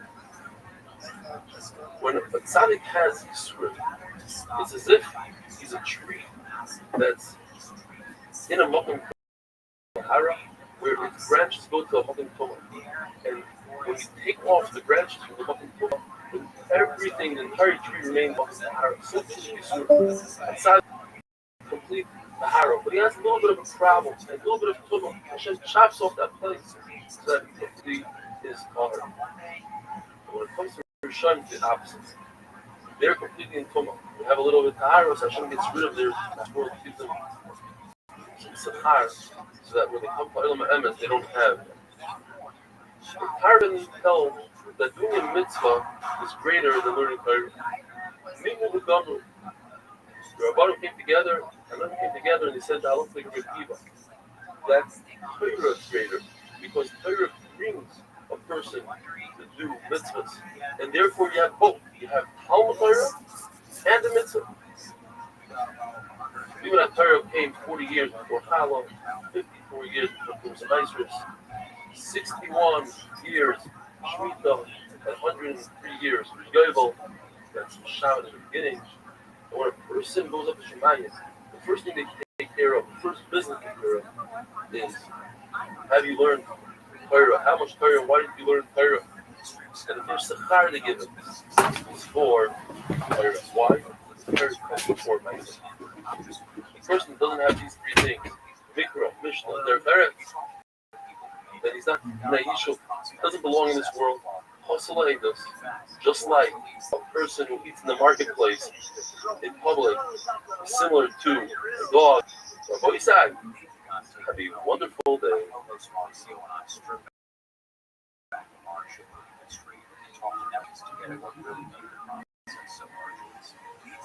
Taking all these based on the Helco's Mark's best-selling book at the same time. And on this show, we call upon his years of rich to help unpack the story behind God's work from start to finish. We sift through innumerable names, many of them. Both of them are starting the second session. I used to gather. So when Rolla says, also a person married a wife out somewhere, or taking her appearance during the and that's not nice to her. Therefore, we should know that's supposed to send the actual. The woman doesn't have to start it. We're not worried that there's something in the appearance that will bother her. When you get happy, whatever that feels, now, still in Mr. Said, she's married on her own instead of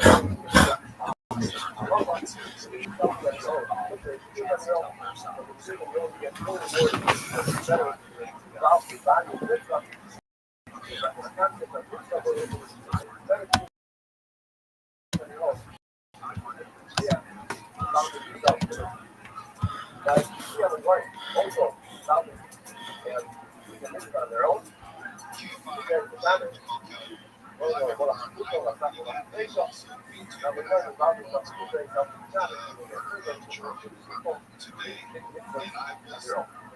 thing is, there's a father who his daughter, the daughter was there, and this woman is tonight. The father is able to marry off his daughter well. Wait until the 12 old enough to say I want to marry. The person is only then married her off, and then now it's the reason to say that. You have to make it earlier. You may not be able to do it later. The marriage is allowed to marry her off. Now we're going to the next topic of how we stop. How do we know? It says by the word Misholah, so take the Misholah from the word. Say, God gave it us. And again, from the extra hay, the Shukah. The word to go Shriach, from the back, the word is twice. The word to the Shriach, so that's how we know it. How we know this. So heck, it's young and always whatever. The other way around, so Pharaoh says also that you can make a shliach like Kodesh, like the woman, you can make a shliach, like the woman. This is almost very strong. It's not very strong. Except that over Pesach, the Yom Kippur, so it's all alabaster to it right. So one person expects the other. It has to be a visual, though. It's not. That's how we know it's Kodesh. The Gemara says it from together. From Kodesh. Yeah, so and you know, also, what it is, I can feel like the right specifically in Cuba, Gamma, and the answer is that I would think one answer is that it translates to the York. That's what the first issue is the first issue. It's on Cuba, I would say, now, but there's an opinion that one can't take the old Cuba, therefore the church can't take it. Yeah, positive Cuba, the Gamma, you know, we just say, you can't have a share. Why? So, positive is Ate. When Ate tells you, yeah, yourself, Cuba, not your sponsor, not your partner, not the person, but the second, whatever they do, not the sponsor. But I did Cuba every day, but here, not now, we need to also care what the app is. Yeah, we'll take the app by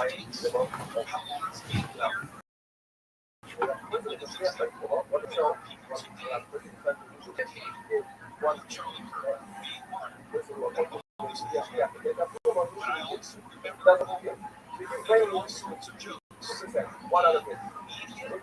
One of the 40 or one of the 50. That's what the person want to give. Also, okay,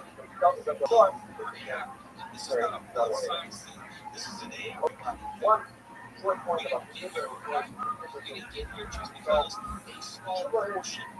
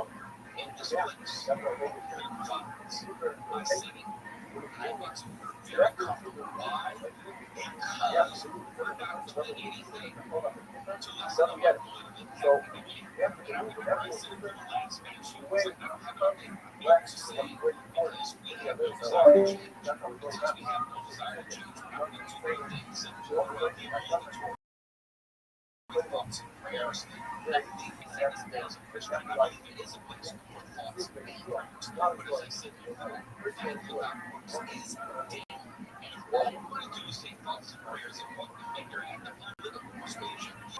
fight today. You know what? Someone else is going to die tomorrow for the same damn reason. It is inescapable because we are way comfortable in our easy chair, our park lounger with this political violence. So long as it only impacts the people who don't like, so long as it impacts the people who don't. Kedushin Daf Mem Beis, how's everybody doing? Welcome to the Minute Daf. It's Erev Yom Kippur right now, just a few hours before Yom Kippur. I want to wish everybody a year of health, of the nachas, parasa, and all the best things. A year full of fire. From Elvis Sugya of Shlichus. Shliach Shalom Kumaisa. A person sends an agent, the halacha is as if he himself is that action. According to Björnson, that learns from the pasuk in her Pesach, that the pasuk comes to say not the idea of Shliach, but rather Yisrael could be yotzei for one single animal, even though it's impossible to give each person kazayis. So how do you know the idea of Shliach is only from korbanos? That's not a shulchan with the other korbanos. It looks like a vehicle I have. It says it twice by Pesach, the idea of Shlichos. Now we know throughout shots. They made an even with that, they even in Lean Acher. I can't use this pasuk here because I already have another pasuk. Let me use it for something else, for other korbanos. The fact that the Torah says Ish L'fi he learns Ish means an adult. That if an adult finds an object in the street, you can have in mind, let me be zoich on this object for my friend Shimon somewhere else. But a couple cannot do something that says Ish, an adult. Plus it says that from each Shevet, they appointed a Nasi, a prince, take care of the Yerusha, the Chalukas Haaretz. And the Gemara learns from here that Bezin can appoint an apropos to each son. So let's say there's three brothers, father of one son. That appoints an apropos for each one of the 3 boys.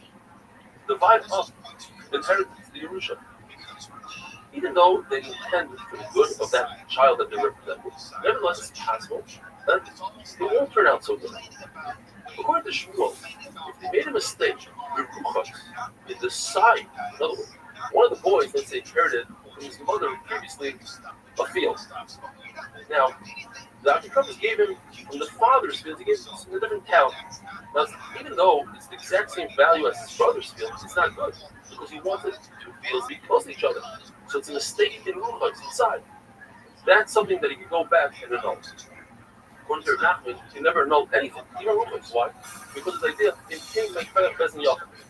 What power are you giving Bezin? Bezin has to have power that whatever they do, regardless if it's a mistake or not, it's a good division. Yet, if they made a mistake, it's value. They gave another person. So let's say the case was, you have somebody who borrowed money, and Bezin said he has to pay back, and he runs away. Bezin can take the lender's property, sell it off, and pay the lender. But if he made a mistake, it's a shtus, which is a 6th. Rabbi Rothschild himself says that sale is off. But it just says that Bezin has power. Well, that's because they made a mistake. By Yisayim, they didn't make a mistake. It was a perfect division. One of the Yisayim didn't like it. That's it. Rava says, that when Bezin make a mistake, the sale or the division is good. It's a good division. It's kind. Even if they made a mistake in more than a shtus, where typically, in a purchaser, you would annul the sale. Rabbi says that brothers divide up property, they have a halacha of a purchaser. The halacha is that if somebody purchases an object for more than a 1/6 of the market value, the halacha is it's a good purchase, but the seller has to. And if it's even a 1/6, it's a good purchase. So when it comes to brothers, it's exactly what halacha is. Besides, if one of the brothers sends an agent, then he could say, no, even if it's less than a shtos, I don't want this. Because I sent the agent, the 20 shit that people live out, I sent you, it's good for me and not the Harvey.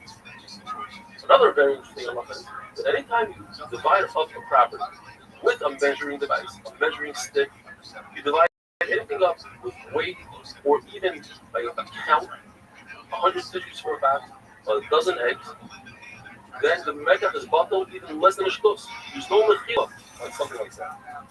Even in real estate, where typically there's no halacha something about.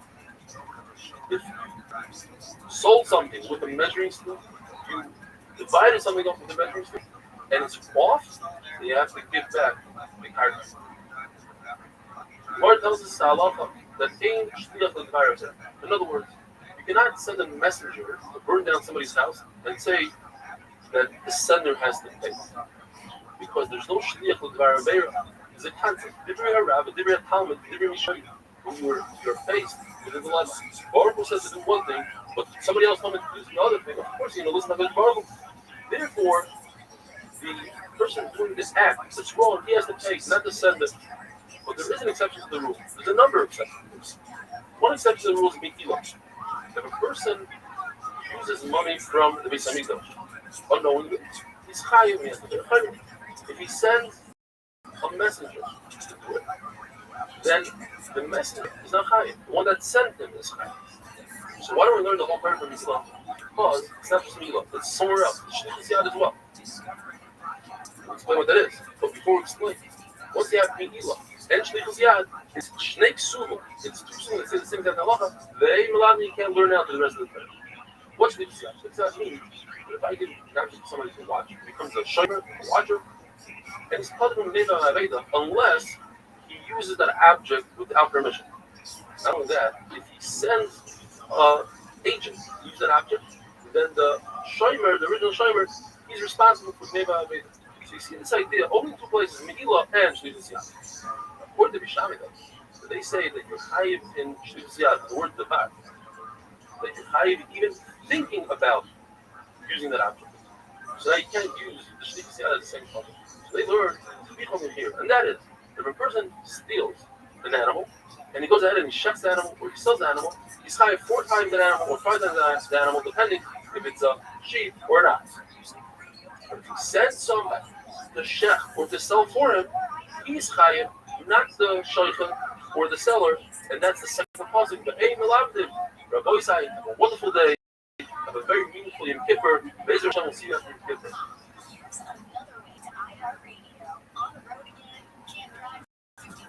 Try to catch me riding dirty. No car ride is complete without the perfect soundtrack. That's why iHeartRadio wants to complete your commuting and road trip experience. I mean, I know it's hard, but it's just easier to just wait until you leave.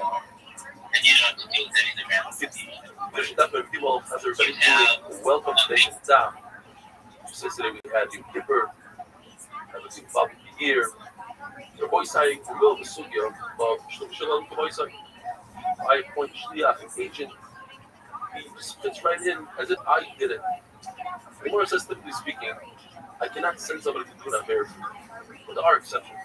And one of them is Megillah that we said yesterday. Today we're talking about Tichah Mukhir. And that is if a person steals a sheep or an ox, and then he goes ahead after he steals it, he sells it, or he shuts it, he's chayiv 4 or 5, depending if it's an ox, if it's 5, if it's a sheep, he has to pay 4. Halacha is that a person who sends a shliach, you shech this ox for me, the shaykhah doesn't have to pay. The Ganav has to pay. Why? Because it's just like Madura. When you sell something, you need party to party. You need a person, you need a seller, so it's you buy two. But here, this concept of yesh shliach, here is a case where I send a messenger and the sender has to eat. Shammai holds. I say a lashon and we have to explain it. When a person sends somebody, he hires a hitman to kill somebody. The one that hires is chayiv. What is it chayiv? So one shot is Shammai will hold that it shneik shema baruch be'achad u'melamdim.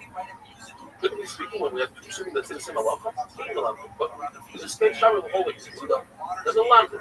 You have Megillah, Yichah, two say the same halacha that yesh the other barrier, and we learn from the rest of the barrier yesh the barrier. There's another possible question, of course, that if you take what you heard of the oil, instead of shacking in the Beis Hamikdash, you shack it outside of the Beis Hamikdash, you are the sender. Is not the sender is not chayiv. The guy that does it is chayiv. Why? Ain't clear the barrier. Something on this side, on the right side, and one person on the left side. Which one do we learn from? Well, Shammai won't learn from Shlichut because they don't actually work with it. What do they do with that? Say that when two people shech the same animal, they hold on to the same knife, the shut animal. Absolutely, they said no, they're potter. Also, they say that showing items or a mistake is hot. You can also explain what Shammai says is that yes, when it comes to murder, the sender is higher. It's a special halacha by murder. It says by David Abela, he said Uriah in the front line, and also Hanavi accused him of murder, even though he didn't murder him. David Abela didn't murder him. Bush murdered him. Also, Irakta B'cher B'nei Yaman, there was a murder. For the Chachamim, David is not high at all because Uriah was a murdered man. He was a lashon of Adoini, not to the king. In front of the king, he said Adoini, my master, somebody else. So with that alone, is high in Pisa, so David Abel is mother for killing Uriah. Another Shammai. The Shammai meant that if you hire somebody to kill somebody else, you hire. What does it mean hire? You take Shomai. So what does Hill say? Mother, obviously not. Hill would say you're hire not for murder. You're hire for somebody else. Hire for Ramadan murder. Shammai says no. Get up to Shomai, they're going to knock you as if you're a real murderer. It's a real strong.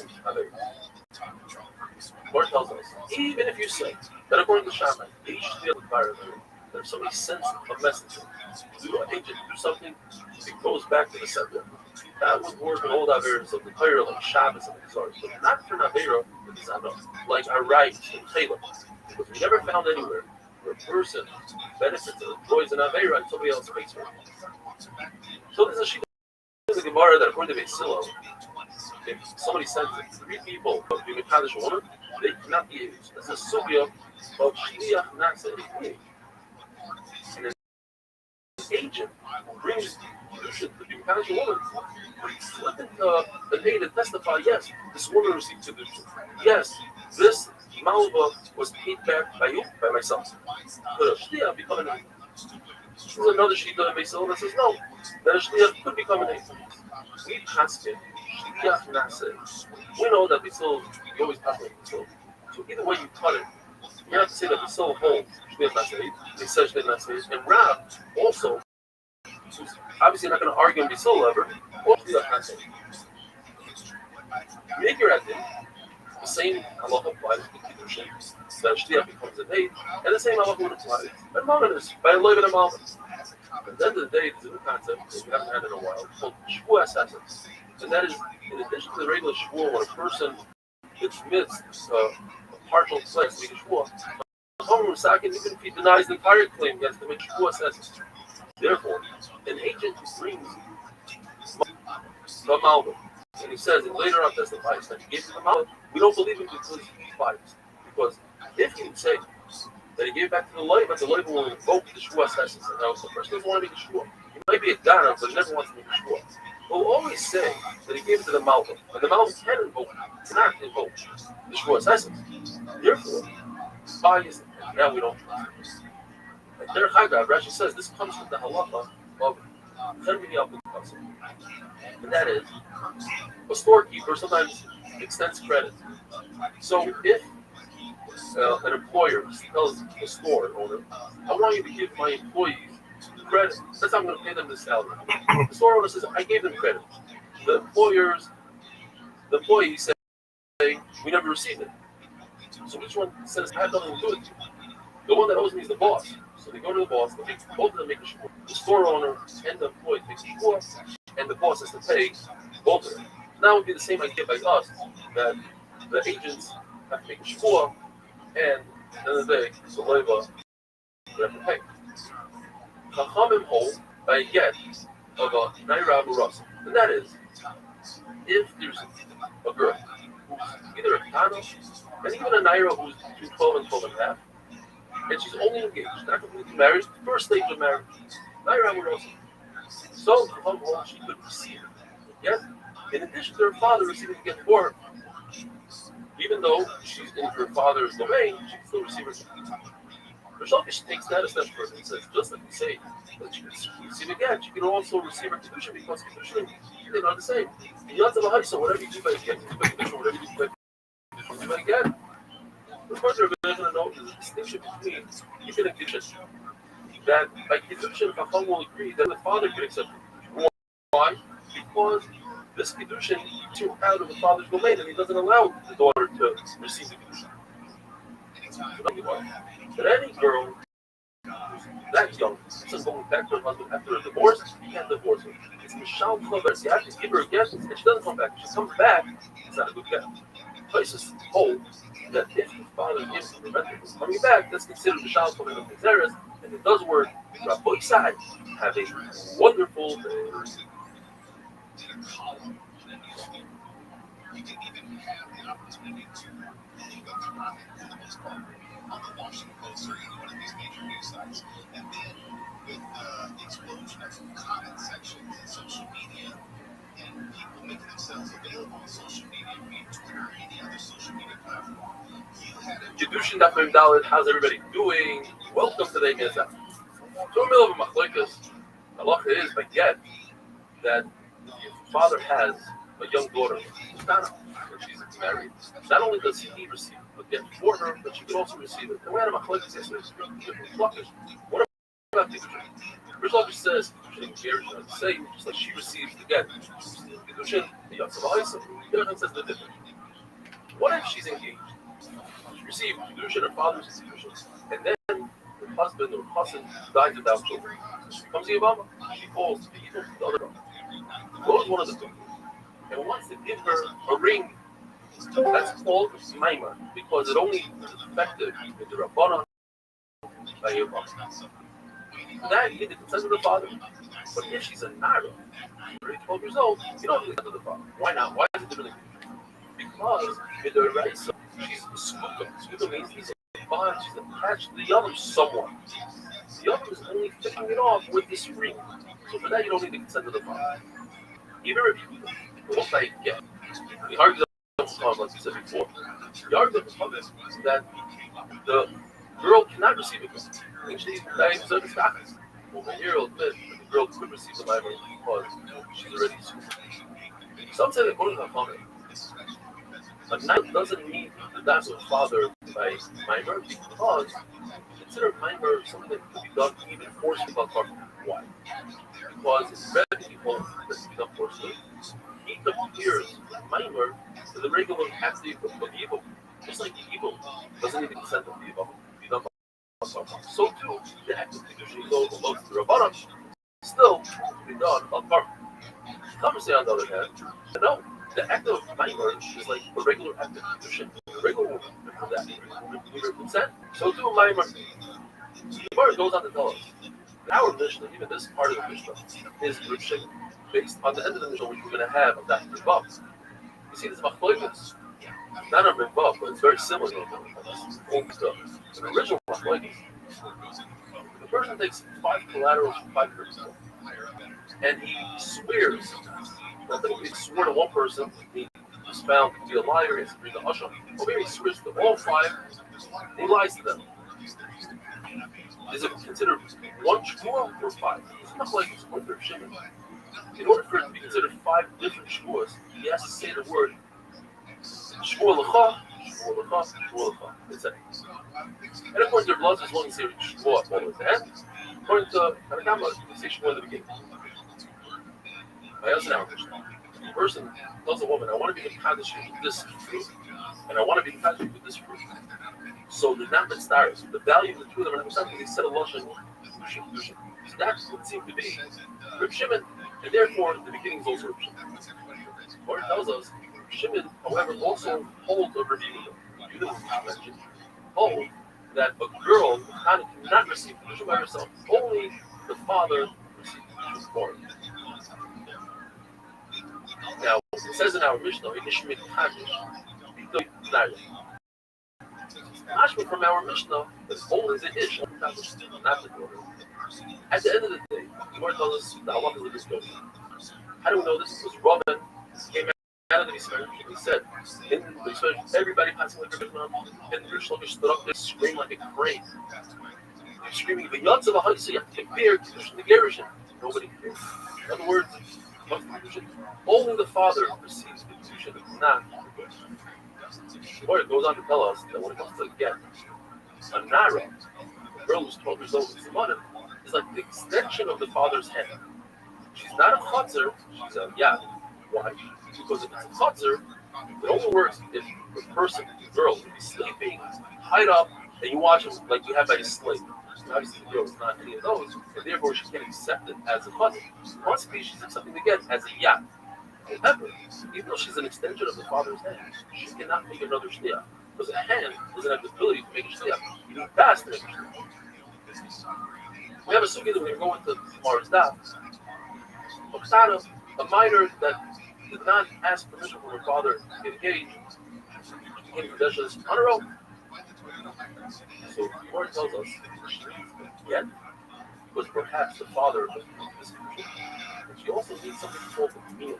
She needs to refuse this confusion because maybe she didn't accept it. So she didn't accept the confusion. Why did she have to? Or I'm sorry, the father didn't accept the confusion. The answer is because this act of meal shows that it's not a real confusion. It's only their opponent. And we want people to know that perhaps there's something going on here. And if this individual got engaged to her sister, people say, well, look, it was a get. That engagement to the sister is nothing. Anybody marry her. In fact, no one can marry her. Perhaps the first girl is not in possession, the second one is.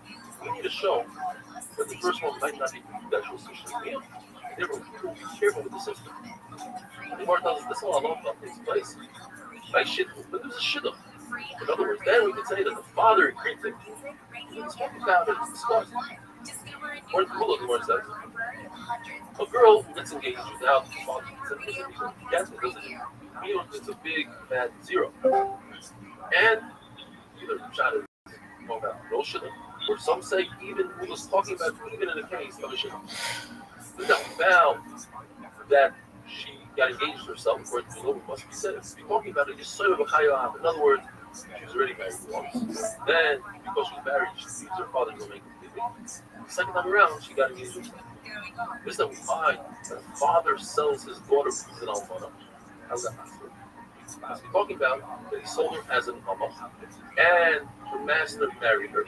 So he had some sort of consent to the marriage, but it's not really as if he married her off and never received anything, and therefore he's able halachically to sell her after she was already married. Oisai, have a wonderful day.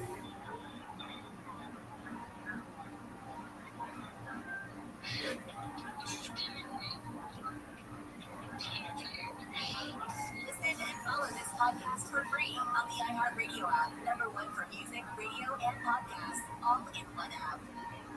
iHeart is America's #1 podcast network. Keep Dushin, Dr. Hey, how's everybody doing? Welcome to the Infinite Daf.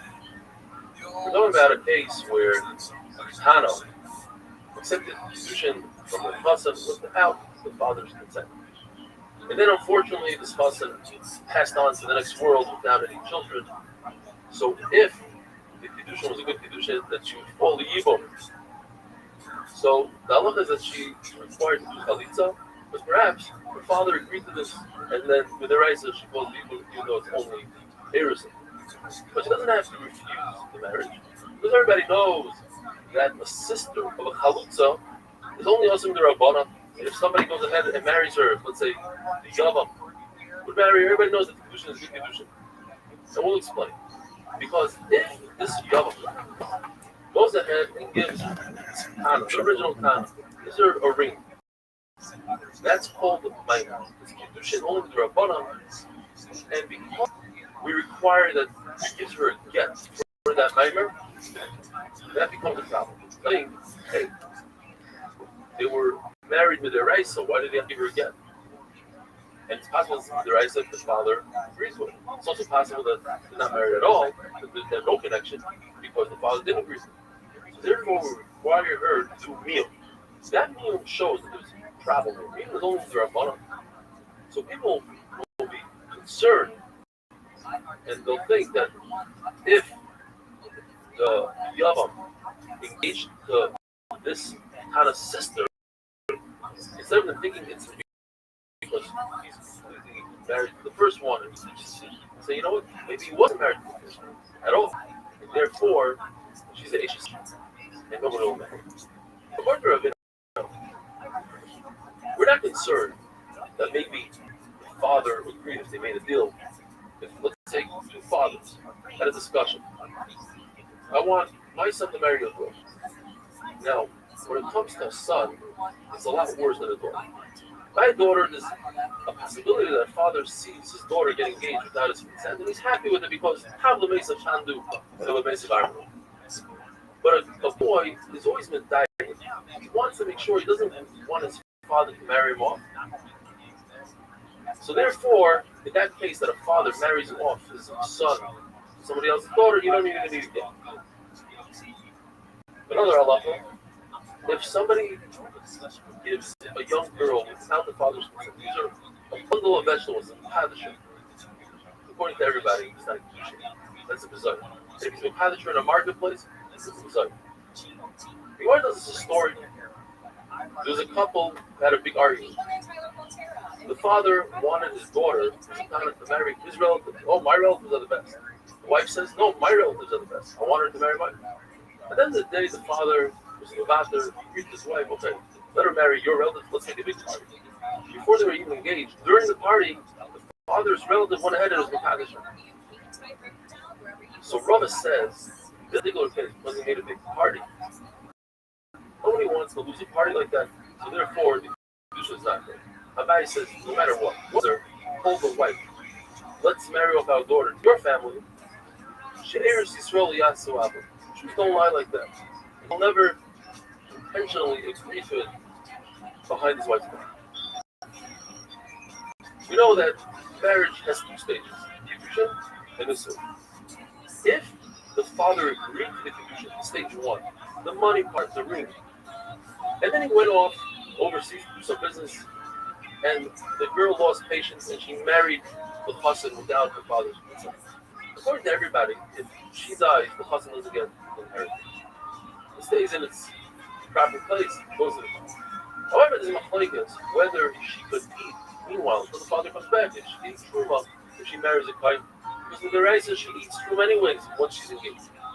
Or perhaps you have to be concerned that when the father comes back from his business trip, he'll disagree to this marriage and retroactively she wasn't allowed to eat truma. But if the father is present and he doesn't say anything, he sees his daughter getting married, according to Rabbi, you don't eat. She doesn't eat truma. Why? Because even though he's quiet, the reason why he's quiet is because he's furious, he's angry. Other man says no, she can eat. Why? The fact that he's quiet shows proof that he's okay with it. But what if even the Kedushin, the first part, was against the father's will? And he's here, he's watching me. Rabbi says the opposite. Now Rabbi says she couldn't, because nobody's going to be quiet through two stages like that. And the reason why he's quiet is because he's not very supposed. As if he agrees to the whole thing. And Rabbi Isai, have a wonderful day.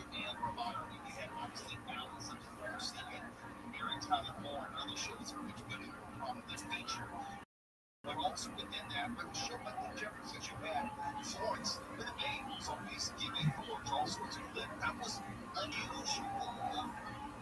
And for some people, unacceptable in the 1970s. Kiddush not been involved. How's everybody doing? Welcome to today's minute. We're kind of got engaged without our father's das, without our father's consent. But machlokes between Rav Ashi and Rav, whether or not she could renege on this engagement. She accepted it, but her father didn't accept it. According to Rav Ashi, she could not renege. According to Rav, she could. If you want to talk, maybe bring a right from the father. The halacha is that if somebody seduces a girl, he has to pay 50 shekel knas to the father, even in a case where the father agreed that he should marry his daughter, but she doesn't want. So even similar to our case, because over here we don't have the father's will to begin with, and she's against it. So you see that she could be moichel. It's a right and a right. No, it's not a right. Because we can say, like you always learned in Cheder, but we're talking about that the men didn't have das or kedusha. They don't want to marry. And even if you say that it was a shem kedusha, it would be necessary to do another kedusha, the core you were with kedusha, let's do another kedusha, because you didn't have the father's consent. And now we're in a gradual mission. If a person uses a lashon, says, takes a fruit, he takes a date, and he says, his catches the Torah zoo, and then she eats the date, and then he gives her another one, So if one of them has a shavar pruta, it's a good kedusha. We have machlokes. What exactly is this? What the Rabbi Shmuel is talking at the beginning of this, where a person says a double lashon, scotch, breaks it up very strongly with those words, scotch. And the chiddush is that even though she's eating something that she has an immediate satisfaction enough, nevertheless, there's no kedushin with lessons of what the Rambam is talking about the end of the kedushin. We don't say scotchy, but rather he says scotchy bezu. All the things together. The shavar pruta, then the kedushin. And the chiddush is that if she eats it right away, then you need the last date should have a shavar pruta. And from here, the Gemara says, we see a number. First, what we see, if somebody gets engaged, he tries to make a kedushin with a milva with a loan, it doesn't work. Because over here, you see, it doesn't work unless there's a full fruit at the end. You can't use the previous dates because they're already gone, they're consumed, they're a milva, they're a loan. Yeah. In addition to the forgiveness of the loan, there's a pruta. So a guy forgives this woman $1 million. But he gives her one lousy date that's worth a pruta. Her das is on the pruta, and it's a good kedushin.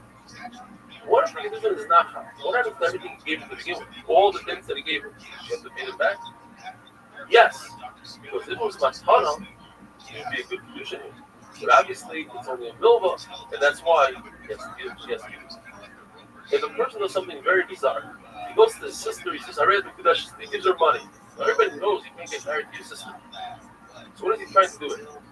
According to Rav, she has to return the money. Because all he's doing is he's trying to give her a cousin. He wanted her to watch it.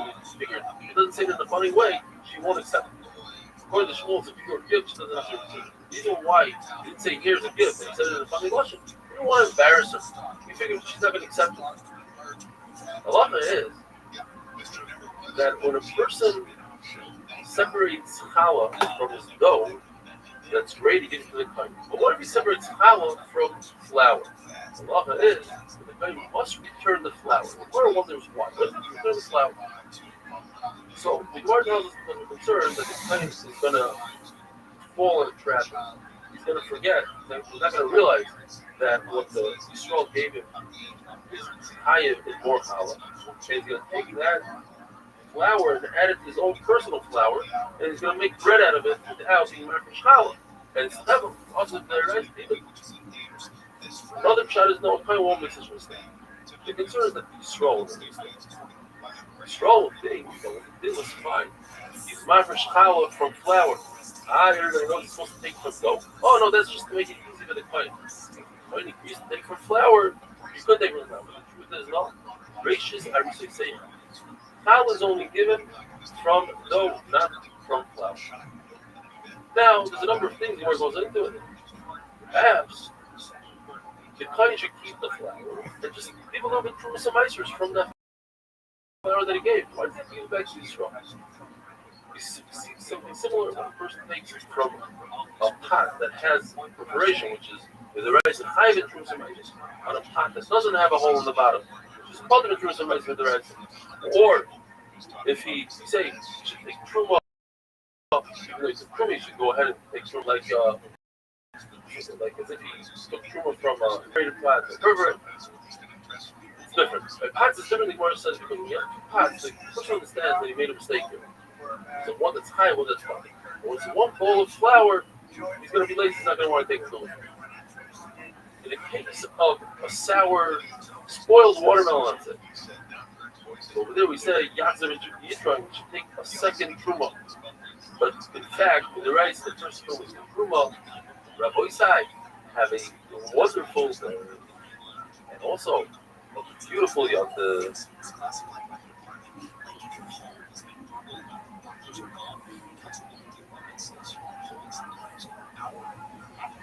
Feeling extremely unsettled. Situation, analysis of staffing, and operations. Salvage operations have continued at the Port of Long Beach, where 75 shipping containers fell into the water in Shipwell, Mississippi. No injuries were reported when the large container tumbled into the water, and large containers are still tilting. Long Beach says it will be wild.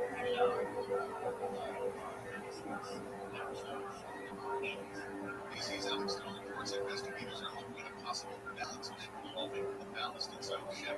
25 to 30 containers have been submerged. Officials say the port is operating again after suspending operations yesterday. The LAPD said there have been 2 investigations going involving bodies found in cars and separate tow yards. Investors have not yet identified the victim whose remains were found inside the Tesla registered with a singer known as David. Medical examiner says it is determined the highly decomposed remains belonged to a woman with wavy black hair. She was wearing suit top, black leggings, but they could not determine a race or even an eye color. BBC's Alex Stone reports that one body was found in Hollywood, the second first mortar body was found in the back of a Honda in South LA. And Poland says it and NATO allies are showing that Russian drones that violated Polish airspace more than half of the Russian targets Ukraine not breaching. Russia has basically condemnation from European leaders over holding emergency meetings this morning in sunset meetings, calling it a deliberate provocation. BBC's Tom Sophie says top officials in Europe say it was the biggest violation of NATO airspace by Russia since the war in Ukraine began. Polish Prime Minister Donald Tusk wrote on social media last night the Polish airspace was violated by a large number of Russian drones, as well as the most direct threat was shot down. Sunset weather from the cloudy tonight lows in the mid-60s. Sunny tomorrow with highs in the upper 70s. Valleys, AB and IE, low 77 beaches. It's going to look pretty much the same on Friday. Right now it is 69. Newport Beach 71, and New York 71, Sugar Up 70 in Burbank, and there's some trash on the 101 in Hollywood.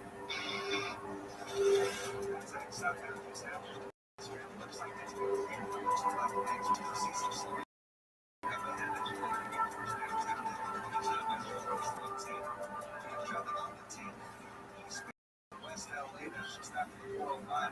Busy ride there heading into downtown. Here's a lane.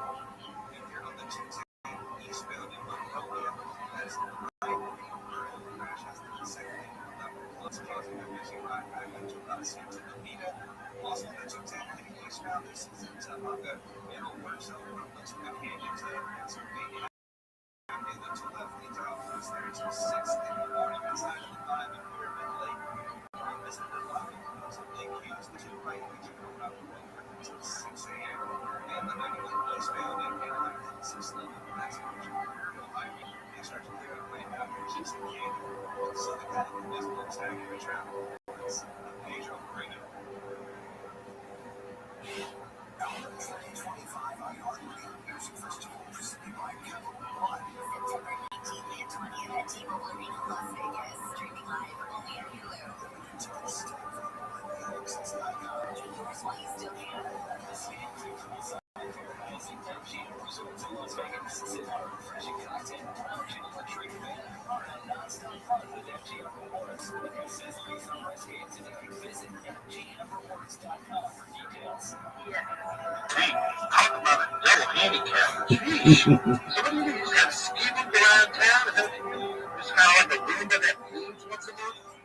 You bring a lot to the table, I can tell. Like your own chair. And you have like an aura about you. I bet you light up every room that you go to, especially when you hit that thing in reverse and your taillights go off. Real big dicks coming through. Watch your toes, fellas. So when you go to the gynecologist, you go to a regular gynecologist, you go to like every I did notice that you are a redhead. So I do want to ask, does the carpet match the rims that you got on? What a protocol on that one. Why don't you tell me that? What would you say is the hardest part about being a woman in a wheelchair? Besides having a parallel park, what would be the, I guess, second? So you are in a wheelchair. Yeah. And you're a woman. Hey, talk about a double handicap. Jeez. So what do? You just have a ski book around town? Is that what you do? Just kind of like a Roomba that moves once a month? You bring a lot to the table, I can tell. Like your own chair. And you have like an aura about you. I bet you light up every room that you go to, especially when you hit that thing in reverse and your taillights go off. Real big dicks coming through. Watch your toes, fellas. So when you go to the gynecologist, you go to a regular gynecologist, you go to like 50 or something. I do know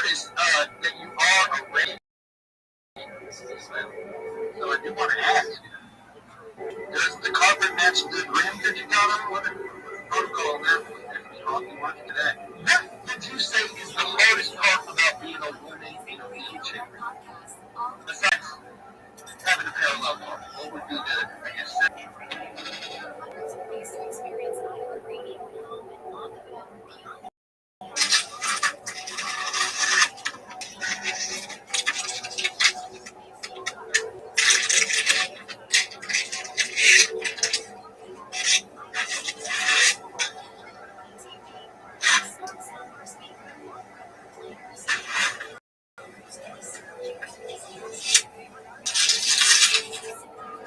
Hey everybody, it's Frank Del. Things are going great so far.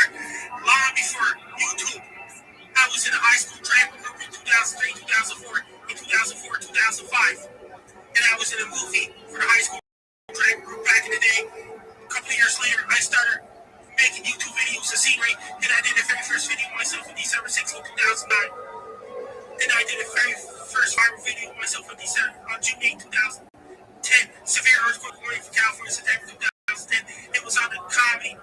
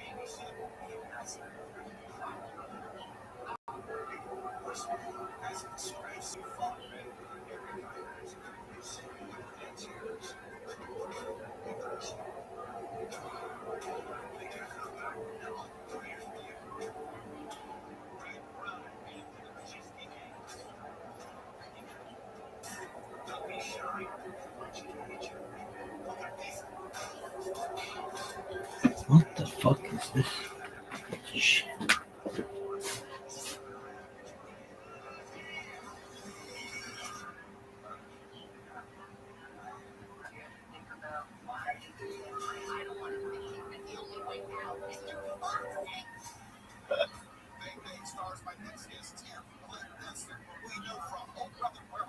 Kedushin Daf Lamed Ches. How's everybody doing?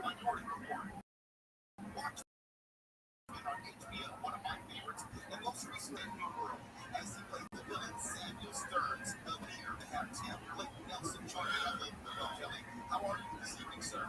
I'm great. It's a treat for me as well. I think it's fair to say that you can be a chameleon and you have a wide array of looks you see yourself either on the small screen or the silver screen. But I'm curious to know about your inspiration to pursue this craft. What were you watching on growing up in Tulsa, Oklahoma? Disparate collection of stuff, mostly that's available on television. Growing up in Oklahoma in the 70s, so Marx Brothers, W.C. Fields. Bracha is Daf Samach Dalet. Yes, it's the last Daf of Masechtas Bracha. It's an amazing accomplishment to finish the first Masechta of Shas. You should take this opportunity to make a commitment. What up, Red Homie? Learn Masechta Shabbos How from you beginning living, to end. babe? It's an amazing Masechta. It's very, very different style. You're gonna love it. If you're not part of a shiur, you're looking for a shiur, you can check us out online. There are over 2,000 people that watch the shiur every single day on YouTube. Search for Eli Stefanski or Ramat Yomi. We have an app, 8 Min Daf, and we are on Torah anytime. The Gemara tells us that when Chachamim went into Yaakov, first Rabbi Yehuda spoke about the importance of thanking the host, and then we had Rabbi Chemia and Rabbi Yossi says, it says in the possibly decide Adoimi, it says don't despise Adoimi in the midst. Why not? Here, they invited us in. Don't forget all the evil that Mitzrayim did to us, yet we have to have a first attack. So too says the Gemara, if you invited a Chacham into your home and you give him your food, your drink, and your money, certainly Baruch will love you. As the son of Rabbi Rothschild says, Uzzah touched the Aron, and he died. He tried to touch it, and David HaMelech was very scared. So he took the Aron and he put it in Ovid's house. What did Ovid do? He cleaned it off, he dusted it off once in a while. Yet the Torah says that Hashem gave him brachos. So certainly if you take care of the Talmid Chacham, feed him and give him drink, certainly HaKadosh Baruch Hu will pay you back. What bracha that HaKadosh Baruch Hu gave Ovid? That his wife Chamois, she had 8 children. Her 8 children plus her, they all had sextuplets. They had 6 children in one shot. For a total of 62 with Ovid's 8 children, that's 62 outside. The Gemara says if you push the time will push back. Don't force anything. For instance, the Gemara says Rabbi Yosef was considered Sinai, somebody that knew all the prices. Rabbi was a baker part of it. He was very sharp. When they were looking for a Rosh Yeshiva, they decided we need a Sinai, somebody that knows everything. Wants to teach Klal Yisrael all of the Thursday. They asked Rabbi Yosef to be the Rosh Yeshiva and refused because the stargazers told him that he will die after being Rosh Yeshiva for 2 years. So he pushed off. Rabbi was the Rosh Yeshiva for 22 years. Rabbi was Nifter. Rabbi Yosef took over for 2.5 years, and then he was Nifter. You see that not pushing it, taking things when they're supposed to come, you don't lose out. In fact, you even gain the half a year. The Gemara tells there were other actors who would have been great in the role, but they didn't want to. They didn't have the name with, and they just were worried that it was necessary. So I feel very lucky that they came to me. You talked about the physicality of the role, just required to play that boxer. I understand that. Welcome to that phase. Welcome to the 6,000 new subscribers. Just joined us the last few days.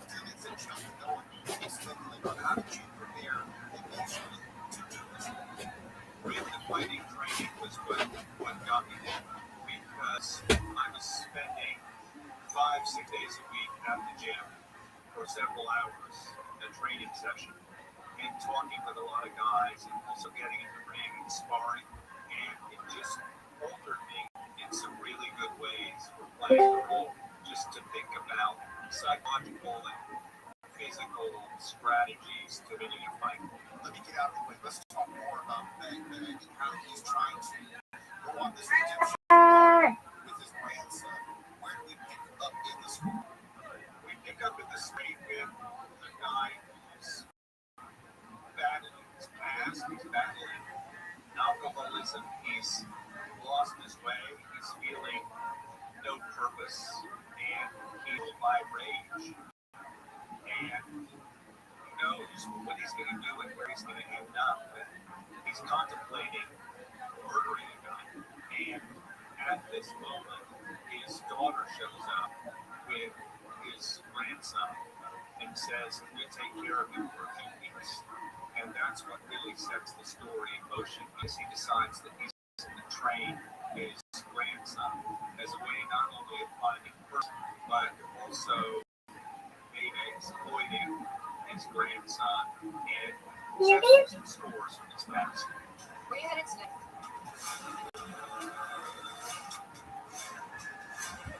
You don't need to start.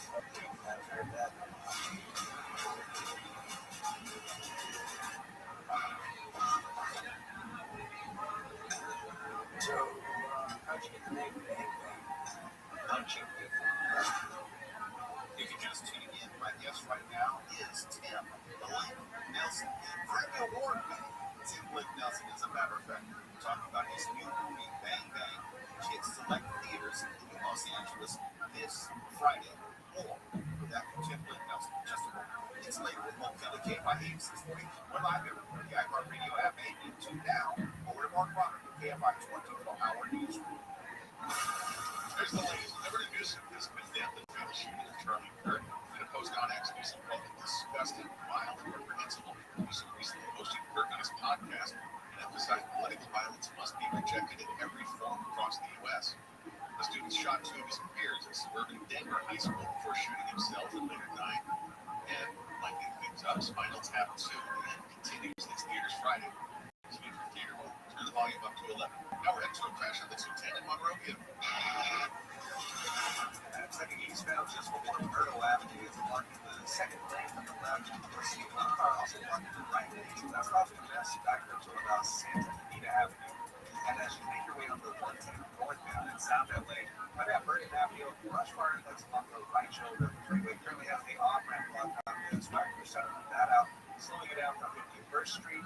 And the 91 eastbound in Anaheim Hills seeing some traffic just after Lakeview that clears up after Gibson Canyon Road. With Southern California's most accurate traffic reports, I'm Pedro Moreno. I'm Pam. It's Ty. Hello. And we're the Solid Verbal College Football Podcast. Tune in for previews, recap, bits you won't hear anywhere else, and all the emotional support you need is college football. Join us all season long as we ride the roller coaster of this ridiculous sport. With your free iHeartRadio app, search the Solid Verbal College Football Podcast. Listen now. We don't just love college football time. We use it. iHeart is America's #1 podcast network. Open the free iHeart app and explore podcasts like this. A few miles from the glass spires of Midtown lies the South River Footprints. In 2021 and 2022, the woods became a home to activists from all over the country.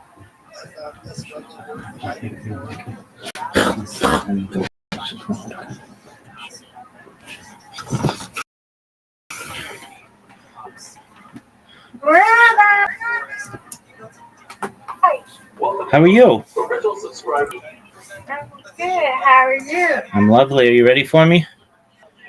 Yeah, let's play. Yes, ma'am. How was your day? It was good. Busy, but it was good. Got one more day. Yes, ma'am.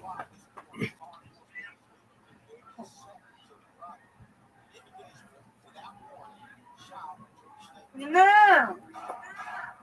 Okay. Come on, let's go. There you go. There we go. Good. Nice bear. Okay. Thank you.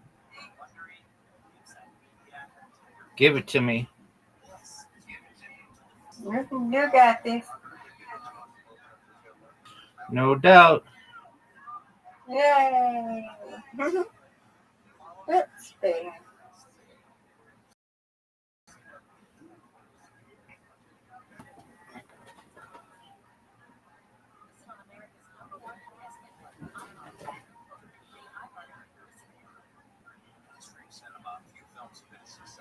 Get it.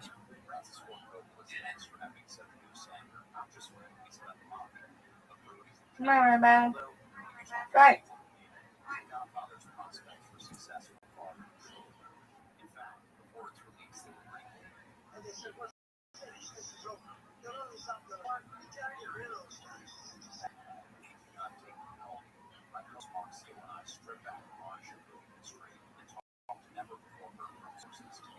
All right.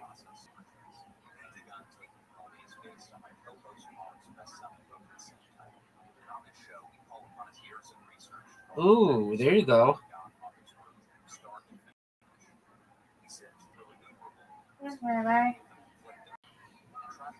There we go. Yeah. That's what I'm talking about.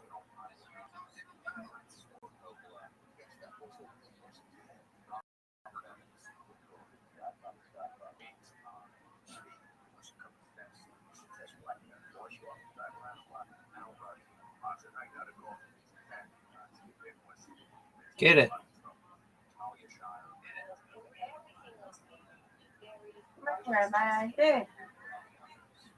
Oh.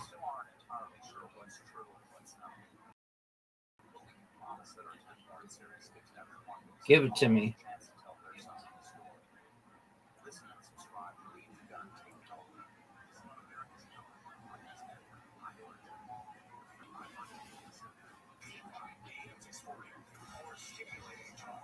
Oh, that was good. 9. Get this. Nope. Okay. You got it. Oh.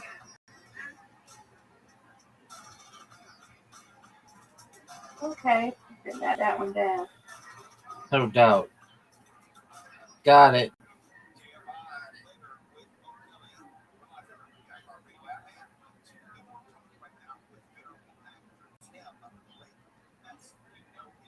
I'll take it. Yay, you win that one. Yes, ma'am. All right. One more. You got it. Let's go.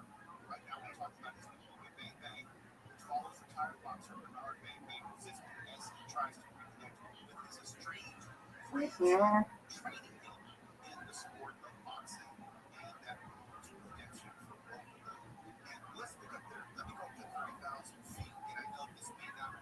I know. Anyway, come on, Rabbi. Get it. Yay. Right.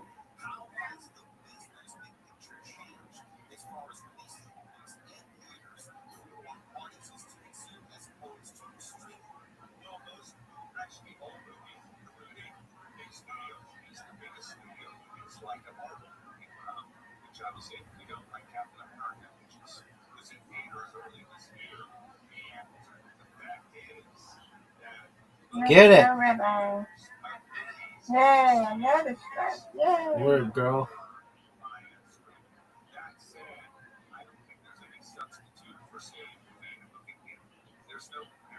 There you go. Oh.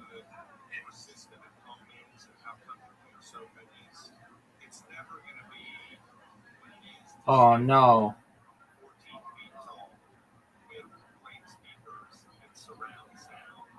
Get it. Oh.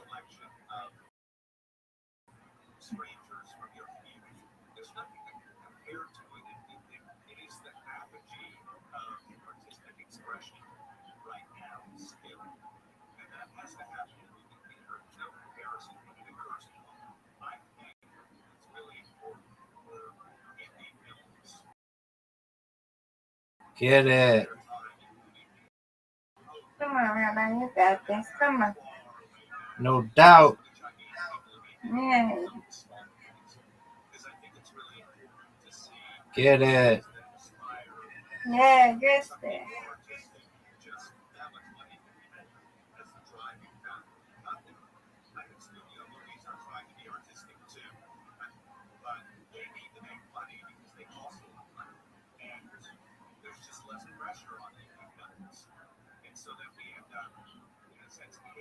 Get it.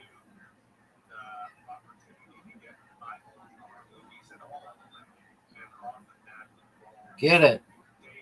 Oh, what's up with this? How do I even get this? Get it. I'll take it. Yay. You did there. You win, I win, though. I still win. I win, you win. Undefeated in bowling, undefeated in friendship. Yeah. Yay. Good job, Rabbi. Thank you, ma'am. Maybe practice in the daytime. Sounds like a plan. Alrighty. I see you tomorrow, God's willing. Sweet dreams. Sweet God dreams. willing.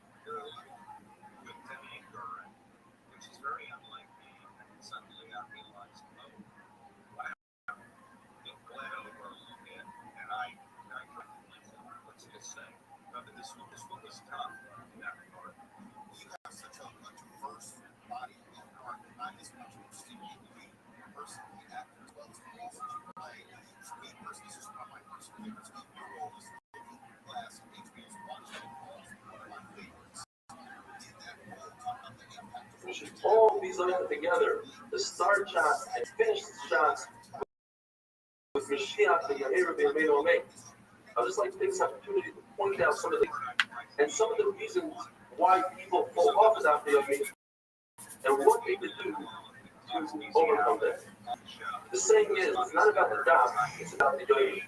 That the Yair provides an opportunity to learn every single day of the year, even on the Tisha B'Av, Yom Kippur, Shabbos, Sundays, vacations. That the Yair promises that you will become a better person, a better husband, a better wife, a better father or mother. That the Yair, as Rabbi Rothschild intended, unites all of Klal Yisrael. There's a special camaraderie between the people that come to share, and there's a special unification between you and the Tanoim and Amoraim, and especially between you and the Kodesh Baruch. That the Yair Shas that is encompasses all of Torah. You're not just learning halacha or agadot, but you're learning it all. As places points out, the Gemara says, the person should spend a third of his days learning.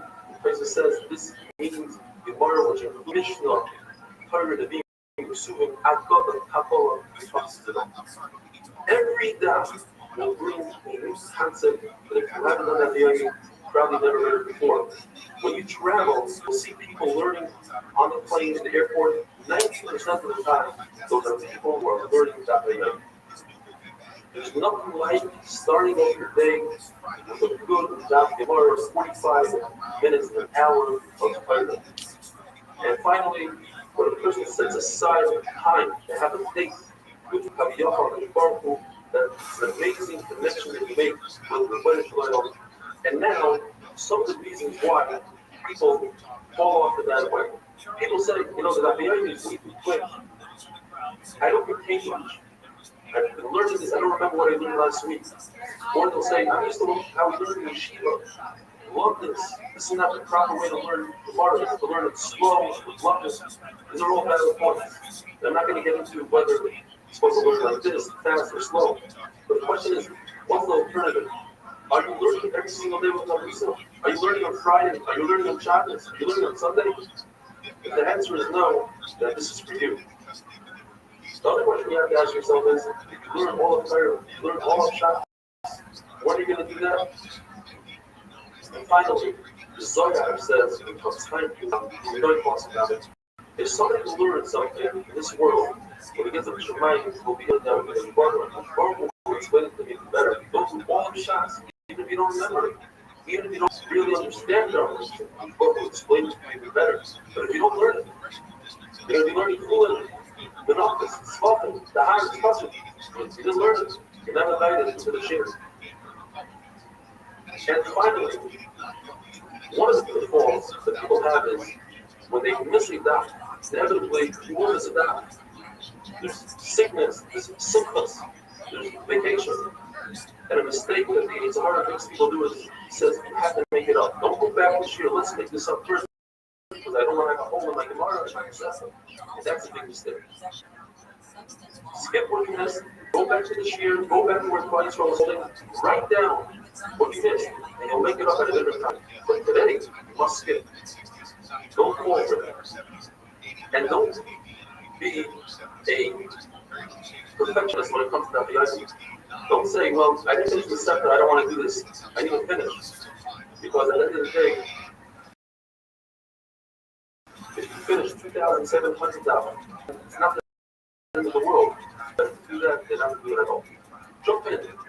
The beginning of Shabbos. The Mishnah discusses Kriya Shema. Torah says, when you shop the home from Bethel to the rising, say Kriya Shema twice a day. When you go to sleep, nighttime, and when you rise in the morning. And what is nighttime? The Mishnah and the Gemara brings down 6 shitas. The shita in the Mishnah says, say to Mechad.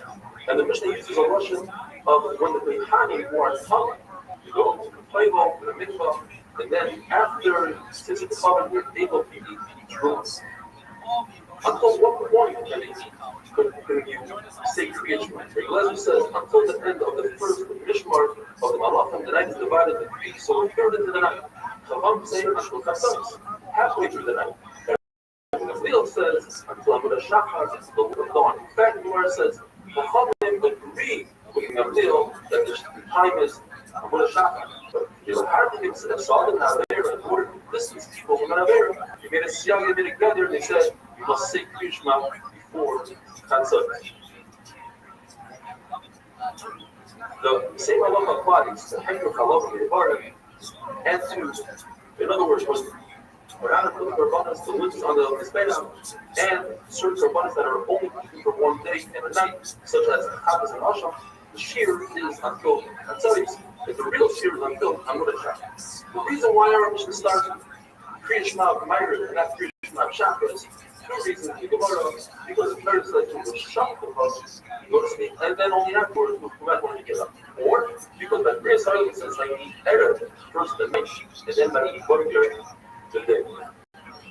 As we mentioned before, can eat Truma after he's particle, after he takes the carbon, and even before he brings the carbon, because the Torah says, unlike the typical meaning of the possible body, it means when the sun comes up, there means when the sun goes down, the fire, and it takes like a carbon came the day the light is God. And now we'll go to the sixth Jesus where the Gemara brings down, where the letter says, the time of Seder Yishma is Shkiel, that's when Shabbos comes in. Remember, the first Shkiel is slightly before Seis HaKefalim, that's when the Kohanim are going to make where Yeshua says, Seis HaKefalim, the middle Shkiel. That's when the Kohanim can eat the Truma. Tanina says, after Seis HaKefalim, that's when 4 people sit down to eat. And Rebbeinu, the second Shkiel says, when you eat Friday night, it's slightly after that, and Rav Acha says that's the latest man. It's when people sit down to eat a weekday meal at night, having a wonderful day. We should be certain that we finish fast together. Amazing.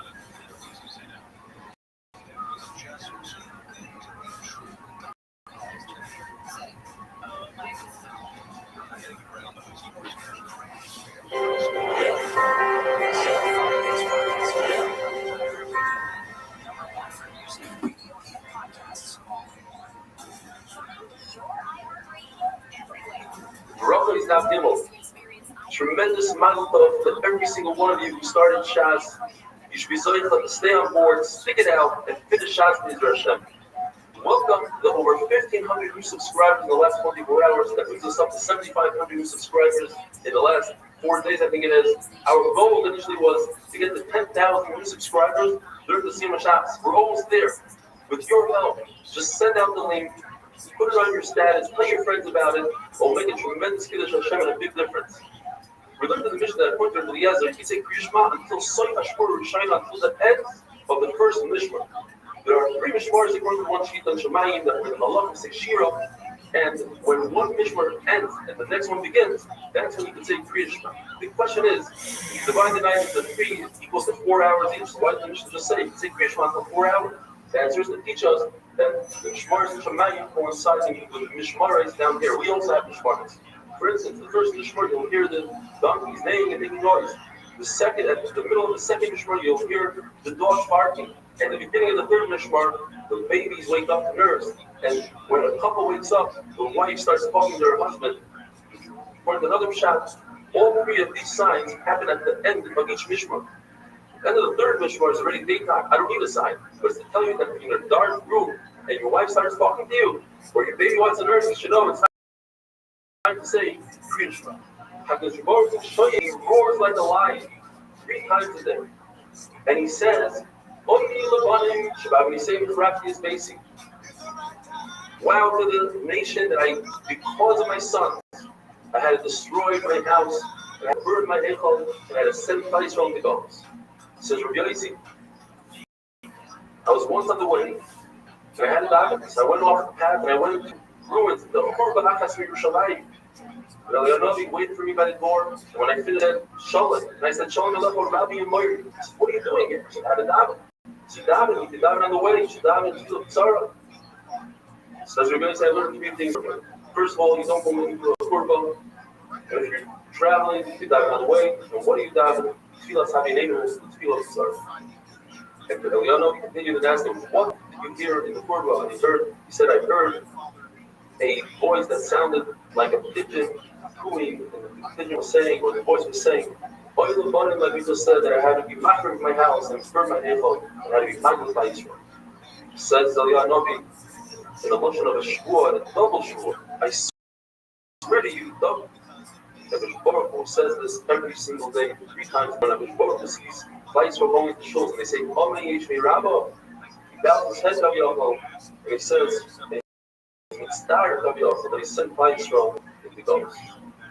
Why don't we go into a korban to ruins? There are 3 reasons we want. First is chashad, suspicion. And that's the reason if you're going with 2 people, they're not that good, they're cruising. So it's still a chashad that a person will be the Zayim. People will say that it's with the Zayim. The second reason is Makkos, we're worried that the ruins will cave in. And that's a reason if you're going in with 2 kosher people, they don't have a chashad. Finally, the third reason is Mazik and Shadim. If it's a brand new place, and 2 people that are kosher, but it's in their place that the Mazikim like to hang out, it's still dangerous even though you have 2 people. Or you're just with 1 person, or you're by yourself, and you're in a field. So there's no women, there's no chashad. Yet, there's Mazikim. Rebbe says that the night consists of 4 mishmaros. In other words, 3 hours each. The Rabbi says he woke up every night at Tzais and says, I woke up 2 mishmaros before them. Now, if you hold that there are only 3 mishmaros in the night, and you all woke up in Tzais, it's just in the middle of the night, that means there's only 1.5 mishmaros left. How do we reconcile this? Says the Gemara, because I was not saying that he woke up 6 hours to the end of the night, plus 2 hours was kings who sleep 2 hours of the day. Basically, he woke up 8 hours before everyone else. 8 hours divided by 2 equals 4 hours. In other words, there's 2 mishmaros that he woke up before the other. Yes, it's only 6 hours of nighttime, 1.5 mishmaros, whereas 8 hours before the kings, which equals 2 mishmaros and 4 hours each. But Rashi says you could call 1.5 mishmaros, 2 maros.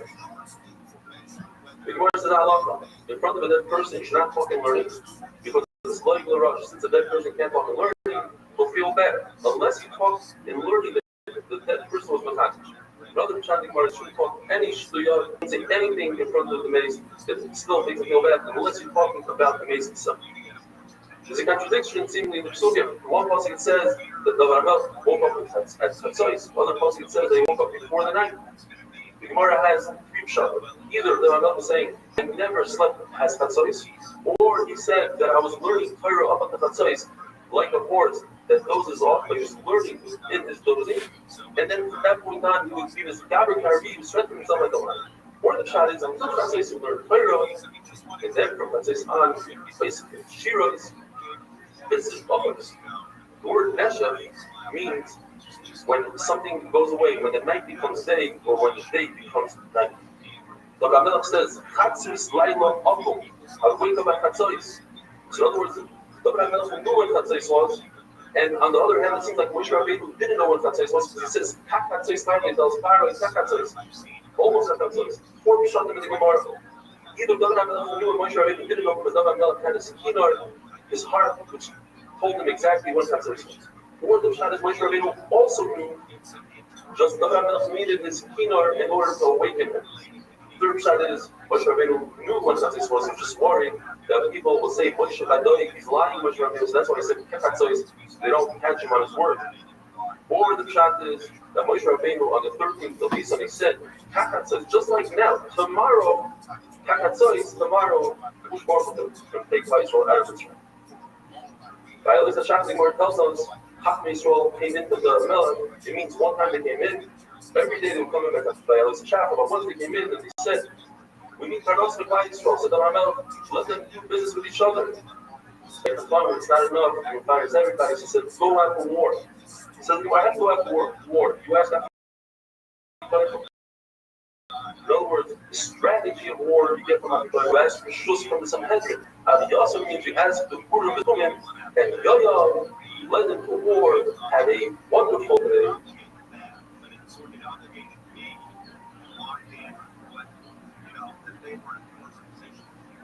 So, just to go to any other project, I don't think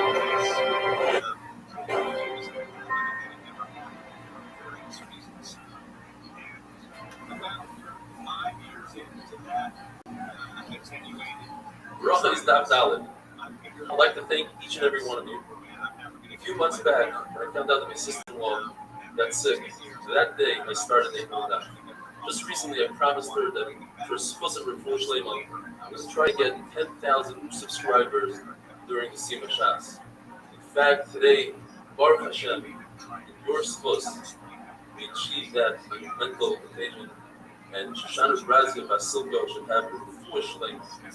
I'd also like to thank the 1,500 people who viewed the regular 42-minute cheer. You can find that on YouTube. Search under Eli Stefanski or Ramat Shemesh Nafyomi and subscribe. Pasuk says in Tehillim, David HaMelech says, Shomer Nafshi Chassid Ani. David HaMelech tells HaKadosh Baruch Hu, don't you think I'm a chassid? Don't you think I'm a chassid compared to the other kids of the world who get up 3 hours into the day and I get up at Chatzos? Or the other kings, they sit around with their friends. Well, I act as a local rabbi. Afterwards, with my fingers, I get my hands bloody to make sure that women are covered to their husbands. I'm a chassid. I ask Mikubashas, who's known as Ishbashas. The reason why it's called Mikubashas is because he asks David HaMelech. David HaMelech asks the same questions, and he says, is this tar? Is this kosher? And he embarrasses him in halacha. He's that much better than David in halacha. But David HaMelech got his revenge, so to speak. When they had a son Daniel, he was called Hilav because he was able to embarrass Mikubashas in halacha. It says in the famous pasuk, the word Ulay has dots on top of it, Nekudas. David HaMelech wasn't sure that he would be Zoicha B'Olam Haba. And the reason is because he was worried, perhaps he'll sin and he won't Zoicha. As you see by Yaakov Avinu, even though he promised him Shmira, protection, it says the pasuk by Yira Yaakov, he was worried. Why? Shema Yikra Machem. We see that the Chet was worried. Ezra should have had the same kind of nisim of Kriyas Yamsov as Israel had the first time when they went into Israel. And the reason why he wasn't Zoif is because Gorab Achem. According to Rabbi Eliezer, we know that Yeshachbava means when people go to sleep, the time that they go to bed, which is a 4-hour period from the time it turns dark until the end of Ashur Shayim. According to Rabbi Eliezer, Yeshachbava doesn't mean when you go to bed, it means when you are sleeping, which means the entire night all the way till Amud HaShachar. Haman will be returning of the That's what the word Shachar means. So they say that you can only say Kriya Shema to Chatzos, that distance a person from an concerned that a person will come home from work, a hard day on the field, will eat a little bit, and say, let me take a little, and then fall asleep for the rest of the night, and that will be the peace. Why is the Gemara so strong with its language? It's chayiv nisa. Because sleep is very difficult. You try to take a short nap, you fall asleep for the rest of the night. But another shot is you should know Myra is not it's obligatory. What up, Zoot? How you living, pimp?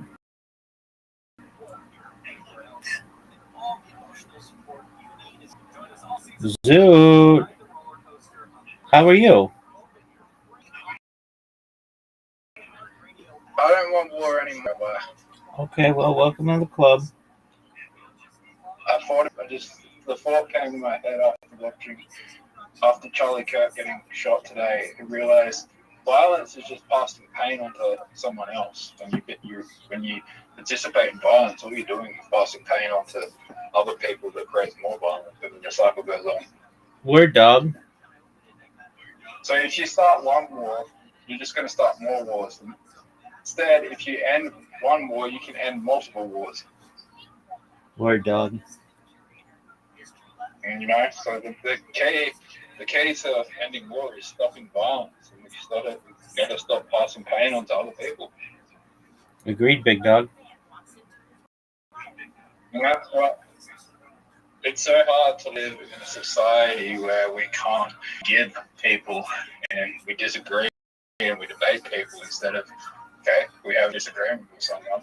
Well, why don't we just forgive and get over it? It's a good question. Are you ready to lose? No. No, I gotta go. Okay. I don't have time. All right. Well, are you going to be? Well, you know. That Zoot is pro peace. That's good. Pro peace. I'm pro. Not. I'm anti-violence. I don't want to live in a violent world anymore. Dog. Neither do I.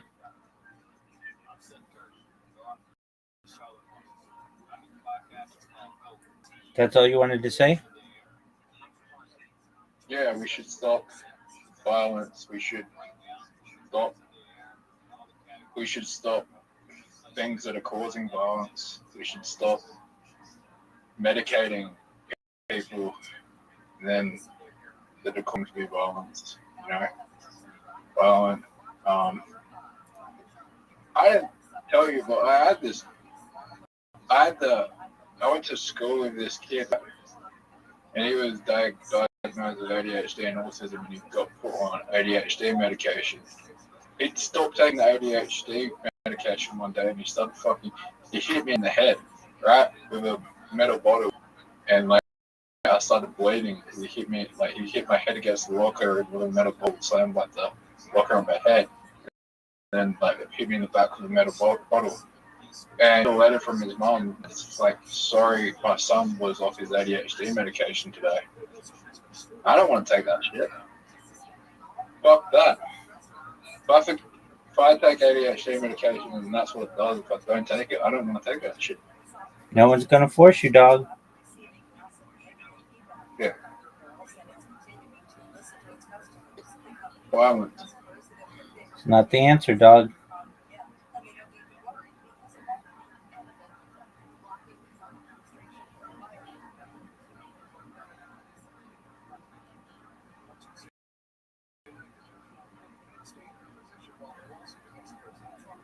You're done walking your dog, okay? Yeah. Sounds like a plan.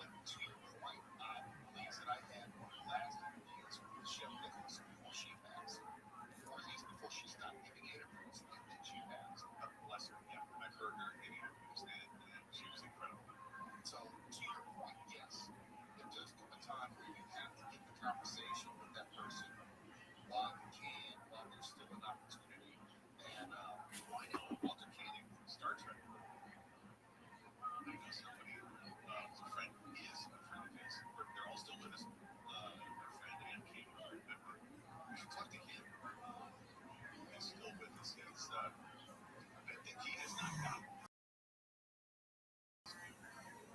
no Georgia can say, but I think has become kind of a pop culture once he started becoming a regular on Stern, and then he showed up in Heroes, and then has been all sorts of things. I don't think Walter Koenig has really gotten that degree of love that he deserves. Fair point. Fair point. We have the bar Tiffany Hobbs when we come back. Game by game, 640. We're live everywhere. I love anything.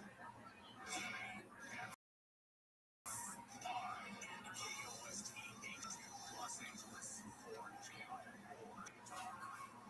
a controversial political figure assassinated. Or wrong life. The KFI 24-hour newsroom.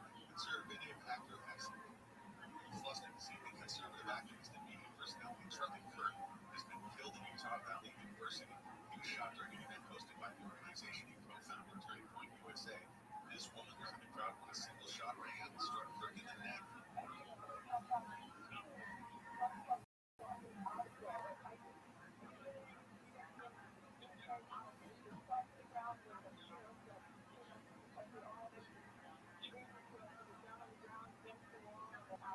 The FBI says a person of interest was taken into custody but released.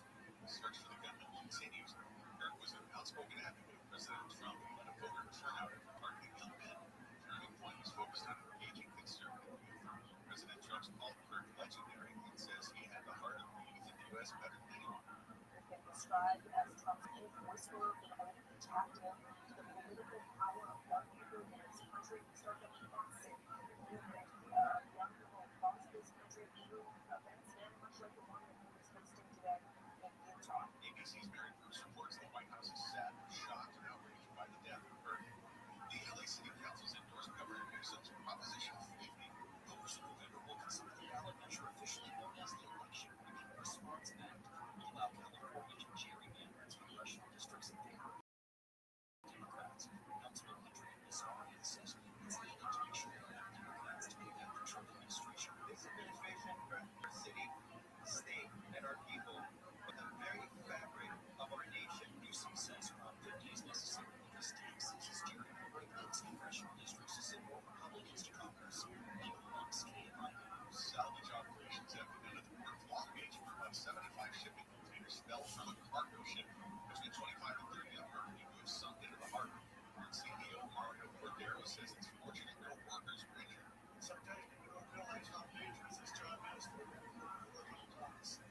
Here's an example of what could happen. Oh, thank God there was no injuries among the casualties. The cargo ship had more than 2,000 shipping containers on board and was being unloaded. Dozens of them tumbled into the water.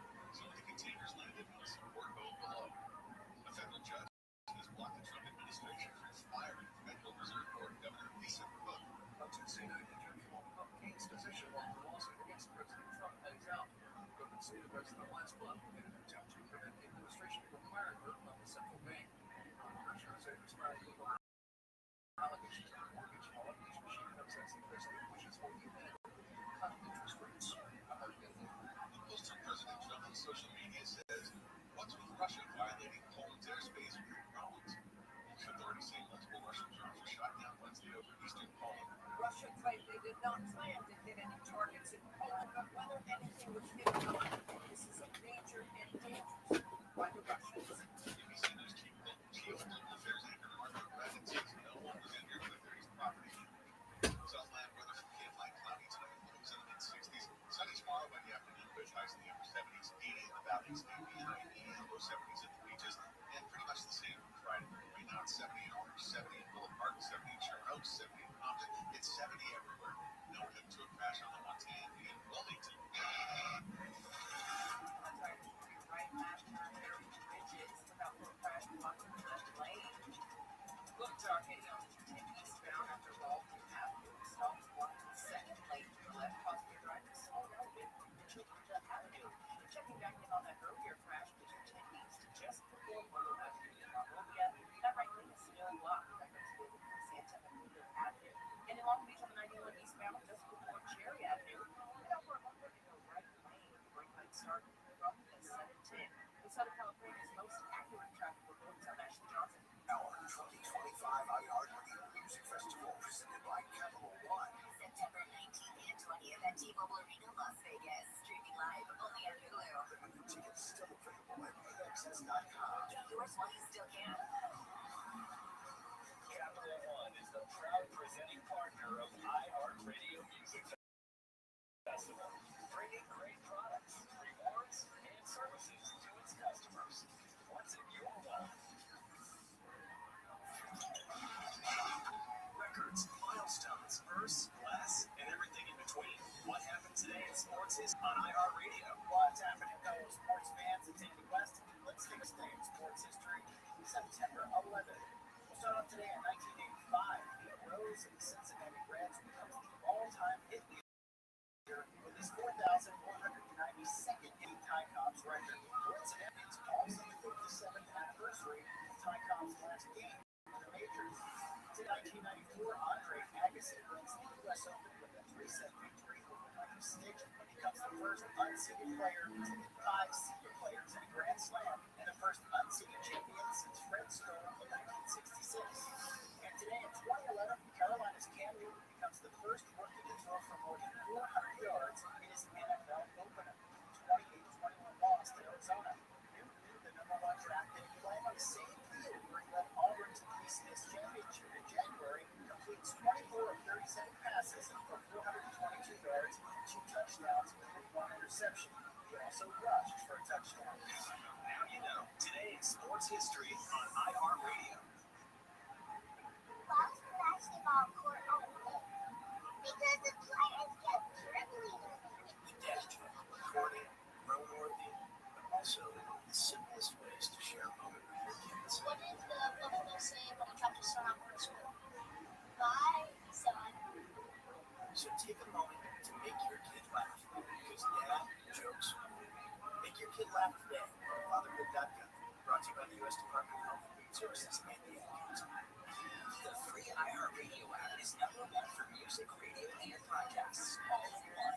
Discover a new podcast from our library of over 350,000 titles. Here's an iHeartRadio podcast preview.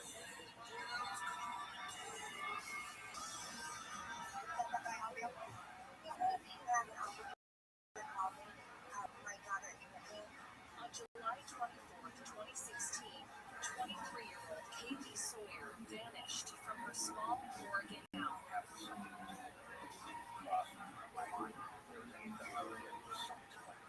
But the story of who killed her and how takes wild twists and turns. A second woman kidnapped.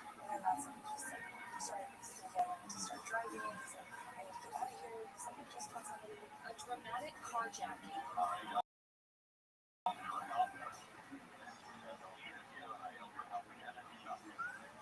high-speed police chase and a murderer's disturbing urge to kill. It just baffles me that it just takes someone's life. Most evil person you've ever met.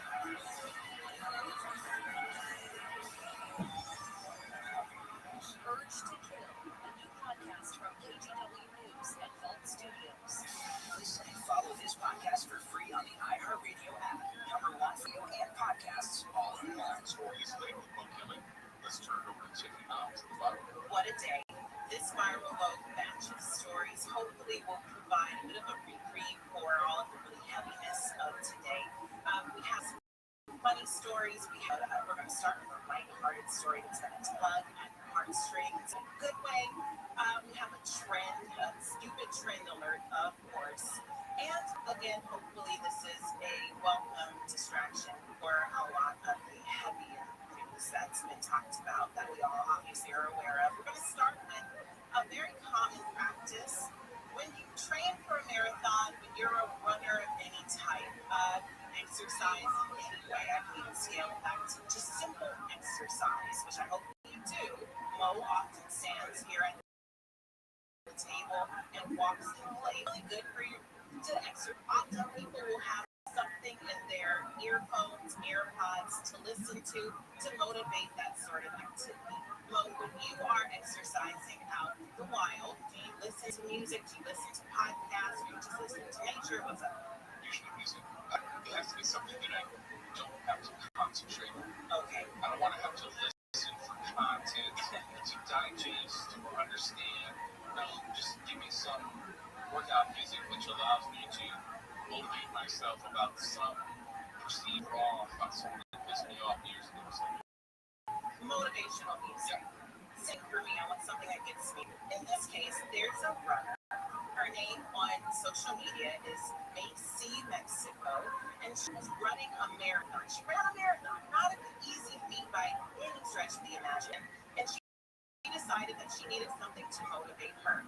Instead of using music, Macy asked her friends and family to send her voice notes that she could then upload to some server, put it into her Apple AirPods, and replay while she ran this marathon. So instead of music, she had the voices of these people she loves so dearly cheering her on. I just want to say this is yet another example of crying over strangers on the internet, because when I listened to these little messages, I was just really taken by how earnest and genuine her friends and family were. Let's hear a few clips about that now. It says you got it, you're almost done. Keep going, baby, we're so proud of you. She's running while listening.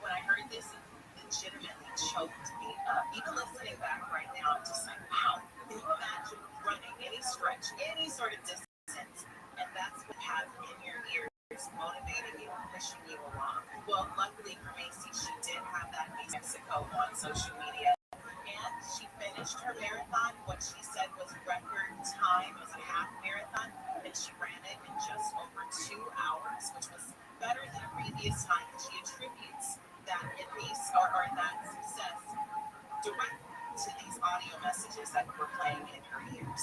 So if you need some motivation, instead of listening to music, maybe ask your friends and family to send you some cute little audio clips. Next story also deals with audio, but it starts off in a different way. Have you ever heard of a flash mob?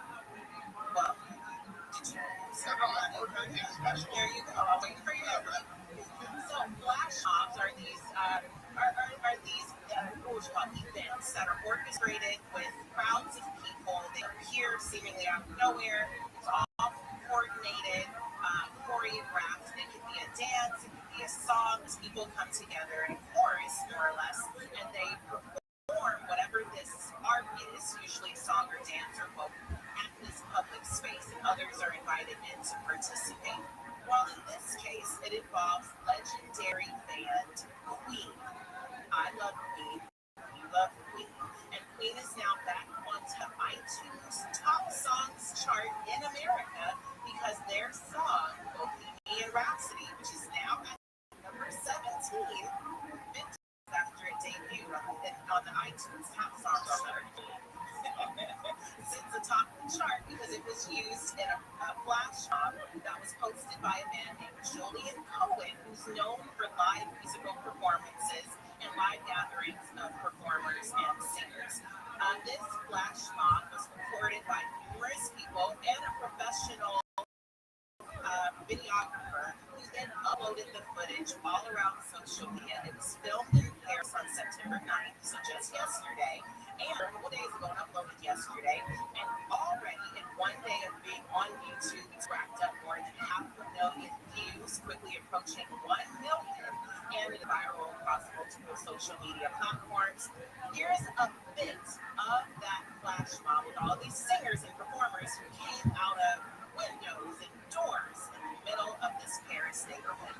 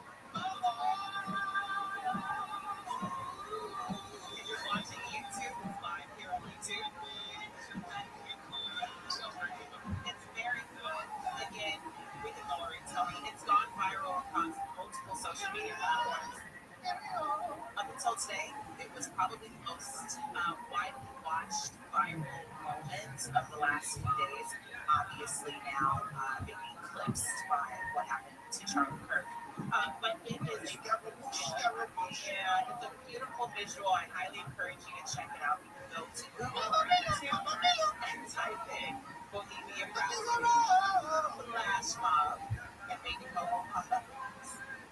No, I've actually some is part of the jazz crowd. My mom's in the jazz crowd, so do you find it easy to get voice up that high? Yes, voice that high. Yeah. That's too easy. Okay. So you're saying it comes natural to you. It was some of the greatest singers of all time. Sang a falsetto. Never heard of someone like Smokey Robinson? Oh yeah, it was Smokey Robinson of KFI. I'll take that. I'll accept that. Including the latest on Smokey Robinson. Terrible segue. Really quick. On the other side of the road, come back with we have an year-old story that's back in the news. It has to do with being hit by something and then being charged for being the victim. And then the last story will end with the latest TikTok trend. And it can get you arrested. You probably shouldn't. And put on multiple lists. I'll tell you what it is when we come out. Take your hands out of it.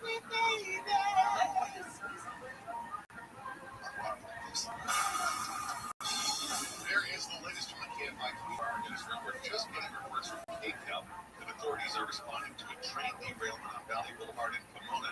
No injuries reported. Yemen's Houthi rebels say Israeli airstrikes targeting the rebels in Yemen have killed at least 35 people and over 130 others. And 3 former Fresno State basketball players have been banned by the NCAA following a gambling investigation that revealed they bet on games, including ones they played in. The NCAA says the violations involve Michael Robinson, Stephen Vasquez, and Jalen Weaver placing waivers on both college and pro sports, with at least one of them placing bets on his own team's performance. Now we got a stall on 134 in Griffith Park. Right after Riverside Drive. The seizure of the virus, so watch out for intercepted storm. Just for it. In Lancaster, at Avenue L, California, outside car crash, involving a semi on the right shoulder. Expect delays all the way from Avenue and on the 118 heading eastbound in Porter Ranch. It was a crash on the on-ramp front Porter Ranch Drive. So look out for that as well. What's Southern California's most accurate traffic reports? I'm Ashley Johnson. One of the NFL season was wild.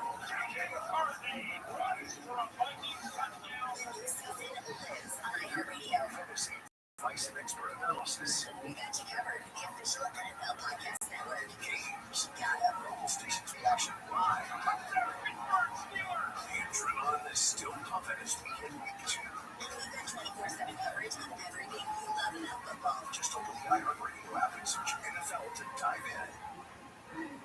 iHeart is America's #1 podcast network. Open the free iHeart app and explore podcasts like this. A few miles from the last spires of Big Tower lies the South River Woods. In 2021 and 2022, the woods became a home to activists from all over the world. I found this level worth fighting for, gathered to stop the nearby construction of a massive forest tree. You name it, cops. There, in the forest, they built it differently. The forest occupational things like that present a vision of a society where we can have what we need and support each other without being at each other's throats or being subservient to each other. Until one day, everything shatters. At approximately 9 o'clock this morning, as law enforcement collected in various sectors of the property, an individual, without warning, shot a Georgia State Patrol trooper. I heard was a full clip unload. It was just like a whole mess of shots, just like blasting off. From wondering, outside media, everyone TV, this is what came to the forest. We got about 150 to 200 protesters still going to the officers now. I'm not used to it. Follow me to the forest. So that we can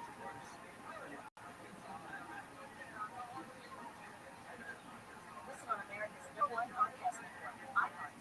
Open the free iHeart app and listen now. in the history of about 2,000 films have been successful as a godfather. Francis Ford Coppola's Gang Traffic set a new standard, not just for movies about the mafia, but for movies in general. Although, if you talk to the people who made it, The Godfather's prospects for success were far from short.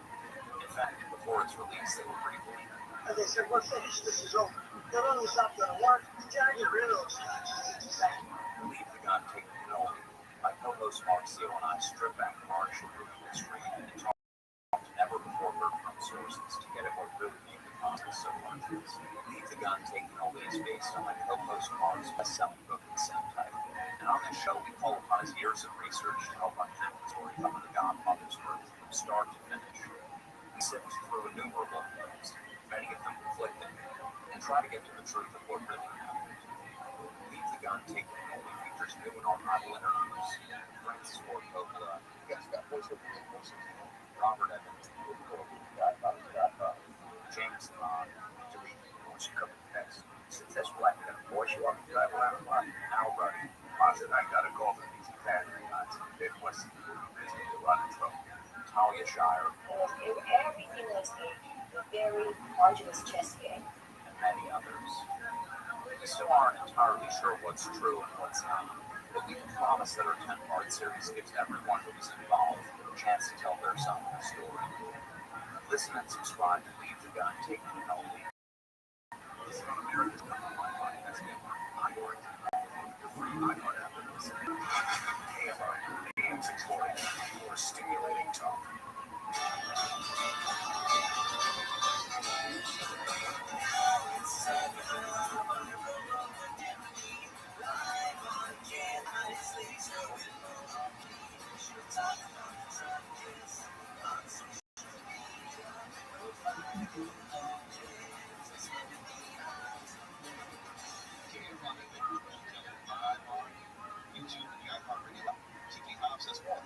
Here we go. With viral stories, some are brand new, some might have a day that week, and then some, like this story, are a year old, even older at times. What happens is someone gets a hold of the story, uploads it to social media, and then it takes off and goes viral. That's what happened with the case of this story. It actually happened in November of last year, so almost a year ago, in which an ambulance led to a bicyclist in Oregon. Now, that collision produced a pretty significant injury for this bicyclist. It broke his nose. It also smashed his bike to smithereens, and he had significant cuts and bruises and scrapes and so on. Well, the ambulance actually stopped. Luckily, it wasn't a hit and run. That would have been really unfortunate. It stopped and tended to the man in the ambulance. It makes sense. Why wouldn't they do that? And they actually transported them to the nearest hospital. The man's name, William Hulse, 71 years old. And after being transported to the hospital, he received all sorts of bandaging and, the regular care that in an event like this. And he also received a bill for about $1,800. Actually, $1,862 to be specific. Now, the bill came because the ambulance said, well, we transported you. When we transported anyone, you have to put that bill. The bicyclist, William Hulse, his name is spelled really funky, Hoesch, Hulse, said, no, I didn't really agree to be transported. I had no other way to get there. It's a responsibility for me, and in that case, you should incur the charges. There should be no charges. They went back and forth for a while with the ambulance company saying that they were not going to back down. Well, William Hulse did in fact sue, not for the $1,862, but for $100,000 due to permanent injuries and expenses. After going back and forth for a few months, the lawsuit was settled under settlement to William Hulse, but the story has gone viral because people on the internet found this story and they shared it far and wide, and it's been all over social media. Can I jump in? This is strange to me because I thought people knew about this. This is not unusual. When I got hit by a drunk driver remember that I was in Dix Street. The ambulance came and they said, "Mr. Kelly, we think we need to take you to the hospital." They asked you, whether you're going to go. And I was hemming and hawing, like, "No, I think I'm okay." People around me, my fraternity brothers said, "Go." Police directed, they took me to the hospital. They like later got a bill for like $1,000. And it's like, wait a minute, I was the one who got hit by a drunk driver. Right. I didn't ask for the ambulance. You all asked me, to take me. It wasn't like it was required, and then I get a bill. So when I see the story, it's like, yeah, you have to be very clear. Even when the ambulance says, "Hey, do you think we should take you?" Because they'll ask you, they won't demand most times. They'll ask you, and if you say yes, the bill is coming. Well, I think in this case, and not to say or suggest that you're wrong at all, I think in this case, the settlement does in fact reflect some sort of culpability on the ambulance company's part, where that they decided that they would make it right. They would do good by William Roach and go ahead, or Hoach, and go ahead and try and settle that bill. So $1,862 amounted to a lot more, and absolutely a lot in legal bills, but that is the consequence, and it is a viral story a year later. Our last story is the newest, stupidest TikTok trends, because we have no shortage of those. I think this one can get you put on the registered sex offender list. But there's a viral TikTok account featuring what appears to be public urination on Louisiana State University's campus. One TikTok account associated with either a visitor or a student at LA has amassed well over 20,000 likes and over 150,000 views, in which this person, who looks to be younger, perhaps a student, is urinating on a part of LSU's campus. Who has never urinated publicly? Tell the truth. What's the statute of limitations on it? Let's put it this way. It's expired. Unless you did like last week or something. Moving along. It's not just at LSU. This is a collegiate trend in which it's happening on other campuses. University of Texas at San Antonio. It happens on every college campus. But not just this. Yes, but videoing, recording yourself, uploading it. Oh, no, that's sharing it on social media. Oh, that part may not be happening. That's the thing. Itself is happening. It's happening right now on my Georgetown's campus right now. It's happening right now in front of my building. But the difference is people are recording themselves, uploading it with shares and likes. They're going viral because they're hashtagging it with the trend, and schools are starting to respond by saying that this is destruction of property, health hazards, basis property, violates university policy, and can refer to campus police. And if you are doing those sort of things and you get caught, you can be charged with that sort of indecency that could lead to public exposure and being on the registered sex offender list.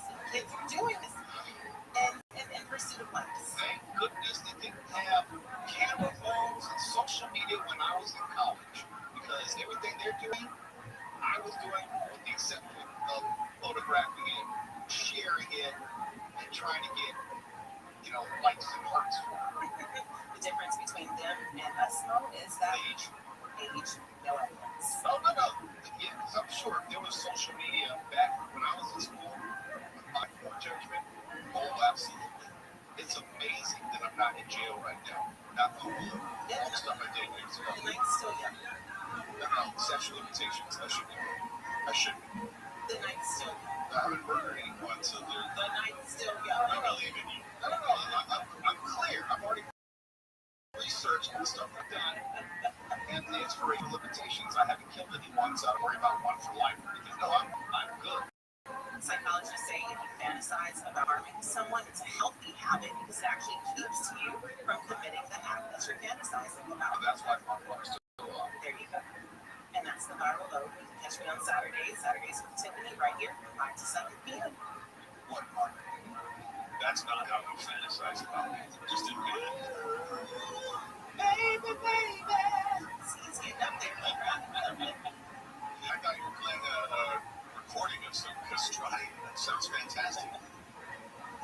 Scaramouche, Scaramouche. Bottom of the news. Anytime. Conservative political activist and media personality Charlie Kirk has been shot and killed at an event at Utah Valley University near Provo. According to the Deseret News in Salt Lake City, it happened during a Q&A session with students. Kirk was the co-founder and CEO of Turning Point USA, a conservative organization geared toward young people. He made frequent appearances on college campuses on behalf of conservative causes and led a voter turnout effort targeting young males. The father's facing manslaughter charges in Key Park, Windsor Hills, Ladera Heights. Investigators say they found a child unresponsive in a car Tuesday afternoon near Chanson Drive and Laredo Way. Despite the life-saving efforts of deputies and firefighters, the child was pronounced dead. The child's age has not been released, but the father, Edwin Johnson, was arrested. Officials say he faces manslaughter and child neglect charges. Heather Booker, KFI News. And a woman has been left bloody during a huge brawl among fans of Sunday's Rams-Texans game at SoFi Stadium. It went on for several minutes and started with an argument between two women. Witnesses say the men then got involved and several people started fighting in the upper deck during the fourth quarter. Video shows a woman in a Texans jersey with a bloody face. The person holding a toddler also appeared to get involved in the fight. 4 people were kicked out of the stadium, including a man and a woman in a Texans jersey. One does not wear a jersey.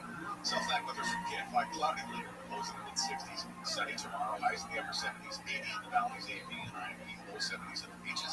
Not much different Friday. Right now it's 70 in Burbank, 69 in Orange, and we're off to a crash on the 14 in Lancaster. They're taking back in on that crash on the 14th north at Avenue L. Multiple cars and a semi. It's a ring light city, and actually all lanes are closed until 4 tomorrow morning while they work to get this accident. And now you can expect some snow and major delays on the 16th East LA heading westbound after Atlantic. Traffic is definitely backing up in a hurry. And checking back on that crash for 118 eastbound on ramp from Porter Ranch. That crash has been cleared. With Southern California's most accurate traffic reports, I'm Ashley Johnson. Week 1 of the NFL season was wild. J.J. McCarthy runs for a Vikings touchdown. Season of the Wiz on iHeartRadio. Fantasy advice and expert analysis. We got you covered. The official NFL podcast network. You don't know who Tommy John says?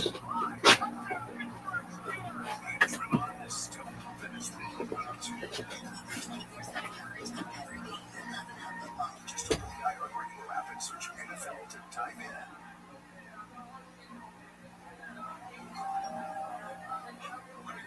Honey, hugs with family.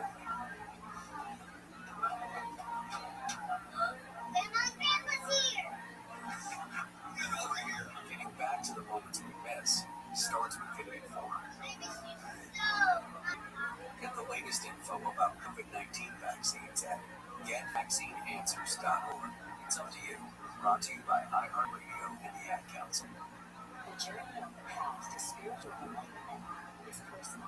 And you're here on Mr. Podcast. It can also be deadly. Join filmmaker Caroline Slaughter on the podcast as she uncovers the disappearances and death of her fellow Westerners who have taken a spiritual pilgrimage to India. Don't go to India because this is a Venus flytrap for your environmental building. Listen to Astray on the iHeartRadio app or wherever you get your podcasts. Find your iHeartRadio everywhere. There are hundreds of ways to experience iHeartRadio at home and on the go, beyond the iPhone and Android app at iHeartRadio.com. Here's another way to connect to iHeartRadio. Sonos speakers. Activate iHeartRadio within Sonos to access all your music, radio stations, and podcasts. Or even easier, look on the player screen in the iHeartRadio app for the available connections icon. Then you can cast directly to your Sonos network and control the Sonos experience directly from within the iHeartRadio app. If you've got Sonos speakers throughout your house, you have iHeartRadio throughout your house too. iHeartRadio, where you want to listen, including in your home, with the iHeartRadio Sonos integration. Free now, iHeartRadio. Anywhere you want to listen, iHeartRadio is there. is America's #1 podcast network. Open the free iPhone app and explore podcasts like this. Almost every drug investigation in America is based on a confidential informant. Look at their own drugs. You say Krishma, it says in the Gemara, and then immediately you say Shemona Esrei, that goes according to Rabbi Rothschild. It says, when we mention Yitzias Mitzrayim, you have to say Shemona Esrei immediately. Rashi explains beautifully that is because, first, praise HaKadosh Baruch Hu, and Kaviyachol, you open HaKadosh Baruch Hu's heart, and once his heart is open, you can jump in and ask for your tzrachim and you say Shemona Esrei. Shmuel Levi says, you don't say Kriya Shema and then Shemona Esrei. The opposite. See, Shemona Esrei and then Kriya Shema. You make a sandwich. You wake up in the morning, you say Kriya Shema, then Shemona Esrei, then Shemona Esrei and Kriya Shema. In other words, it's Kriya Shema on both sides. Why? What's the shayla? The question is whether history. People ask me about stand-up comedy. The main part last guy was Kinnison. He was the last original comedy voice. It was amazing. By the way, Kinnison, I didn't realize that he talked about Kinnison in your book. Kinnison, you used to perform with him. That was your hero when you were working in clubs. Well, I was after him, but I got very lucky. Just like that much work in the United States. Your friend says you would work with him. He doesn't like things in the end. He took me into the lady says it's a package. It was crazy, dude. I mean, that's crazy. Did you get caught up in the whole drug scene with the Kinnison? I watched. I couldn't believe how much he did. All these guys, Kinnison, Farley. I never thought they died because they seemed invulnerable. Their constitution. I mean, why is the drugs that will live for thousands of years? They were like vampires. But Kinnison had the funny because before he was famous, he had that stuff that the screen. And so before he was famous, it was very shocking. One time around there, the guy goes over the Captain Johnson, oh no, not that shot's a You beat Kinnison in Canada because he can't get work in the United States. It's hard, that's when people go ask the guy to the place. He says they don't realize that a guy like Kinnison had to work so good. And I'll tell you how brave this guy was every time when Bill Hicks was that guy go on stage and speak around. All multinational oil companies are bad, But Kinnison, as the program was when Zucker was at a comedy club, it's only happened to very few people on dates. So Kinnison goes, who's on a date here? Who's engaged? And then you go up and go, don't get married. And so here he was. As a stopover, it takes one stop. So basically, he has 2 flights. Challenging everything they believe in, right to their face. Right, he was serious about that's the saying there is no God. Right.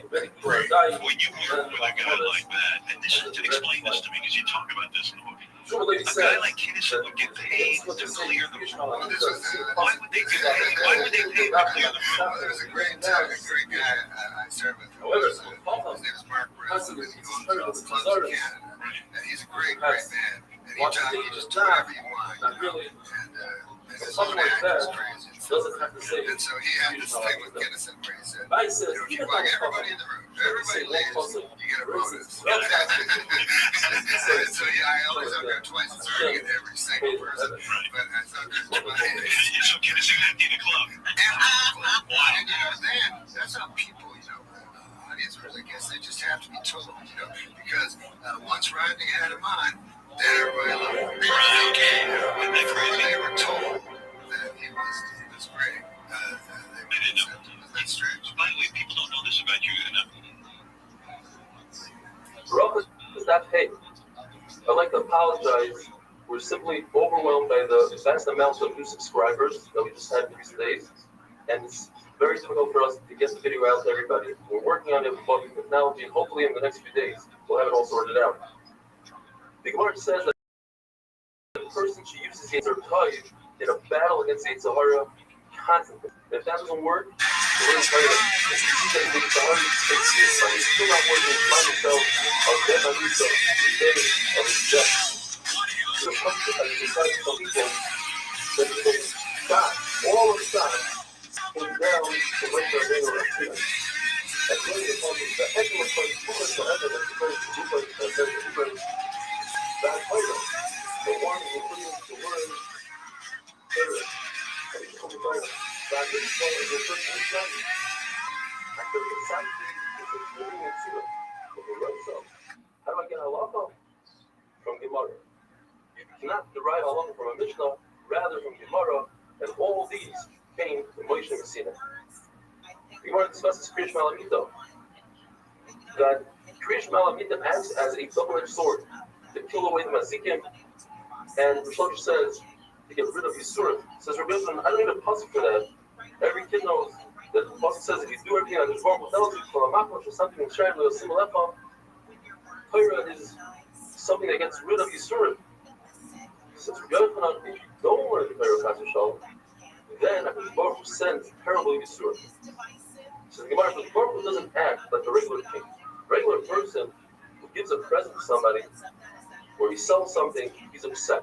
The Baruch Hu gave us the Torah and he's excited about it. He says, if a person has Yisurim, and this is a Yisod for life, the person should introspect, should check to see what might have caused Yisurim. If he doesn't, if he can't figure it out, he should assume it's because he's not learning Torah about the Torah. And if not, you should understand that Yisurim Shalahava is a concept that Baruch gives you Yisurim in order to double your Sechar in Olam Haba. As Baruch says in Gemara, he gives Yisurim to the people he loves. On one condition, that those people accepted the Ahava, and if they do, they'll be Zoycha for children and Arikas Yamim. The Machlok is, if Yisurim Shalahava is only in a situation where it doesn't create the Torah, one man knows it's only in a situation where it doesn't create Bittul Tefillah, but according to Rabbi Rothschild, even if it creates Bittul Torah and Bittul Tefillah, it's still considered Yisurim Shalahava. Part of the Kavachomer, if a slave leaves his master when his master knocks out his tooth or his eye, certainly Yisurim, which take hold of the entire body, should give him a kapara. The Shemai says, and this is also a great example of life. Everything is good. The struggle. It's the Torah, it's the strong. It's the strong. If a person is involved in learning, or Milos Chasadim, or Achman Flan buries his children, the Gemara, husbandly, all of the hands of the day.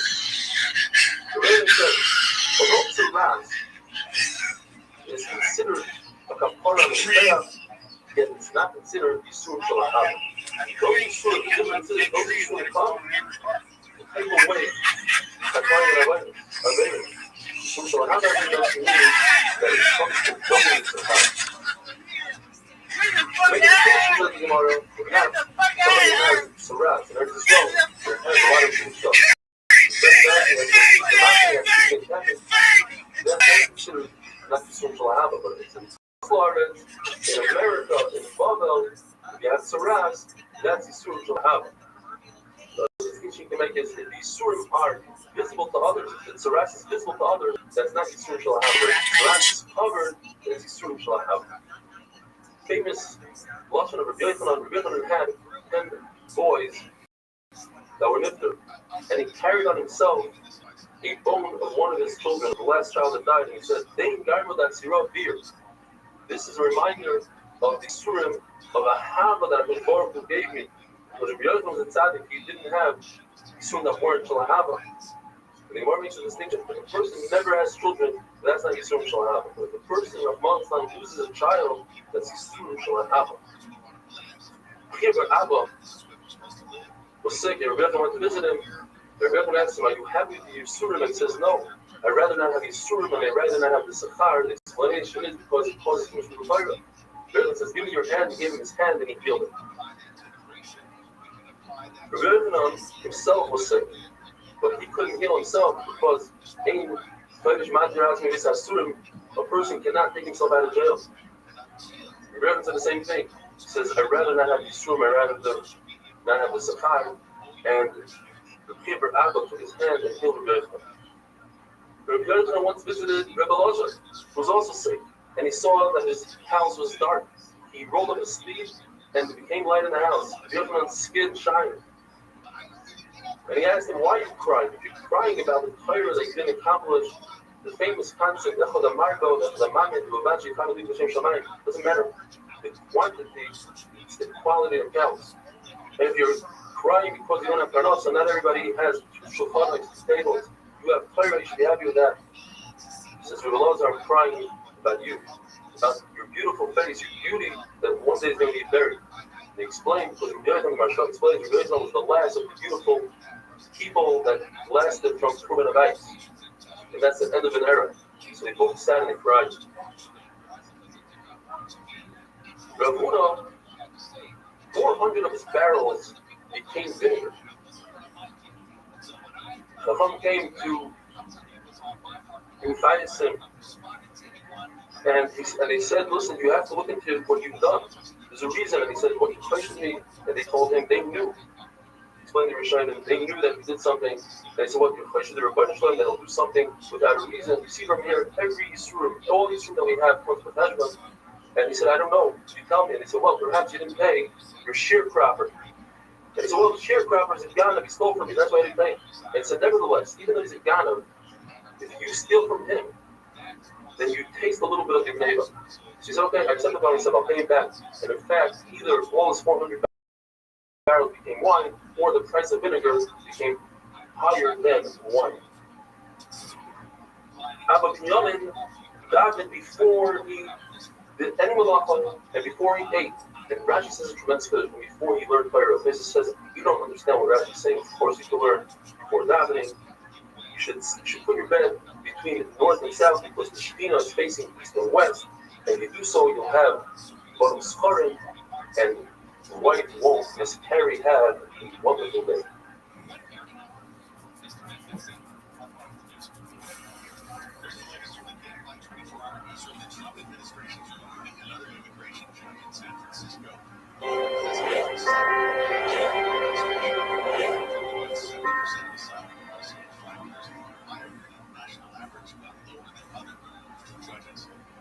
Bracha is that vav.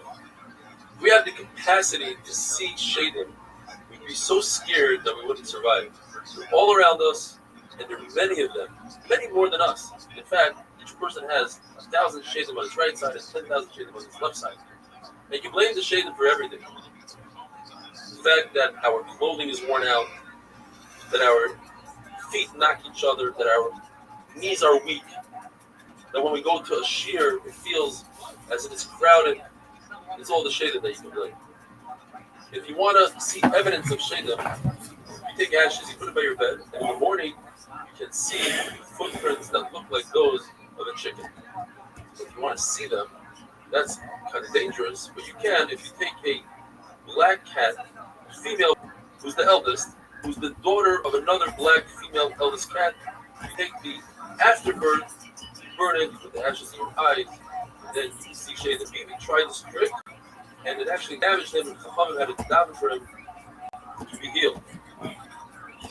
Abba Binyamin continues to say halachas, and he says that tefillah is heard only in a shul. It says, Shmaya Elohina v'la tefillah. The place that is Rina, that is singing, there is where the davening should take place.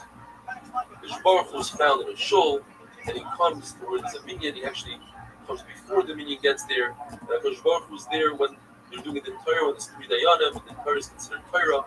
Baruch was there when a Chavrusa is learning Torah. Baruch was even there when a person is learning by himself. The difference between a person learning by himself and a Chavrusa is that a Chavrusa is exclusively written down in a sefer that's for everybody to see. Yet, for an in his own private sefer, that's how places explain this. It says in the pasuk, the famous Gemara, that if a person thinks about doing a mitzvah, he had a aynus and he couldn't do the mitzvah, will get schar as if he did the mitzvah. HaKadosh Baruch Hu wears tefillin. HaKadosh Baruch Hu says, if Klal Yisrael gave me this one great shvach, and said, Shema Yisrael Hashem Elokeinu Hashem Echad, I'm going to be Mikam Ko Yisrael Berachot Ba'aretz. What is that? One of the batim he has, Kimi Goy Gadol, and the parasha Umi Goy Gadol. In the second bias, he says Ashrecha Yisrael, and the parasha Umi Ka'achon. The third bias, it says Oya Nisa Lekim, and in the fourth bias, it says L'Titcha Elyon. If a person is used to coming to the shul and he doesn't show up, Mishmor asks about it. He says, "Where's this guy?"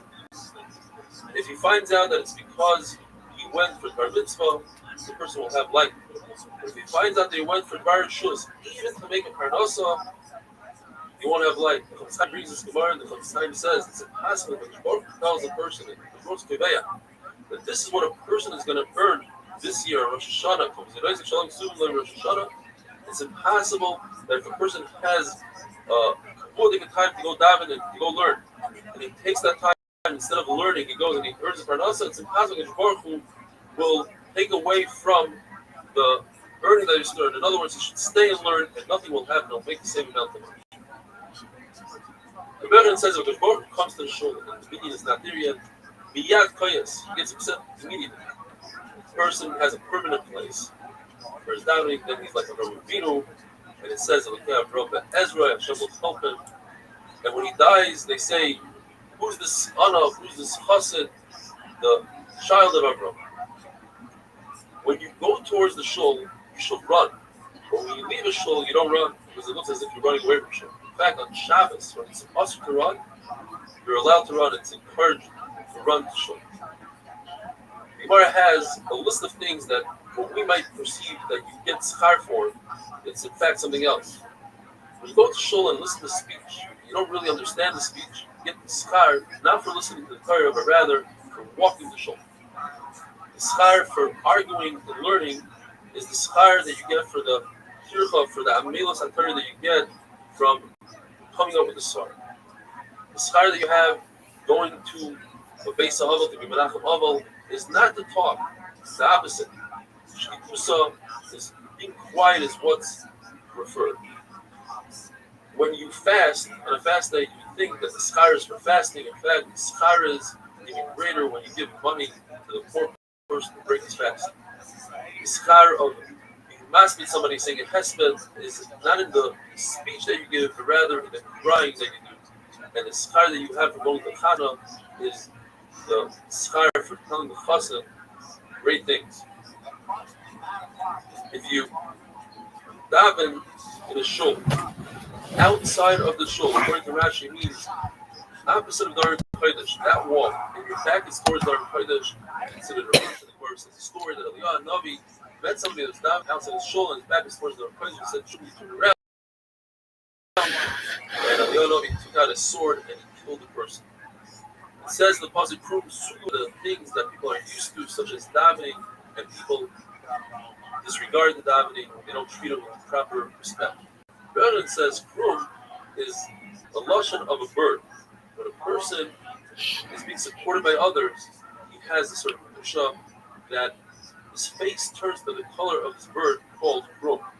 Not only that, he is midayin. He gave him a punishment with patient knife, fire and water. The Gemara says you must be careful with all three tefillos. Mincha, you see that Eliyahu Navi used to answer during Mincha. By Ma'ariv it says Minchas Erev, and by Shachris it says Hashem Boiker Tishma Koilu. If you benefit from a wedding meal without creating simcha at the wedding, you're over on the 5 koilos that says the pasuk simcha, etc. Our Misameach Chasam Kala benefit from the 5 koilos that it says by Nachkoira, by koilos of Rav. The continuation of Chosasim, it's a very long pasuk. It says that the Vim Toido Beis Hashem. Some say that to go to a wedding, in Sameach Chasam Kala, it says if you brought a Toido, or you built one of the Yerushalayim, because that's also the continuation of the same pasuk. It says,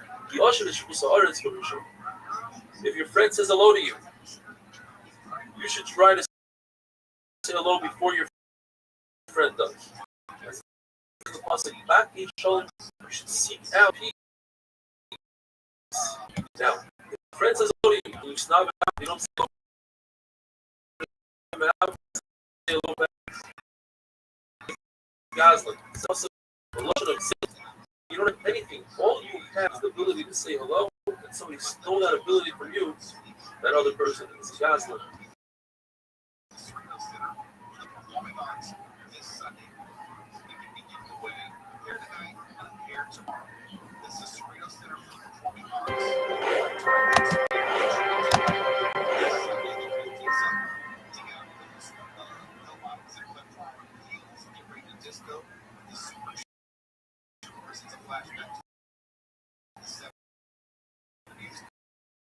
Bracha is Dav Zayin.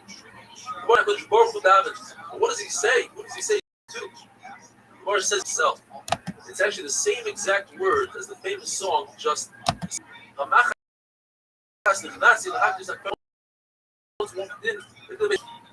Sir, I saw Hakadosh Baruch Hu. We Yoshev and he's saying, and he told me, Baruch, give me a bracha.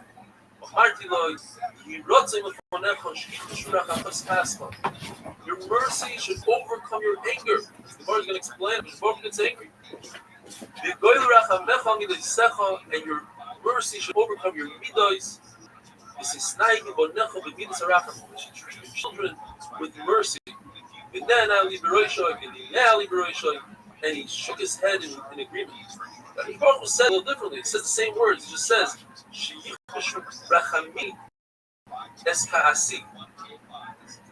what do we learn from Rabbi Rothschild?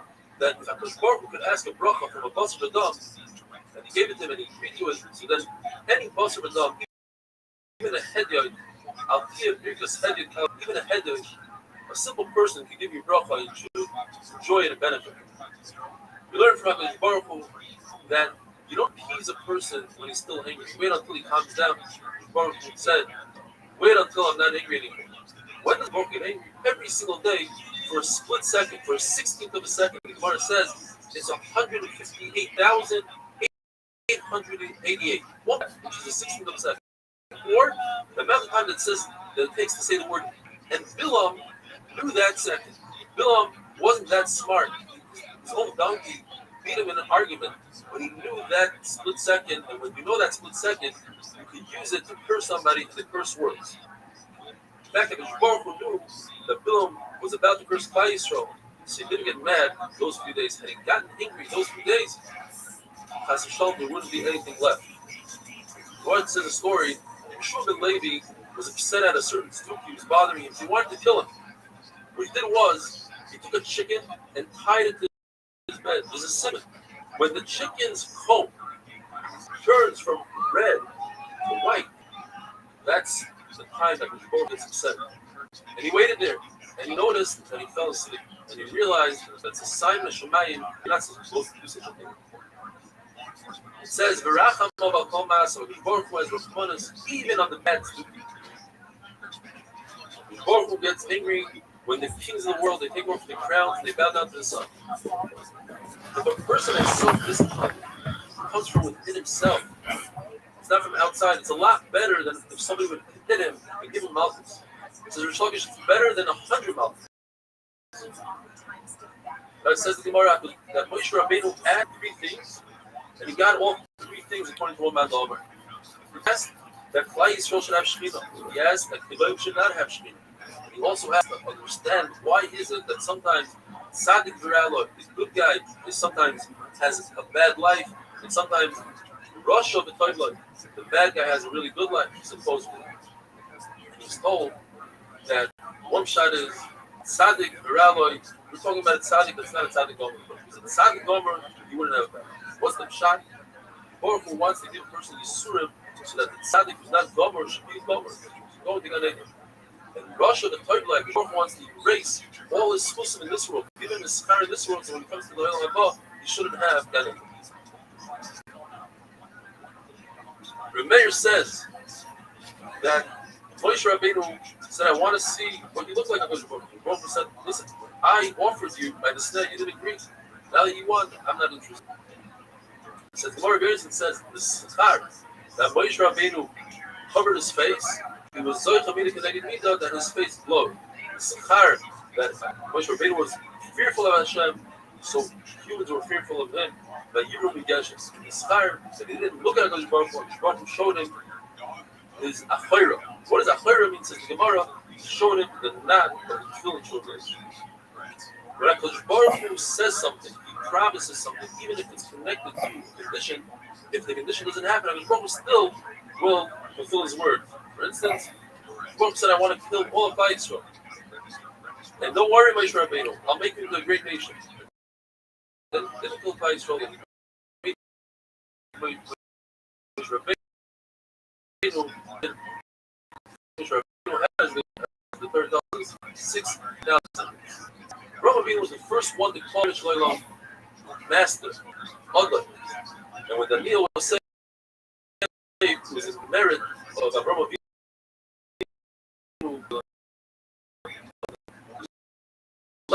Was one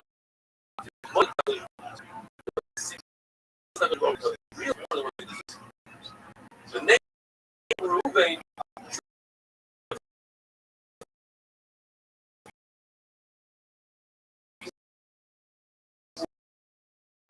legally. My son Reuben lost his Bechar to Yosef, yet he didn't. Not only that, he wasn't jealous. He tried to save Yosef by Tzleim Yodim. The name Rus comes to describe David HaMelech that would sing Shiros B'Sivachas HaKadosh Baruch Hu. In fact, you see that the name of a person has a tremendous effect. A kid who's rebellious is worse than the war of David with his parents. And the Gemara asks the question, when David HaMelech was running away from his own son Absalom, he should have been the worst thing in the world. Yet David HaMelech says, Israel David. He's saying a praise to HaKadosh Baruch Hu. Should have been Kino David. David HaMelech was relieved, like a person paying off a big debt. It's upsetting, but it's a relief. He was relieved that HaKadosh Baruch Hu, you can have a rebellion from within your house, Mansur or Emet, it's going to rebel. He's relieved that it's his own son. His own son is not going to kill him. So, let's start up with the bad guys, with the Russia. So there are 4 ways. Either when it's Mila the Shemaya, it's Shem Shemayim, it's not a danger. Otherwise, it might be dangerous. Or if the Russian is not having a good time, it's not a good time for the Russian in his life. He's on the down. So on the down, you're allowed to go after him. Or he's on the up. He's doing really well. But you're at Tzadi Gomer. Tzadi Gomer, go after him.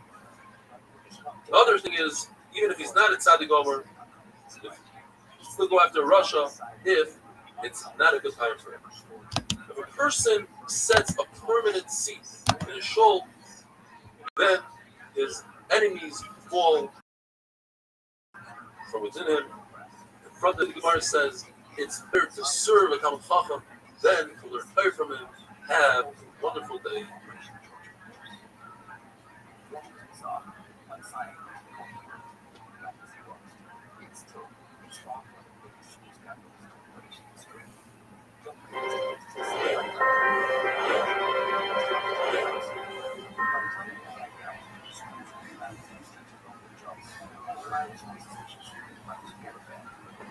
Bracha is that test. Today must be one of the highlights of my Yomi career. I was singing over the Gemara Tanya, Amr Mishmal Ben Elisha, when suddenly one guy started singing the famous Avram Fried song, and then the entire group, 60, 70 guys together. It was an unbelievable feeling. If you want to be part of a Geshmak Chevra, a fun, entertaining shir, check us out on YouTube on the Melody Stefanski. Understand why there are close to 2,000 subscribers. The halacha is, if a person has an oinus, he's sick, and he can't make it to shul, and he can't gather 10 people to his home, it's preferable that he should daven at the same time that they're davening in shul. HaKadosh Baruch Hu doesn't turn down the tefillah of the tzibur of the rabbin. HaKadosh Baruch Hu says, whoever learns Torah, does milas chasadim, and davens with a minyan, it's as if they redeem me and my children from within the nations. Rothschild, if there's a shul in a city and he doesn't go in, he's considered a bad man. Because of him, he creates galus for him and for his children.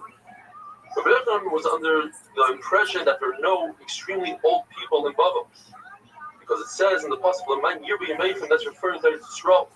What do you found that there were old people. He said it must be because they come to shul early in the morning and they leave shul late at night, and that gives arichas yom. Rav Chisda says one should not sit right by the door, the entrance of the shul, because it looks as if he wants to run away from shul. Rather, he should give himself 2 doors distance into the shul. The Gemara brings 4 pshatim for this pasuk. Al zois yispal kol chassid elecha. Every chassid, pious person, should daven for this. Le'eis. Let's say, right before he needs this thing, and he'll get it if he davens for it. What is this thing? The first pshat is, Rav Chanina says, is referring to looking for a wife. It says in the pasuk, Matzah Isha, Matzah Taif, the Matzah matches with. In fact, in Israel, they would ask, Matzah, after you married, now that you find out, the woman you married, is she a Matzah, Matzah Isha, Matzah Taif, is a good woman, or Umoitzani Marmi Mavis is a Isha? Rav Nosson says it's referring to Torah. You should ask for Torah, and you should ask for kfura, for burial. The Rabbi Rothschild says it's talking about death. You should ask for a good death, a pleasant death. In fact, the Gemara says there are 903 types of death. The worst one is askara. That's one is Mises and Shika, like taking a hair out of milk. Askara is like taking thorns out of wool. It's very difficult. Ask for a good misa. Marzutra says it's referring to a bathroom. You should find a good bathroom. The Gemara says, in fact, Marzutra seems to be the best out of all of them. Says Rav Chisda. It says in the pasuk, Oyav Hashem Shari Tzion Mikol Mishkanei Yaakov. What does Hashem love the most? He loves Oyav Hashem Sha'orman Tzion Ba'alacha.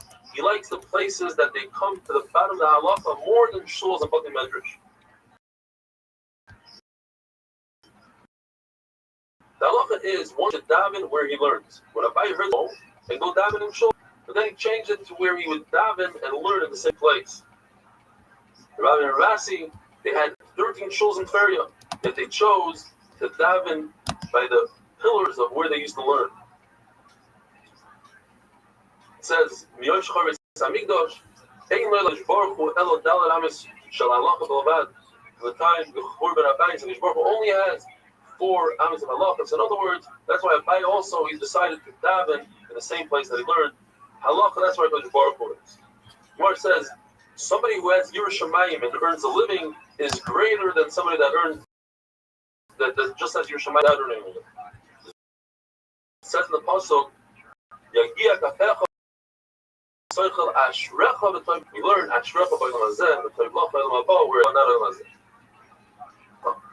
that one should live right next to his Rebbe. If he's subordinate to his Rebbe, if he accepts everything his Rebbe says, otherwise he's happy to live next to your Rebbe. We see that didn't marry the daughter of Pari as long as his Rebbe Shimi Megaria was alive to live next to him. It says in the pasuk, is that halacha that if the same Torah is open in shul, you're not allowed to leave the shul. Rabbi would leave the shul between Gabra and Gabra, between Aliyahs. Rabbi asks, what about between Psukim? If there's a pause, can you sneak out? And he remains with the Teiku. Rabbi Shimon says, I turn my back to the same Torah and I learn they're doing what they want to do and I'm doing my thing. The halacha of Shnai Mikra Vecha Targum brings Arichas Yamin. You should say 2 Psukim and 1 Targum. What if there's no Targum on the pasuk? Like a terrorist Diva. Says Rashi, in that case, the Gemara says you should still say it, meaning you should say the pasuk 3 times, once instead of the Targum.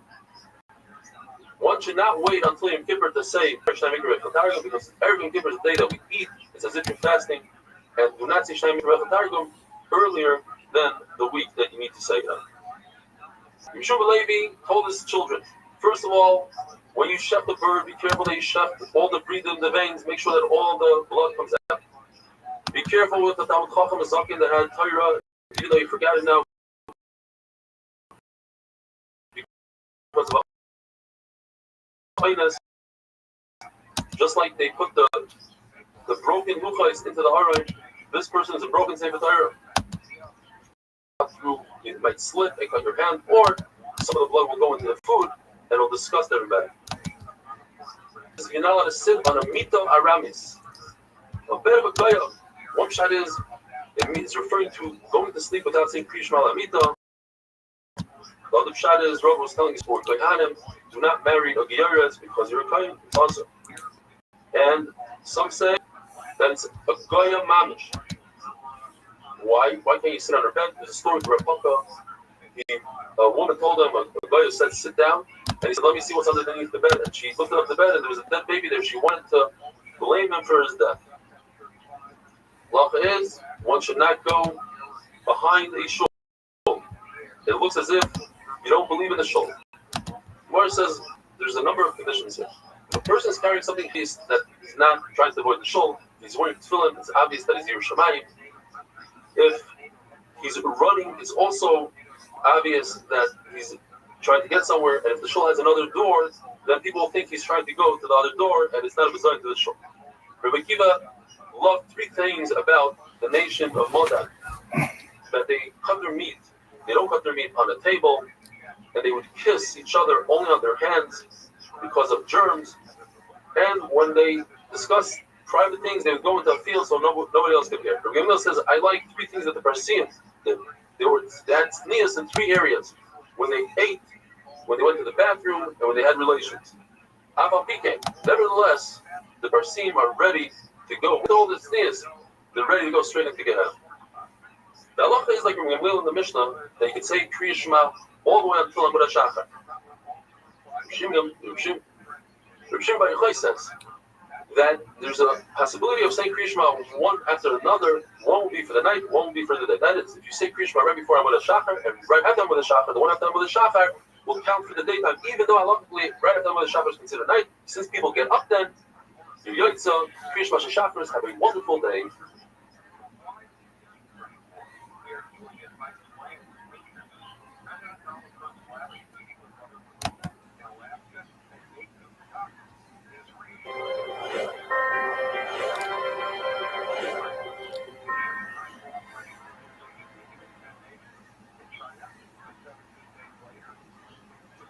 Rocha is Daf Tes. Gemara tells us a story. Two Talmidim, they came home from a wedding drunk. And they didn't say Kriya Shema. They asked Rabbi Shimon Levi, the father of the Chassan, whether or not they could say Kriya Shema, even though it's the Netzach Ham.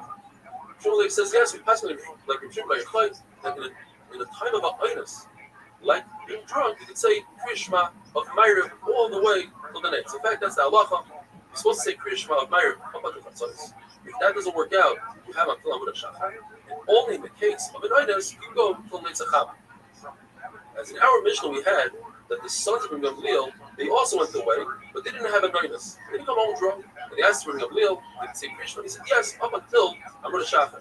Because they weren't sure whether or not Chachamim or the Rabbim argued with their father or not. They knew their father's shita, but they weren't sure if Chachamim agreed. And Rabbi Gamliel says, yes, Chachamim agree with me. The shir really is up until Amud HaShachar. Chachamim made it a kind of siyag, say Kriya Shema before Chatzos. The lesbian Azariah has it. It's very short. There's an extra word, hazeh. And he learns out that the time to eat Korban Pesach is only up until Chatzos, whereas Rabbi Akiva holds the time to eat Korban Pesach is all the way to the morning. Rabbi Akiva learns from the word Chazan. Chazan, he holds, is the hastiness of Klal Yisrael. When did they leave? The hastiness in the morning, so therefore you can eat the Korban Pesach till the morning. Lezer holds that Chazan is referring to the Mitzrim. They were in a rush to get Klal Yisrael out. The Ula started by Chatzos, by Matas B'Chayers, they wanted Klal Yisrael out. In reality, Klal Yisrael only left the following morning. There's a pasuk that seemingly has a three-way contradiction. It says, Sham Tizbach Chesach Pesach. When do you Sham Tizbach? Which means in the afternoon. It says, Kiboya Shemesh, as we learned, Kiboya Shemesh, referring to Shkia. And the pasuk continues and says, Oye Tzeis Chamer Tzitray. When did Klal Yisrael leave Mitzrayim? In the morning. So which one is it? Is it afternoon, Shkia, or the morning? Says the Gemara. The pasuk is telling us three different things. Shchita of the Korban Pesach happens in the afternoon. Eating of the Korban Pesach occurs only after Shkia. Until what point can you eat the Korban Pesach? According to Yeshua, which is like Rabbi Akiva, you can eat all the way to the morning. According to Rabbi Lazar, it's until Chatzos. The Gemara now goes on to explain a few psukim. When Hakadosh Baruch Hu told Moshe Rabbeinu to tell Klal Yisrael to borrow gold and silver from the Mitzrim, the pasuk uses an interesting lashon. Daber no ba'oznei ba'am v'yishal. What's this no? I beg of you, please. Hakadosh Baruch Hu told Moshe Rabbeinu, I don't want Avraham Avinu to come to me with kindness. I promise that the Mitzrim will enslave Klal Yisrael, and that they did. But didn't happen. So therefore, I beg of you that you should beg of them that they should borrow gold and silver, so that Rabbi Avinu doesn't have pennies. And Klal Yisrael said, we don't want to borrow. We want to leave. If we can leave, why should we wait until tomorrow? Let's leave right now. Vayashilum, with a mem at the end, says Rabbi means that it happened forcefully. What happened forcefully? One shita says that the mitzvah were forced to lend. Another shita says Klal Yisrael didn't want to borrow. They felt that it might be too heavy and they need to run away from the mitzvah. The mitzvah might give chase. They wanted to go lighter. And therefore, they didn't want to borrow. So the Klal Yisrael was forced. But that's the Mitzrayim, says the Gemara, that once Klal Yisrael borrowed from the mitzvah, everything was desolate. It was as if it was a trap for an animal without a bait. Or by Inas, it was like Mitzulas Hayam, just like in the depths of the ocean. There are no fish. So the tribe had no values left. Eya Asher Eya. What's this double lashon? Which Baruch Hu told Moshe Rabbeinu, tell Klal Yisrael that just like I was with them now, I'll be with them in the future dollars. So Klal Yisrael has enough on their head. Why should I tell them about future dollars? Does Rabbi Rothschild be right? Just tell them I'll be with them. What's the double lashon by Eliyahu? Aneni Hashem Aneni. They not to prove the Neveah Baal false, so he had them try to consume meat with fire from Shemayim. It didn't work. And then he begged Rabbi Rothschild, bring an ace, bring down fire from Shemayim and consume the meat. In fact, that's what happened. But Aneni the second time was, Klal Yisrael shouldn't think it's witchcraft. They should understand that it's Min Shemayim. Says the Mishnah, Kriyashma in the morning is said from when you could differentiate between Chelas and Lava. This is Chelas and Lava. That's one shot. We had the opportunity today, the owner of Silk Chelas came down Shir and gave us a live demonstration and lent this to me. The Bar says that it's the Chelas is in the Lava. It's of wool. It wasn't dyed. It didn't catch anything like this. When you can differentiate between the white and the blue, that's the shear. That's what you could say, Kriyashma. Rabbi Lezer says between Chelas and Karsi. Karsi is a leaf. So when you can differentiate between the blue and the green, that's the shear of Kriyashma. The same shear, the Gemara brings in another way. If you differentiate between a dog and a wolf, between a donkey and a roy, which is a wild donkey, and Achayrim say it's when you can differentiate, when you can pick out your friend or an acquaintance, an associate from 4 Amasorah. Up until what time can you say Kriyashma? What chief is until Netzach Hama. That's the Lechatchila. We have to go even further. The Yeshua says until 3 hours, Manios. In other words, you can divide the day into 4. The light, that's the Gra, and the Magen Avraham. The Magen Avraham says you start from Amad Shachar. The Magen says you start from Netzach Hama. And that's when kings wake up 3 hours into the day. The Mishnah says, whoever reads Kriyashma past this time, at least there'll be time to look at the Raisa of people in the Torah. And he explains what's the Kiddush. He says because this person is saying about pet. The person beside he can't say about pet, but unless he gets a kind. Ravuna says the halacha is that Kriyashma can be said the shear of picking out your friend 4 hours away. Rabbi says no, that's only in regard to tefillah. But Kriyashma is kivasikin. Vasikin means the type of a person that's a chassid. Chassid would say Kriyashma immediately before night. That much right after night because like the mitzvahs, he wants to say Shemona Esrei the earliest possible time. You have to put Kriyashma right before, and therefore, for the time everything, you have to say Kriyashma at the last available moment, right before night. It says, how do we know this concept? It says, Yerucham Shemesh. You should have fear right? When the sun comes out. That's Kriyashma Olach Shemayim. Let's continue. It's talking about Mincha should not be said after Shkia. Yochim said in the name of people in Yerushalayim, right next to Tefillah, won't be damaged. What's damaged today? The Gemara says, why? Because he had a monetary loss, he had to bring a hadassah to the king. People pay money to see a king. You're supposed to see even Gentile kings, to see the difference between a goy and a yid king. Rabbi Rothschild says, Gemara, he was son of Tefillah, and he was happy the entire day, he had a smile on his face the whole day. Hashem is supposed to tiftach that we say. Gemara in one shot says that you only see that in Mincha, otherwise it's a test that we do it, more like we had in the beginning of the Sefta. That since Chachamer were Keveyed in the Tefillah, is like part of the Shemona Esrei, like the Shkimin, we said it's part of the Gal Yisrael. Shemona Esrei is because of the 18 Kapitel Chnilim that David HaMelech had that correspond to the 18. Yilul Ratzon is in Kapitel Yud Tes, in the 19th. That's why we say Yilul Ratzon after Shemona Esrei and not before. Have a wonderful day.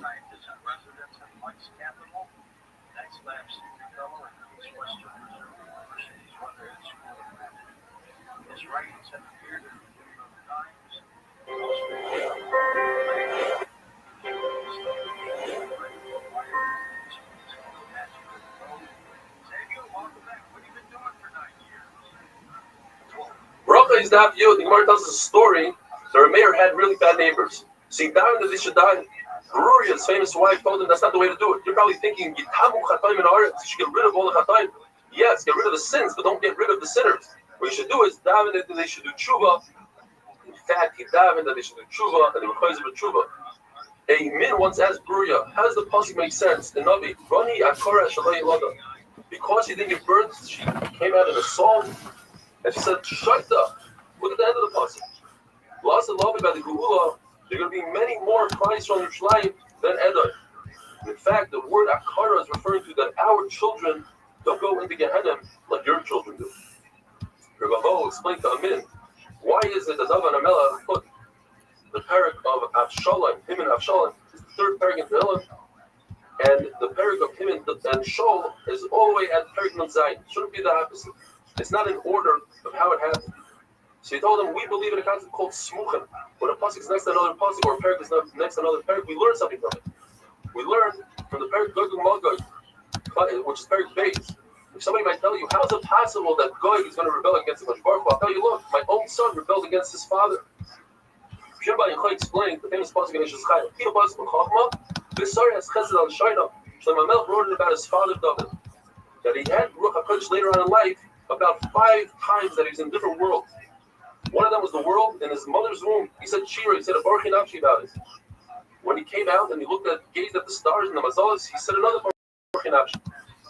And when he nursed, he also said a Baruch Nafshi. Two shatan, either because humans are different than animals. You nurse from a kus, or you nurse not in the Makim Erva. And he said Shira when he had the falling of the Rishayim, and when he spoke about the day of death. Rosh Pazi says that it corresponds with HaKadosh Baruch Hu and the Neshama, the 5 times. HaKadosh Baruch Hu fills the whole world, the Neshama fills the whole body. HaKadosh Baruch Hu sees it, but is not seen. The Neshama sees and is not seen. HaKadosh Baruch Hu feeds, mefardes the whole world. The Neshama is mefardes the whole body. HaKadosh Baruch Hu is pure, he's tar, so is the Neshama. HaKadosh Baruch Hu sits in the inner rooms, so does the Neshama. So therefore, the person that has the Neshama within him should come and praise HaKadosh Baruch Hu. Baruch Nafshi, it says, my innards. Because Baruch is not like the human being. If an artist paints a picture on the wall, he can't infuse it with life and in the neshama. Where Baruch not only can he infuse it, but he can infuse something within something. A baby that's within its mother can infuse it with life. As Chana said, ain't sur kelekenu, and we learn ain't sayer. There's no artist like our God. In other words, there's humans, and nobody can do anything similar. We learn meaning HaKadosh Baruch Hu outlives everything he creates, whereas an artist, usually his art outlives him. The Gemara tells us what happened in the story between Chizkiah and Yeshayahu, who were both tzaddikim. Chizkiah was the king, Yeshayahu was the Navi. They didn't want to visit each other, that they had more honor, the other one should come to them. HaKadosh Baruch Hu made a compromise. He made Chizkiah really sick, and he told Yeshayahu, go visit Chizkiah. So he went to visit him and said, you're going to die, and you're not going to live, which is a double lashon. The Gemara explains, you're going to die in this world, and you're not going to have Olam Haba because you didn't do proof, we didn't get married. Because he said, because I saw that I'm going to have descendants that are not worthy. So Yeshayahu told him the famous line, the Hadi Kashi the Rahman, why are you getting involved in the Rabbi Rothschild's business? Let him do his thing, you do your thing. So he said, okay, so give me your daughter, and our 2 schusim will be such that I won't have bad descendants. So he told him it's too late. So Chizkiah got upset. He said, even if a sharp sword is on your neck, you should never stop davening. And the Gemara tells us that immediately Chizkiah took the Musar, he got up and went to the wall. What's the wall? The walls of his heart. He said within his heart. Or, lady says, he said something that has to do with the wall. He said, it's Isha Shunamis, with a story with Elisha, that Elisha did Chizah Mason to her son in the schos because she built him a wall, as the Gemara is going to discuss later. So my grandfather, Shlomo, he built the entire Beis Hamikdash, should I deserve a schos? Chizkiah told her, Baruch Hu, I did everything. What did he do? Says the Gemara, an amazing thing. He was soymach kukul of the tefillah. Lady says it means that he took the book of medicinal remedies and he buried it. As the Gemara says, Chizkiah did 6 things. 3 things the Rabbanan Chachamim agreed with, and 3 not. He buried the book of refuahs. He broke the copper snake that Moshe Rabbeinu made to heal people. People started doing avodah zarah to it. And when his father, the Rasha Achaz, died, he dragged his body in the streets on a bed of rope to show people that this is what happens when you do avodah zarah. Those 3 things Chacham agreed to. But what they didn't agree to, that when he plugged up the water of Bichon in order to thirst, to create that the soldiers in the Chayr shouldn't have water, they didn't agree to that. They said, let us go for the water. When Chizkiah gave the doors of Beis Hamikdash, the golden doors, to Chayr, they didn't agree to that. And when he did Iber HaChodesh, he made an extra month of the year on the last day of Adar. He said that's not good because that last day could be Nisan, and because it could be Nisan, you don't do Iber Hashan on that day. If somebody uses other people's schus when he dies, he says, HaKadosh Baruch Hu answer me in the schus of my forefathers, like Moshe Rabbeinu did in the schus of Avraham. He's answered in his own schus. But Chizkiah used his own schus, and he said, answer me my schus, Asher Salach Lefanecha, etc. So they used the schus of David. Now going back to the story of Isha Shunamis and Elisha, she said, let's make him a wall. So Machlekes, where did she put Elisha? She put him in an open achsaga, and she had to build a wall to divide the achsaga. And then, what does Aliyah mean? Aliyah usually means in the attic. It means that she put him in the best of her houses. Or the pshat is she put him in the attic, and she had to build a roof. So why is it called a kir, a wall? Because it's kiru, is a lashon of roofing. It says that she put a bed, a table, a chair, a lamp. The Gemara says Elisha benefited from it. You're allowed to benefit from favors that people give to you. But Shmuel would refuse favors. He came with his own suitcase. Wherever he went, he had all his belongings. Nobody could give him a favor. She knew more than her husband that Elisha was a Kaddish. How did she know? She noticed that flies wouldn't land on his table. Another child is she noticed that his sheets were clean. They didn't have any carry on them. Whereas his Misharis, Gehazi, didn't have Kedusha. He grabbed her inappropriately. It says Gemara that if a person hosts the Talmid Chacham and gives from his own belongings to the Talmid Chacham, it's as if he was a makir of the Talmid. Gemara says 3 halachas in tefillah. First one is that you shouldn't stand in a high place when you daven. There should be no haughtiness when it comes to daven. You're supposed to put your feet together like we do during Shemona Esrei, and you're not supposed to eat and drink before davening. If you do, it's as if you have Yaiva and then you try to be Mamuk Shem Shema. Shmuel said that was like in Yeshua. The Kriya Shema is said until 3. The Brisa says that if you say Kriya Shema after this man, it's as if you were Mekayim Talmud Torah. But you say Kriya Shema 2 before and 1 after. Rav Chizkiah Lashon. Rav Chizkiah argued that. Mani said, the right bigger source than learning Torah, having wonderful.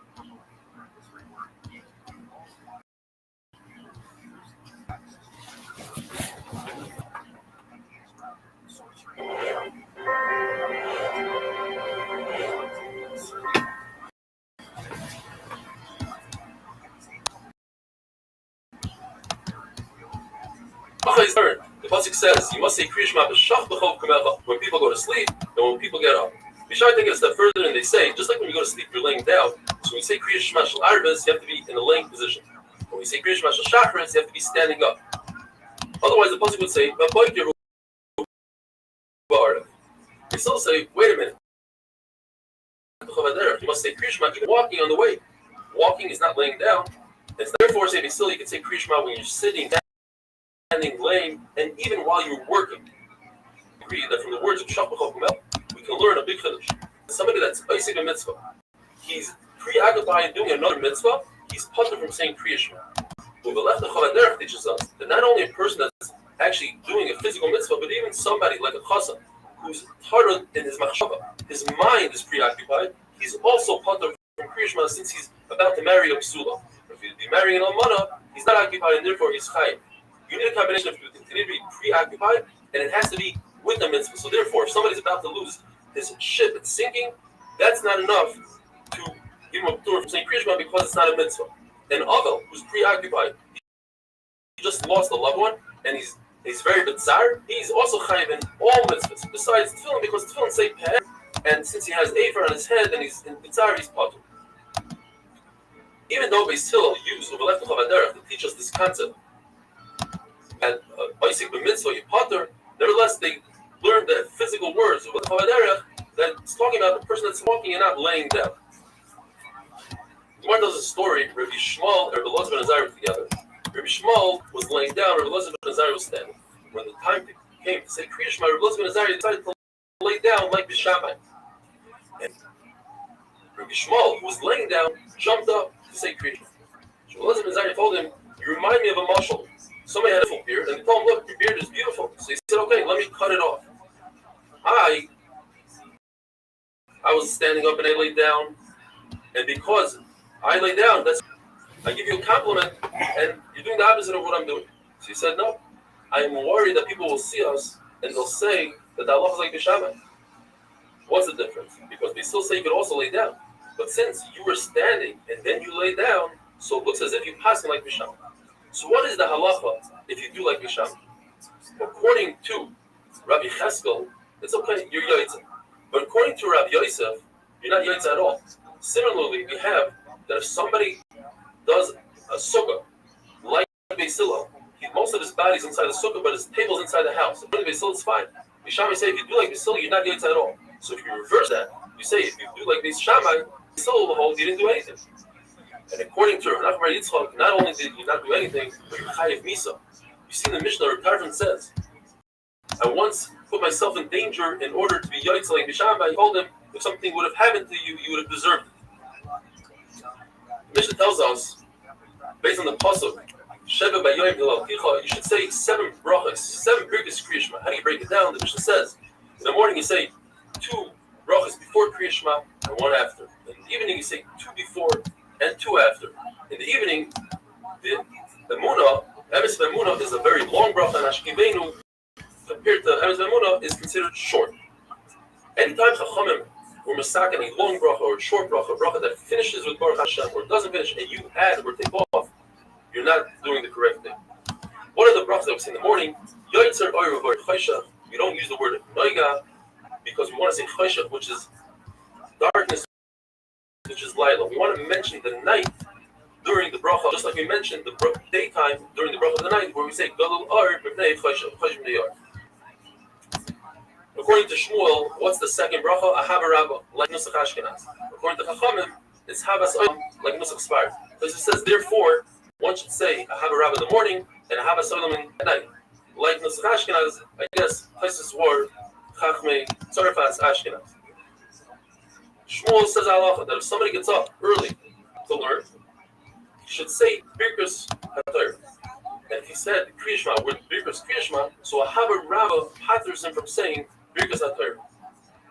When do you say Birkus HaTorah? Machlokes. Rav Huda says you only say Birkus HaTorah and Torah Shebiksav if you learn Chumash, but not even a medrash that tells you the halachas that come out of the Chumash. Rav Huda says even Yochanan says you say Birkus HaTorah even for Mishnah, and Rava says you say Birkus HaTorah even for Gemara, and Rashi says because that's the Iker Torah. This is great for Daf Yomi people. Gemara is the main part of Torah because from that halach comes out, and it's the logic behind the Mishnah, and it explains away the contradictions in the Mishnah, and sometimes to add and take off words of a Mishnah. The story Metzur. Shmuel says, "What bracha do you make on Birkus HaTorah? Lazik v'dibur Torah." Rav Yochanan adds, "Higher Rav Nuna," and you finish off with a bracha. And Rav Nuna says, "You say Asher Bachar Banu Mikol Ha'aretz," which he says is considered the most important bracha out of the 3. Why? Because it gives a praise to Hakadosh Baruch Hu and a praise to Klal Yisrael and the Torah. And therefore, since these are all important brachas, we say all 3. After the Kohanim brought the carbon common in the morning and they salted the Ivarim, the Sgan Kohanim would announce, "Make 1 bracha." What is that 1 bracha? According to Shmuel, it's a Ahava Rabbah. And according to Rosh Lakish, it's Yotzer Ar. And then they would say Aser Sadibros, and they would say Shema Vayishmayim Vayomer, and then they would give 3 brachas to Klal Yisrael. They would say Emes V'Yatziv, and they would say the bracha Bavoina, which is similar to Ritzei, just it ends up Shlois Chanavoin or another bracha, and then they would say Birkus Kehan. Rav Srika proved that if you say Yotzer Ar and not have a rabbi, because Rosh Lakish says, from here you see that brachas are not ma'akim. In other words, if there's 2 brachas together and you one out of the 2, you Yotzer on that one. Similar, let's say for tefillin, say just a bracha on Shal Yad and on Shal Rosh, you only have 1 pair, or you can't put on the other one, you're Yotzer. How does he prove it? The fact that they said 1 bracha, and if that 1 bracha, for instance, was Yotzer Ar, then it's a great proof. Why? Because why did they say Have a Rabba? Have a Rabba you can say all night long. There's no Zman for it. But if they said Have a Rabba, there's no proof, because perhaps they said it when it was too early. Yotzer is only when the light comes out. And maybe they said it wrong. The Gemara says perhaps they said both brachas. But he meant to say that it's not ma'akim, that the seder is not ma'akim. You can say one before the other. It doesn't matter in what order. Have a wonderful day.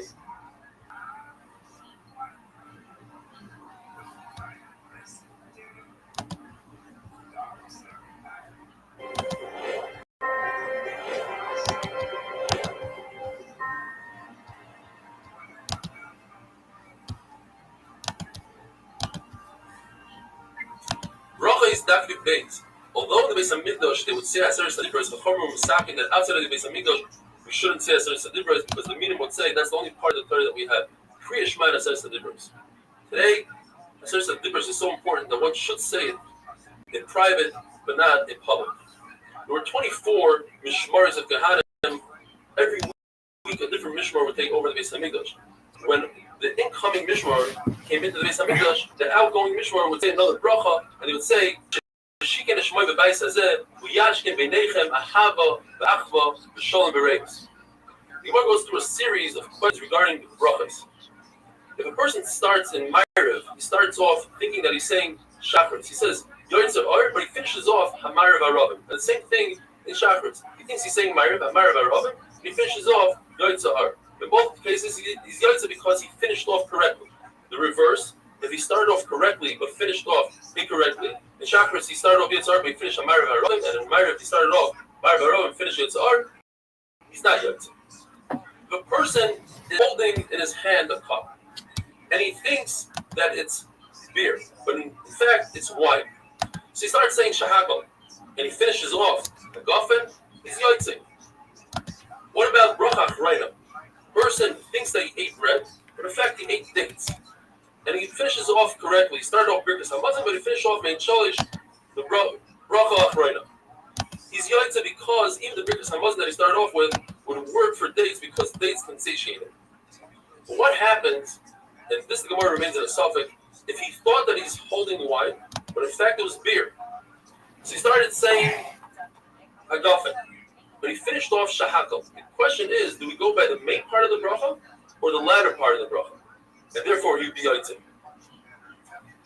If a person thought that he ate dates, so he started saying a bracha achroina, and then he realized that he ate bread, and he finishes off with Birkas HaMazon, the Gemara remains in a suffix. Now the Gemara says you can't prove anything from the halachas that we said by Kriya Shema, because according to Rav, since when it comes to Birkas Kriya Shema, you finish off with a bracha, Baruch Atah Hashem Hamarav Aravim, that's enough, that's a bracha in itself.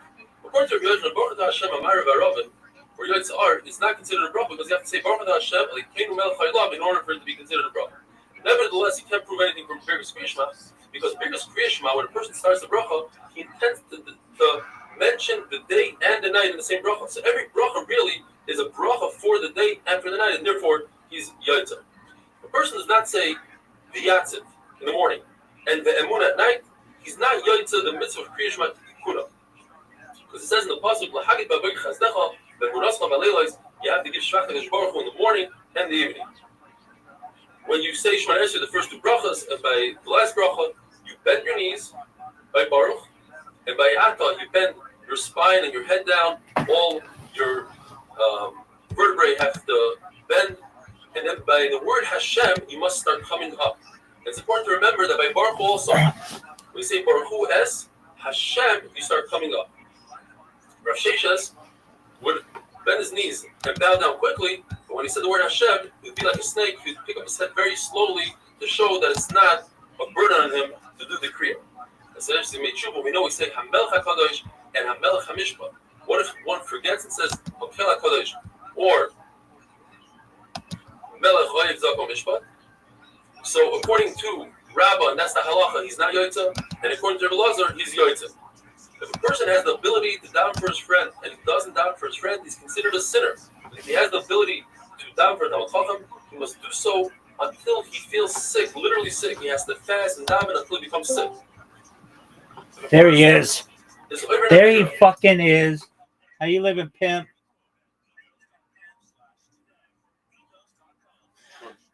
Are you ready?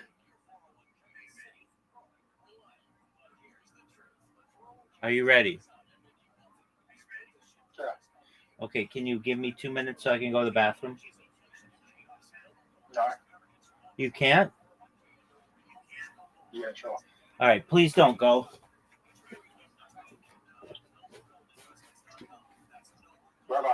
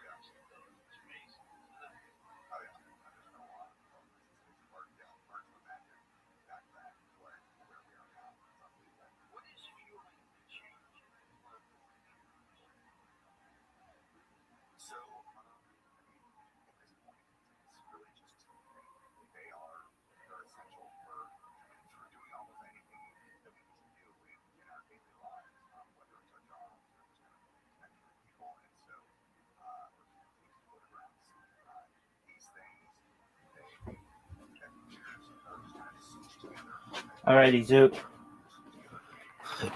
How you living? Can you hear me? Yeah.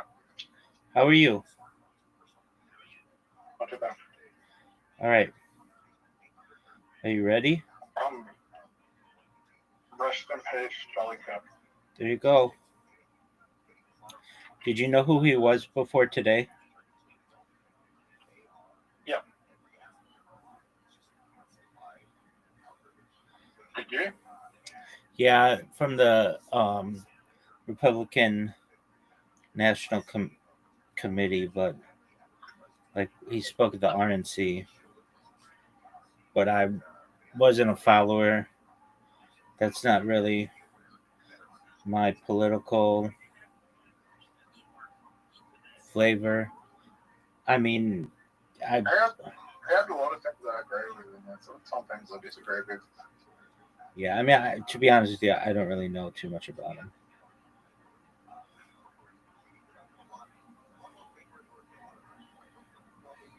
Did you see the video? Yep. Oh man, that was gruesome. The worst part is his kids and wife were there. That's the saddest part. Right. Did they see it? I would assume so.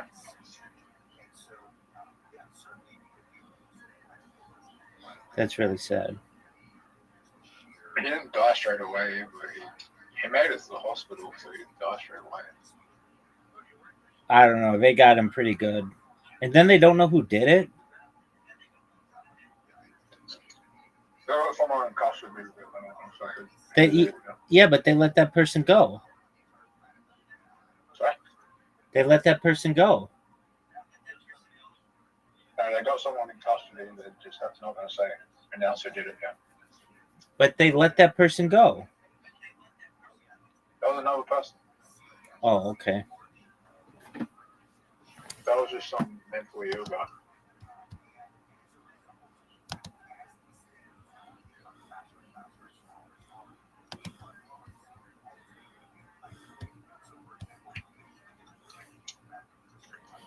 You know, Ben Shapiro was there as well, and he was meant to be speaking next. I did not know that. Oh.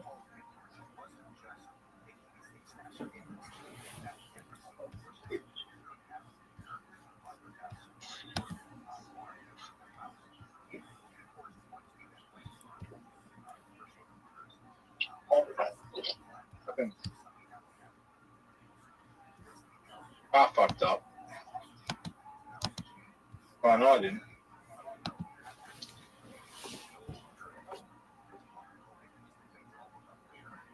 What do you think of that move?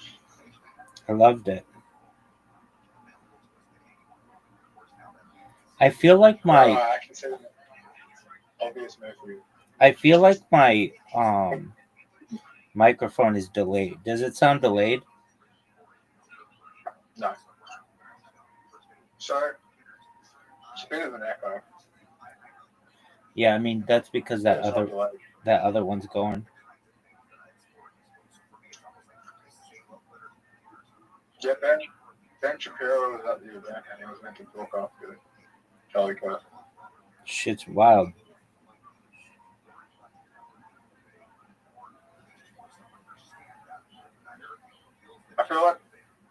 I feel like Ben Shapiro would have been a bigger target. Oh, for sure.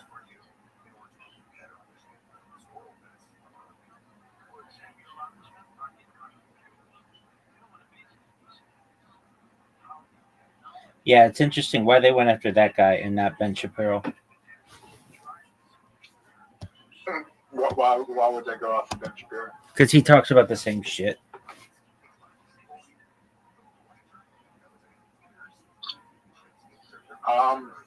To an extent.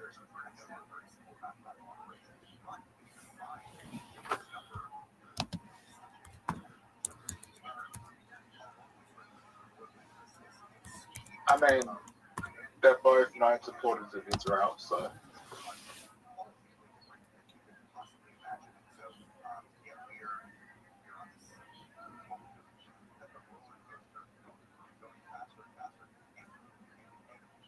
Man, that was fucking gruesome video.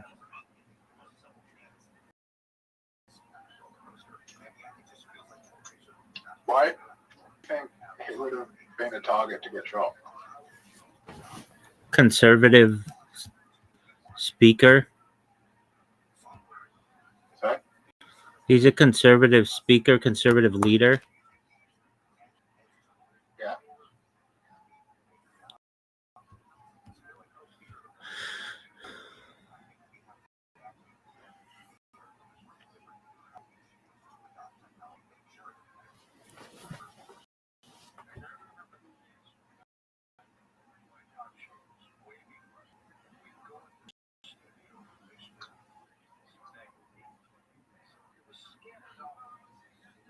Did you ever say that he would run for president?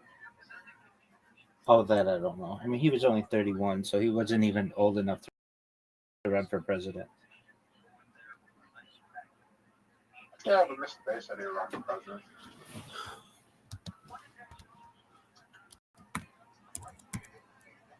He was younger. I mean, Mr. Bass would make a terrible president.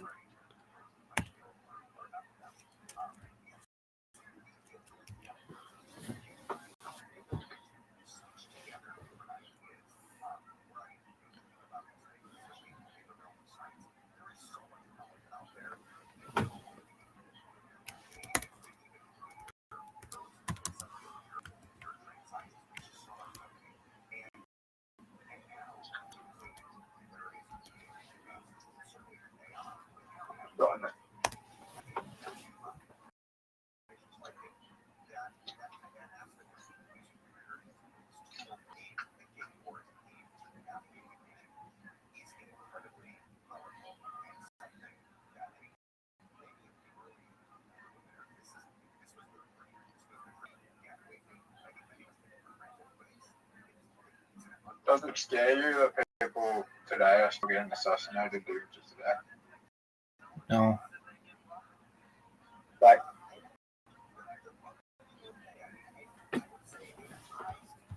you don't really hear of this in the Western world. I mean, we had Trump nearly assassinated last year. It doesn't happen often.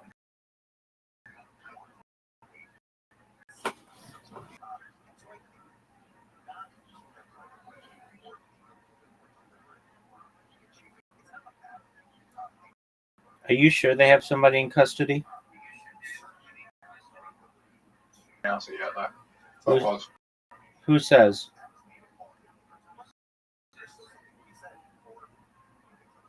Who says what? That they have somebody in custody. They have someone in custody. It's like on the news. They're probably not going to report it in case it's like until they're 100% sure they're not going to report it in case it's mistaken identity. Isn't that what happened with the other guy? They never. The news reported this is the guy who got him. They said if you got onto Hembo, it was just like this is not the guy. It might be the guy. It was. Look who the fuck it is.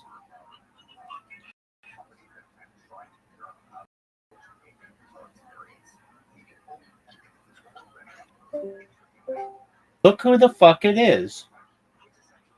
The rival? Yeah, dog. Sorry?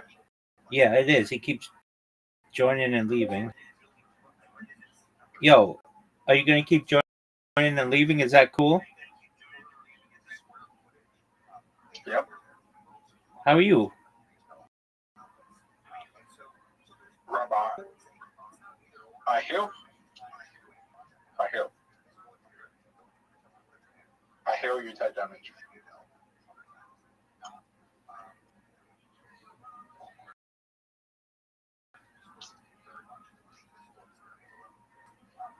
Do I have death penalty in Utah?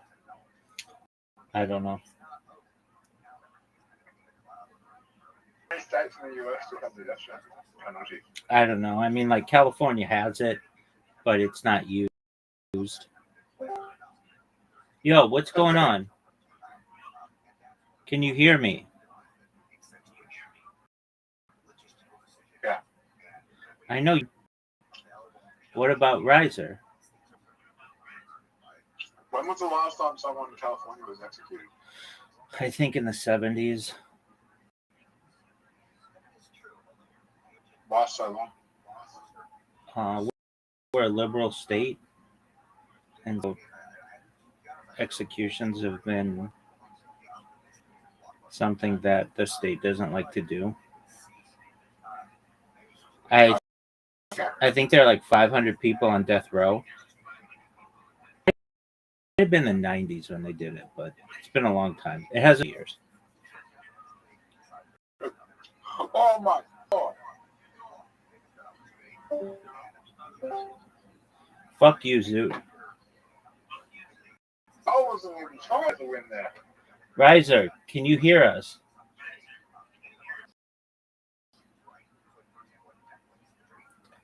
Can you hear us, dog?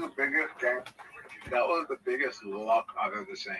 Okay, I'm gonna just refresh my browser. Maybe it's because it's on my end.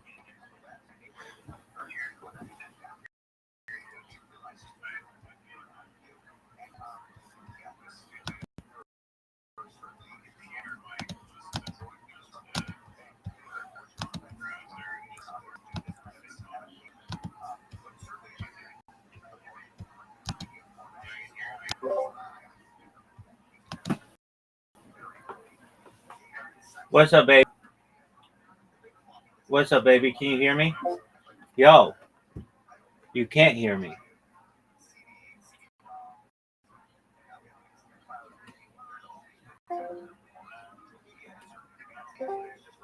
Yo. Seen the post. Yo. There he is. I don't really need to see some guy getting shot in the face. Oh, it's not in the face. Yeah, neck, area. Can you hear me? Can you hear me? Yeah, I can hear you. Like I said,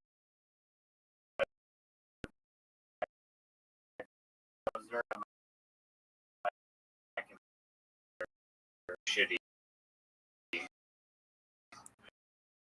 Like they don't make it. Okay.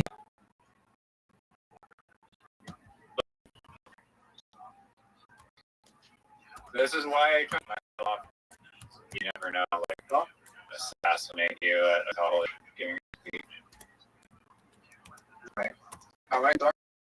Coach to be on the assassination.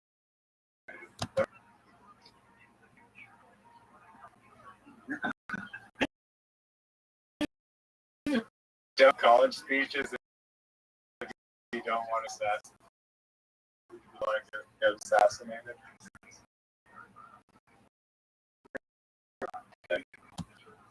I mean, Isaac, are you?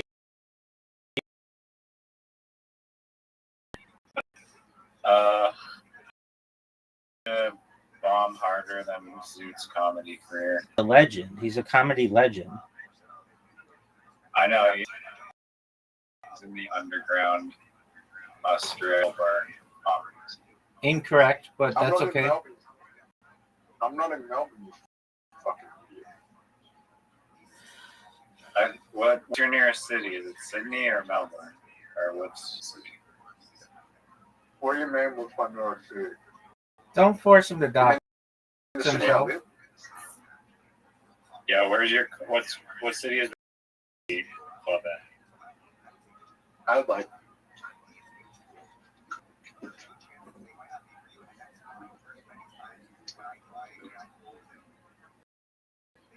Riser, can I get in your head? Absolutely. Okay, well, it's Zoot's turn. You're up and you're... Zoot, go. We've now lost the game. Zoot. Zoot, what are you?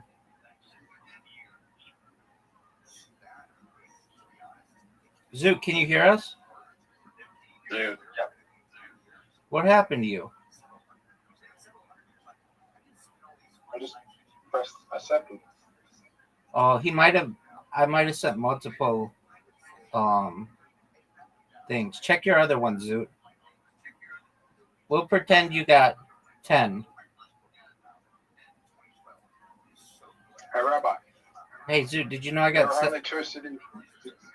Did you know that there are only 2 cities in Australia? That's incorrect. There's 2 major ones.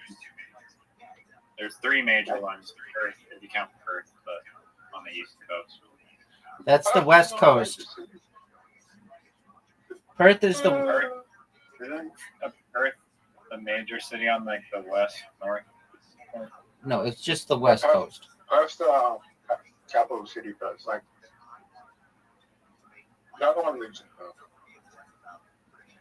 Aside from Honolulu, it's the largest major city in the world that's isolated.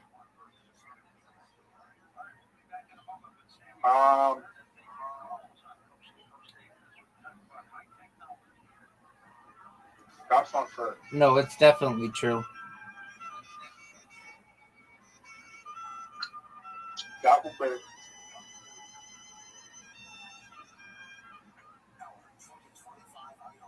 This round always fucks me. Is it because you suck cock? I don't know. Riser, that was really bad. Why am I out? I intentionally didn't want to fucking do it. Why did I quit? You weren't gonna win anyway. Rabbi won. No, it's anyone. No, this bitch is over, Riser. Riser, this bitch is over. It's a warm-up game. It doesn't count. Riser, when's the last time you watched the William Montgomery show? I watched the most recent one with his brother. I did too, dude. What did you think of it? Dude, you're doing really well. You did really, dude. Get fucked. 13? I don't think I'm beating that. You're I saw William Montgomery perform for the first time the other day. Where? Adelaide? No, I watched him kill Tony. I never watched the Kill Tony before, but he was on the Kill Tony episode I watched. Yes. Oh, which Kill Tony did you watch? The one with the blind guy. Oh, that was this week. No. Yeah, that was Monday's that episode. Was like 2 for... Oh, he was on again. Oh, he was. Oh, so he usually got a ticket. Yeah.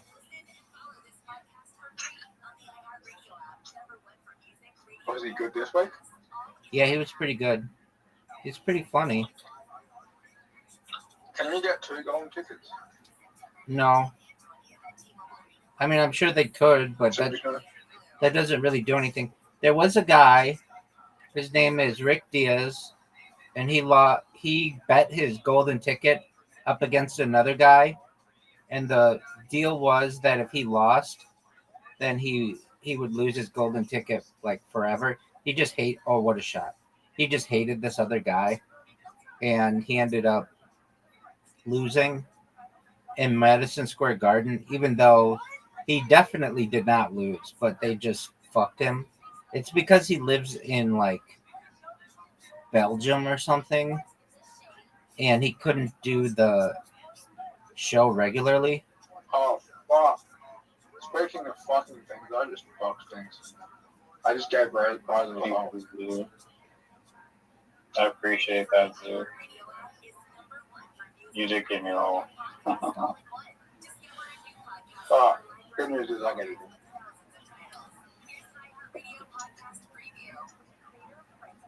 I fired the Rabbi.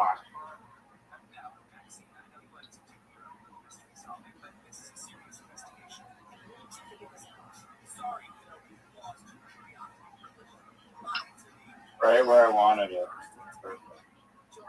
Rabbi, you're gonna have security when you get famous? Yep. You could be the security team. SEAL Team Zoo. How many? I don't think it's wise to hire someone with Tourette's for your security team. No, I want you with the finger on the trigger, baby. If I was in the security team, I would give away your location because of my Tourette's. Oh, I know you will. That's a good idea. I'm going to be live streaming my life, so that won't really matter. Look at this shot, folks.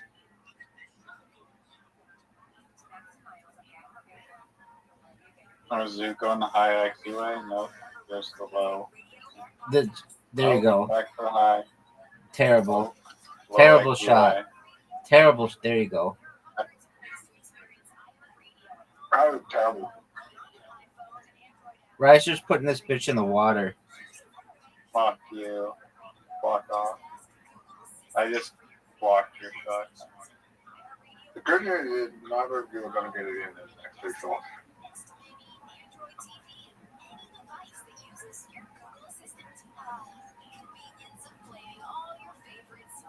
There you go, Zoot. That's going to fuck him over. Yep, Zoot's going to fuck me over. Yep. You fucked yourself over. Oh, that was not a good shot. That was not a good shot for you. Oh, stop. Oh, Rabbi. No, we're good. We're good. Zoot can win the hole right here. No way. He's going to fuck you. He's not going to, but he could. Real time. Real time. How many days away are we from AI robot Walmart greeters? Dude, I've already seen. Like I saw a robot in Walmart like 6 years ago, and I took a video of it. It was a cleaning robot, and it was cleaning, and if you steal stuff, it was loss prevention, and I took a picture of it, and I've posted it to the internet before. It's like, it was a floor scrubber and a loss prevention. So it would go down the aisles, cleaning the floor, while simultaneously seeing if anybody's putting stuff in their pockets. It had cameras all over it. Wow. Yeah. So, in answer to your question, it's actually in Walmart. Nice. It's not in Walmart's best interest to replace the Walmart greeter.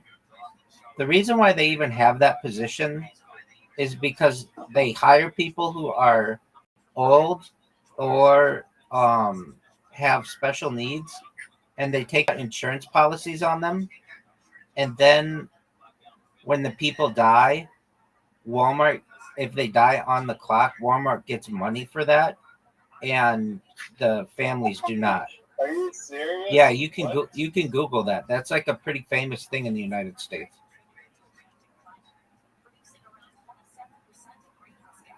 So they literally have done the math, and they calculated that more people will die on the job at Walmart. Yeah, it's a it's a 1 in 3 shot basically. Yeah, I still pay 8 hours. It's a 1 in 3 guaranteed shot too. As long as they're employed. Yeah, I mean it's actually not 1 in 3. It's not quite 1 in 3. It's a little less than that, but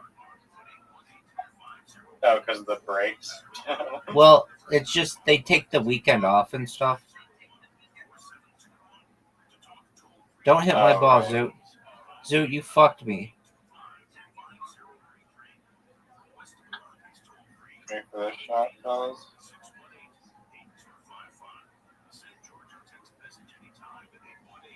You're never getting out of there. Fuck off. Oh, you piece of shit. Don't do it. Hey, you ready for the low IQ shot? Just block it. Just do a short one. That was a dumb move. Oh my God. That wasn't even dumb of me. Rabbi is in the best position now. And he fucks it. Now Dude's in the best position. Suit, you're a fucker. Fuck. Now I'm in the best position. I don't think anyone's going to score here. Maybe Zoot now. Yeah, definitely me. Oh.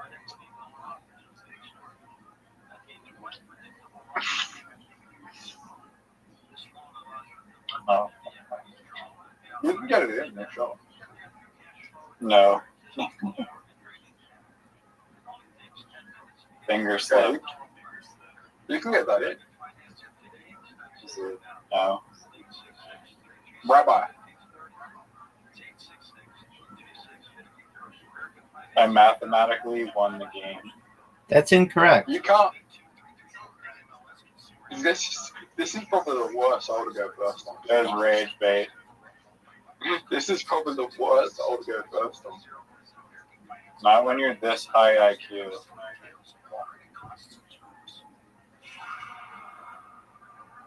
Rabbi. Yo, baby. Breaking bait rather. I know. That's not. Oh, I got lucky. Okay. Illusion, folks.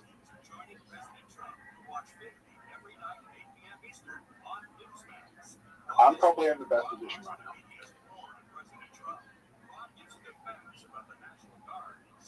now. If the hole is there, Fuck.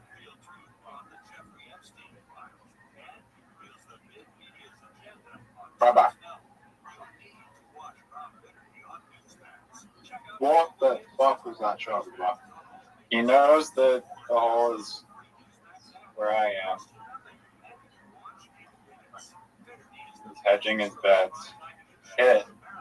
Are you fucking kidding me? That was the best move I could have made.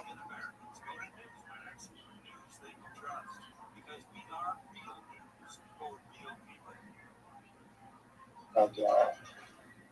Rabbi. Yo, baby. Oh, what a shot. How's there no hold yet? Dude, I think it's right by Zoo. He just has to tap the green tree. Oh. Yo, what up? How are you? I'm still in the best position out of anyone here. Ow. Welcome. How'd you find out about me? Rabbi. Frank H. Berger. How'd you find out about me? God told me about you. Okay, that's cool. How's your day going? Good. How's your day going? Kicking ass, taking names. How old are you, if I may ask? I'm 26. How old are you? That's amazing. I'm 39. I'm just making sure you're an adult. 39? Yep. Calm down, girl. So 39? Are you seriously? 100%, but these guys are in their 20s, so calm down. Fuck. Why did I do that? God damn it. I'm a dumbass. 20s? You guys are in your 20s like me? Yeah. I literally gave both of you the win. We're playing a game, so that's why. It still fucks. I don't know. Do you guys not? Do you want to play? What game? It's mini golf.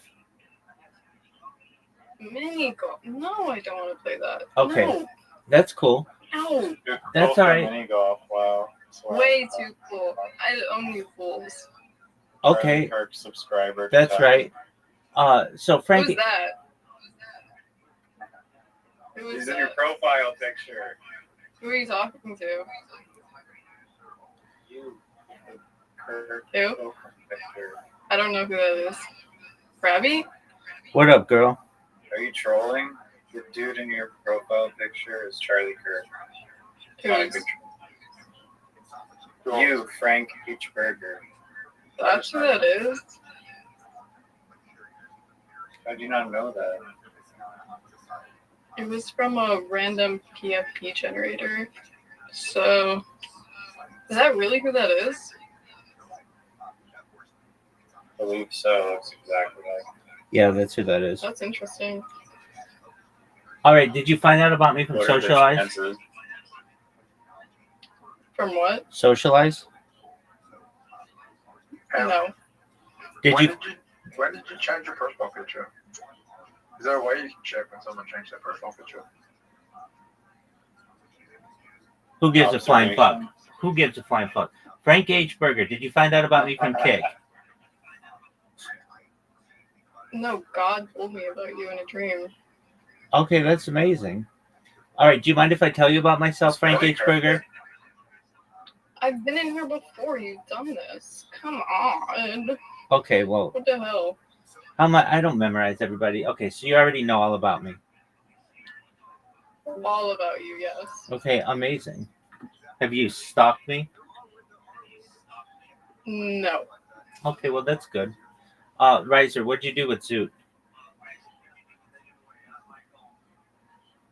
Zoot is just in his own little containment bubble. I don't know what he does or thinks. Certainly. Frank H. Berger, what are your hobbies? Rabbi, how do you make money? Slaying a dick like it's going out of style?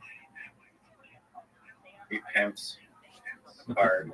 Whoa. I've got a whole harem.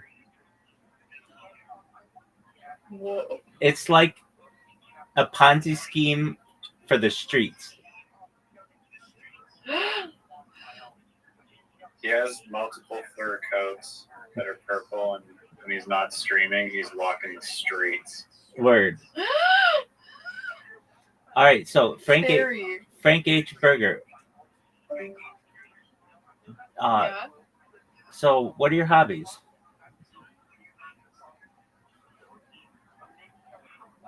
What? What are your hobbies? Your mic's cutting out. I don't know what you're saying. That's what I thought. Okay, I asked somebody this earlier, and they're like, it's fine. What are your hobbies? One more time, I didn't hear you. What are your hobbies? What's he saying? Is he cutting out for anyone else? No, hobbies. HOBBIES. Oh, you're cutting out too. Something weird and crazy is going on here. All right, well, refresh your screen or whatever. You know how to do it. I don't know how to do it. Can you walk me through it? Yeah, it's called refresh. I don't know how to do it. Are you on an app or are you on a browser? He's definitely lying. I'm on a tablet. Okay, just close Discord, reopen it, and come back. Can you walk me through how to do that? I'm sorry, this is my first week with an iPad. Yeah, so does it have a button at the bottom? On the bottom. Which That's way probably is just the the bottom? screen. Please swipe up. Okay, so Swipe up. yeah. No, it's the old one. Okay, so it does have a button. So double click on the button, swipe up on Discord, reopen Discord. Wait, now you're super loud. I double clicked on the button. Now you're loud. You're louder than you were before. All right, can you hear me? Yeah. Okay, excellent. All right, so for the 30th time, what are your hobbies, Frank H. Berger? What'd you say? What are your hobbies? I don't know what you're saying. Riser, what is this garbage? I think she's just like trying to roll really awfully, I guess. I don't know. Okay, Yes, definitely. excellent. Frank H. Berger, what are your hobbies? One more time. Just one more time. Girl, Her Riser, hobbies are trolling. Riser, keep her entertained. Bravo. He left. He left. Where'd he go? Riser, where'd he go? He literally joined Charlie Kirk because you're so annoying. So good job. Who is that? It's literally all over the internet. Do you have the internet or no? No, I don't. You don't have What the is internet? it? Go Who is install the internet and then go look at it. I'm good. I don't think I need that stuff. I want to pollute my brain. He is a Christian radical supremacist who got assassinated because he was belittling children at his college speeches, and one of them got upset that they're intellectually strong-willed. What? Now he's with George Floyd and a bunch of other fallen angels like that. Yo, girl, did you Ozzy get... Osbourne, dude. Do you know who Ozzy Osbourne is or no? No, that was before my time. Do you know who Malcolm Jamal Warner is? Yes, No shit, you do? I do. Frank H. Berger, you're amazing. Well, thank you. Do you know him from the Cosby? Tell me twice. Do you know him from the Huh? Cosby? Do you know him from the Cosby Show? No. How else do you know Malcolm Jamal Warner? He did sound on Oprah. Malcolm Jamal Warner did sound on Oprah? Yeah. Like, Well, it looks like you're the number 2 Malcolm Jamal Warner. You just got owned.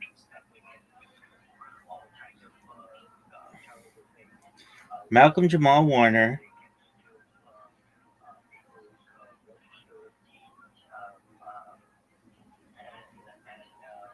He didn't do sound for Oprah. Yeah, he did. No, they were in a documentary together. He did sound for her show. You're crazy, girl. Crazy smart. Yeah. No, he's from the Cosby Show. Did you ever watch the Cosby Show? No. Okay, you're missing out. All right. So, how was your day? Do you like Bill Cosby? I like the Cosby Show. I'm not a big fan of people who rape people Why not? because I'm big on consent. How big? Like, whenever I'm with a chick, I always make sure that I get it, and I want to make sure that everybody else gets it in the world. When was the last time you were with a chick? Oh, you're digging deep. Well, on this stream, right at the beginning. Word, girl. My body count, I lose track of 42. So I am not missing out on any action. Damn, Rabbi got game. Word, girl. All day, every day. Sideline to sideline. God. Word, girl. Holy hell. Riser can't say the same. Oh, no. Definitely not. And I just lose track of 42. It's higher than 42, but I lose track. Oh my god. Yeah. And I did this thing for like when I was a young man that I would not have sex with chicks, but I would get blown by them. And so if you include that, it's like hundreds. At least. Holy hell. How do you find these women? Well, college was a big part. And then I was a paid gigolo for some. So I would have sex with guys' wives for money, or chicks would just pay me to have sex with them. Oh my god, do you still do that? Just wondering. If you're interested. Whoa. Are you in the Los Angeles region? Yeah. All right. Well, maybe we can hook this up. Hell yeah. Excellent. All right. Well, you gotta know some things. I eat pussy like it's going out of style. That's the first thing. I always make sure a woman comes first. That's another thing. You're gonna need a towel. That's another thing. I a lot of times just like for jokes, well, have a woman keep track of how many orgasms she has, and I provide them until she like loses count. I like to use toys. Do you know what this is? That's for your hair? Girl, this is a womanizer. This goes over your clit and creates suction. Oh, I'm trans. Oh, you're trans? Well, okay. Yeah, I'm trans. You're really good trans. Thank you. You're welcome. Well, so do you have a clit? No. I don't think you're trans, but okay. That's cool. Oh! Oh, interesting. I mean, you can be whatever you want to be. Anyway, so yeah, basically that's a quick rundown. So Frank H. Berger, what are your hobbies? Did you say something? You cut out. You're so funny. All right, that's cool. Riser. I know I think her hobby is J-Line. Yeah, exactly. Like it's going out of fucking style. Word. Hey, so Frank H. Berger, how do you like having a penis? It's good. It's awesome. It's fun, and I like playing with it and smelling my ball sweat. What do you know about that, Rabbi? Oh, dude! Not only do I do that, but I do it on camera. Oh, do it, please. Sure.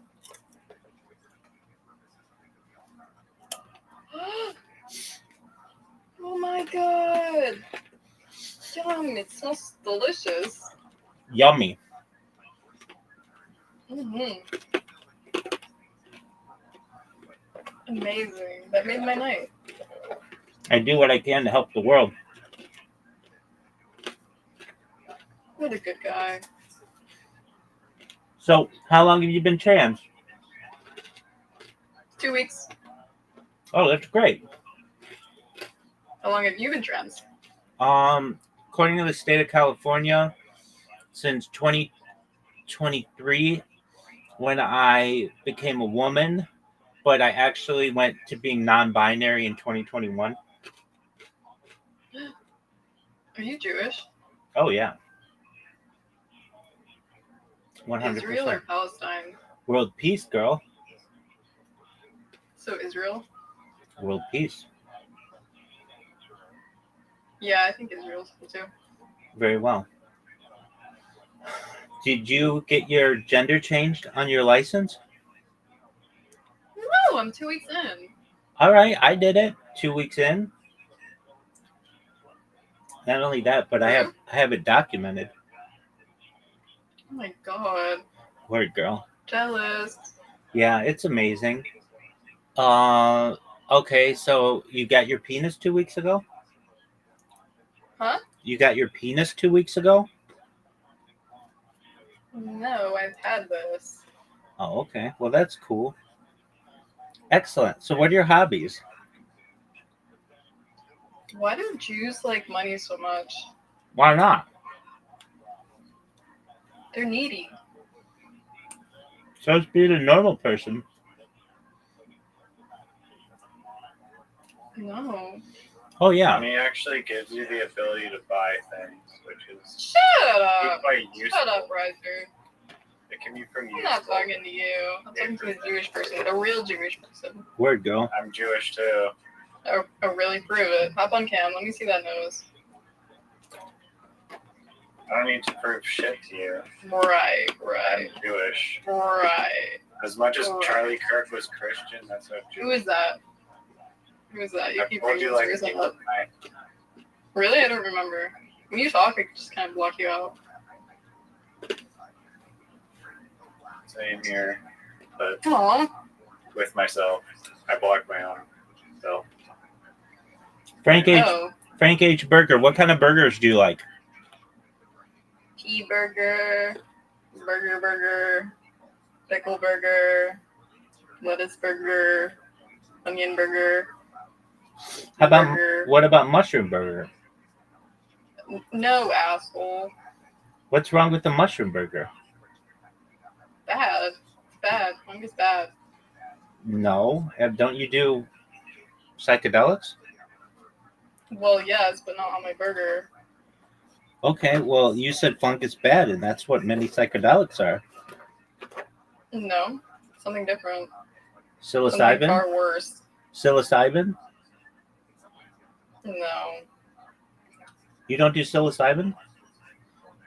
No. LSD? No. I'm clean.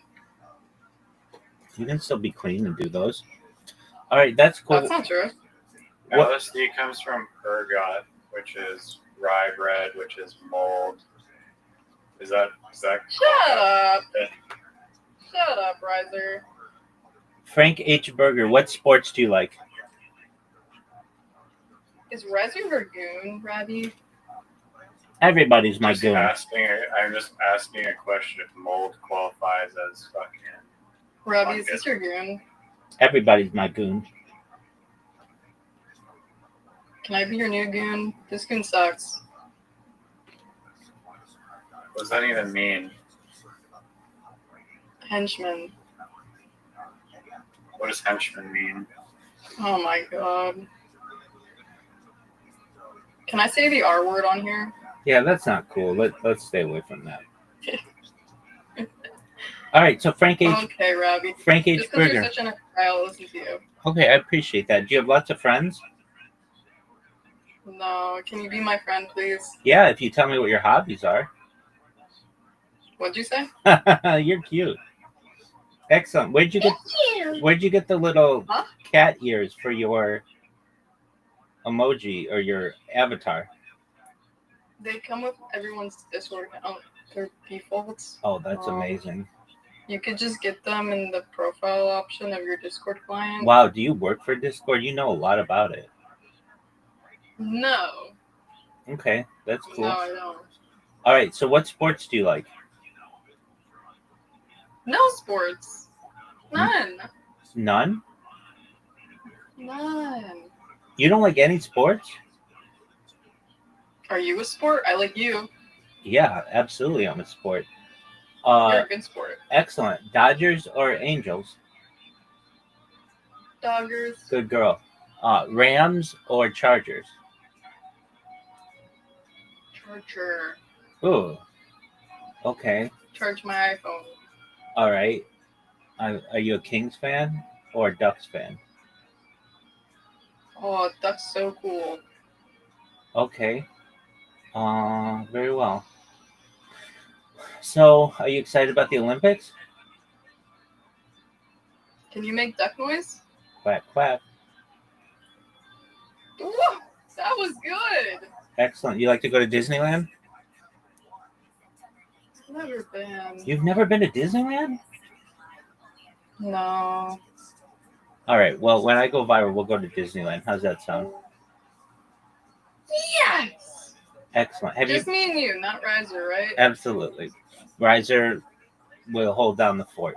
Okay. I didn't even do anything to you. I don't know why you're throwing. Shut up, Riser. Shut up. Have you been to Magic Mountain? You're from LA and you've never been to Disneyland or Magic Mountain? No. What did you do? Like, You hate me. no, or just don't think you're from LA then? Do you love me? Yeah. Really? Yeah. Can you kiss me? Mm-hmm. Closer. Mm-hmm. Come closer to the camera. Calm down. Closer, please. Tell me Robbie, what your please. tell me what your hobbies are. I'm feeling very unloved right now. Well, Feeling like Riser. Unloved. how about you tell me what your hobbies are? Singer. Frank H. Berger, how'd you find out about me? Singer. Frank H. Berger, Riser, can you sing? Frank H. Berger, how did you find out about me? God told me about you in a dream. Was it a sexual dream? No, I wish. Same.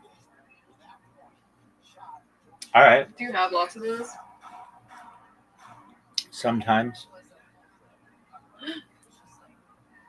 Yeah, if I have nightly emissions sometimes that are just like really intense sex dreams, and then you have an orgasm. It's wild. At 39, you have orgasms still? Baby, I produce orgasms like McDonald's produces hamburgers. Oh my god. Word. All right. So, as a transgender male, is that correct? Is that what you are? Trans woman, asshole. Oh, you went from being a dude to being a woman? Yes. Oh, tight. I did the same. So you want to be lesbians? Sure, what the hell? Okay, excellent.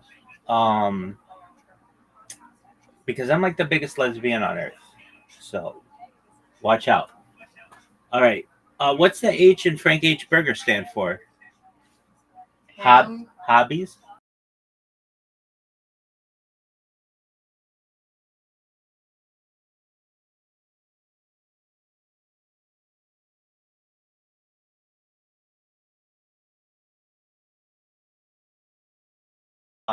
Hello? Hello. Hello. Miss Robbie. What are your plans for the weekend? Probably gonna go to Disneyland. Oh, and Magic Mountain. No, I think I'll pass on that one. Okay. You want to swing by my house? Pick me up. We'll do IRL streams at Disneyland. Can you leave your room? Are you allowed to do that? I leave my room all the time. What? I've done IRL streams at Disneyland. That's what I'm saying. I've done it before. We could do it again. Is that allowed? Yeah, you can do IRL streaming at Disneyland. But are you allowed to leave your room, really? Yep. It's more difficult for me because it's a lot of data. But for you, I would make a plan so that I could have super amount of data for a day or a week or whatever needed. And then we can ride the Teacups and It's a Small World and Tom Sawyer's Riverboat, all that fun stuff. Can you buy my ticket, please? I thought you were already going. Yeah, I am. Oh, okay. Very well. Yeah, perhaps. All right. So you are going to Disneyland. What else are you doing? Probably gonna eat butt after. You're going to eat butt after? Yeah. You like to toss salads? No.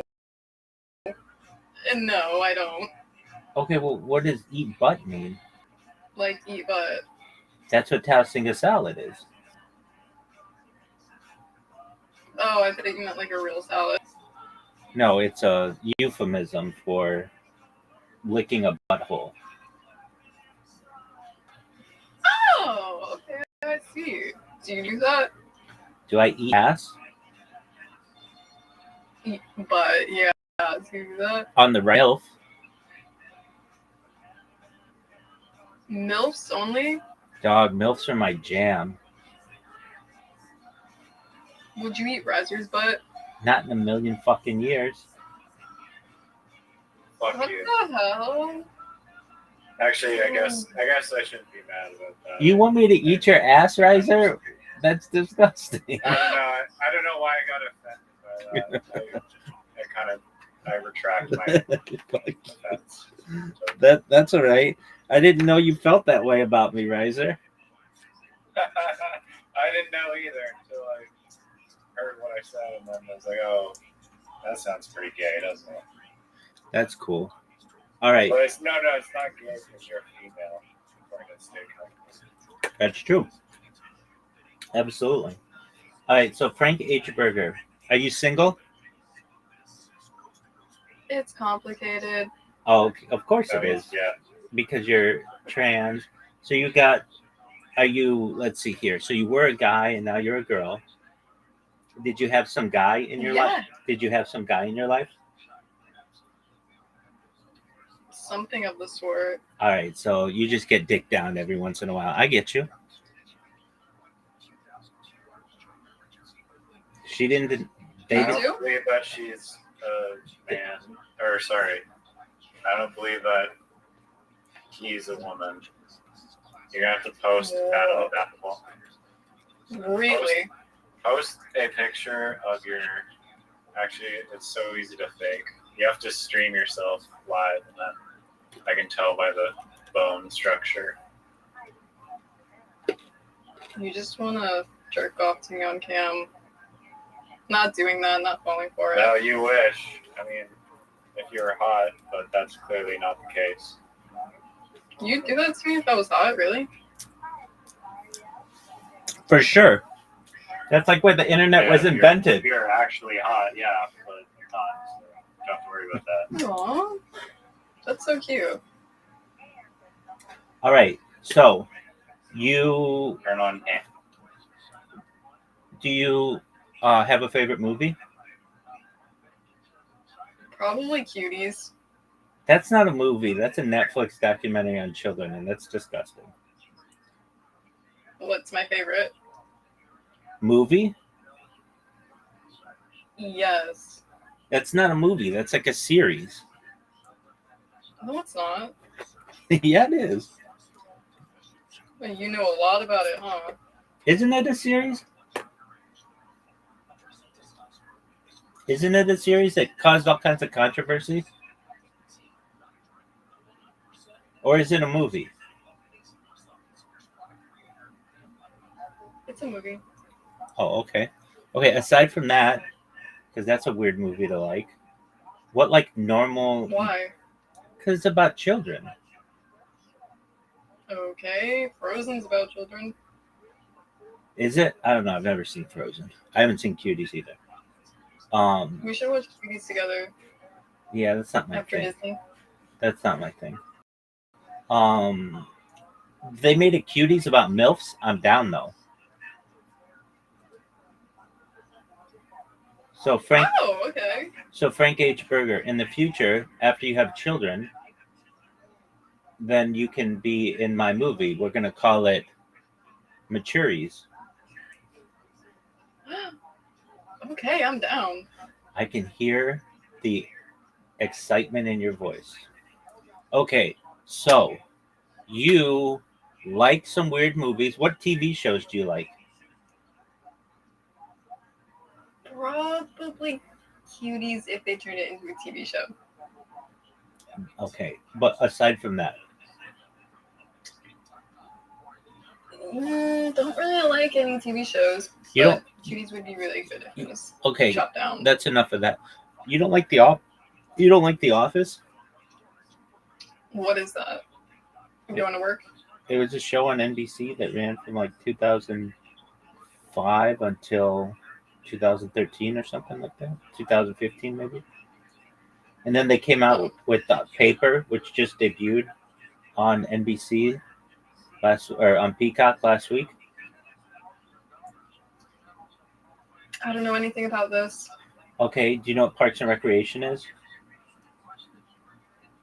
No, I don't. Do you know what a television is? Yeah, I do. Okay. Yes. Okay, excellent. But you just only watch Cuties? Yeah, just over and over, and I stop it and pause and really admire the Cuties. That's weird. All right. It's not. It definitely is. Okay, It's a beautiful movie. quit that. All right. So, do you watch any sports on TV? No. Okay. So this guy it's a guy with whom you're complicated? They don't really identify as any